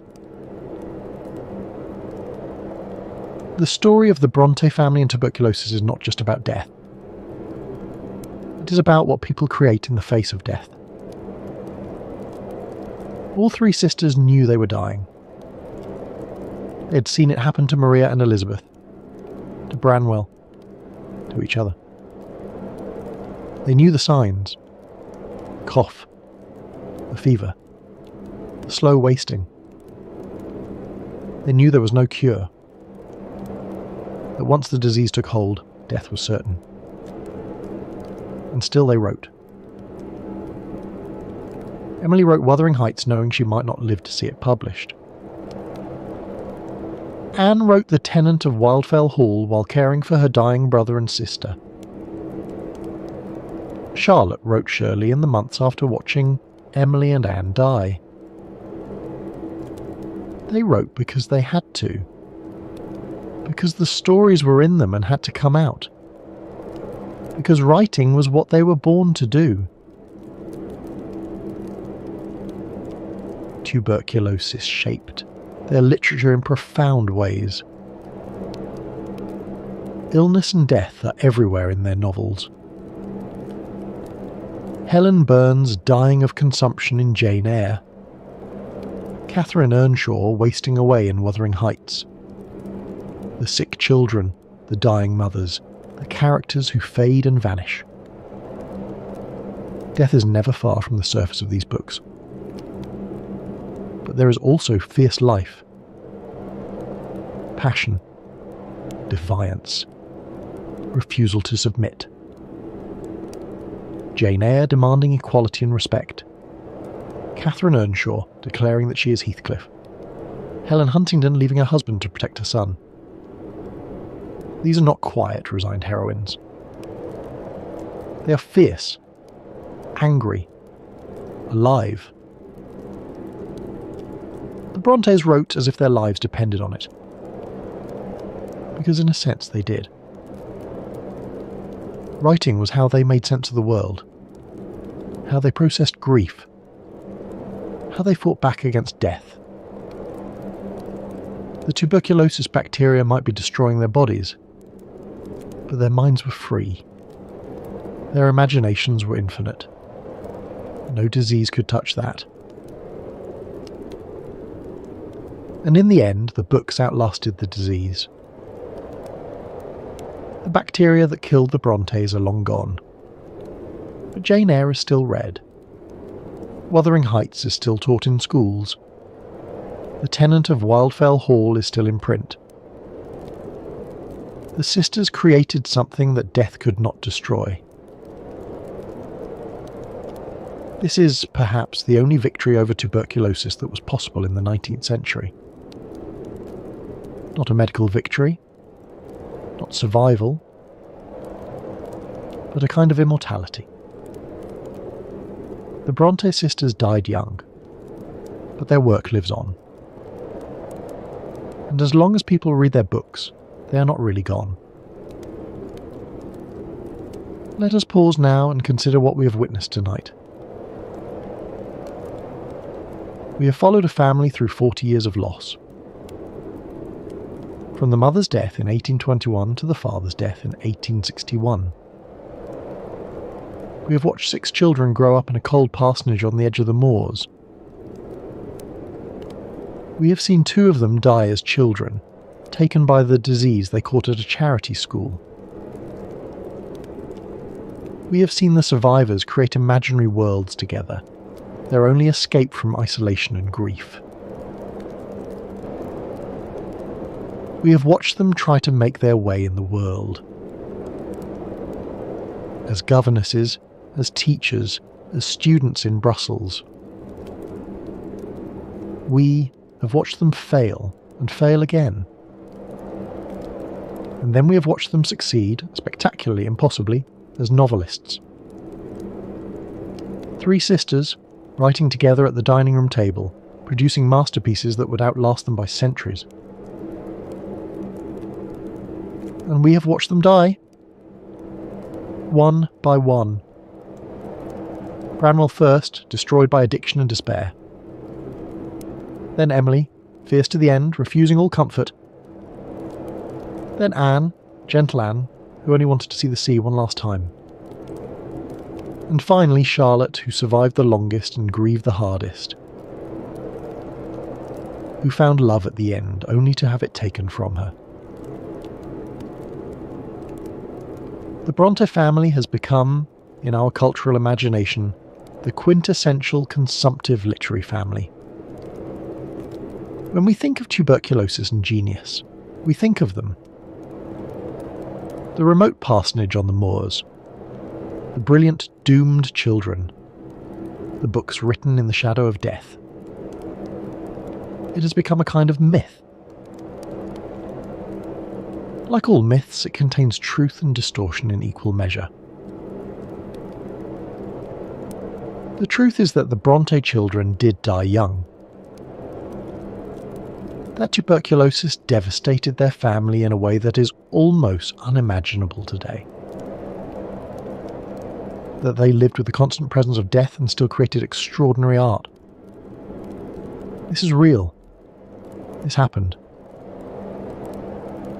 But the myth obscures as much as it reveals. It makes the Bronte seem passive, victims of fate, beautiful martyrs to disease and genius. And they were not that. They were fighters. Emily fighting until her body literally gave out beneath her. Anne fighting for the chance to see the sea one last time. Charlotte fighting to finish her novels even as grief threatened to overwhelm her. These were not passive, ethereal creatures. They were tough, practical, determined women. They had to be. Survival in 19th century Yorkshire required it. Consider what it meant to be a woman writer in the 1840s. There were successful female novelists, certainly.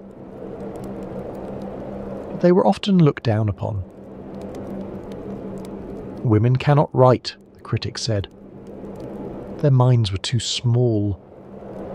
Their emotions too weak. They could manage sentimental romances, perhaps. But real literature? That was for men. The Brontes proved them wrong. Jane Eyre was more psychologically complex than most novels by men. Wuthering Heights was more daring. The Tenant of Wildfell Hall was more morally courageous. These were not women's novels in the diminishing sense the critics meant. They were simply great novels. And they were written by women who had been told they could not write. The myth also suggests that their genius was somehow a product of their illness. That tuberculosis made them creative. That suffering was necessary for art. This is nonsense, of course. Dangerous, romantic nonsense. The Brontes were geniuses despite tuberculosis, not because of it. Imagine what they might have written if they had lived. If Charlotte had survived to 60, if Emily had had 20 more years, if Anne had been able to write more than 2 novels. We lost whole libraries when they died. Tuberculosis did not create their genius. It destroyed it before its time. And yet, there is something about the Bronte story that continues to haunt us. Something that speaks to our deepest fears and desires. We're afraid of death. All of us. Always. And we want to believe that death can be defeated. Not literally. We know we all die eventually. But symbolically. We want to believe that what we create can outlast us. That we can leave something behind. That our lives will have meant something. The Brontes did that. They died. All of them. Young and in pain and too soon. But their books remain. And in those books, they are still alive. Still fierce. Still brilliant. Still themselves. This is why we make pilgrimages to Haworth. Why thousands of people every year visit the parsonage, walk the moors, stand at the graves. We are not just paying tribute to dead writers. We are participating in their victory over death. We are proof that they succeeded, that they made something that lasts. The parsonage is a museum now. You can walk through the rooms where the Brontes lived, the dining room where they wrote, Charlotte's tiny dresses and glass cases, the miniature books on display. It is carefully preserved, meticulously maintained. A shrine to literary genius. But if you go early in the morning before the tourists arrive, you can almost feel them there. The ghost of the family. Charlotte walking in circles around the dining room table. Emily coming in from the moors, windblown and silent. Anne sitting in the corner with her sewing, thinking about Gondel. Branwell upstairs, young and hopeful still. The 2 eldest girls, Maria and Elizabeth, just shadows now. Barely remembered except in Charlotte's writing. The church is still there, of course. St. Michael and All Angels, where Patrick preached for 41 years, where he buried his entire family. The family vault is beneath the floor, near the altar. A simple brass plaque marks the spot. Maria Branwell Bronte and her 5 children. Not Anne. Anne is still in Scarborough, by the sea. The graveyard is full. Crowded with Victorian tombstones, many of them for young people. Tuberculosis victims, most of them. Haworth was a place where people died young. The Brontes were not exceptional in that. They were only exceptional in what they left behind. If you walk out behind the parsonage, you can take the path to the moors.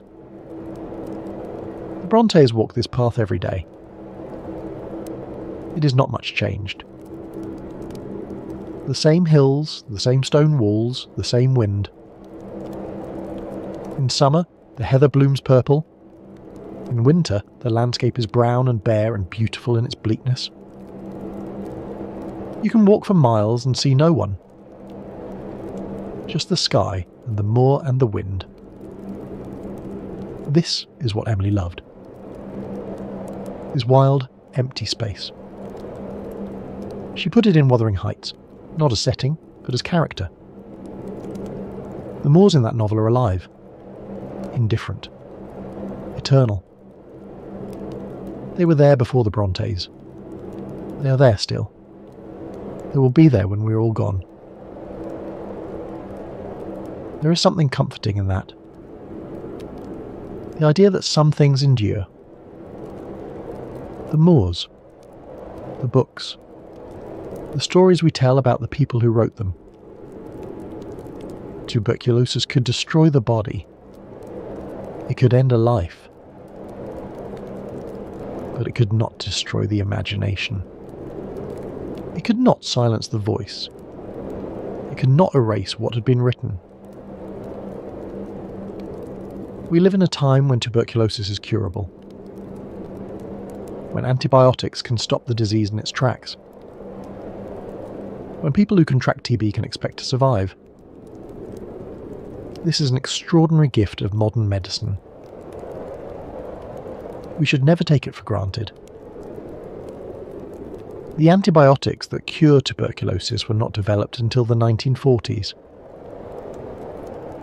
If they had existed in the 1840s, the Brontes might have lived. Maria and Elizabeth might have survived Cowan Bridge. Branwell might have recovered from his illness. Emily, diagnosed early, might have been cured. Anne might have seen many more summers by the sea. Charlotte might have raised the child she was carrying when she died. A century separated the Brontes from a cure. 100 years. So close, and yet impossibly far. They lived and died in the gap between the disease and its remedy. Millions did. The tuberculosis epidemic of the 19th century was a tragedy on an unimaginable scale. The Brontes are famous, but they were not unique. They were just 6 people among the tens of millions who died. But we have lost something too. Or perhaps not lost, but forgotten. The Victorians lived with death in a way we do not. It was immediate, constant, unavoidable. Everyone knew someone who had died of tuberculosis. Every family had buried children. Death was not abstract. It was not something that happened to other people in hospitals, out of sight. It happened at home, in the bedroom, in the family. This intimacy with death shaped how people lived. It made them conscious of time in a way we are not. They knew that life was short, that opportunities might not come again, that there was no time to waste. The Brontes knew this. They had seen their sisters die young. They knew their own lives might be short. And so they wrote. Not someday. Not when they had more time or more money or more encouragement. But now, immediately, urgently, as if their lives depended on it. And perhaps they did. Perhaps writing was what kept them alive as long as they lived. The thing that gave their lives meaning and purpose. The thing that made the suffering bearable. Charlotte wrote about this in Villette. Lucy Snow, the narrator, speaks of the creative impulse as a kind of possession. Something that seizes you and will not let go. Something you have to express or die. This was Charlotte's own experience. She wrote because she had to, because not writing would have been a kind of death in itself. Emily seems to have felt the same way. We have so little of her personal writing, no letters, no diary except brief fragments. She was intensely private, but her poetry reveals a fierce inner life, a mystical sense of connection to something larger than herself. The moors, nature, the infinite. She wrote to capture that feeling, to make it permanent, to hold on to something that was always slipping away. Anne wrote with a different purpose. Moral purpose. She wanted to tell the truth about things people did not talk about. Alcoholism, domestic abuse, the exploitation of governesses. She wrote to expose injustice, to make people see, to change things. 3 sisters, 3 different motivations, but all of them writing with the same urgency. The same sense that this work mattered, that it had to be done, that there might not be time to do it later. They were right about that. There was not time. Emily died at 30, having published 1 novel. Anne died at 29, having published 2. Charlotte lived the longest, 38, and published 4 novels. 4. In a writing life of about 10 years. What would they have written if they had lived? If Emily had survived to Charlotte's age or beyond? If Anne had been able to develop her talent over decades instead of years? If Charlotte had lived to be an old woman writing into her 60s and 70s? Consider what Charlotte accomplished in just 10 years of serious writing. Jane Eyre, Shirley, Villette, The Professor. 4 novels plus a fragment of a 5th.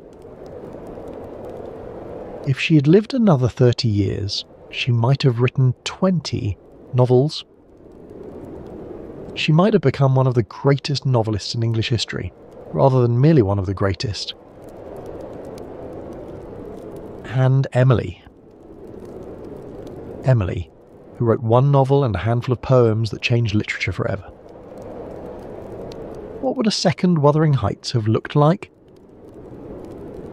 A third? Where would her mystical vision have taken her if she had lived another decade? We can only imagine. The disease that killed her killed possibilities as well as flesh. Anne too deserves more than she has received from history. She is often overlooked, the quiet sister, the youngest. But the tenant of Wildfell Hall was revolutionary. It dealt with subjects, alcoholism, domestic abuse, a woman's right to leave a bad marriage, that Victorian society preferred to ignore. Anne was braver than her sisters in some ways. More willing to confront uncomfortable truths. If she had lived, she might have become a voice for the voiceless, a champion of those who suffered in silence. We will never know. Tuberculosis took that future from them. From us. But what they did leave us is extraordinary. 3 of the most important novels in English literature. Jane Eyre, which revolutionised the way novels portrayed women's inner lives. Wuthering Heights, which pushed the boundaries of what a novel could be. The Tenant of Wildfell Hall, which dared to address subjects no one else would touch. These books changed literature. They changed how we think about women, about passion, about morality, about the self. and they did it all in the shadow of death. Knowing that time was short, that the cough they heard in the next room might soon be their own, that the disease was in their blood, in their lungs, waiting. This is what makes the Bronte story so powerful. Not the death itself. Death comes to everyone eventually. But what they did in the face of death. They did not give up. They did not surrender to despair. They did not decide that since life was short, nothing mattered. Instead, they decided that since life was short, everything mattered. Every word, every page, every story. They wrote as if their lives depended on it. And in a very real sense they did. Not their physical lives. Tuberculosis was going to take those regardless. But their legacy, their meaning, their immortality. There is a photograph of the Bronte sisters. Or rather, there is a painting made by Branwell that is often reproduced. It shows 3 young women, Charlotte, Emily, Anne. They are dressed plainly, sitting close together. Their faces are serious, intelligent, watchful. Originally, Branwell had painted himself in the centre. But he was unsatisfied with the result, so he painted himself out. Now there is just a ghostly pillar where his figure used to be. The 3 sisters grouped around an absence. It is an eerily prophetic image. Branwell, who was supposed to be the genius of the family, reduced to a ghost. The sisters, who were supposed to be secondary, taking centre stage. And all of them gone now. All of them dead before their time.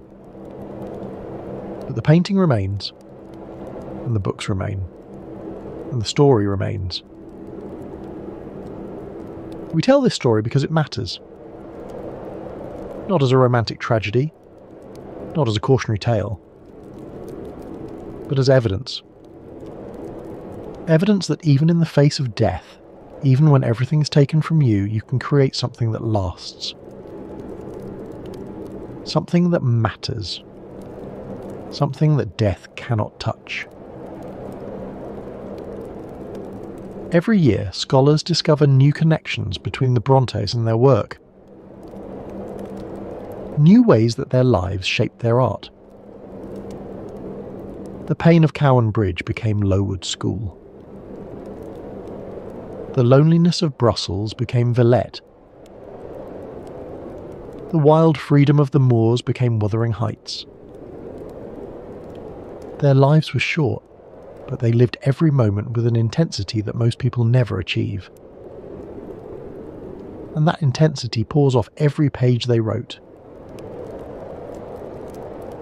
The Bronte sisters were not special because they died young.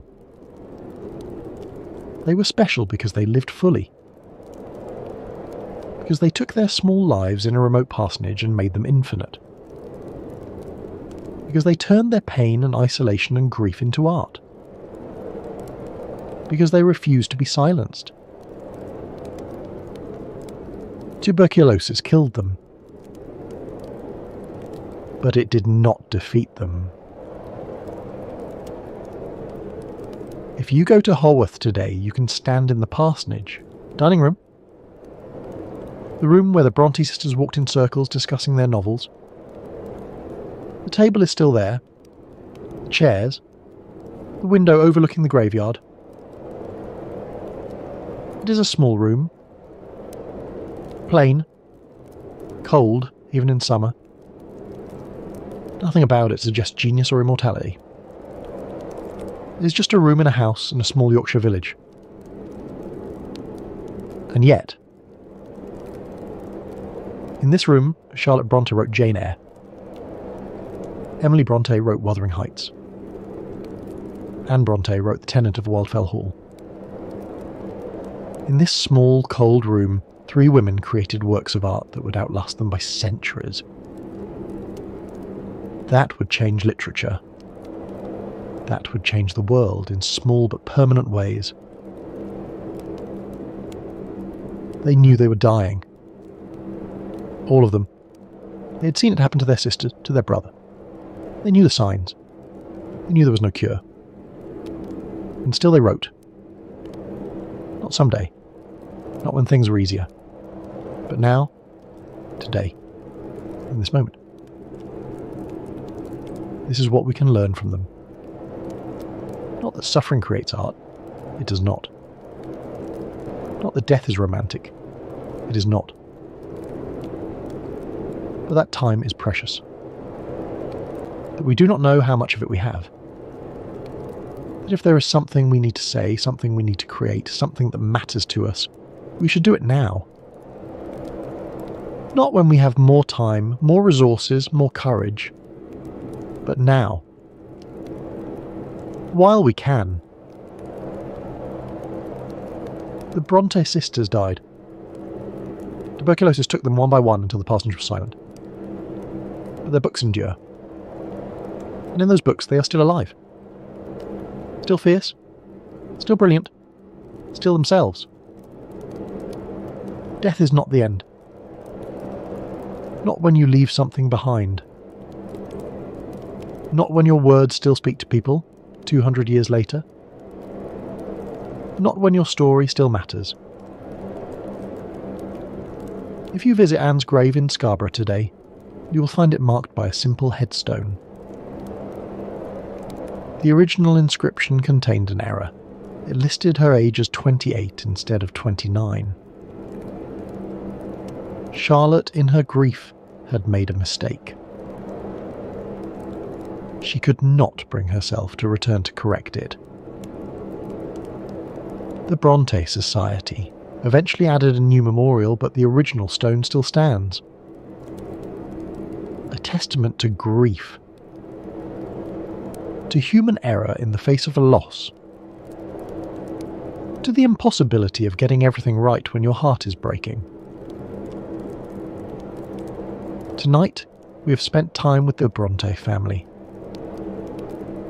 With Maria and Elizabeth, who died as children.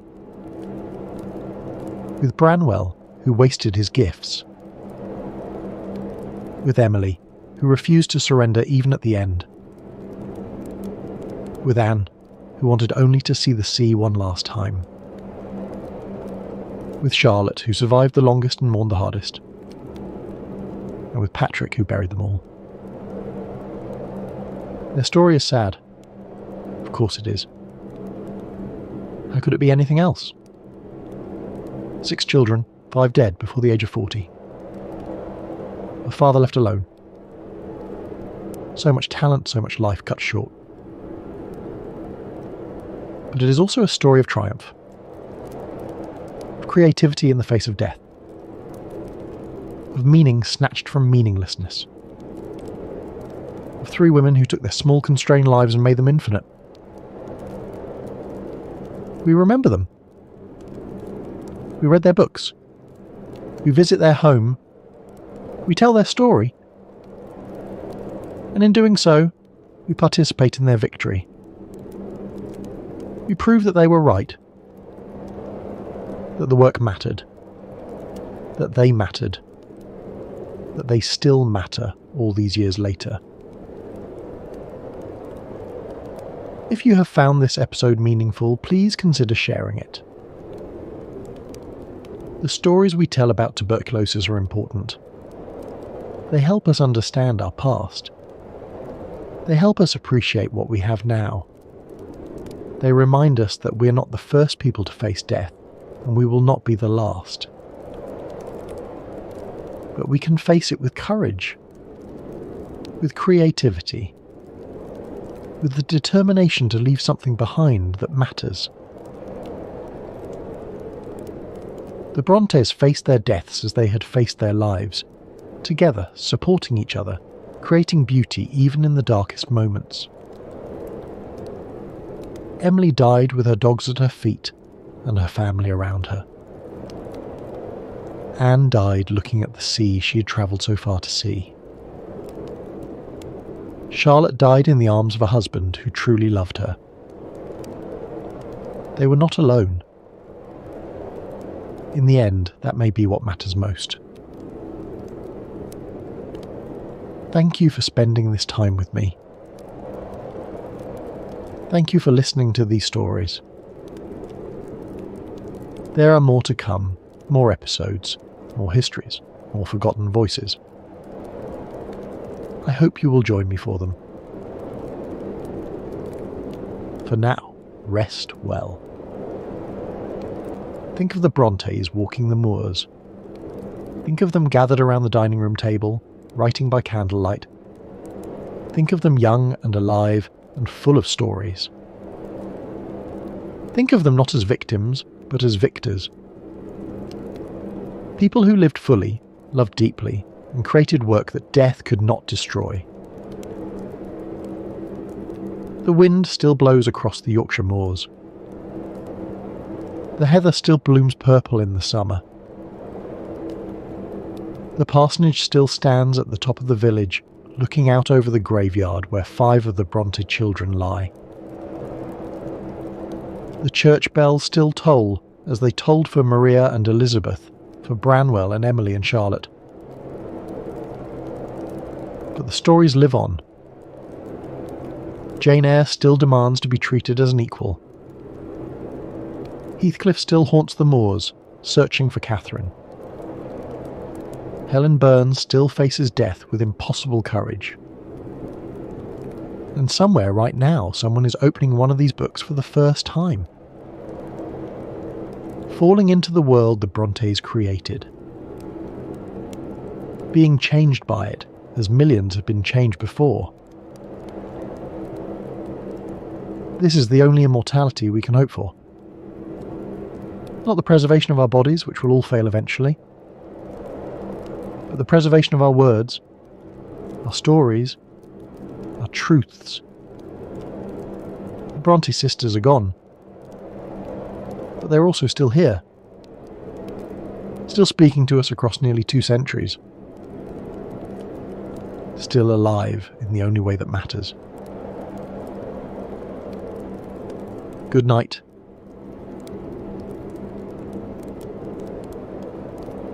She dies in his arms. Every single night in opera houses around the world, from Milan to Melbourne, from Paris to Sao Paulo, from the grandest theatres in Vienna to provincial houses in small Italian cities, she dies. Coughing, feverish, her cold hands reaching for the man who loves her, whispering his name with her final breath. And every night the audience weeps. They have been weeping for over 125 years. Mimi's death in La Bohème is the most famous tuberculosis death ever staged. More people have watched her die than have actually died of the disease in the modern era. Puccini's opera has been performed tens of thousands of times, on average, somewhere on Earth, almost every single day since its premiere in 1896. But Puccini did not invent her. He borrowed her from a real woman in a real garret in Paris, who really coughed blood into a handkerchief while the man who loved her watched helplessly. That man then wrote a novel about it, and then he died himself of the same disease at 38 years old in a charity hospital, penniless despite his literary fame. This is the opera that made tuberculosis immortal. The opera that turned disease into beauty, suffering into art, and a frozen garret in Paris into the most emotionally devastating stage setting in the history of music. Tonight, we ask why it still makes us cry. Welcome to the Sanatorium. Tonight we explore La Bohème, Giacomo Puccini's masterpiece about love, art, poverty and death in the garrets of 19th century Paris. It is, by some measures, the most popular opera ever written. It is certainly among the most performed, the most recorded, the most likely to reduce an audience to tears. We will trace the opera back to its source, a novel written by a man who lived the bohemian life himself, who knew the freezing rooms and the empty stomachs, who loved women who were dying of consumption, and who died, in the end, of the very same disease that kills his most famous character. We will witness the bitter rivalry between two composers racing to tell the same story, and see how one version became immortal while the other was forgotten.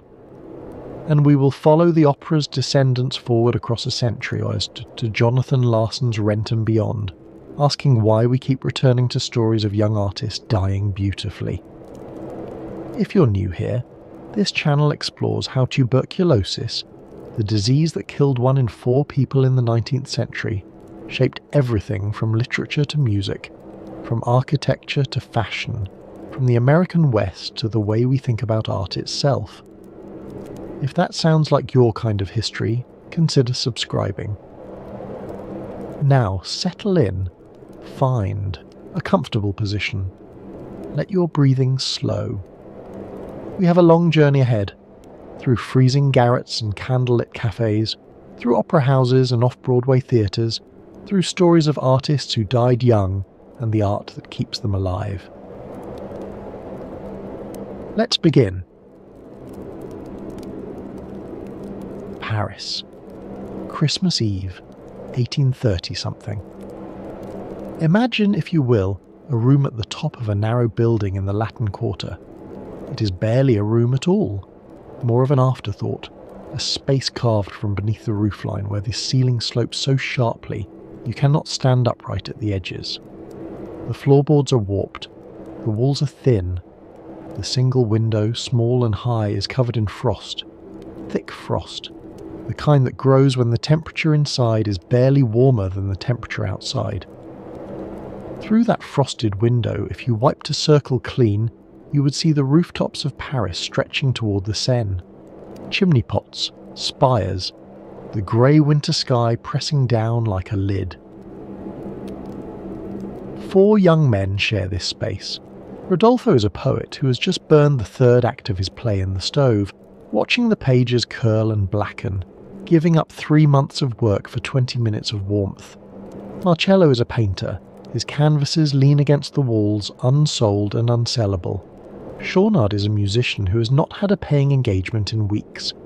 Colline is a philosopher whose overcoat pockets bulge with books, the one possession he will not sell even when he is starving. They are artists. They are dreamers. They are at this moment slowly freezing to death. This is the world of La Bohème, the bohemian life of mid-19th century Paris, where young artists lived in beautiful squalor, creating masterpieces while dodging landlords and stretching every sou. It is a world of camaraderie and creativity, of grand ambitions and empty stomachs, of passionate arguments about poetry and painting conducted over tables where there was nothing to eat. And it is a world where tuberculosis waits in the shadows. In rooms like this, cold, damp, crowded, poorly ventilated, the bacillus thrived. It moved from lung to lung, invisible, patient, deadly. By the time someone began to cough, it was already too late. Into this garret comes a knock at the door. A young woman, a seamstress from down the hall, enters seeking a light for her candle. The draught on the stairs has blown it out. She's breathless from the climb. She coughs. She leans against the door frame for support. She's pale and thin and, in the light of the single candle that remains lit, achingly beautiful. Her name is Mimi. She will be dead by the final curtain. In the next 2 hours, Rodolfo and Mimi will fall in love. They will quarrel. They will separate. They will reunite at the moment of her death, surrounded by the friends who have become family in this cramped and freezing room. The love story will be passionate and doomed. The death will be beautiful and terrible. It is one of the most performed operas in the world, produced somewhere on Earth, on average, almost every single day. More than 125 years after its premiere, audiences still weep at Mimi's death, still feel the chill of that garret, still believe utterly in the love story even though they know from the very first scene exactly how it will end. Tonight, we explore why. Why this story, with its consumptive heroine and its starving artist, has captured imaginations across 3 centuries, why tuberculosis became opera's favourite way to die, and why, even in an era of antibiotics and central heating, we keep returning to the cold garrets of Bohemian Paris. This is the story of La Bohème. Giacomo Antonio Domenico Michele Secondo Maria Puccini, mercifully known simply as Giacomo Puccini, was born on December 22, 1858, in Lucca, a small city in Tuscany. Lucca is one of those Italian cities that seems preserved in amber, ancient walls, narrow streets, medieval towers that have stood for centuries. It was a place where tradition mattered, where families carried their professions like inheritances. And the Puccinis were musicians. For 4 generations, stretching back to the early 18th century, the family had produced composers, organists and choir masters who served the Cathedral of Lucca. The position of director of music at the Cattedrale di San Martino had passed from father to son like a title of nobility. When Giacomo was born, it was simply assumed that he too would take his place in this tradition. He would learn organ, he would compose church music, he would serve God and Lucca as his father and grandfather and great-grandfather had done before him.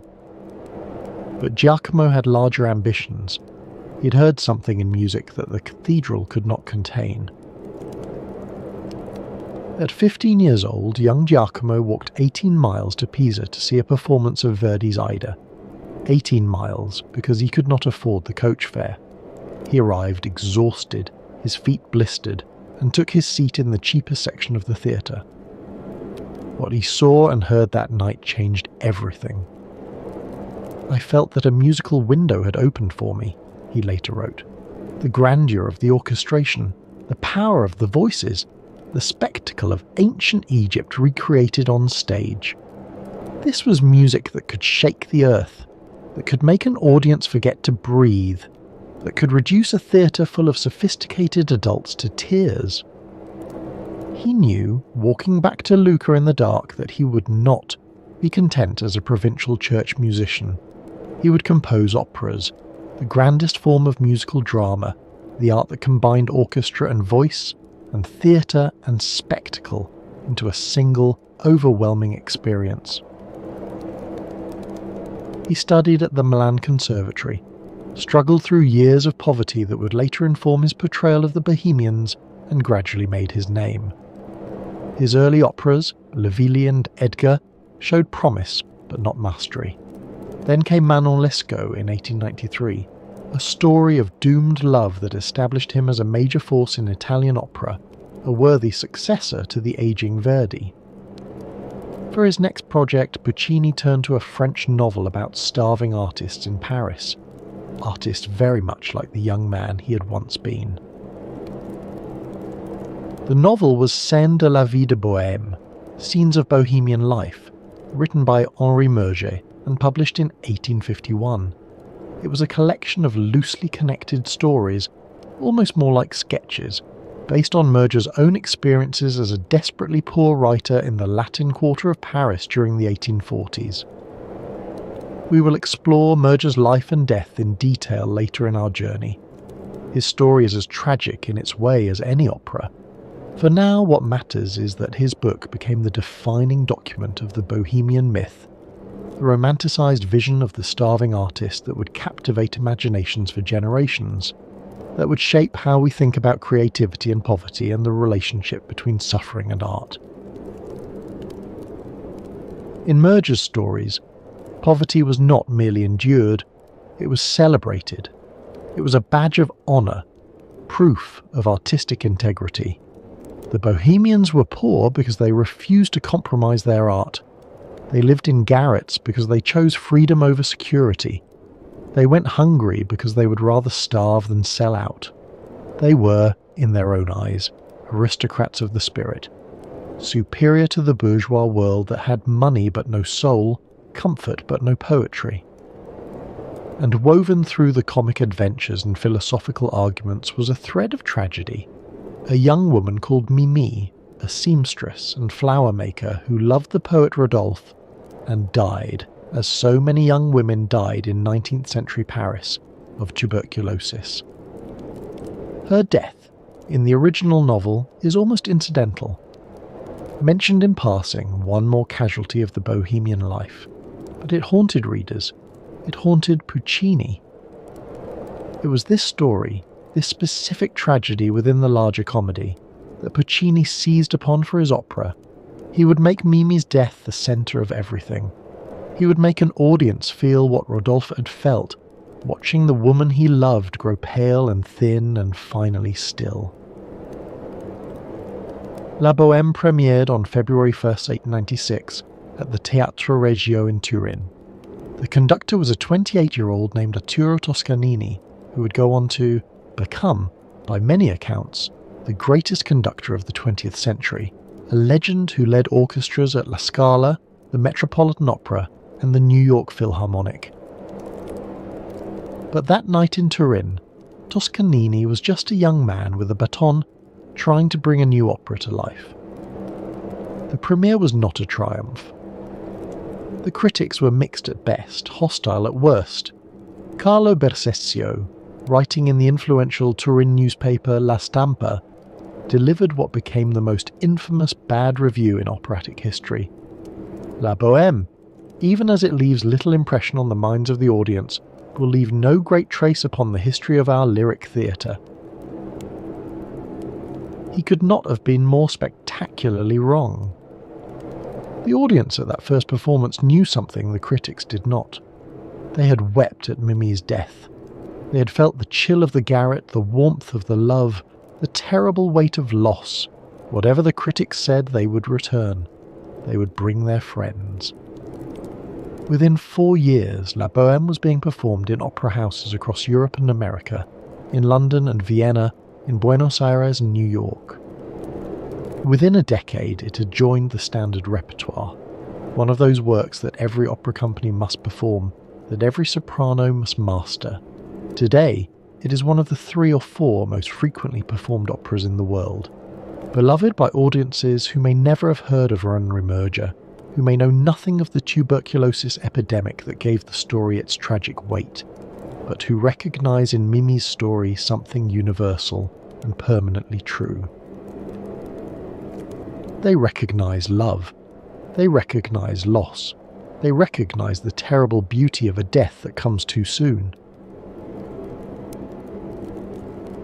To understand La Bohème, we must first understand the man who created its source material, and who lived and died the life he described. Louis-Henri Merger was born on March 27, 1822, in Paris.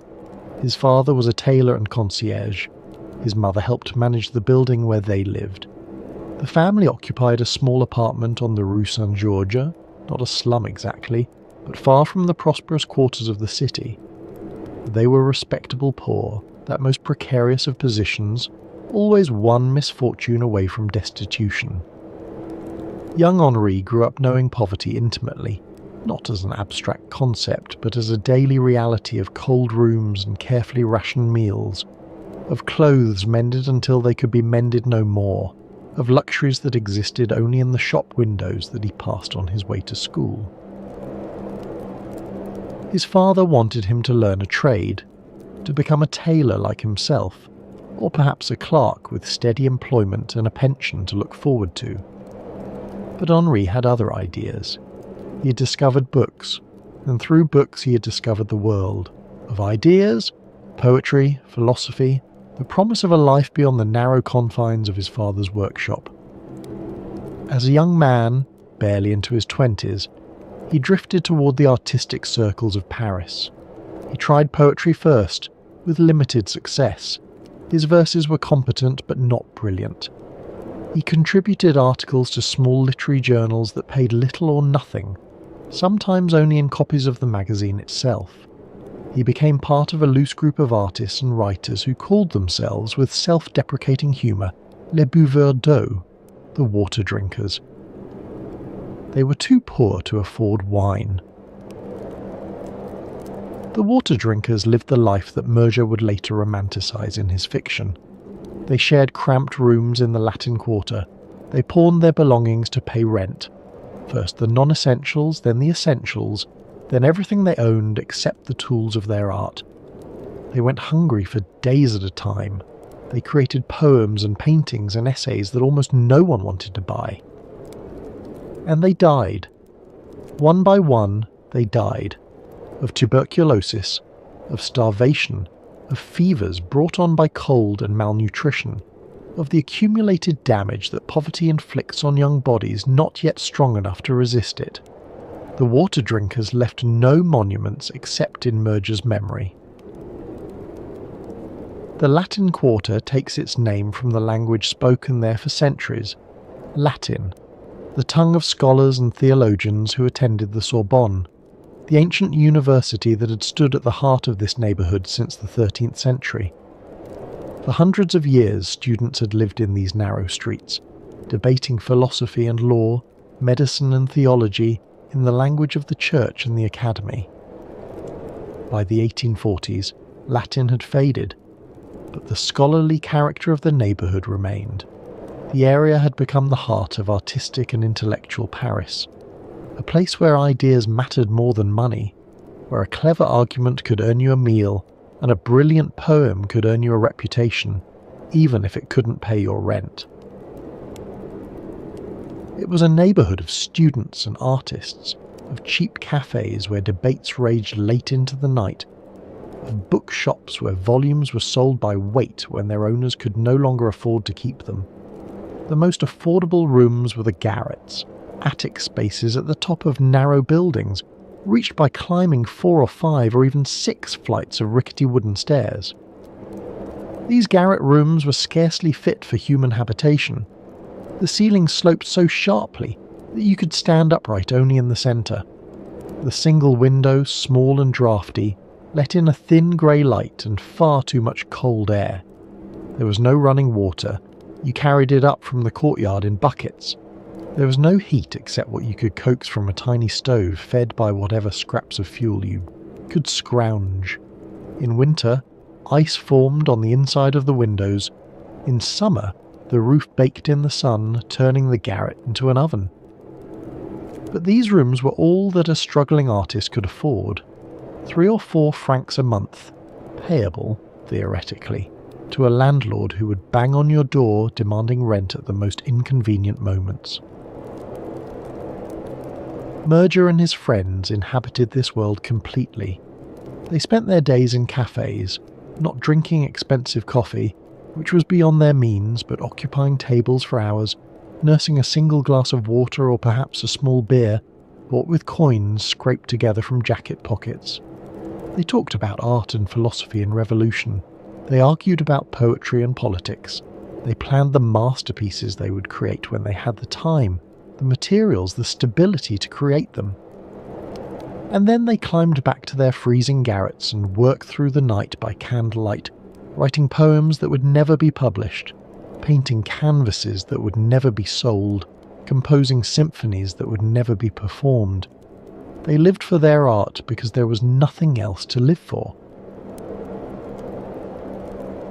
The centre of their social world was the Café Momus, a modest establishment on the Rue des Prêtres Saint-Germain-l'Auxerrois that features prominently in La Bohème. It was not elegant. The furniture was worn, the walls were stained with tobacco smoke, and the proprietor had long since given up hope of collecting what he was owed. But here the bohemians gathered to share what little they had, to argue about ideas, and to forget for a few hours the poverty and cold that defined their existence. Between 1847 and 1849, Murger published a series of stories in a small literary magazine called Le Corsaire. It was not a prestigious publication, far from it. Le Corsaire was a satirical journal, irreverent and often in trouble with the censors, but it paid, however modestly, and it gave Murger a platform. The stories he wrote, loosely connected, episodic, semi-autobiographical, depicted the lives of 4 bohemian friends and the women who loved them. They were comic mostly. The tone was light, ironic, self-deprecating, The characters schemed to avoid their landlord. They invented elaborate justifications for not paying their bills. They found ways to eat lavish meals and then slip away before the check came. But underneath the comedy was something darker. The characters were often cold. They were often hungry. They fell in love with women who were already dying. The reader laughed at their antics, but the laughter had an edge to it. The recognition that this precarious existence could collapse at any moment into tragedy. The characters were drawn from life, from the water drinkers Merger knew. Rodolphe, the poet, was Merger himself, his ambitions, his struggles, his romances thinly disguised. Marcel, the painter, was a composite of several artist friends. Chaunard, the musician, was based on Alexandre Chan, a real composer who had shared quarters with Merger. Colline, the philosopher, was drawn from a friend named Jean Wallon, whose overcoat pockets really did bulge with books. And the women, Mimi, Musette and others, were composites of real women Merger had known in the Bohemian underworld. Grisettes they were called, working-class girls who sewed or made artificial flowers by day and drifted into the demi-monde by night. In 1849, Merger adapted his stories into a play, La Vie de Bohème, which was produced at the Théâtre des Variétés. It was a surprising success. Parisian audiences, many of them comfortable bourgeois, who had never set foot in a garret, found themselves enchanted by this vision of artistic life. They wept at the sad parts. They laughed at the comic parts. They came back the next night and brought their friends. What they saw was not poverty as it actually was, but poverty as they imagined it might be. Romantic, full of adventure and passion, redeemed by art and love. Merger had discovered something that audiences desperately wanted, a myth. In 1851, Merger gathered his stories together and published them as a novel, Scènes de la vie de Bohème.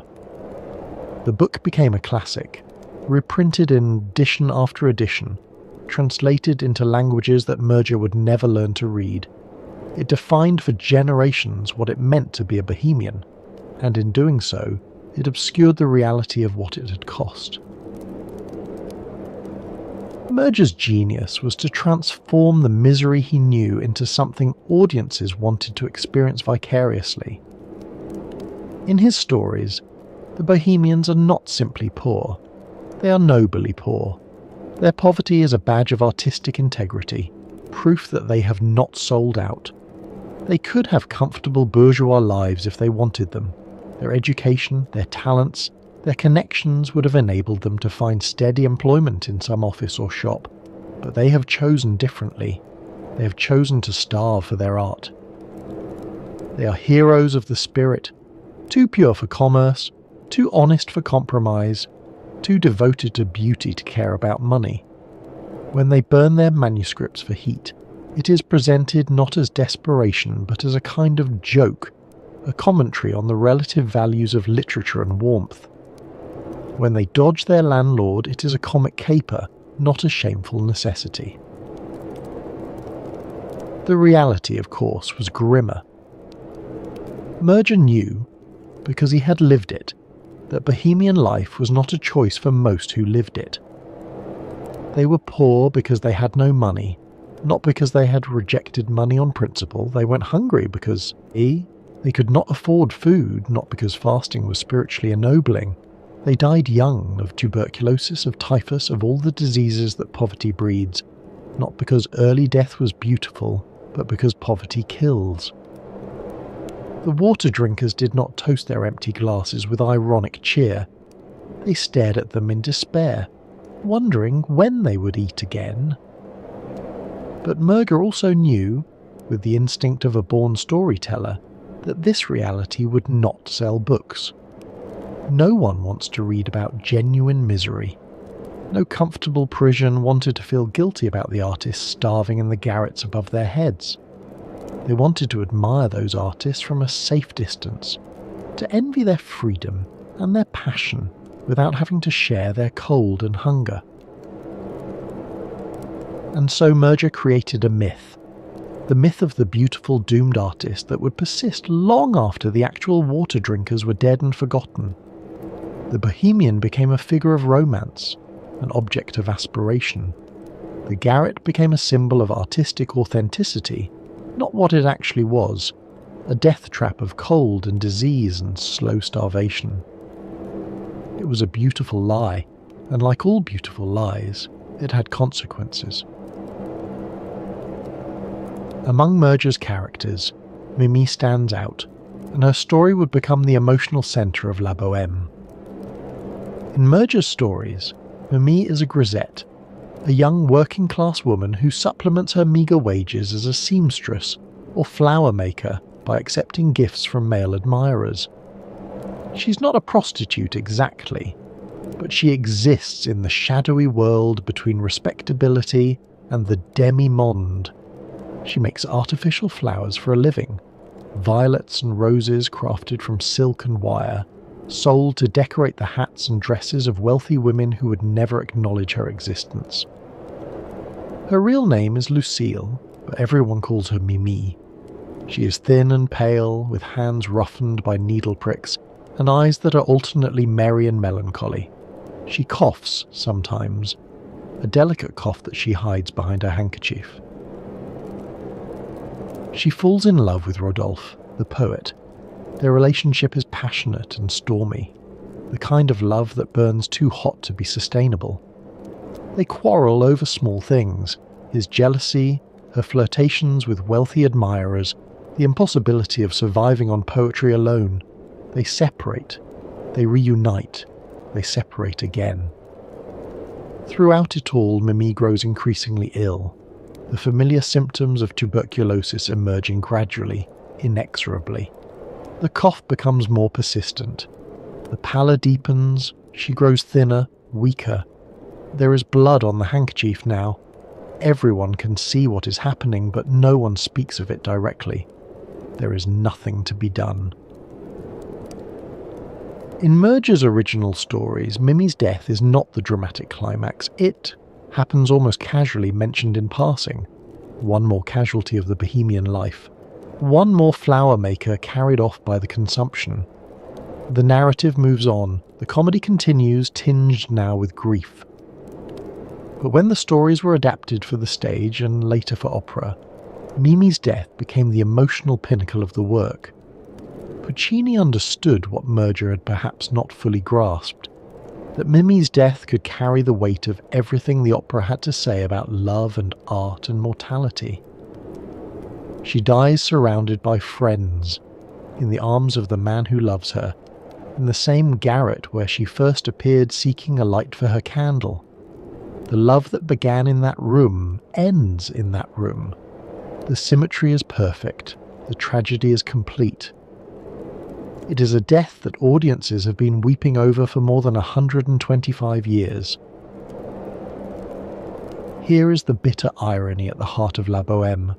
Henri Merger died the same way his characters died. After the success of his play and novel, Merger achieved a measure of fame and financial stability. He moved out of the garrets. He bought new clothes. He dined in restaurants where he actually paid the bill. Critics praised him as the chronicler of a vanishing world, the poet of Bohemian Paris. In 1859, he received the Légion d'honneur, the red ribbon that marked recognition from the French state of his literary contributions. He was 37 years old. He should have had decades of writing ahead of him. He should have been able to leave the garret life behind forever. But the damage was already done. Years of poverty, cold, and malnutrition had destroyed his health beyond repair. Tuberculosis, almost certainly contracted during his water drinker days, had taken hold in his lungs. The disease had been progressing slowly, invisibly, throughout the years of his success. Now, in the late 1850s, his condition deteriorated rapidly. The cough that had been merely annoying became constant, racking, bloody. He grew weak. He could not work. Whatever money he had earned from his books and plays slipped away, spent on doctors who could do nothing, on medicines that helped not at all.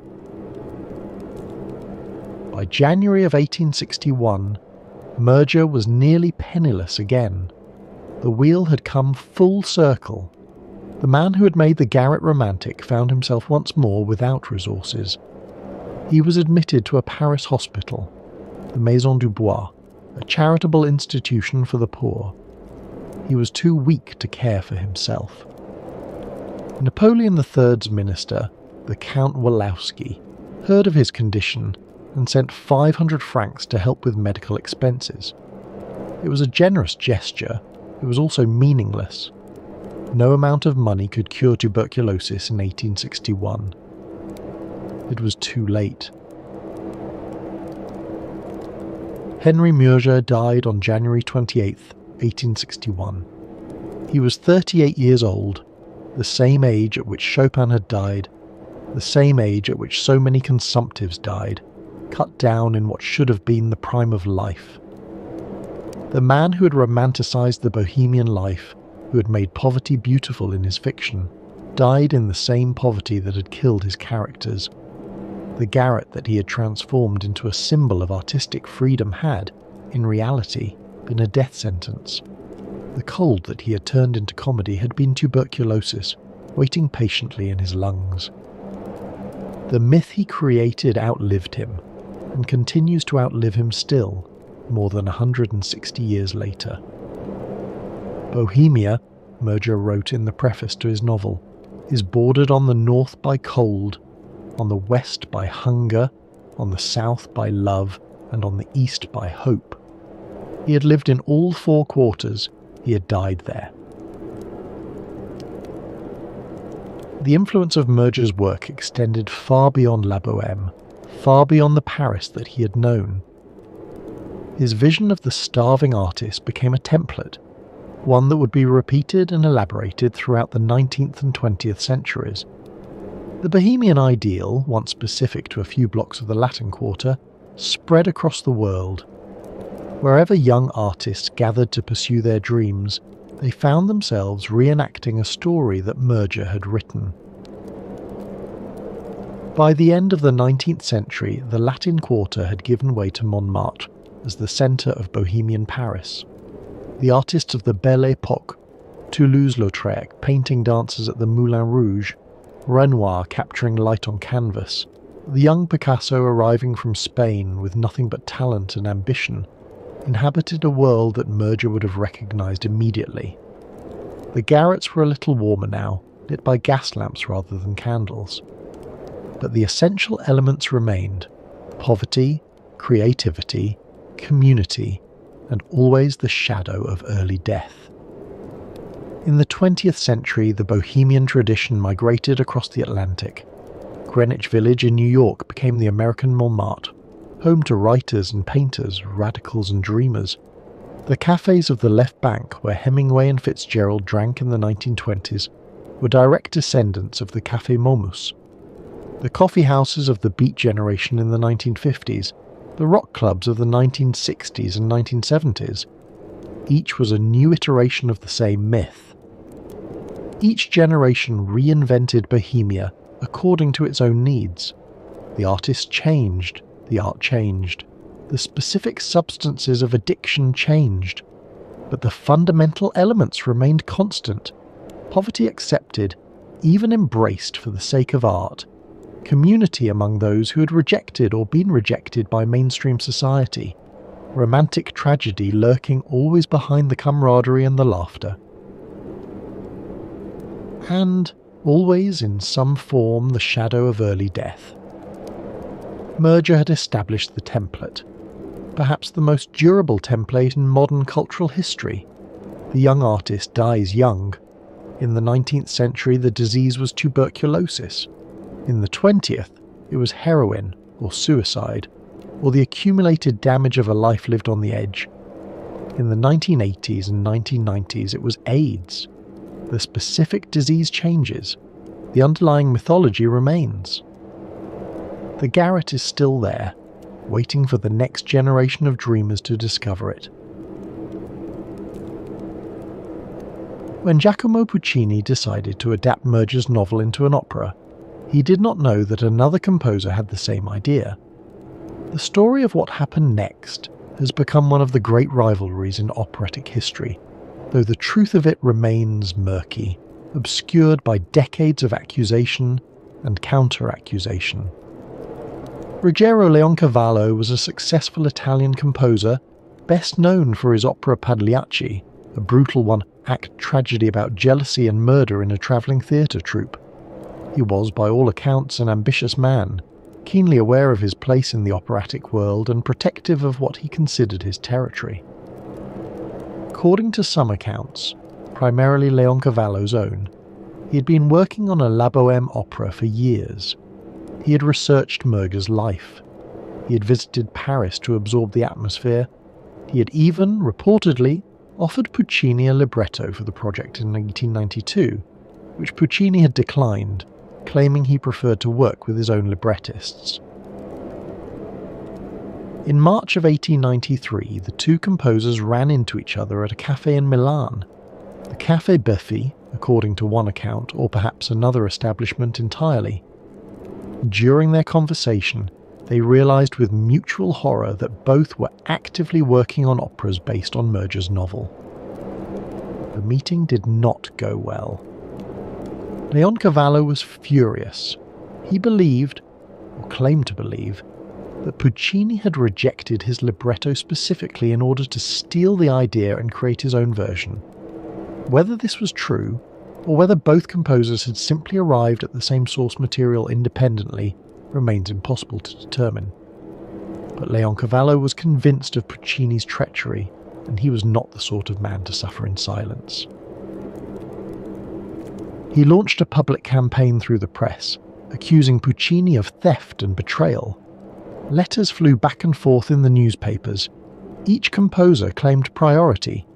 Each accused the other of bad faith. The musical world of Italy took sides. Puccini's response was characteristically blunt. What does it matter to Maestro Leoncavallo? Let him compose, I will compose, the audience will decide. And so both composers continued their work. The race was on.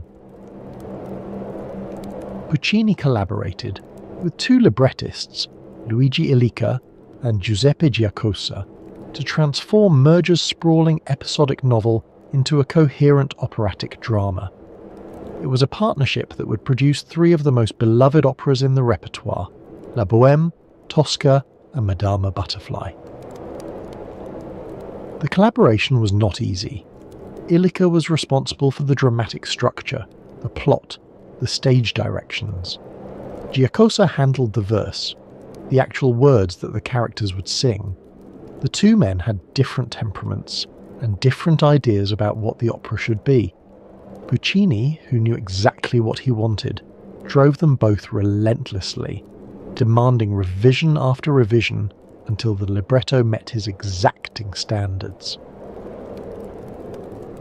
The transformation of Murger's novel required significant condensation and restructuring. The original stories wandered. They were episodic, loosely connected, more interested in atmosphere than plot. An opera needed focus. It needed a clear dramatic arc. It needed, above all, an ending that would devastate the audience. The librettist chose to centre the work on two love stories, Rodolfo and Mimi, Marcello and Musetta. The other Bohemians, Shonald the musician, Colleen the philosopher, became supporting characters. The various women in Murger's stories were consolidated. The comic episodes were selected for their theatrical potential. Everything else was simplified or eliminated. Most importantly, the libretto made Mimi's death the climax of the entire work. In Murger's original, Mimi's death is mentioned almost in passing. One tragic event among many in the chaotic Bohemian life. It happens, and then the story continues. In Puccini's opera, it becomes the moment toward which everything builds. The joys of Act 1, the comedy of Act 2, the heartbreak of Act 3. All of it leads inexorably to the final scene in Act 4, when Mimi returns to the garret to die. This structural choice transformed La Bohème from a series of charming scenes into a unified tragedy. It gave audiences something to feel at the end. Not just the pleasant melancholy of bohemian nostalgia, but genuine, wrenching grief for a character they had come to love over the previous 2 hours. Puccini composed La Bohème between 1893 and 1895, completing the orchestration in late 1895. He worked at his villa at Torre del Lago, in the marshlands near the Tuscan coast, where he could compose undisturbed by the distractions of city life. The music is among his most accessible and immediately appealing, which is saying something for a composer whose melodies are universally admired. From the very first notes, the orchestra establishes a sense of bustling energy, of life being lived at full tilt despite the cold and the poverty. The love duets are soaring and romantic. The comic scenes sparkle with wit. The melodies are unforgettable. Rodolfo's aria about Mimi's cold little hand, Mimi's response, explaining who she is and what she dreams of, the glorious duet that ends Act 1 as they declare their love and walk out into the Parisian night, Musetta's flirtatious waltz in Act 2, Mimi's heartbreaking farewell in Act 3. Audiences leave the theatre humming these melodies. They have been humming them for over a century. But the sophistication of Puccini's score goes far beyond catchy tunes. He developed a system of musical themes, what musicologists call leitmotifs, borrowing the term from Wagner, that recur throughout the opera, transformed and developed as the drama unfolds. These themes are not just labels for characters, they carry emotional weight. They tell us what the characters are feeling even when the words cannot. The theme of Mimi's bonnet, first heard when she describes her simple life in Act 1, returns in Act B as she lies dying, but now it is coloured by loss, by the memory of what was and will never be again. The theme of the Bohemians' camaraderie, boisterous and playful in Act 1, becomes tender and mournful in Act 4, when the friends sacrifice their few possessions to help the dying girl. This technique creates a sense of memory within the music itself. As the characters remember earlier times, the orchestra remembers with them, bringing back fragments of themes that the audience has heard before, now coloured by everything that has happened since. The effect is cumulative. By the end of the opera, every musical phrase carries the weight of the entire story. The effect in Act 4 is devastating. As Mimi lies dying, as she and Rodolfo recall their first meeting, the orchestra plays music from Act 1, from the moment when they first declared their love, when everything was possible, when the future stretched ahead of them like an endless promise. What was joyful then becomes unbearably sad now. The melody is the same, the meaning is transformed. The music carries the weight of everything that has been lost. Let me walk through the opera's story. 4 acts that span roughly a year in the lives of our bohemians, from one Christmas Eve to the following autumn. Act 1. Christmas Eve, in the garret. The room is freezing. Rodolfo the poet and Marcello the painter are trying to work, but the cold makes concentration impossible. Marcello's painting, a depiction of the crossing of the Red Sea that he has been reworking for years, sits on its easel, abandoned. Rodolfo's latest poem lies unfinished on the table. To warm the room, Rodolfo makes a dramatic sacrifice. He burns the manuscript of his play, feeding it page by page into the stove. The fire blazes briefly, then dies. The warmth is fleeting. The art is gone. Their friends Colin the philosopher and Shaunard the musician arrive with an unexpected windfall. Food, wine, fuel and money. The product of a comic misadventure involving an eccentric English milord and a parrot. For once the Bohemians will eat well on Christmas Eve. But their celebration is interrupted by the arrival of Benoit, the landlord, demanding the rent that is months overdue, through a clever trick, getting Benoit drunk and then pretending moral outrage at his confessed infidelities. The Bohemians manage to throw him out without paying. It is a small victory, comic and slightly mean-spirited, but it is theirs. The friends prepare to leave for Christmas Eve celebrations at the Café Momus, but Rodolfo stays behind. He has an article to finish, he claims. The others depart. The garret falls silent.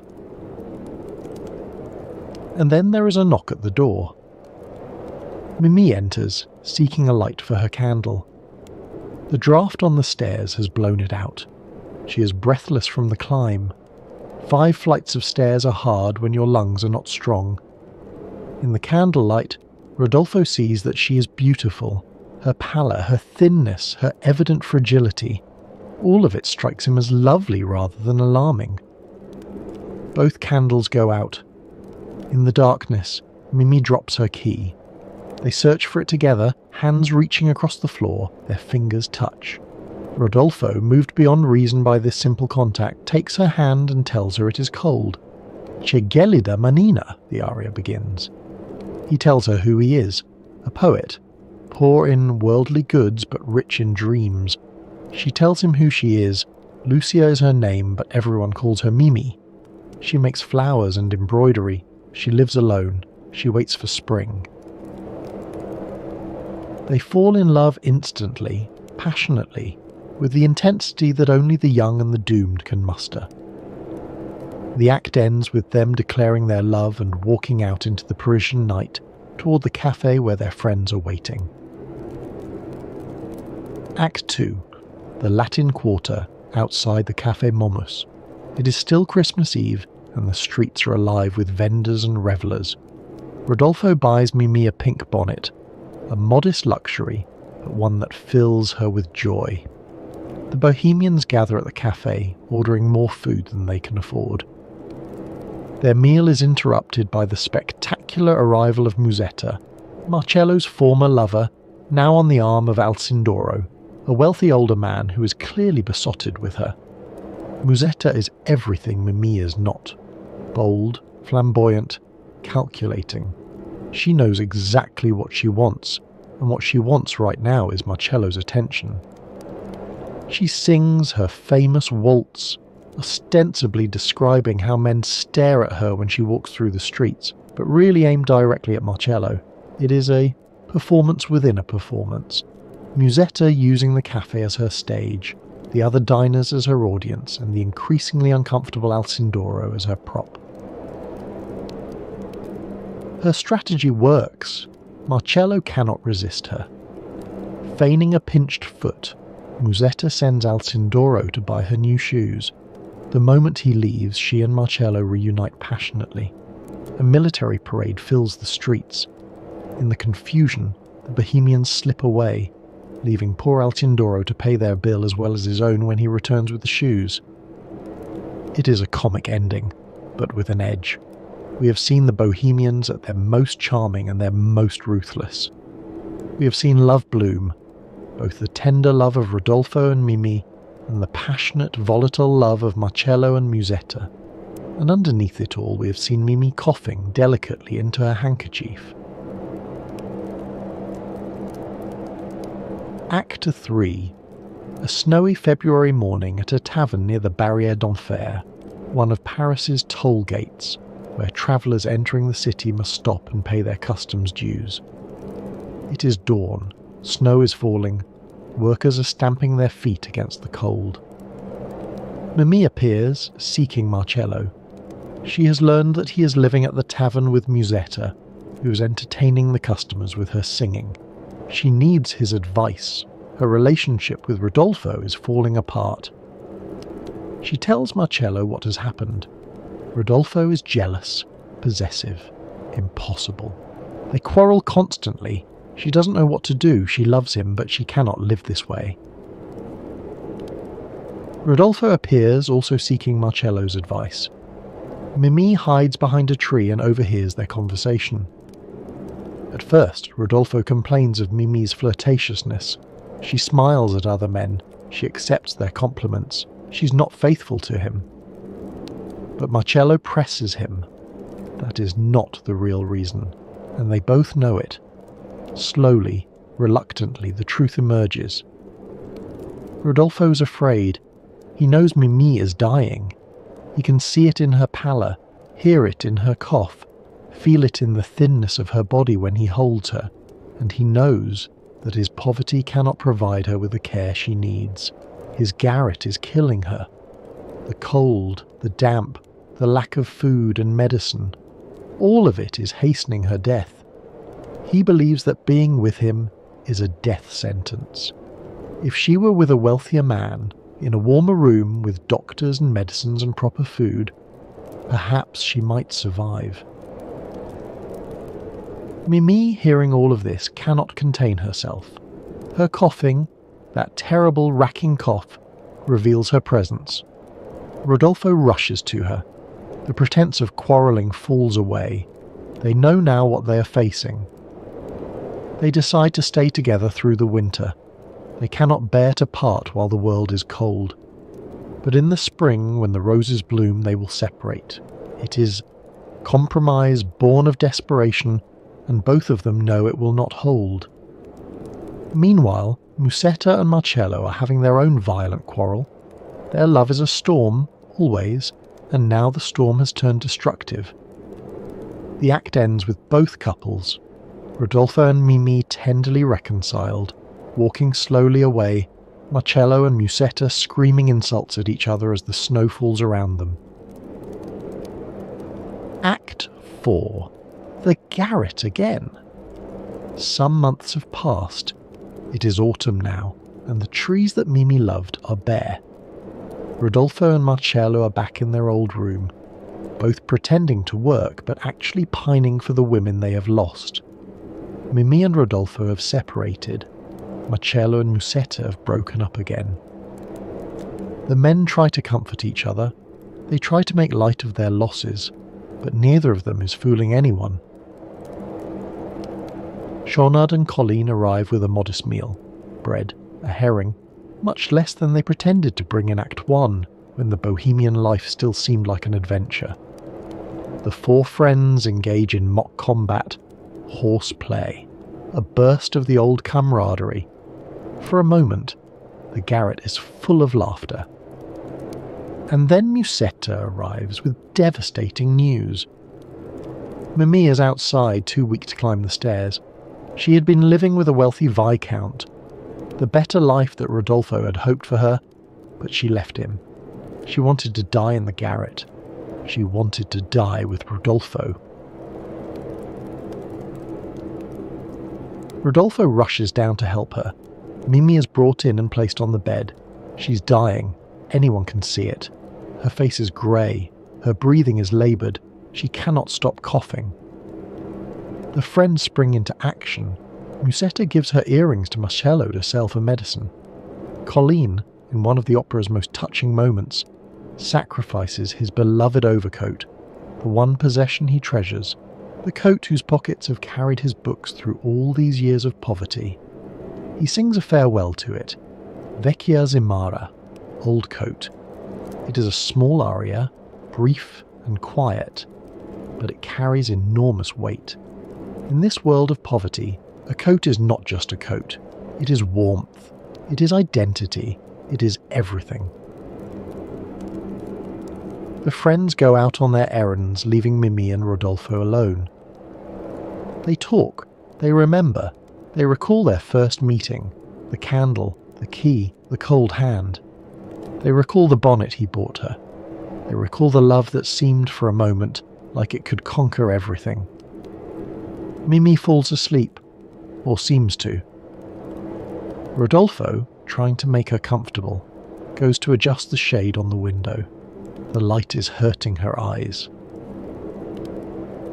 The friends return. Schaunard notices that Mimi has stopped breathing. He whispers to Marcello. Marcello tries to tell Rodolfo without speaking the words, but Rodolfo sees their faces. He sees Musetta praying. He knows. He rushes to the bed. He takes Mimi's hand, the hand he took in the dark so many months ago. He calls her name. There is no answer. The opera ends with Rodolfo's anguished cry, "Mimi! Mimi!"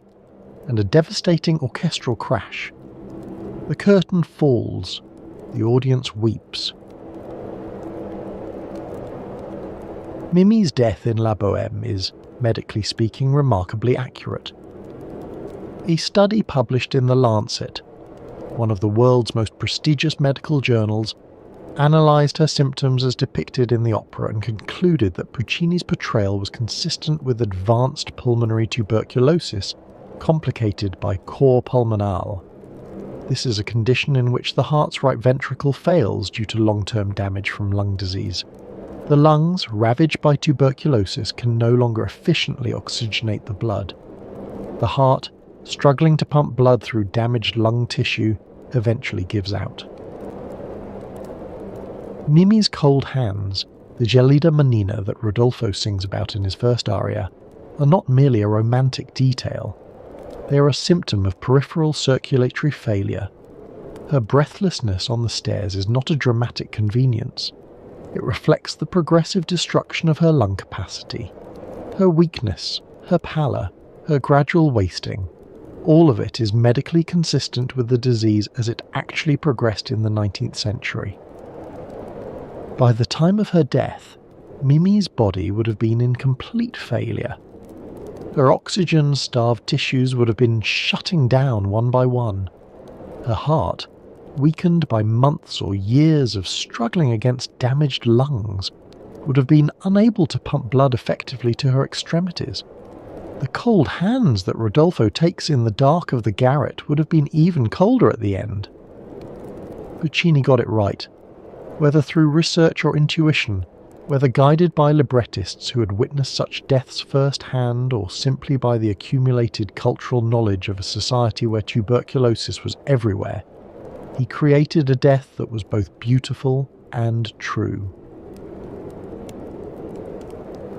But medical accuracy is not why tuberculosis became opera's favourite disease. The appeal was aesthetic, not scientific. Consumption was chosen not because it was common, though it certainly was, but because it was useful. It served the needs of the stage. Tuberculosis was the ideal operatic illness because it allowed singers to die beautifully. Consider the alternatives available to 19th century composers seeking a disease to kill their heroines. Cholera, epidemic in 19th century Europe, particularly in the great urban outbreaks of 1832 and 1854, kills through violent diarrhea and dehydration. The victim loses massive amounts of fluid, becoming gaunt and blue-skinned. Within hours, death can come in a single day. It is a terrible way to die, and absolutely unsuitable for the operatic stage. No audience wants to see that, and no singer wants to portray it. Typhus causes high fever, delirium, and a rash that covers the body. The victim becomes confused, unable to recognize loved ones, lost in hallucination. Again, dramatically unpromising. You cannot sing a touching final aria when you are delirious with fever. Smallpox leaves its victims scarred and disfigured. Bubonic plague kills with grotesque swelling of the lymph nodes. Dysentery, like cholera, involves symptoms that cannot be depicted on stage without embarrassment. Syphilis, though extremely common in 19th century Europe, carried a moral stigma that made it unsuitable for sympathetic characters. A woman who died of syphilis was presumed to have lived a life of sin. She was not a victim, but a transgressor. Audiences might pity her, but they would not weep for her the way they wept for Mimi. Tuberculosis, by contrast, seemed almost designed for operatic tragedy. The disease killed slowly over months or years, allowing for extended deathbed scenes. A composer could write a 4-act opera spanning an entire year, with the heroine growing progressively weaker, and the audience would understand and accept the timeline. They had seen it happen in their own families. Tuberculosis caused gradual wasting that could be portrayed as ethereal rather than gruesome. The consumptive grew thin, delicate, almost translucent, qualities that the 19th century associated with spiritual refinement rather than physical decay. The pallor and flushed cheeks, symptoms of anemia, and the hectic fever that came and went, could be interpreted as signs of delicate beauty. A consumptive heroine looked fragile, romantic, interesting. Most importantly, the consumptive remained conscious and articulate until very near the end. A woman dying of tuberculosis could speak, could sing, could express her deepest emotions with full awareness of what she was saying. She could say goodbye. She could forgive. She could declare her love one final time before the light faded from her eyes. A consumptive heroine could die beautifully, surrounded by loved ones, expressing her deepest emotions in song. The death could be tragic without being repulsive. Audiences could weep without looking away, and the soprano could bring down the house with her final aria, knowing that she was performing one of the great set pieces of the operatic tradition. Before La Bohème, there was La Traviata, Verdi's opera about a courtesan who dies of tuberculosis. If La Bohème is the most famous operatic death by consumption, La Traviata is a close second, and it came first. La Traviata premiered in Venice on March 6, 1853, 43 years before La Bohème would debut in Turin. The premiere was famously disastrous. The soprano was miscast, the audience laughed in the wrong places, and Verdi was so dejected that he nearly withdrew the work entirely. But within a year, La Traviata had been revised and restaged to acclaim. It would become one of the most beloved operas in their repertoire. The opera was based on La Dame aux Camélias, The Lady of the Camellias, a novel and play by Alexandre Dumas Fils. Dumas was the illegitimate son of the famous novelist Alexandre Dumas, author of The Three Musketeers and The Count of Monte Cristo. The younger Dumas would become a successful writer in his own right, but his fame would rest largely on this single story, a story based on his own life, on a love affair that ended in tragedy. Verdi saw Dumas' play in Paris in 1852 and immediately recognised its operatic potential. Here was everything he needed: a passionate love story, a strong-willed heroine, a tragic ending that would reduce audiences to tears, and at the centre of it all, tuberculosis, the disease that made the tragedy possible. In La Traviata, the consumptive heroine is Violetta Valery, a courtesan, the most famous and sought after in Paris. She lives extravagantly, surrounded by admirers, throwing parties that are the talk of the city. But she's ill. She coughs. She knows, though she tries not to think about it, that her time is short. She falls in love with Alfredo Germont, a young man from a respectable family, and for a time they are happy together, living quietly in the country, away from the glamour and corruption of her former life. But Alfredo's father arrives and demands that she give up his son. A courtesan cannot marry into a respectable family. She will ruin Alfredo's reputation, his sister's marriage prospects, his entire future. Violetta, in an act of extraordinary self-sacrifice, agrees. She pretends to have fallen out of love with Alfredo. She returns to Paris to her former protector. Alfredo, not knowing the truth, believes she has betrayed him. He publicly humiliates her. By the time Alfredo's father confesses what he did, by the time he gives Alfredo permission to be with Violetta, it is too late. She is dying. The consumption that has been advancing throughout the opera has finally won. The opera ends with one of the most famous death scenes in the repertoire. Violetta, briefly feeling better, that terrible rally that sometimes precedes the final decline, what doctors call the last improvement, rises from her bed, declares "I feel life returning," and then collapses, dead. Alfredo screams her name, the orchestra crashes, the curtain falls. Scholar Arthur Gruss has noted that La Traviata may contain the first operatic death by tuberculosis.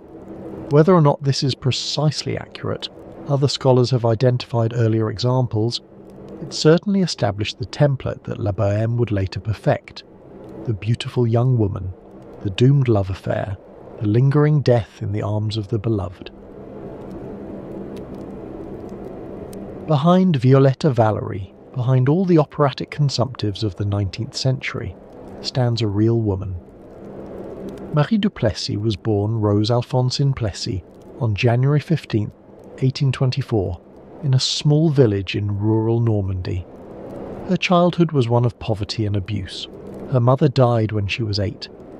Her father, an alcoholic peddler, actually sold her, to a man who used her as a child labourer and worse. By her mid-teens, she had escaped her family and made her way to Paris, where her extraordinary beauty caught the attention of wealthy men willing to pay for her company. She reinvented herself, changing her name from Alphonsine to Marie, adding the aristocratic du to her surname. She learned to dress, to speak, to move through high society as if she belonged there. She became one of the most famous courtesans of her era, a demi-mondaine, they called such women, inhabitants of the half-world that existed alongside but separate from respectable society. She was courted by aristocrats and artists, by dukes and diplomats. Franz Liszt himself was among her admirers. She owned a magnificent apartment, attended the opera in diamonds, drove through the Bois de Boulogne in her own carriage. She lived extravagantly, running up enormous debts, because she knew her career would be short. Beauty fades, youth fades, and she was already coughing. Alexandre Dumas Fils met her in 1844, when he was 20 years old and she was barely past 20. He was immediately infatuated. Their relationship was stormy and short-lived. He was jealous of her other admirers. She could not afford to give up their financial support, but it marked him for life.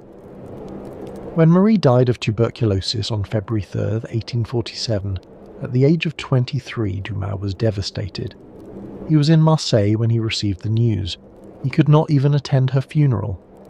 By the time he returned to Paris, her possessions had been auctioned off to pay her debts, and the apartment where they had been together had been stripped bare. Within months, Dumas had begun writing the novel that would immortalise her. In his hands, Marie du Plessis became Marguerite Gautier, the Lady of the Camellias, named for the flowers she always wore. The real Marie had favoured camellias too, perhaps because they have no scent and would not aggravate her cough. The novel cleaned up some of the more sordid details of her life, while preserving her fundamental tragedy.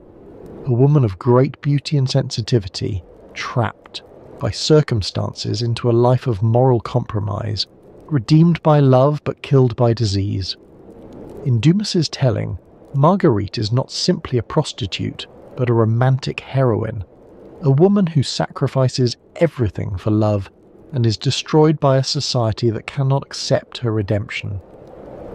The novel became a play, the play became Verdi's opera, and Marie du Plessis, the poor Norman girl who was sold by her father and died alone in a rented apartment at 23, surrounded by doctors she could not pay, became an archetype, the fallen woman whose death purifies her, the consumptive beauty whose suffering ennobles. She would have been astonished, perhaps, to know that people would still be weeping for her over 175 years later. It is worth noting that in both La Traviata and La Bohème, the consumptive victim is female. This is not medically accurate. Tuberculosis killed men and women in roughly equal numbers throughout the 19th century, and in some periods and places it actually killed more men than women. Men worked in dusty factories and crowded workshops. Men lived in boarding houses and military barracks. Men, in many ways, were more exposed to the conditions that spread the disease. But operatic tuberculosis was overwhelmingly a women's disease. The dying consumptive on the 19th century stage was almost always female. The reasons were cultural, not medical. In 19th century opera, and in 19th century culture more broadly, the dying woman was a figure of intense emotional and aesthetic interest. Her death was beautiful in ways that a man's death could not be. Her suffering was redemptive in ways that a man's suffering was not. A dying man might be heroic, might be tragic, might be mourned, but he was not beautiful in the same way. His death did not carry the same emotional charge.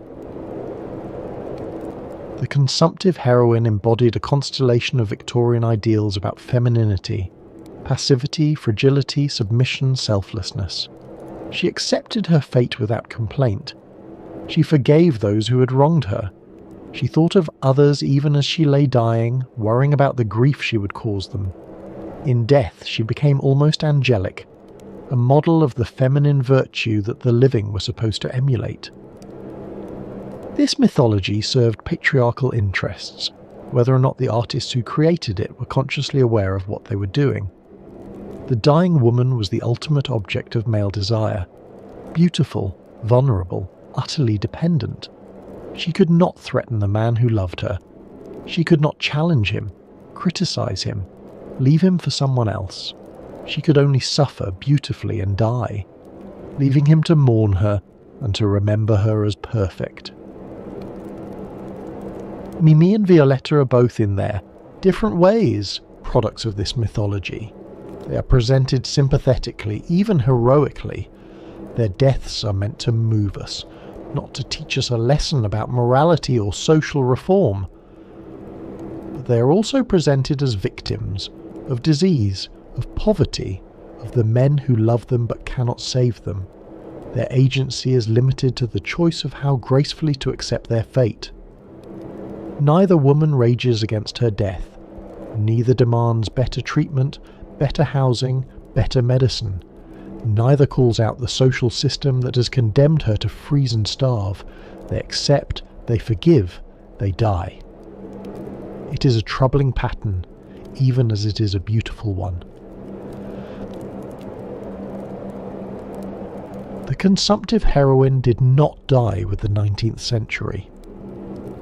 Throughout the 20th century and into the 21st, artists have returned again and again to the template established by La Traviata and La Bohème. The specific disease may change. AIDS replaced tuberculosis as the era's emblematic plague, but the underlying structure remains. Young love cut short by fatal illness, the beautiful death that cannot be prevented, the grief of the survivors who must carry on. In 1996, exactly 100 years after La Bohème premiered in Turin, a new version of the story opened off-Broadway in New York. It was called Rent, and we will explore it in detail shortly. But first, let me mention some other descendants of the operatic consumptive.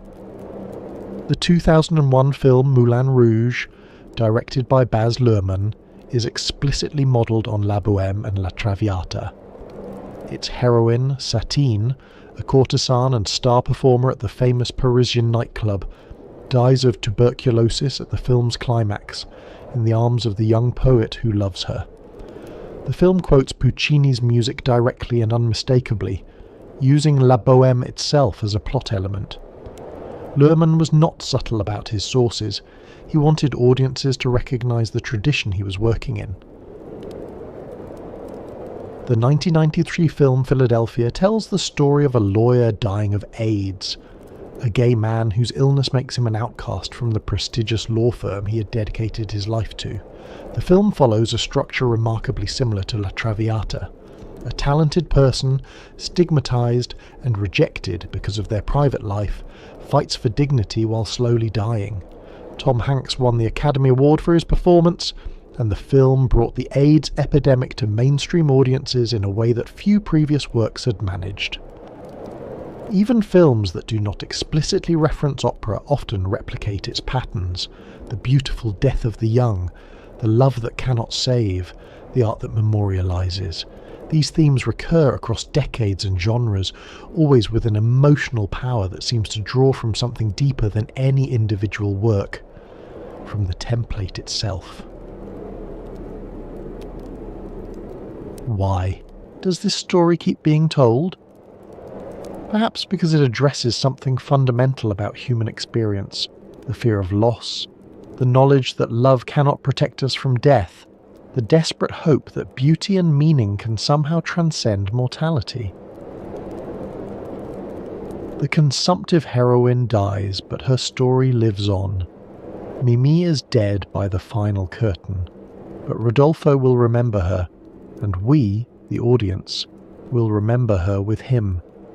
In this sense, art becomes a kind of immortality. The death that cannot be prevented can at least be transformed into something beautiful, something that endures beyond the individual life. There is, of course, something troubling about this. The real deaths from tuberculosis were not beautiful. They were messy, painful, prolonged. The real Marie Duplessis did not die in her lover's arms singing of redemption. She died alone, in debt, abandoned by the men who had used her and moved on. The real bohemians of the Latin Quarter did not die poetically. They died in cold rooms, coughing blood, terrified. But opera is not documentary. It does not pretend to show us life as it is. It shows us life as we wish it could be, or as we fear it might be, transformed into music and spectacle. The consumptive heroine is a fantasy, yes, but she is a fantasy that speaks to real fears and real hopes. We keep returning to her because death is real, and love is real, and the gap between what we want and what we get is always there, yawning beneath our feet. La Bohème gives us a way to feel that gap, to mourn what is lost, to celebrate what remains, to experience the full weight of human transience in a safe, aesthetically controlled form. For 2 hours we weep for Mimi, and then the curtain falls and we return to our lives, which, unlike hers, continue. On the evening of January 25th, 1996, a 35-year-old composer named Jonathan Larson went to bed in his New York apartment. It was the eve of something he had been working toward for 7 years, since before the fall of the Berlin Wall, since before the Gulf War, since before the internet became part of everyday life. The next morning, Rent, the musical he had poured his heart and soul into, would have its final preview performance at the New York Theatre Workshop, a small off-Broadway venue that had nurtured the project through its long gestation. Larson never woke up. He died in his sleep of an aortic dissection, a sudden tear in the main blood vessel leading from the heart. The condition, caused by a congenital defect that had never been diagnosed, killed him almost instantly. He was alone in his apartment. He was just hours away from seeing his life's work presented to an audience. The cast and crew learned of his death the next morning. They were devastated. Some wanted to cancel the performance, but they decided, after agonised discussion, to go on, not as a full performance but as a memorial, a way of honouring the man who had created the work they loved. They sat on stools on the stage, dressed simply, and sang through the score. There would be no blocking, no costumes, no elaborate production, just the music and the words. The audience, many of them in tears before the first song ended, understood that they were witnessing something extraordinary, a work of art born in tragedy, baptized in grief. Rent had become, in the most terrible way imaginable, a piece about itself, about young artists dying too soon, about communities formed in the face of loss, about the urgent question of how to measure a life when there may not be much time left. Rent went on to become one of the most successful musicals in Broadway history. Jonathan Larson had conceived of Rent in 1988, when he was 28 years old and still struggling to make his mark in the theatre. He had been inspired by a suggestion from the playwright Billy Aronson, who wanted to create a musical based on Puccini's La Bohème, in which the luscious splendour of Puccini's world would be replaced with the coarseness and noise of modern New York. Aronson knew Larson was a talented composer with rock sensibilities. He thought they might collaborate on bringing the Bohemians into the 20th century. Larson took the idea and ran with it, eventually running so far that Aronson gave up his creative stake and Larson continued alone. He moved the action from the Latin Quarter of 1830s Paris to the East Village of late 1980s New York, Alphabet City, the neighbourhood below 14th Street where struggling artists actually lived, where squatters occupied abandoned buildings, where drugs were sold on street corners, and the sound of sirens was constant. He replaced Merger's bohemians with their contemporary equivalents, struggling rock musicians trying to write the one song that would matter, documentary filmmakers capturing life on the streets, performance artists pushing boundaries in small downtown venues. And he replaced tuberculosis with HIV/AIDS. The parallels to La Bohème are extensive and deliberate. Rodolfo the poet becomes Roger, a rock musician whose former girlfriend died of AIDS and who now struggles to write music that means something. Marcello the painter becomes Mark, a documentary filmmaker who observes and records the lives of his friends. Musetta the singer becomes Maureen, a performance artist with an ego as large as her talent. Colleen the philosopher becomes Tom Collins, a gay professor of computer philosophy. And Mimi, the seamstress, who coughs and shivers and dies of tuberculosis, becomes Mimi, an exotic dancer at the Cat Scratch Club, a drug user, HIV positive.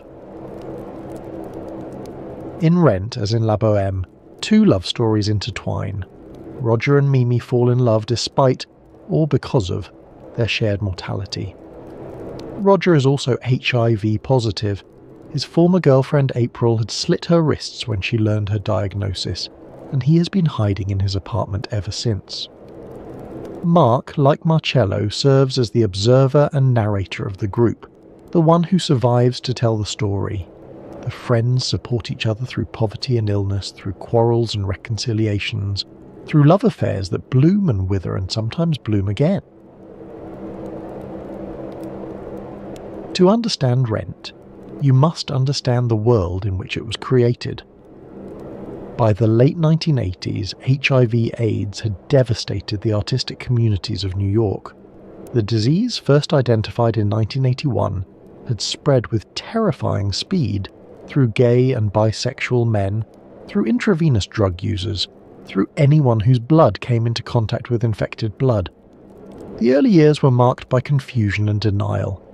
What was this disease? Where had it come from? Why did it seem to target certain communities? And then, as understanding grew, by fear and stigma and abandonment. There was no effective treatment. AZT, the first drug approved to fight EUVUS, had severe side effects and limited effectiveness.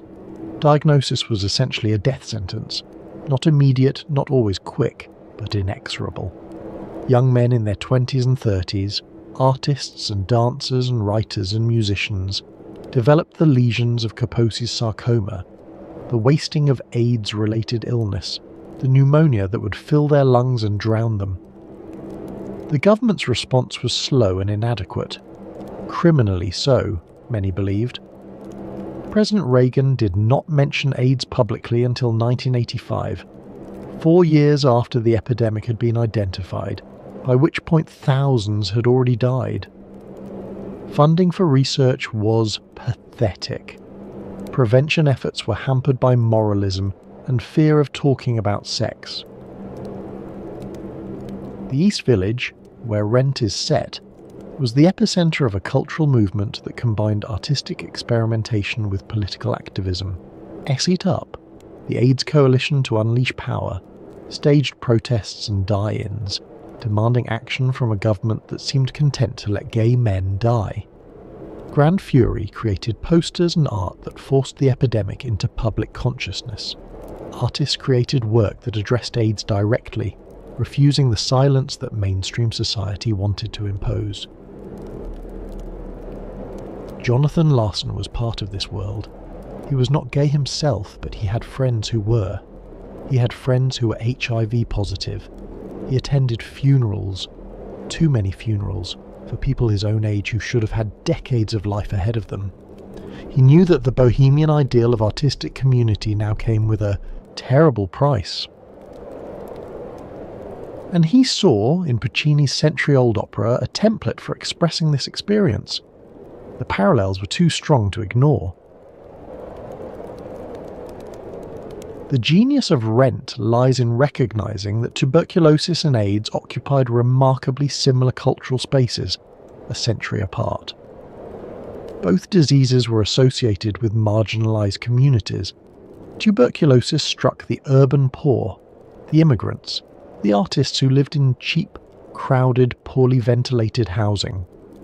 AIDS struck gay men, drug users, sex workers, people already stigmatized by mainstream society, already pushed to the margins, already vulnerable. Both diseases inspired fear and discrimination. Tuberculosis patients were isolated in sanatoriums, shunned by neighbours who feared contagion, denied employment and housing. AIDS patients faced similar isolation, fired from jobs when their diagnosis became known, evicted from apartments, rejected by families who could not accept their illness or the behaviour that had led to it. Both diseases became linked, in the cultural imagination, with questions of morality. Were the victims somehow responsible for their illness? Had they brought it on themselves through their behaviour, their choices, their way of life? The consumptive was suspected of having burned too bright, having exhausted herself through passion and excess. The AIDS patient was blamed for sexual promiscuity, for drug use, for being gay in a society that insisted homosexuality was a sin. And both diseases tragically killed young people, people in the prime of creative life, people who should have had decades of work ahead of them. Keats died of tuberculosis at 25. Keith Haring died of AIDS at 31. The list of artists taken by these diseases is endless and heartbreaking. Larson understood these parallels intuitively. By framing his story of the AIDS epidemic through the lens of La Bohème, he gave audiences a way to connect present suffering with past suffering, to see themselves as part of a longer history of loss and resilience. The Bohemians of 1990s New York were descendants of the Bohemians of 1840s Paris. The community that formed around HIV was a descendant of the community that formed around tuberculosis. The disease changed. The human response, to gather together, to support each other, to make art in the face of death, remained the same. Rent differs from La Bohème in one crucial respect. It is a musical, not an opera. This distinction matters more than you might think.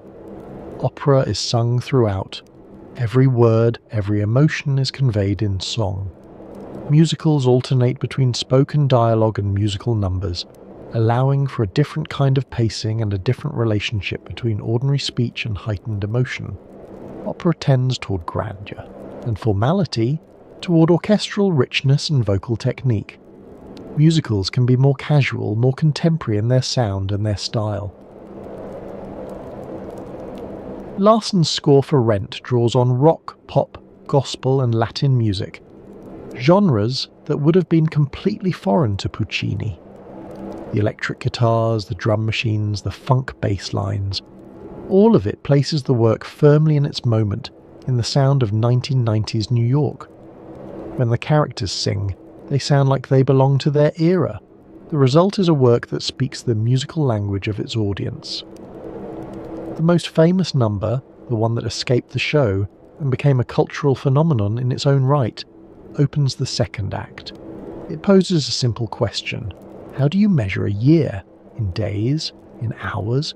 In cups of coffee? The answer sung in soaring gospel harmony by the full cast, is love. Measure your life in love. It is a direct response to the epidemic. When time is short, when death is near, when you know that you may not have decades ahead of you, what matters is not achievement or acquisition. What matters is connection. Love becomes the only meaningful metric. Other songs address the themes of the work more directly. The duet Without You explores loss and dependence. The bitter confrontation, Goodbye Love, stages the kind of quarrel that we see in Act 3 of La Bohème, when lovers who cannot bear to be together cannot bear to be apart. What You Own questions the values of mainstream society, materialism, career ambition, the pressure to sell out and abandon the bohemian life for something safer and more respectable. And early in the show, Roger sings his statement of desperate hope. He wants to write one song before he dies that will mean something, that will last. It is the Bohemian creed in its purest form, the belief that art outlasts the artist, that the work matters more than the life. Murger would have recognised that hope. Puccini would have recognised it. It is the same hope that has driven artists into garrets for 200 years. Rent opened on Broadway on April 29, 1976, just 3 months after Jonathan Larson's death. It was an immediate sensation. Critics praised its energy, its emotional honesty, its willingness to address subjects that mainstream theatre had largely ignored. The New York Times called it an exhilarating landmark rock opera. The Washington Post said it pulses with life and passion. Even critics who had reservations about the music or the book acknowledged that something important was happening, that Rent was speaking to its audience in a way that few musicals had done in years. The show won 4 Tony Awards, including Best Musical, beating out such competitors as Bring In Da Noise, Bring In Da Funk. More remarkably, it won the Pulitzer Prize for drama, an honour rarely given to musicals, and never before to a rock musical. The Pulitzer Committee recognised what audiences had already discovered, that Rent was not merely entertainment, but a significant work of American art. It ran on Broadway for 12 years, closing in September 2008 after more than 5,000 performances. It grossed over $280 million. It spawned national and international tours, a film adaptation in 2005, a live television broadcast, and countless amateur and professional productions around the world. More than any other work of its era, Rent brought the AIDS crisis into the cultural mainstream. It made audiences who might never have attended an ACT UP protest, who might never have known anyone living with HIV, weep for characters they came to love. It created empathy across barriers of sexuality and class. It humanised a disease that had too often been used to dehumanise its victims. And it did all this through the structure of an opera about tuberculosis, written 100 years earlier by an Italian composer who could never have imagined the world his creation would eventually speak to. Jonathan Larson never saw his triumph. He worked on Rent for 7 years, often living in poverty himself, struggling to convince producers and investors that the show was worth staging. He waited tables at the Moondance Diner to pay his rent. He lived the bohemian life that his musical celebrated, not as a pose, but as a necessity. His death, at 35, has an eerie resonance with the deaths in his musical, and in La Bohème before it. Like Mimi, like Roger, like Angel, he died young, leaving work that would outlive him. Like Murger, he lived the life he wrote about and paid a price for it, though his price was not tuberculosis, but a congenital heart defect that no one had ever diagnosed. He had complained of chest pains in the days before his death. Emergency room doctors at 2 different hospitals examined him and sent him home, attributing his symptoms to stress or food poisoning. They did not run the tests that might have revealed the truth. In the years after his death, his family successfully sued the hospital for malpractice. The settlement provided some financial security, but no amount of money could bring back the artist who had created Rent or give him the chance to see what his work would become. The musical stands as his monument. Every performance in theatres around the world keeps his vision alive. The story he told, of artists struggling against poverty and disease, of love surviving loss, of community persisting through tragedy, continues to resonate with audiences who were not yet born when Larsen died.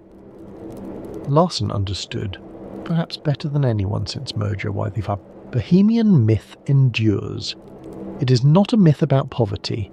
It is not a myth about suffering. It is a myth about meaning, about finding purpose in creativity, about valuing human connection over material success, about measuring our lives not in wealth or fame, but in love. That message has outlived him. It will continue to outlive all of us. We have traced La Bohème from Murger's garret to Puccini's orchestra pit to Larsen's off-Broadway theatre. We have followed a story across 150 years, through 3 continents, through revolutions in music and politics and medicine. Along the way, we have encountered tuberculosis and AIDS, real deaths and fictional ones, artists who lived the bohemian life and artists who died too young. What binds these stories together? What makes them, in some essential way, the same story told again and again? At the most basic level, they are all love stories. Rodolfo loves Mimi. Roger loves Mimi. The poets love the seamstresses and the dancers, across a gap of century and disease. And in each version, love proves insufficient to save the beloved. The love is real. The love is powerful. The love is beautiful. And the love cannot stop death from coming. The dying die. The living are left to mourn. And the audience weeps because they recognize this pattern. They have seen it before, or they will see it, in their own lives. This is a universal experience, perhaps the universal experience. To love is to risk loss. To form attachments is to guarantee eventual grief. Everyone who loves will someday lose.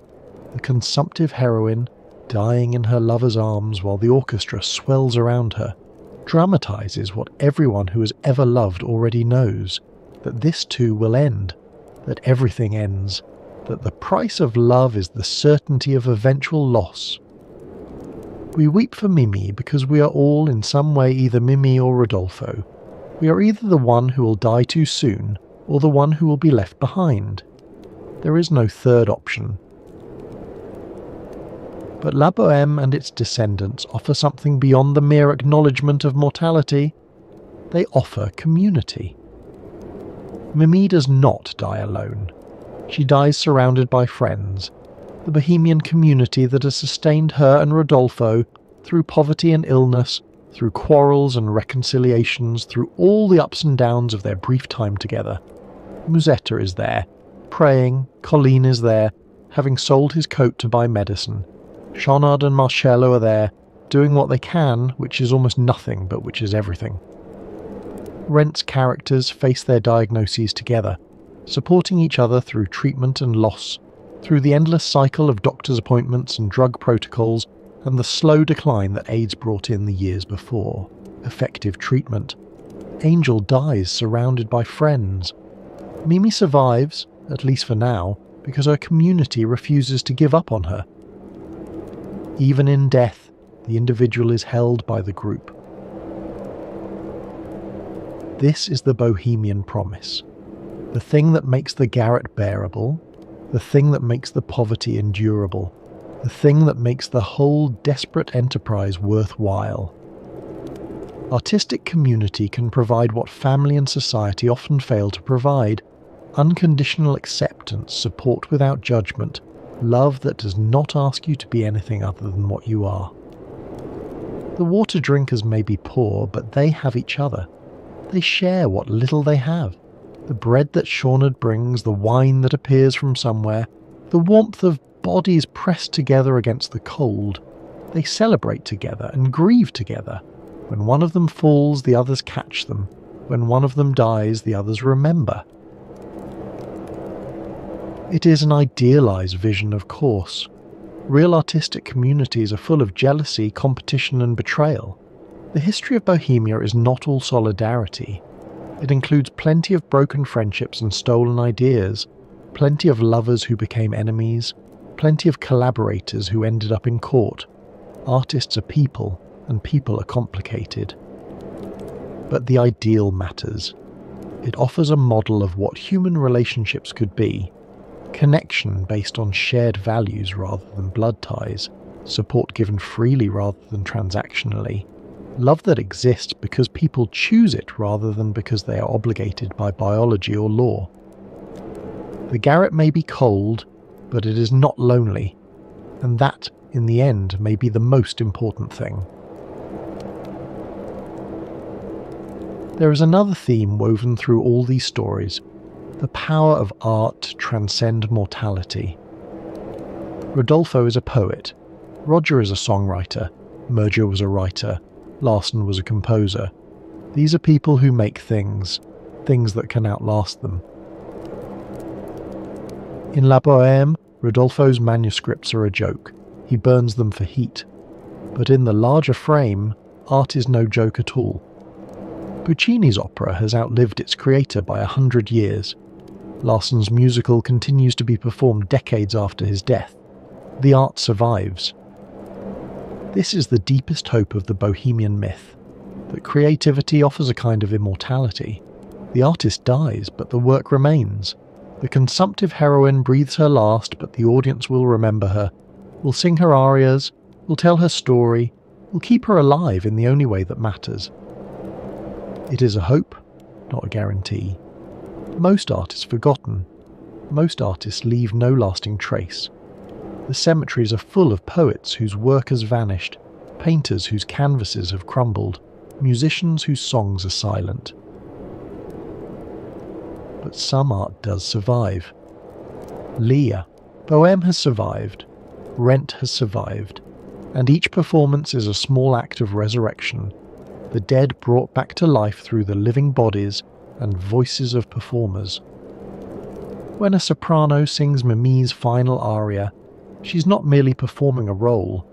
She's keeping Mimi alive. She's refusing to let death have the last word. We have moved from tuberculosis to AIDS to what comes next. COVID-19 killed millions of people, including many artists. The lockdowns devastated the performing arts. Broadway went dark, opera houses closed. The very possibility of live performance was called into question. Will there be a COVID Bohème? A musical or opera that does for our era what Rent did for the AIDS years? Perhaps. The template is there, waiting to be filled. Young artists struggling to survive. A community bound together by shared vulnerability. A disease that kills indiscriminately, that strikes without regard to talent or ambition or love. But perhaps the specific disease matters less than the underlying experience. Merger wrote about tuberculosis because that was what killed young artists in his era.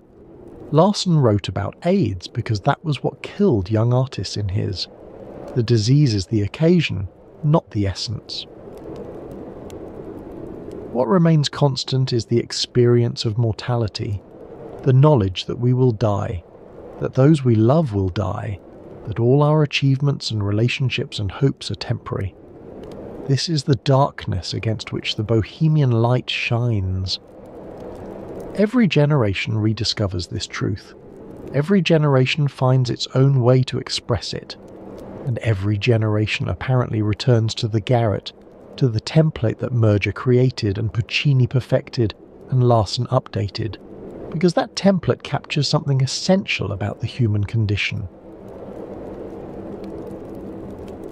There is one more element to consider: the relationship between the garret and the world outside. The Bohemians of La Bohème are not political revolutionaries. They do not seek to change society. They seek only to live their lives, make their art, and love those who love them. The outside world, represented by the landlord, by the wealthy Alcindoro, is an annoyance to be evaded, not an enemy to be fought. Rent is more politically engaged. Its characters are explicitly living on the margins, queer, HIV positive, homeless, addicted. The musical includes a subplot about a community protest against a landlord who wants to evict squatters. The politics of gentrification, of AIDS activism, of LGBTQ+ rights are woven into the fabric of the work. This difference reflects the different eras in which the works were created. Murger's Bohemia was pre-political. The idea of artists as a class with collective interests had not yet developed. By the 1990s, the personal was understood to be political, and artistic communities were expected to engage with broader struggles. But in both works, the primary focus remains on the intimate sphere. The lovers, the friends, the small community. The garret is a refuge from the world, not a platform for transforming it. This is perhaps both the appeal and the limitation of the Bohemian myth. It offers warmth and meaning at the personal scale. It does not offer a vision of how society might be organised to prevent the suffering it depicts. Mimi dies, in part, because she is poor. She cannot afford warmth, cannot afford medical care, cannot afford the basic conditions of health. The opera mourns her death but does not ask why such deaths occur. Why, in a society of plenty, young women freeze and starve and die of treatable diseases. Rent is more aware of these structural questions. Its characters are poor and sick in a city of wealth and health. The contrast is visible, and the injustice is noted. But even Rent cannot quite escape the gravitational pull of the beautiful death. Mimi survives at the end of the musical, a choice that Larsen made to differ from Puccini, but the spectre of AIDS hangs over her survival. The audience knows, even if the characters can hope, that the reprieve is likely temporary. The garret remains a place of beauty and tragedy, not a launching pad for revolution. And so we return to where we began. A garret in Paris, a knock at the door, a young woman, breathless and coughing, seeking a light for her candle. We know how the story ends. We have known since the first scene. Mimi will die, Rodolfo will mourn, the friends will gather, their laughter turned to tears, their camaraderie tested and proven by loss, and then the curtain will fall, and the audience will applaud through their tears, and the singers will bow, exhausted and exhilarated, and the whole beautiful tragedy will begin again tomorrow night. And the night after that, and the night after that. La Bohème has been running, in one form or another, for over 125 years.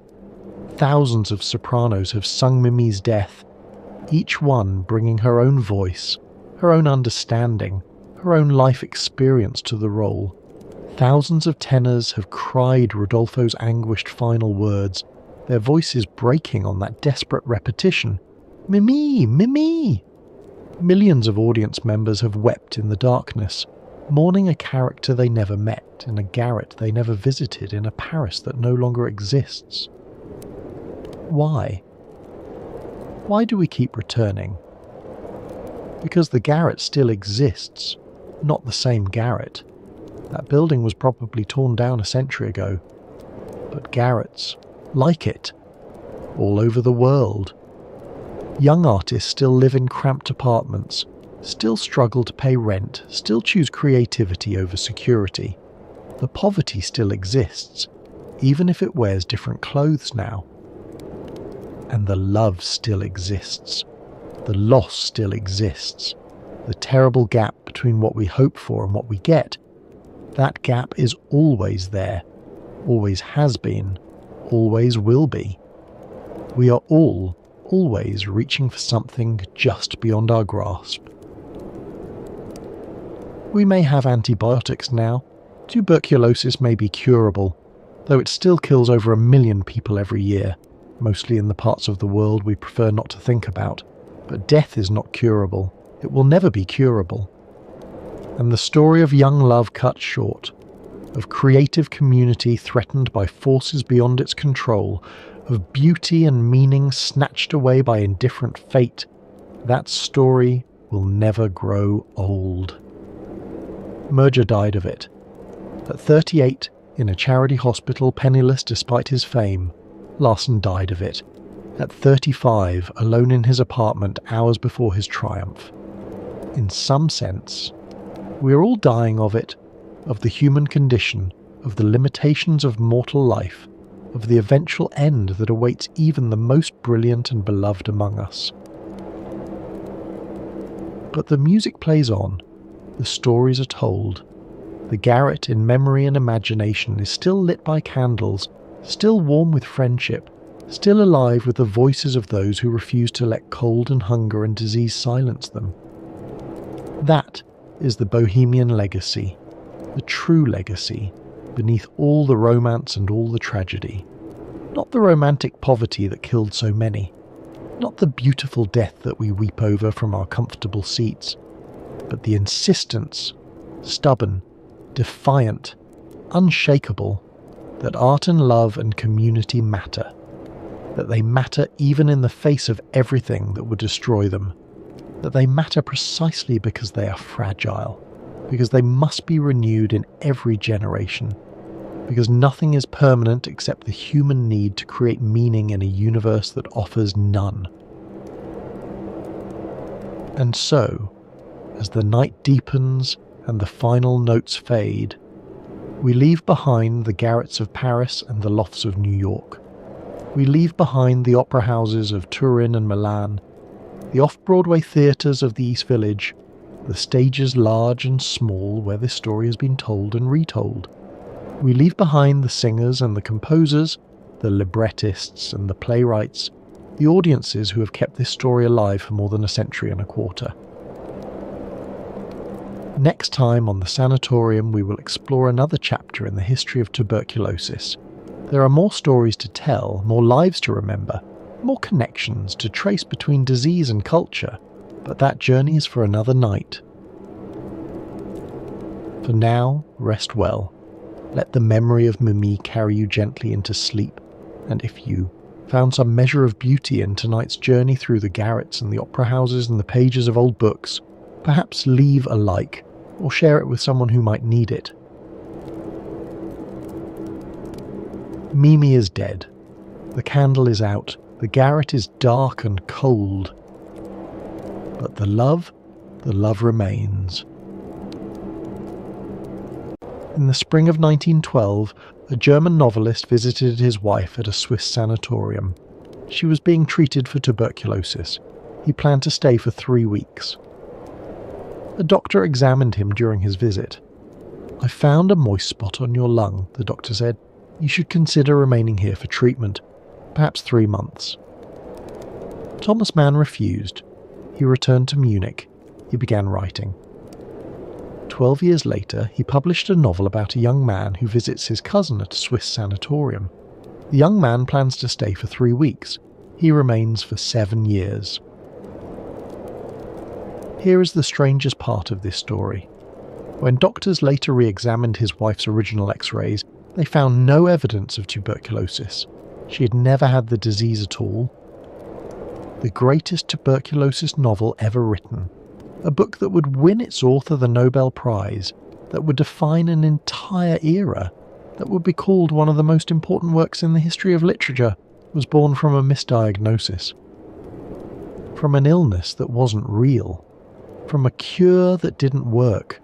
From 3 weeks that became 12 years. And here is something stranger still. The novel would predict with uncanny precision the catastrophe that was about to engulf Europe. It would diagnose a civilization's sickness before the symptoms became visible to anyone else. It would see the war coming, the World Festival of Death, and describe it in terms that would haunt readers for the next century. This is the story of the Magic Mountain, of Thomas Mann and his enchanted mountain, of a young engineer named Hans Castorp who went to visit a sanatorium and never came home. Welcome to the Sanatorium. Tonight we're exploring one of literature's greatest novels, a book about time and death and disease, about love and philosophy and the collapse of European civilization. A book that was intended as a short comedic novella and became a 1,200-page epic. A book written in the shadow of one world war and published in the ruins of another. If you've journeyed with us before to Davos, to that alpine town that Tuberculosis built, then you already know the world we're entering tonight. The same cure terraces, the same mountain air, the same patients wrapped in blankets, breathing deeply, watching the snow fall on the peaks above. But tonight, we're not just visiting the sanatoriums, we're entering the mind of the man who immortalized them. We're following Thomas Mann from the merchant houses of Lübeck to the balconies of Davos, from the outbreak of the First World War to the Nobel Prize ceremony in Stockholm. We'll walk the corridors of the Berghof Sanatorium where Hans Castorp spent 7 enchanted years. We'll listen to the great debates between reason and passion, between life and death.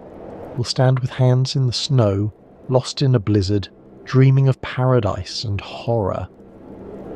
And we'll follow Thomas Mann himself through the darkest chapters of the 20th century, through exile and loss, through the rise of fascism and the destruction of everything he loved, through the long years of speaking across an ocean to a homeland that no longer wanted him. It is a long journey, but the night is long, and the fire is warm, and there is nowhere else we need to be. So settle in, find a comfortable position, let your breathing slow, let the mountain air fill your lungs, that thin, cold, impossibly clear air that was supposed to cure tuberculosis, but instead created something far more lasting. Let's begin. Imagine, if you will, a train climbing through the Swiss Alps. It is May of 1912. The narrow-gauge railway winds upward through tunnels and across viaducts, the locomotive labouring against the grade. Outside the windows, the world transforms. The green valleys of the lowlands give way to pine forests, then to rocky meadows where the last patches of winter snow still cling to sheltered hollows. The air grows thinner with each passing mile. Passengers who board at Lanquos at the base of the mountains find themselves yawning, their ears popping as the train climbs higher. The ordinary pressure of sea level gives way to something else, something lighter, stranger, more intoxicating. In one of the passenger carriages sits a man of 36. He is impeccably dressed, his moustache carefully groomed, his bearing that of a successful bourgeois gentleman. He carries with him the quiet confidence of someone who has already achieved what he set out to achieve, who has, against considerable odds, made himself into one of the most celebrated authors in the German language. His name is Thomas Mann, and he's travelling to Davos to visit his wife. Katja has been at the Wald Sanatorium since March, nearly 3 months now. Her doctors in Munich had detected what they believed was tuberculosis, and they had recommended the mountain cure, the same cure that Dr. Alexander Spengler had pioneered half a century earlier, the same cure that had transformed this remote valley into one of the most famous medical destinations in the world. Thomas has been worried. He and Katja have been married for 7 years now. They have 4 children, Erika, Klaus, Golo, and Monica, with 2 more still to come. The household in Munich depends on Katja's management. Without her, everything has been more difficult. But it is more than inconvenience that troubles him. It is fear. Tuberculosis kills. It killed Chopin and Keats, the Bronte sisters and Chekhov. It is the White Plague, the captain of death, the disease that has shaped the 19th century more than any other. And now it has come for his wife. He has been at home with the children, writing as he always writes, with the disciplined regularity of a factory worker. Every morning at his desk by 9 o'clock, every afternoon with his correspondence, tea at 4, a walk before dinner, the life of a German author, ordered and productive. But the work has not gone well. He has been distracted, anxious. The letters from Davos bring mixed news. Katia is comfortable, the doctors are optimistic, but the cure takes time, months, perhaps a year or more. And now he is ascending into her world, a world where time moves differently, where the healthy and the sick live side by side, in elegant buildings perched on mountainsides, where conversations about philosophy and death and the meaning of existence fill the long hours between meals. He does not know it yet, but this 3-week visit will change the course of his career. It will give him the setting and the atmosphere for a novel that will consume the next 12 years of his life. It will introduce him to a world suspended between life and death, a world that will prove irresistible to his literary imagination. The train pulls into the station at Davos Platz. The air that greets him as he steps onto the platform is thin and cold and impossibly clear. He can see for miles in every direction, the peaks sharp against the blue sky, the snowfields brilliant in the May sunshine. The altitude hits him immediately. His heart beats faster, his breath comes shorter, colours seem more vivid than they should be. There is something intoxicating about this air, something that makes the ordinary world below seem impossibly distant. Somewhere above him, on one of those elegant terraces, his wife lies wrapped in blankets, breathing this same air, waiting for him to arrive. Thomas Mann has just completed a novella about death and desire in Venice, a story about a celebrated author who travels to a foreign city and falls under a spell from which he cannot escape, a story that ends with a cholera epidemic and a death on the beach. He has come to Davos thinking he might write something similar, a companion piece, a light satirical treatment of the same themes, death and enchantment, but set in a tuberculosis sanatorium rather than a plague-ridden city. Something short, something he can finish in a few months. He has no idea that the short story he's imagining will become a novel of over 1,000 pages. He has no idea that the First World War will erupt before he can finish it. He has no idea that by the time he writes the final sentence, Europe will have torn itself apart. This is his story, and theirs. To understand Thomas Mann, we must first understand where he came from. He was born on the 6th of June, 1875, in the ancient Hanseatic city of Lübeck, a city of brick churches and merchant houses of trading families whose roots stretched back centuries, a city where respectability and commerce and Protestant virtue formed the bedrock of existence.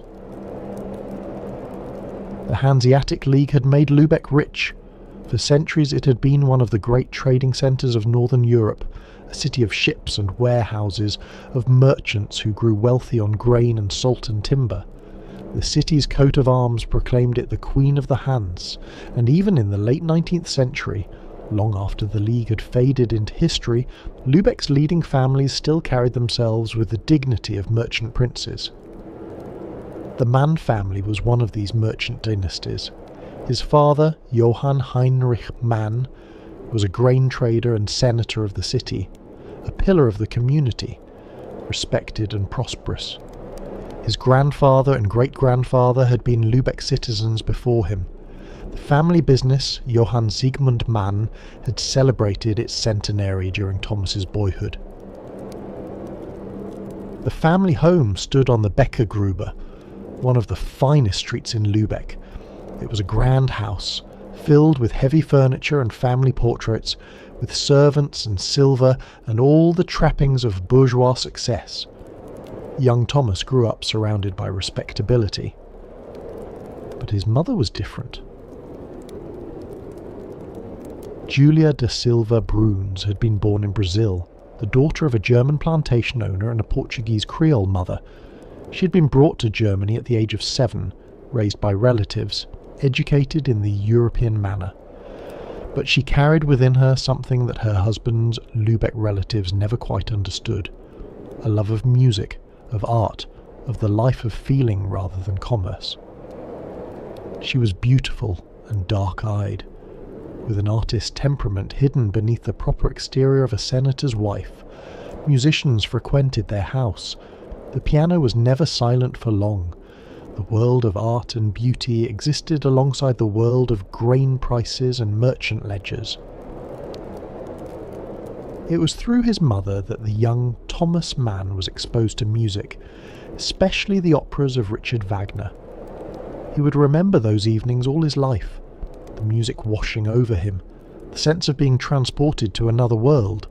Wagner would remain his great passion, his troubling love, the composer whose genius and whose dangerous politics would haunt his work for decades.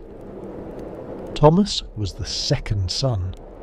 His older brother Heinrich would also become a writer, and eventually a rival whose political views would lead to years of estrangement. But in childhood, the two boys shared their mother's artistic temperament, her sensitivity, her sense that there was more to life than the counting house. There were also sisters, Julia and Carla, and a younger brother, Victor, but it was Thomas and Heinrich who would carry the family's artistic aspirations into the world. Thomas loathed school. He failed to meet its requirements with what he later described as an innate and paralysing resistance to any external demands. The Catharineum, Lubeck's venerable gymnasium, could make nothing of him. He was not stupid, far from it, but he refused to perform. He dreamed and wrote poetry and waited for his real life to begin. He was designated to take over the family grain firm, but everyone who knew him understood that this was impossible. He was not made for commerce. He was made for something else. The question was whether that something else would ever amount to anything. In 1891, when Thomas was 15, his father died. Senator Mann left careful instructions in his will. The grain business was to be liquidated. He knew his sons. He knew they would never carry on the family tradition. Better to sell than to watch them destroy what generations had built. The family moved to Munich, a centre of art and literature, a city where a young man with artistic ambitions might find his way. Julia Mann took her children south, away from the grey skies and brick churches of Lubeck, into a world of cafes and galleries and bohemian possibility. And find his way Thomas did. The Munich years were formative. He worked briefly at an insurance company, a disaster. He attended lectures at the university, however sporadically. He read voraciously. He wrote stories and sent them to magazines. Slowly, painfully, he learned his craft. He also travelled to Italy with his brother Heinrich, spending months in Rome and Palestine. Italy would become one of his great subjects. The South, the sun, the sensuality that both attracted and frightened his northern Protestant soul. At the age of 26, Thomas Mann published his first novel. It was called Buddenbrooks, and it told the story of the decline of a merchant family in Lubeck over the course of 4 generations. It was, quite openly, the story of his own family, the slow decay of commercial energy, the rise of artistic sensitivity, the transformation from prosperity to decadence. The novel drew on everything he knew: the family home on the Becker Gruber, the senator father with his public dignity and private doubts, the artistic mother who didn't quite belong, the children who couldn't carry on the tradition, the long, slow decline from merchant, vigour to aesthetic refinement to collapse. The Lubeck patricians were not pleased. They recognised themselves in its pages, or thought they did. They called it a scandalous Roman clay, a betrayal of their caste. For years, man would receive angry letters from Lübeck, from people who claimed he had libelled their families. But the rest of Germany embraced it. Buddenbrooks became a bestseller, then a classic. It would eventually help earn its author the Nobel Prize, the young man who had failed at school, who couldn't hold down a job at an insurance company, had written one of the great novels of the German language. By 1912, when Thomas Mann boarded that train to Davos, he was already famous. He had married Katia Pringsheim in 1905, the daughter of a wealthy Munich family, a woman of intelligence and beauty, who would become his lifelong partner and the mother of his 6 children. Katia was remarkable in her own right. Her father was a distinguished mathematician. Her mother came from the wealthy Dome family, known for their progressive politics. Katia herself had been one of the first women to audit university lectures in Munich. She was brilliant, cultured, and devoted to her difficult, demanding husband. He had published short stories and novellas that had established him as a master of German prose. Tonio Kröger, a story about an artist torn between his bourgeois origins and his artistic calling. Tristan, a darkly comic tale set in a sanatorium, a hint of things to come. Most recently, he had completed Death in Venice. This novella told the story of Gustav von Aschenbach, a celebrated writer who travels to Venice and becomes obsessed with a beautiful Polish boy named Tadzio. As Aschenbach's obsession grows, a cholera epidemic sweeps through the city.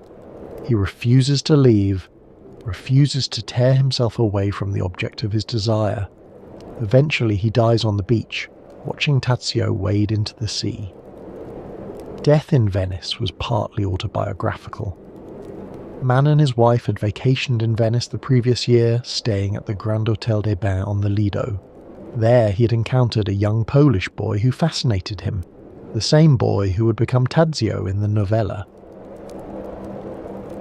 He had also witnessed the early stages of a cholera outbreak. The authorities were covering it up, afraid of scaring away tourists. But the disease was there, lurking in the canals and alleyways.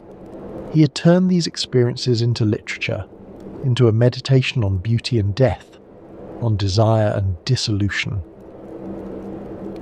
The novella was received as a masterpiece, but Mann was already thinking about his next project, something lighter perhaps, something that would revisit the same themes, enchantment, death, the spell of illness, but in a more satirical mode.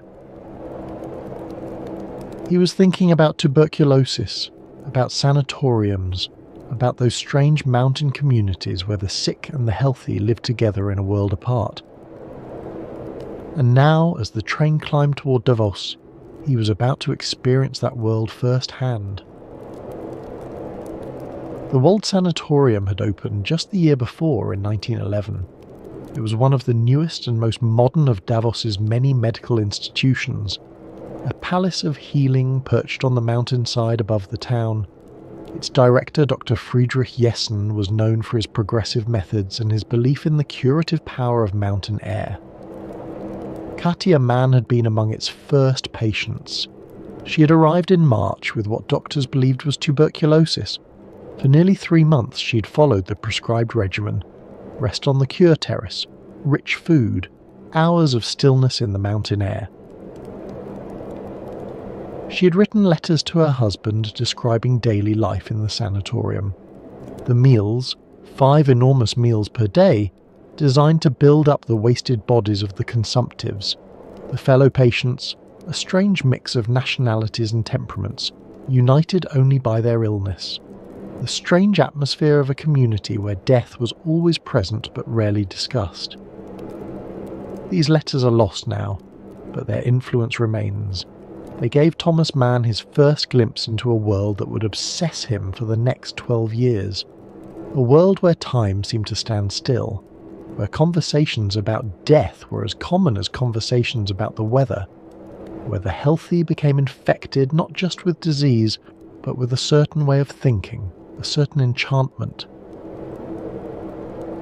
When he arrived at the sanatorium in May, Thomas Mann did not simply visit his wife. He immersed himself in the sanatorium life. He sat on the balcony beside her, wrapped in the same kind of camel hair blanket that all the patients used. He breathed the thin, alpine air. He observed the doctors and nurses going about their rounds. He listened to the conversations between patients. He noted the rituals and routines. He absorbed the peculiar atmosphere of this place, what he would later call a mixture of death and amusement. And then, as we have heard, a doctor examined him and found a moist spot on his lung. Would he like to stay for 3 months? Would he like to take the cure himself? Thomas Mann said no. He had children waiting for him in Munich, books to write, a life to live. He could not surrender to the mountain spell, however seductive it might be. But the question stayed with him. What if he had said yes? What if he had surrendered? What if he had stayed? The novel he would write imagined the answer. The novel that Thomas Mann began writing in 1913 opens with a young man on a train. His name is Hans Castorp. He's 23 years old, an engineer from Hamburg, and he is travelling to the Swiss Alps to visit his cousin Joachim Siemsen. Joachim has been at the Berghof Sanatorium for several months, being treated for tuberculosis. Hans plans to stay for 3 weeks, just long enough to keep his cousin company, before returning to the flatlands to begin his career. 3 weeks, 21 days, a brief interruption in the orderly progression of a young bourgeois life. Hans will visit, he will rest, he will breathe the famous mountain air, and then he will descend to the real world below, to engineering projects and business concerns and all the productive activities of modern life. This is what Hans believes. This is what the reader believes, at least at first. But the mountain has other plans. Mann introduces his protagonist with careful irony. Hans Castorp is ordinary, thoroughly, deliberately ordinary. He is not particularly intelligent or gifted. He has no great passions, no burning ambitions. He is simply a young man of his class and time, a product of Hamburg's merchant culture, destined to build ships and make money and live the respectable life his family expects. He has recently passed his engineering exams and is about to take a position at the shipyard of Tunder and Wilms. Everything is prepared. His future is mapped out. All he needs to do is follow the path that has been laid before him. But first, this brief holiday in the mountains. 3 weeks to visit his cousin, 3 weeks to see the sanatorium that everyone talks about, 3 weeks to breathe the famous air. The journey itself is significant. Mann devotes pages to Hans's ascent from the flatlands to the mountain. The train climbs and climbs. The air grows thinner. The landscape becomes more dramatic. It is as though Hans is travelling not just to a different place, but to a different world entirely. From the moment Hans arrives, something is different. The air is thinner, his heart beats faster. Colours seem more vivid, sounds more distinct. Even time itself seems to move differently. The hours stretch and compress in ways that the flatlands never permitted. His cousin Joachim meets him at the station. Joachim is a soldier, or would be, if only he could get well. His greatest desire is to leave the sanatorium, to descend to the flatlands, to begin his military career. But the doctors keep finding reasons for him to stay. His fever persists. His lungs are not yet healed. Just a few more months, they tell him. Just a little longer. Hans is struck by how natural this all seems to Joachim. The routine of the sanatorium has become his cousin's entire world. The morning rest cure, the 5 enormous meals per day, the temperature taking, the x-rays, the consultations with doctors. Joachim speaks of these things as if they were the normal substance of existence. And indeed, at the Berghof they are. The sanatorium itself is like a grand hotel perched on the mountainside with views in every direction. It has elegant public rooms and private balconies, a library and a dining room, gardens and walking paths. The patients live in comfort, even luxury. But beneath the elegance lies the ever-present reality of illness and death. Hans is shown to his room, a pleasant chamber with a balcony overlooking the valley. The furniture is solid and comfortable. The walls are thick enough to muffle the sounds of the neighbouring patients. It could be a room in any good hotel. Except that the room's previous occupant died here just 2 days ago. The sheets have been changed and the room has been aired, but the death still lingers somehow. It is the first of many deaths that Hans will encounter at the Berghof. The sanatorium has its own customs, its own hierarchies, its own way of measuring time. New patients are called horizontal. They must spend their days lying on the cure terraces, forbidden from walking or exerting themselves. More advanced patients are granted increasing freedoms, allowed to walk in the gardens, to take excursions into the surrounding mountains. But no one, it seems, ever truly leaves, or if they do, they often return. The mountain has a way of claiming its own. Hans meets the chief physician, Hofrat Behrens, a tall, melancholic, wryly humorous man who has lived at the sanatorium for years.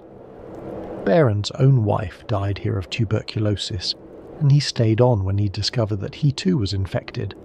Now he presides over this community of the sick with a mixture of professional competence and dark humour. Behrens paints in his spare time, portraits of the patients mostly. He has painted Klavdia Shosha, the Russian woman who will become Hans's obsession. His medical eye and his artist eye see the same things: the signs of illness, the pallor of the skin, the particular beauty that consumption sometimes gives its victims. There is also Dr. Krakowski, who handles the psychological aspects of treatment. He is a bearded man with a penetrating gaze, given to wearing sandals and speaking in suggestive terms about the unconscious. He believes that illness has its roots in repressed desires, that physical disease is often the manifestation of psychological conflict. His lectures are well attended by the patients, who have little else to occupy their time. The lectures are about love, mostly, about the hidden workings of desire and repression. The patients listen, fascinated and uncomfortable, wondering what their own illnesses might reveal about their secret selves. Hans intends to observe all of this as an outsider. He is healthy after all. He is just visiting. In 3 weeks, he will return to Hamburg, to his uncle's shipping firm, to the life that awaits him in the flatlands. But on the very first evening, something happens. During dinner, he notices a woman across the dining room. She has high cheekbones, slightly slanted eyes, and a peculiar habit of letting doors slam behind her. Her name is Klavdia Shosha. She's Russian, married but alone, and she has been at the sanatorium on and off for years. Hans watches her. He cannot stop watching her.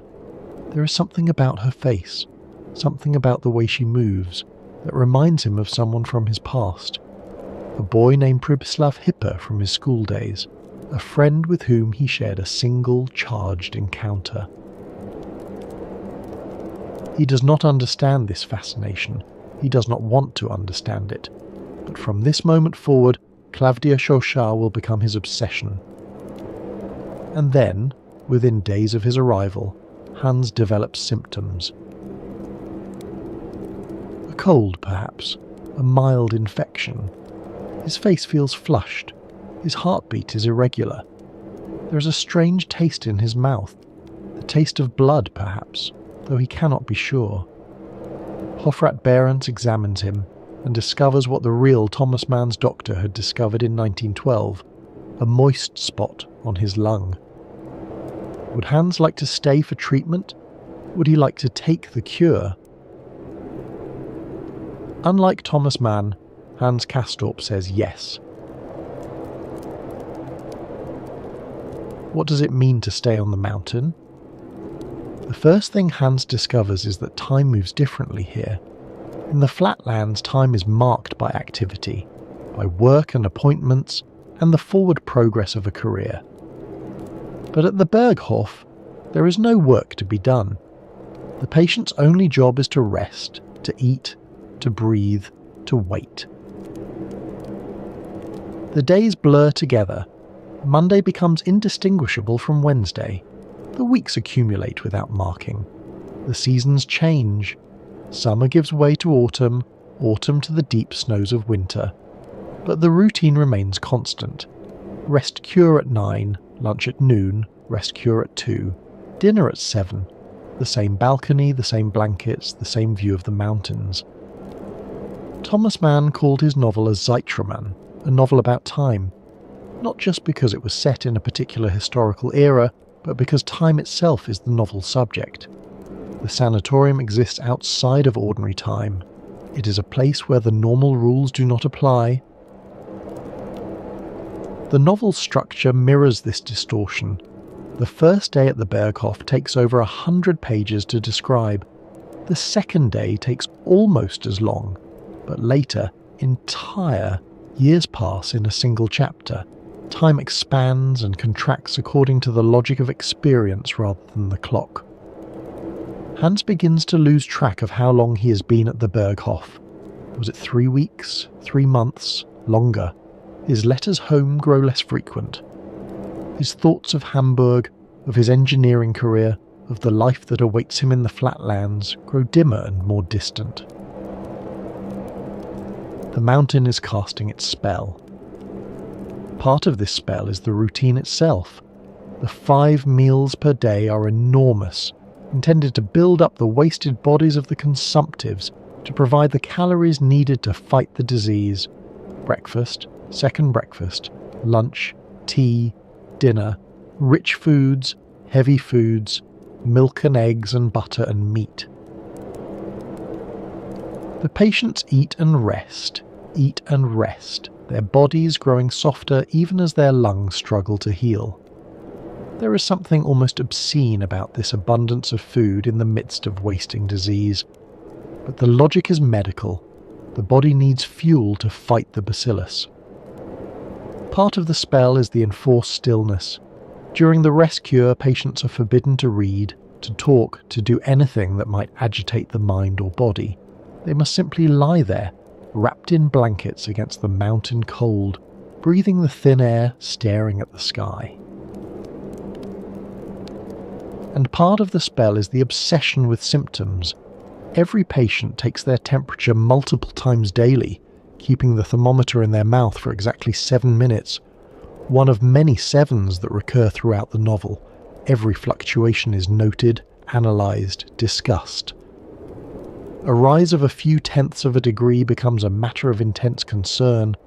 A decline is cause for celebration. The body becomes the sole focus of attention. Normal life, with its distractions and diversions, falls away. There is only the body, the temperature, the hope of healing.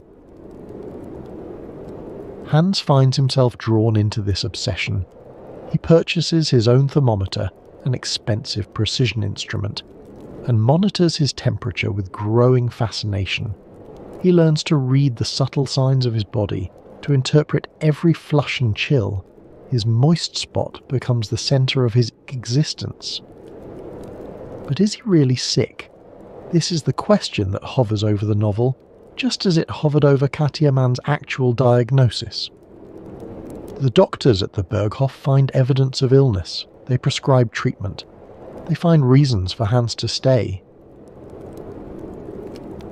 But the reader begins to wonder whether the illness is real, or whether it is an excuse, a reason to stay on the mountain, to escape the demands of life below. Perhaps Hans wants to be sick. Perhaps illness is a form of freedom. For there is something seductive about illness, something liberating about being excused from the normal obligations of existence.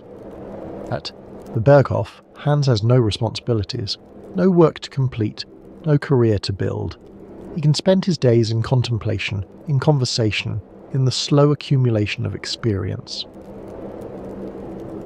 The German word for this state is Krankheit, sickness, but there is another word that applies, Versuchung, temptation. The sanatorium offers the temptation of withdrawal, of escape from life's demands. It is a temptation that many of the patients have succumbed to. The flatlands come to seem impossibly distant. When letters arrive from Hamburg, they feel like messages from another world, a world of commerce and industry and practical concerns, a world where time marches forward, where things get done, where life has purpose and direction. His uncle writes, asking about his plans. His friends write, wondering when he will return. The engineering firm writes, reminding him that his position cannot be held indefinitely. But these communications seem increasingly irrelevant. They belong to a life that Hans is no longer sure he wants.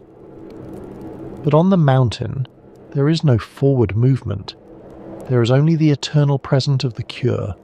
There is only the routine, the meals, the rest cure, the conversations, the temperature taking. There is only the waiting. 3 weeks becomes 3 months. 3 months becomes a year.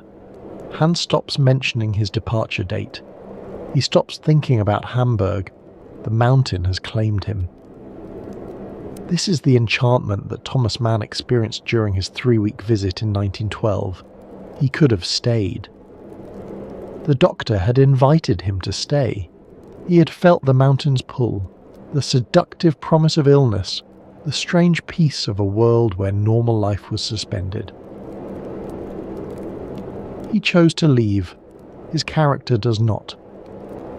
And in not leaving, Hans Castorp opens himself to experiences that would never have been possible in the flatlands. He opens himself to philosophy, to ideas, to the great debates that will consume the rest of the novel. He opens himself to questions about life and death, about the meaning of existence, about the nature of time itself. He opens himself to love and to death. If time is the novel's structure, ideas are its substance. Hans Castorp arrives at the Berghof as an ordinary young man, well-meaning but intellectually unremarkable. He has received the standard education of his class, but he has never thought deeply about philosophy or politics or the meaning of existence. He has accepted the world as he found it. The mountain will change this. His first educator is Lodovico Settembrini, an Italian man of letters who has been at the Sanatorium for years. Settembrini is a humanist, an apostle of the Enlightenment, a believer in reason and progress and the dignity of man. He speaks in elaborate, beautifully constructed sentences. He quotes the classics. He sees himself as a representative of civilization itself. Settembrini comes from a distinguished Italian family. His grandfather fought with Mazzini for Italian unification. His father was a classical scholar and freethinker.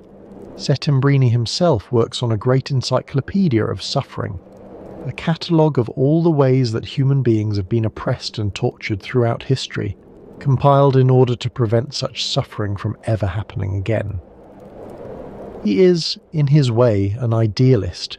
He believes that education can improve humanity. He believes that reason can triumph over superstition. He believes that the future will be better than the past. Settembrini takes Hans under his wing. He warns him about the dangers of the mountain, not just the physical dangers of tuberculosis, but the spiritual dangers of enchantment. The sanatorium, Settembrini believes, encourages a kind of moral lassitude. It makes people fall in love with death rather than life.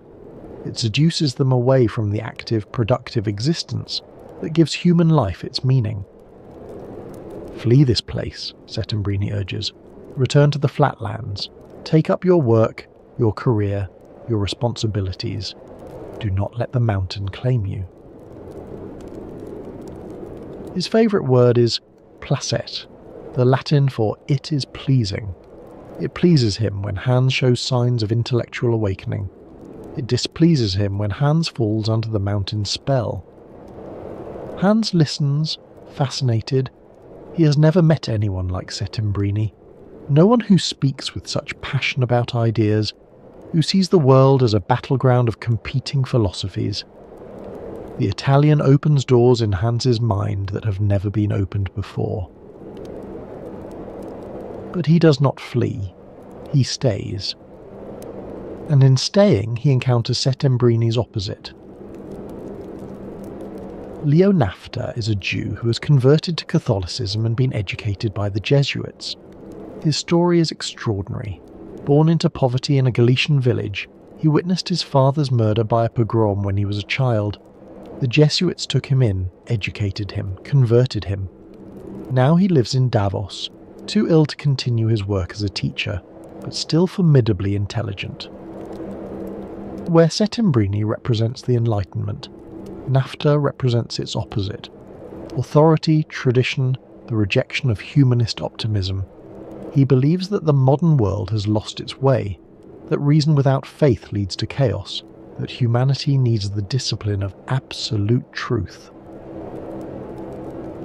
He is small, sharp-featured, and dressed always in elegant black.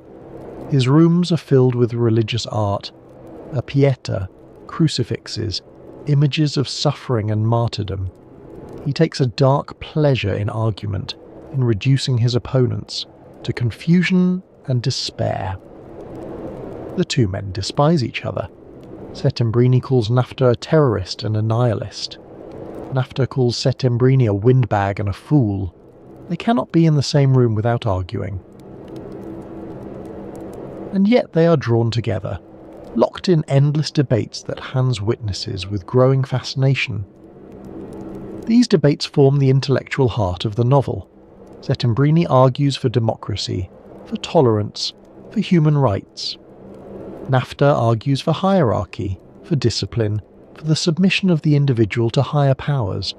They debate war and peace, art and commerce, life and death. What is progress? Settembrini believes in it absolutely. The forward march of reason, the gradual improvement of humanity. Nafta calls this a delusion. History is not a line but a circle. Civilizations rise and fall. The idea that modern humanity is superior to its ancestors is merely arrogance. What is freedom? For Settembrini, it is the highest value, the right of individuals to determine their own destinies. For Nafta, it is a curse. Freedom without guidance leads only to chaos and despair. Human beings need discipline, hierarchy, truth imposed from above. Neither wins, neither can win. That is the point. Thomas Mann wrote much of this material during the First World War, when the ideas that Settembrini and Nafta represent were tearing Europe apart. The novel became a battlefield for the same conflicts that were playing out in the trenches of France and Belgium. Reason versus tradition. Progress versus authority. The Enlightenment versus its enemies. Mann's own sympathies were complicated. At the start of the war, he had sided against the Enlightenment. He had written essays defending German culture against what he saw as the shallow rationalism of the West. He had quarrelled bitterly with his brother Heinrich, who supported the democracies. But as the war dragged on, as the carnage mounted, his views began to shift. The novel reflects this internal struggle. Neither Settembrini nor Nafta is simply right or wrong. Both articulate genuine insights.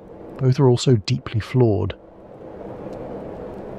Settembrini's humanism can seem naive and self-satisfied. His faith in progress seems increasingly hollow in a world preparing for industrial slaughter. Nafta's authoritarianism leads ultimately to nihilism, a worship of death that negates everything he claims to believe. Hans listens to them both. He absorbs their arguments. He is educated by their conflict. But he's never simply a student. The novel's great achievement is that Hans Castorp, this ordinary young man, this unremarkable engineer from Hamburg, becomes wiser than his teachers. He finds a position between their extremes, a synthesis that neither of them can achieve. This synthesis will be articulated most clearly in the novel's central chapter, a chapter called Snow. But before we reach that moment, we must speak of love. For Hans's education is not only intellectual, it is also emotional, and at its centre is Klavdia Choschal. For months, Hans watches Klavdia from across the dining room. He does not speak to her. He does not introduce himself. The social conventions of the sanatorium do not permit such forwardness. Patients are introduced formally or not at all. A young German engineer cannot simply approach a married Russian woman and declare his interest. So, he watches. He learns her schedule. He positions himself where he will see her. In the dining room, in the corridors, in the gardens. He becomes, in his quiet way, obsessed. What is it about her? She is not conventionally beautiful. Her face is too broad, her cheekbones too pronounced. She has what the Germans call Kyrgyz eyes, slightly slanted, suggesting something Asiatic, something foreign, something other. And yet Hans cannot look away. There is something about her face, something about the way she moves that holds him captive. It is as though he has known her before, in some previous life or some forgotten dream. He realizes gradually what this feeling means. Klavdia reminds him of someone, a boy named Pribislav Hipper whom he knew in school, a boy with the same Kyrgyz eyes, the same high cheekbones, a boy with whom he shared a single, charged encounter. This is one of the novel's most daring elements. Hans's love for Klavdia is bound up with a memory of boyhood desire, of feelings that were never acknowledged or expressed. He once borrowed a pencil from Pribislav Hipper, and the exchange was invested with an intensity that he never understood and never forgot. The mountain, which suspends normal rules of time, also suspends normal rules of propriety. It allows Hans to feel things that Hamburg would never have permitted. It allows him to acknowledge desires that the flatlands would have kept hidden. Settembrini warns him. Stay away from the Asiatic, he says, using a word that reveals his own prejudices. He sees Klavdia as a representative of everything he opposes, the irrational, the sensual, the Eastern. She is disorder in female form. She is ill, he says. She is soft, she is lax. She lets doors slam behind her because she has no discipline, no self-control. She will drag you down into her softness. Hans cannot stay away. He borrows a pencil from her, an act that echoes his long-ago encounter with Pribislav Hipper. He learns her routines. He listens for the sound of her door slamming. He becomes, in his quiet way, her devotee. And then comes Carnival Night. Once a year the Berghof celebrates Fasching, the carnival that precedes Lent. Patients don costumes and masks. The normal hierarchies are suspended. Wine flows freely. For one night, everyone pretends to be someone else. It is a dangerous night. The sick pretend to be healthy. The proper pretend to be wild. Rules that govern daily life are temporarily suspended. Anything might happen. Hans approaches Klavdia at last. They speak. He uses the intimate form of address, du rather than sie, a liberty that would be unthinkable under normal circumstances. In German, to use du with a stranger is either an insult or an intimacy. Hans means it as intimacy. They speak in French. Neither's native language, but a language in which difficult things might be said more easily. Hans tells her of his love, of his months of watching, of the dreams that have consumed him. She is not surprised. She has known. Perhaps she has been waiting. That night they consummate their passion. The details are not given. Mann was a discreet writer, and the scene unfolds largely through implication, but the implication is clear. Hans enters her room. He does not leave until morning. It is the only night they will have. The next morning, Klavdia leaves the sanatorium. She has been planning this departure for weeks. She returns to her husband, to whatever life awaits her in Russia. She leaves Hans only a memento, an X-ray photograph of her diseased lungs, which he will treasure like a love token. Hans is devastated, but he does not follow her. He does not leave the mountain. Instead, he waits. He waits for 3 more years. This is the strange mathematics of love on the mountain. One night becomes an eternity. 3 years of waiting become a mere interlude. Time stretches and compresses according to its own logic. During these years, Hans continues his education. He reads books from the sanatorium library, books on anatomy, on physiology, on the nature of life itself. He listens to the debates between Settembrini and Nafta. He observes the other patients, watching as some recover and descend to the flatlands, watching as others decline and die. His cousin Joachim finally leaves. He can wait no longer for the doctor's permission. He descends to the flatlands, takes up his military career, becomes the soldier he always wanted to be. But the mountain is not finished with him.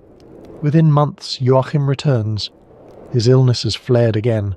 This time there will be no recovery.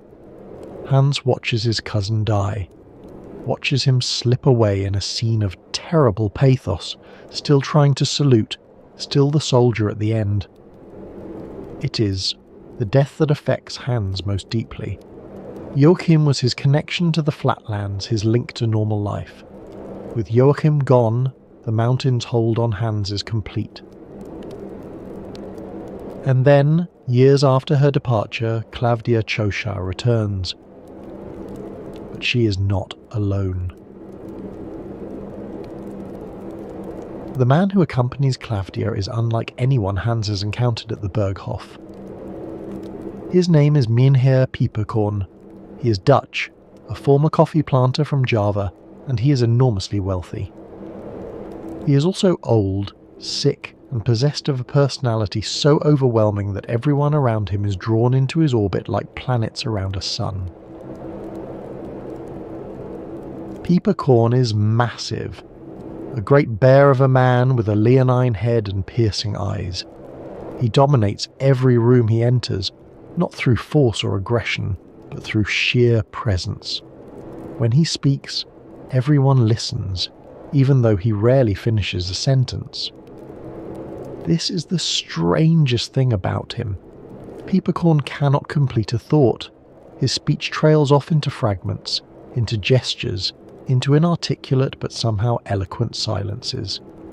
He raises a finger, makes a gesture, and everyone nods as though he has said something profound. Life, gentlemen, he begins. Life is, that is to say, in short, but enough. And somehow this is enough. His presence fills in what his words leave out. Where Settembrini and Nafta are all words, all ideas, Peperkorn is pure life force. He represents something that cannot be captured in arguments or philosophies, the irrational vitality that makes existence worthwhile. Thomas Mann based this character partly on Gerhard Hauptmann, a famous German poet whom Mann both admired and resented. Hauptmann was a towering figure in German letters, a Nobel laureate, a literary celebrity, a man who commanded attention wherever he went. But Mann found him intellectually disappointing, a great presence with little substance. The portrait in the novel is affectionate but also satirical. Peppercorn is magnificent but also absurd, a giant who cannot express the simplest thought. He is the critic's nightmare, a man who cannot be analysed because there is nothing to analyse, only presence. Hans should hate him. This is the man who has taken Klavdia. This is his rival. For 3 years Hans has waited for her return, dreaming of their one night together, treasuring the X-ray of her lungs, and now she returns on the arm of another man. But Hans finds himself drawn to Peppercorn instead. The two men become friends. They drink together.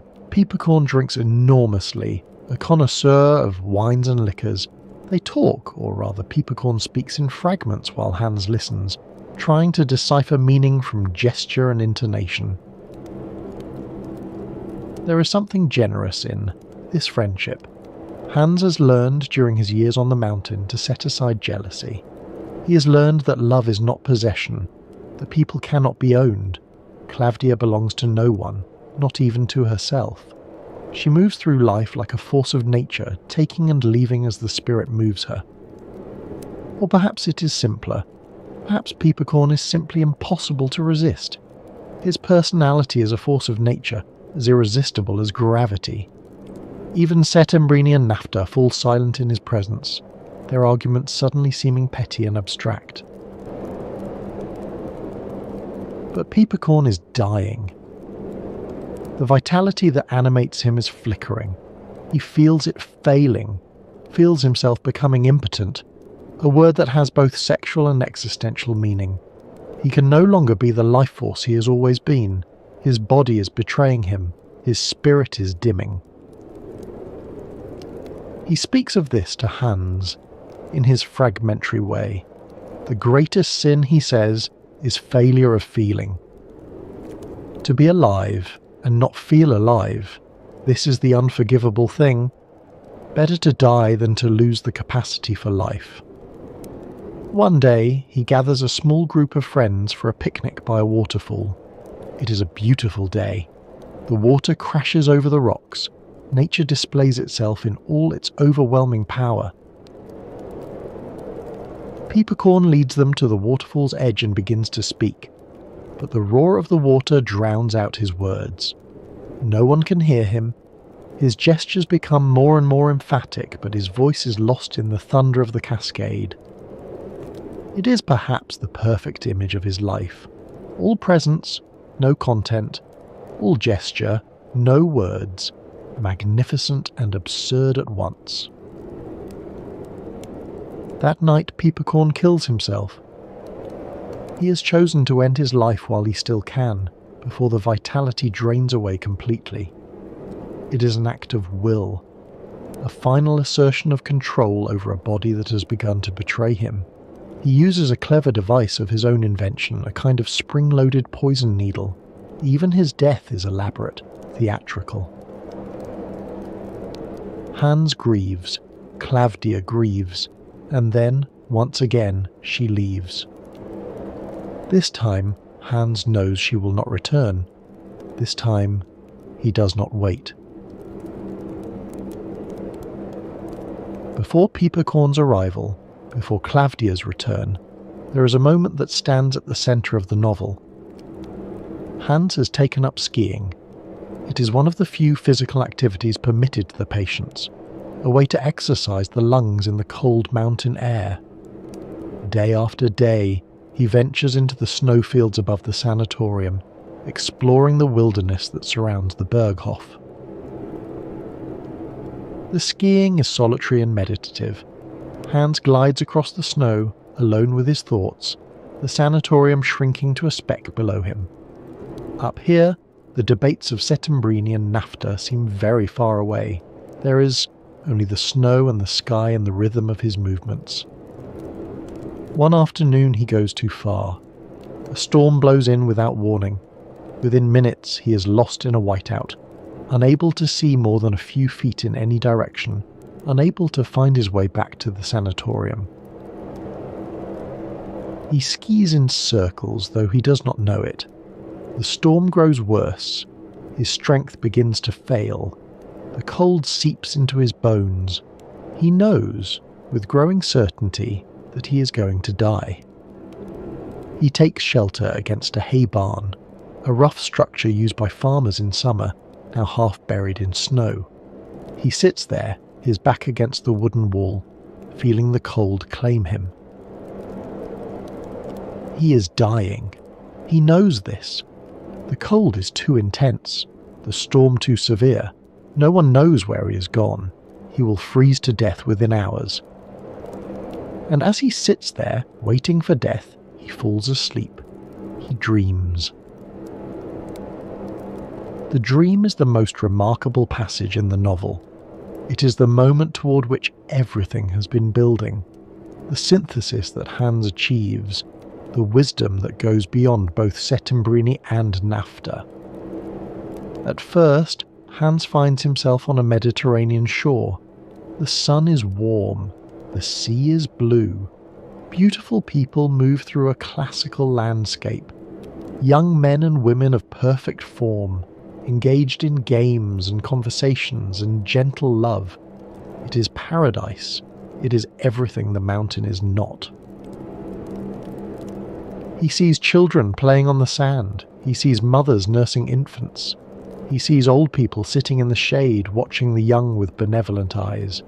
It is a vision of human life as it might be, harmonious, beautiful, at peace with itself. But the dream changes. Hans is drawn toward a temple at the edge of the landscape. It stands apart from the sunny scenes below, its columns casting deep shadows. Something compels him to enter, something he does not understand. Inside he finds something terrible. Two old women crouch over a child. They are tearing it apart, they are eating its flesh. Blood stains their mouths, their hands, the floor beneath them. The horror is indescribable. Hans wants to flee, wants to wake, wants to unsee what he has seen. But he cannot move. He can only watch as the hags continue their terrible feast. And then he understands. The beautiful people outside know about this horror.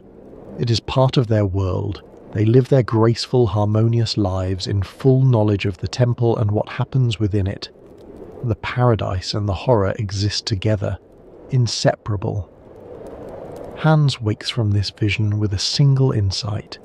It is the most important sentence in the novel, set in space type in the German original, to emphasize its significance.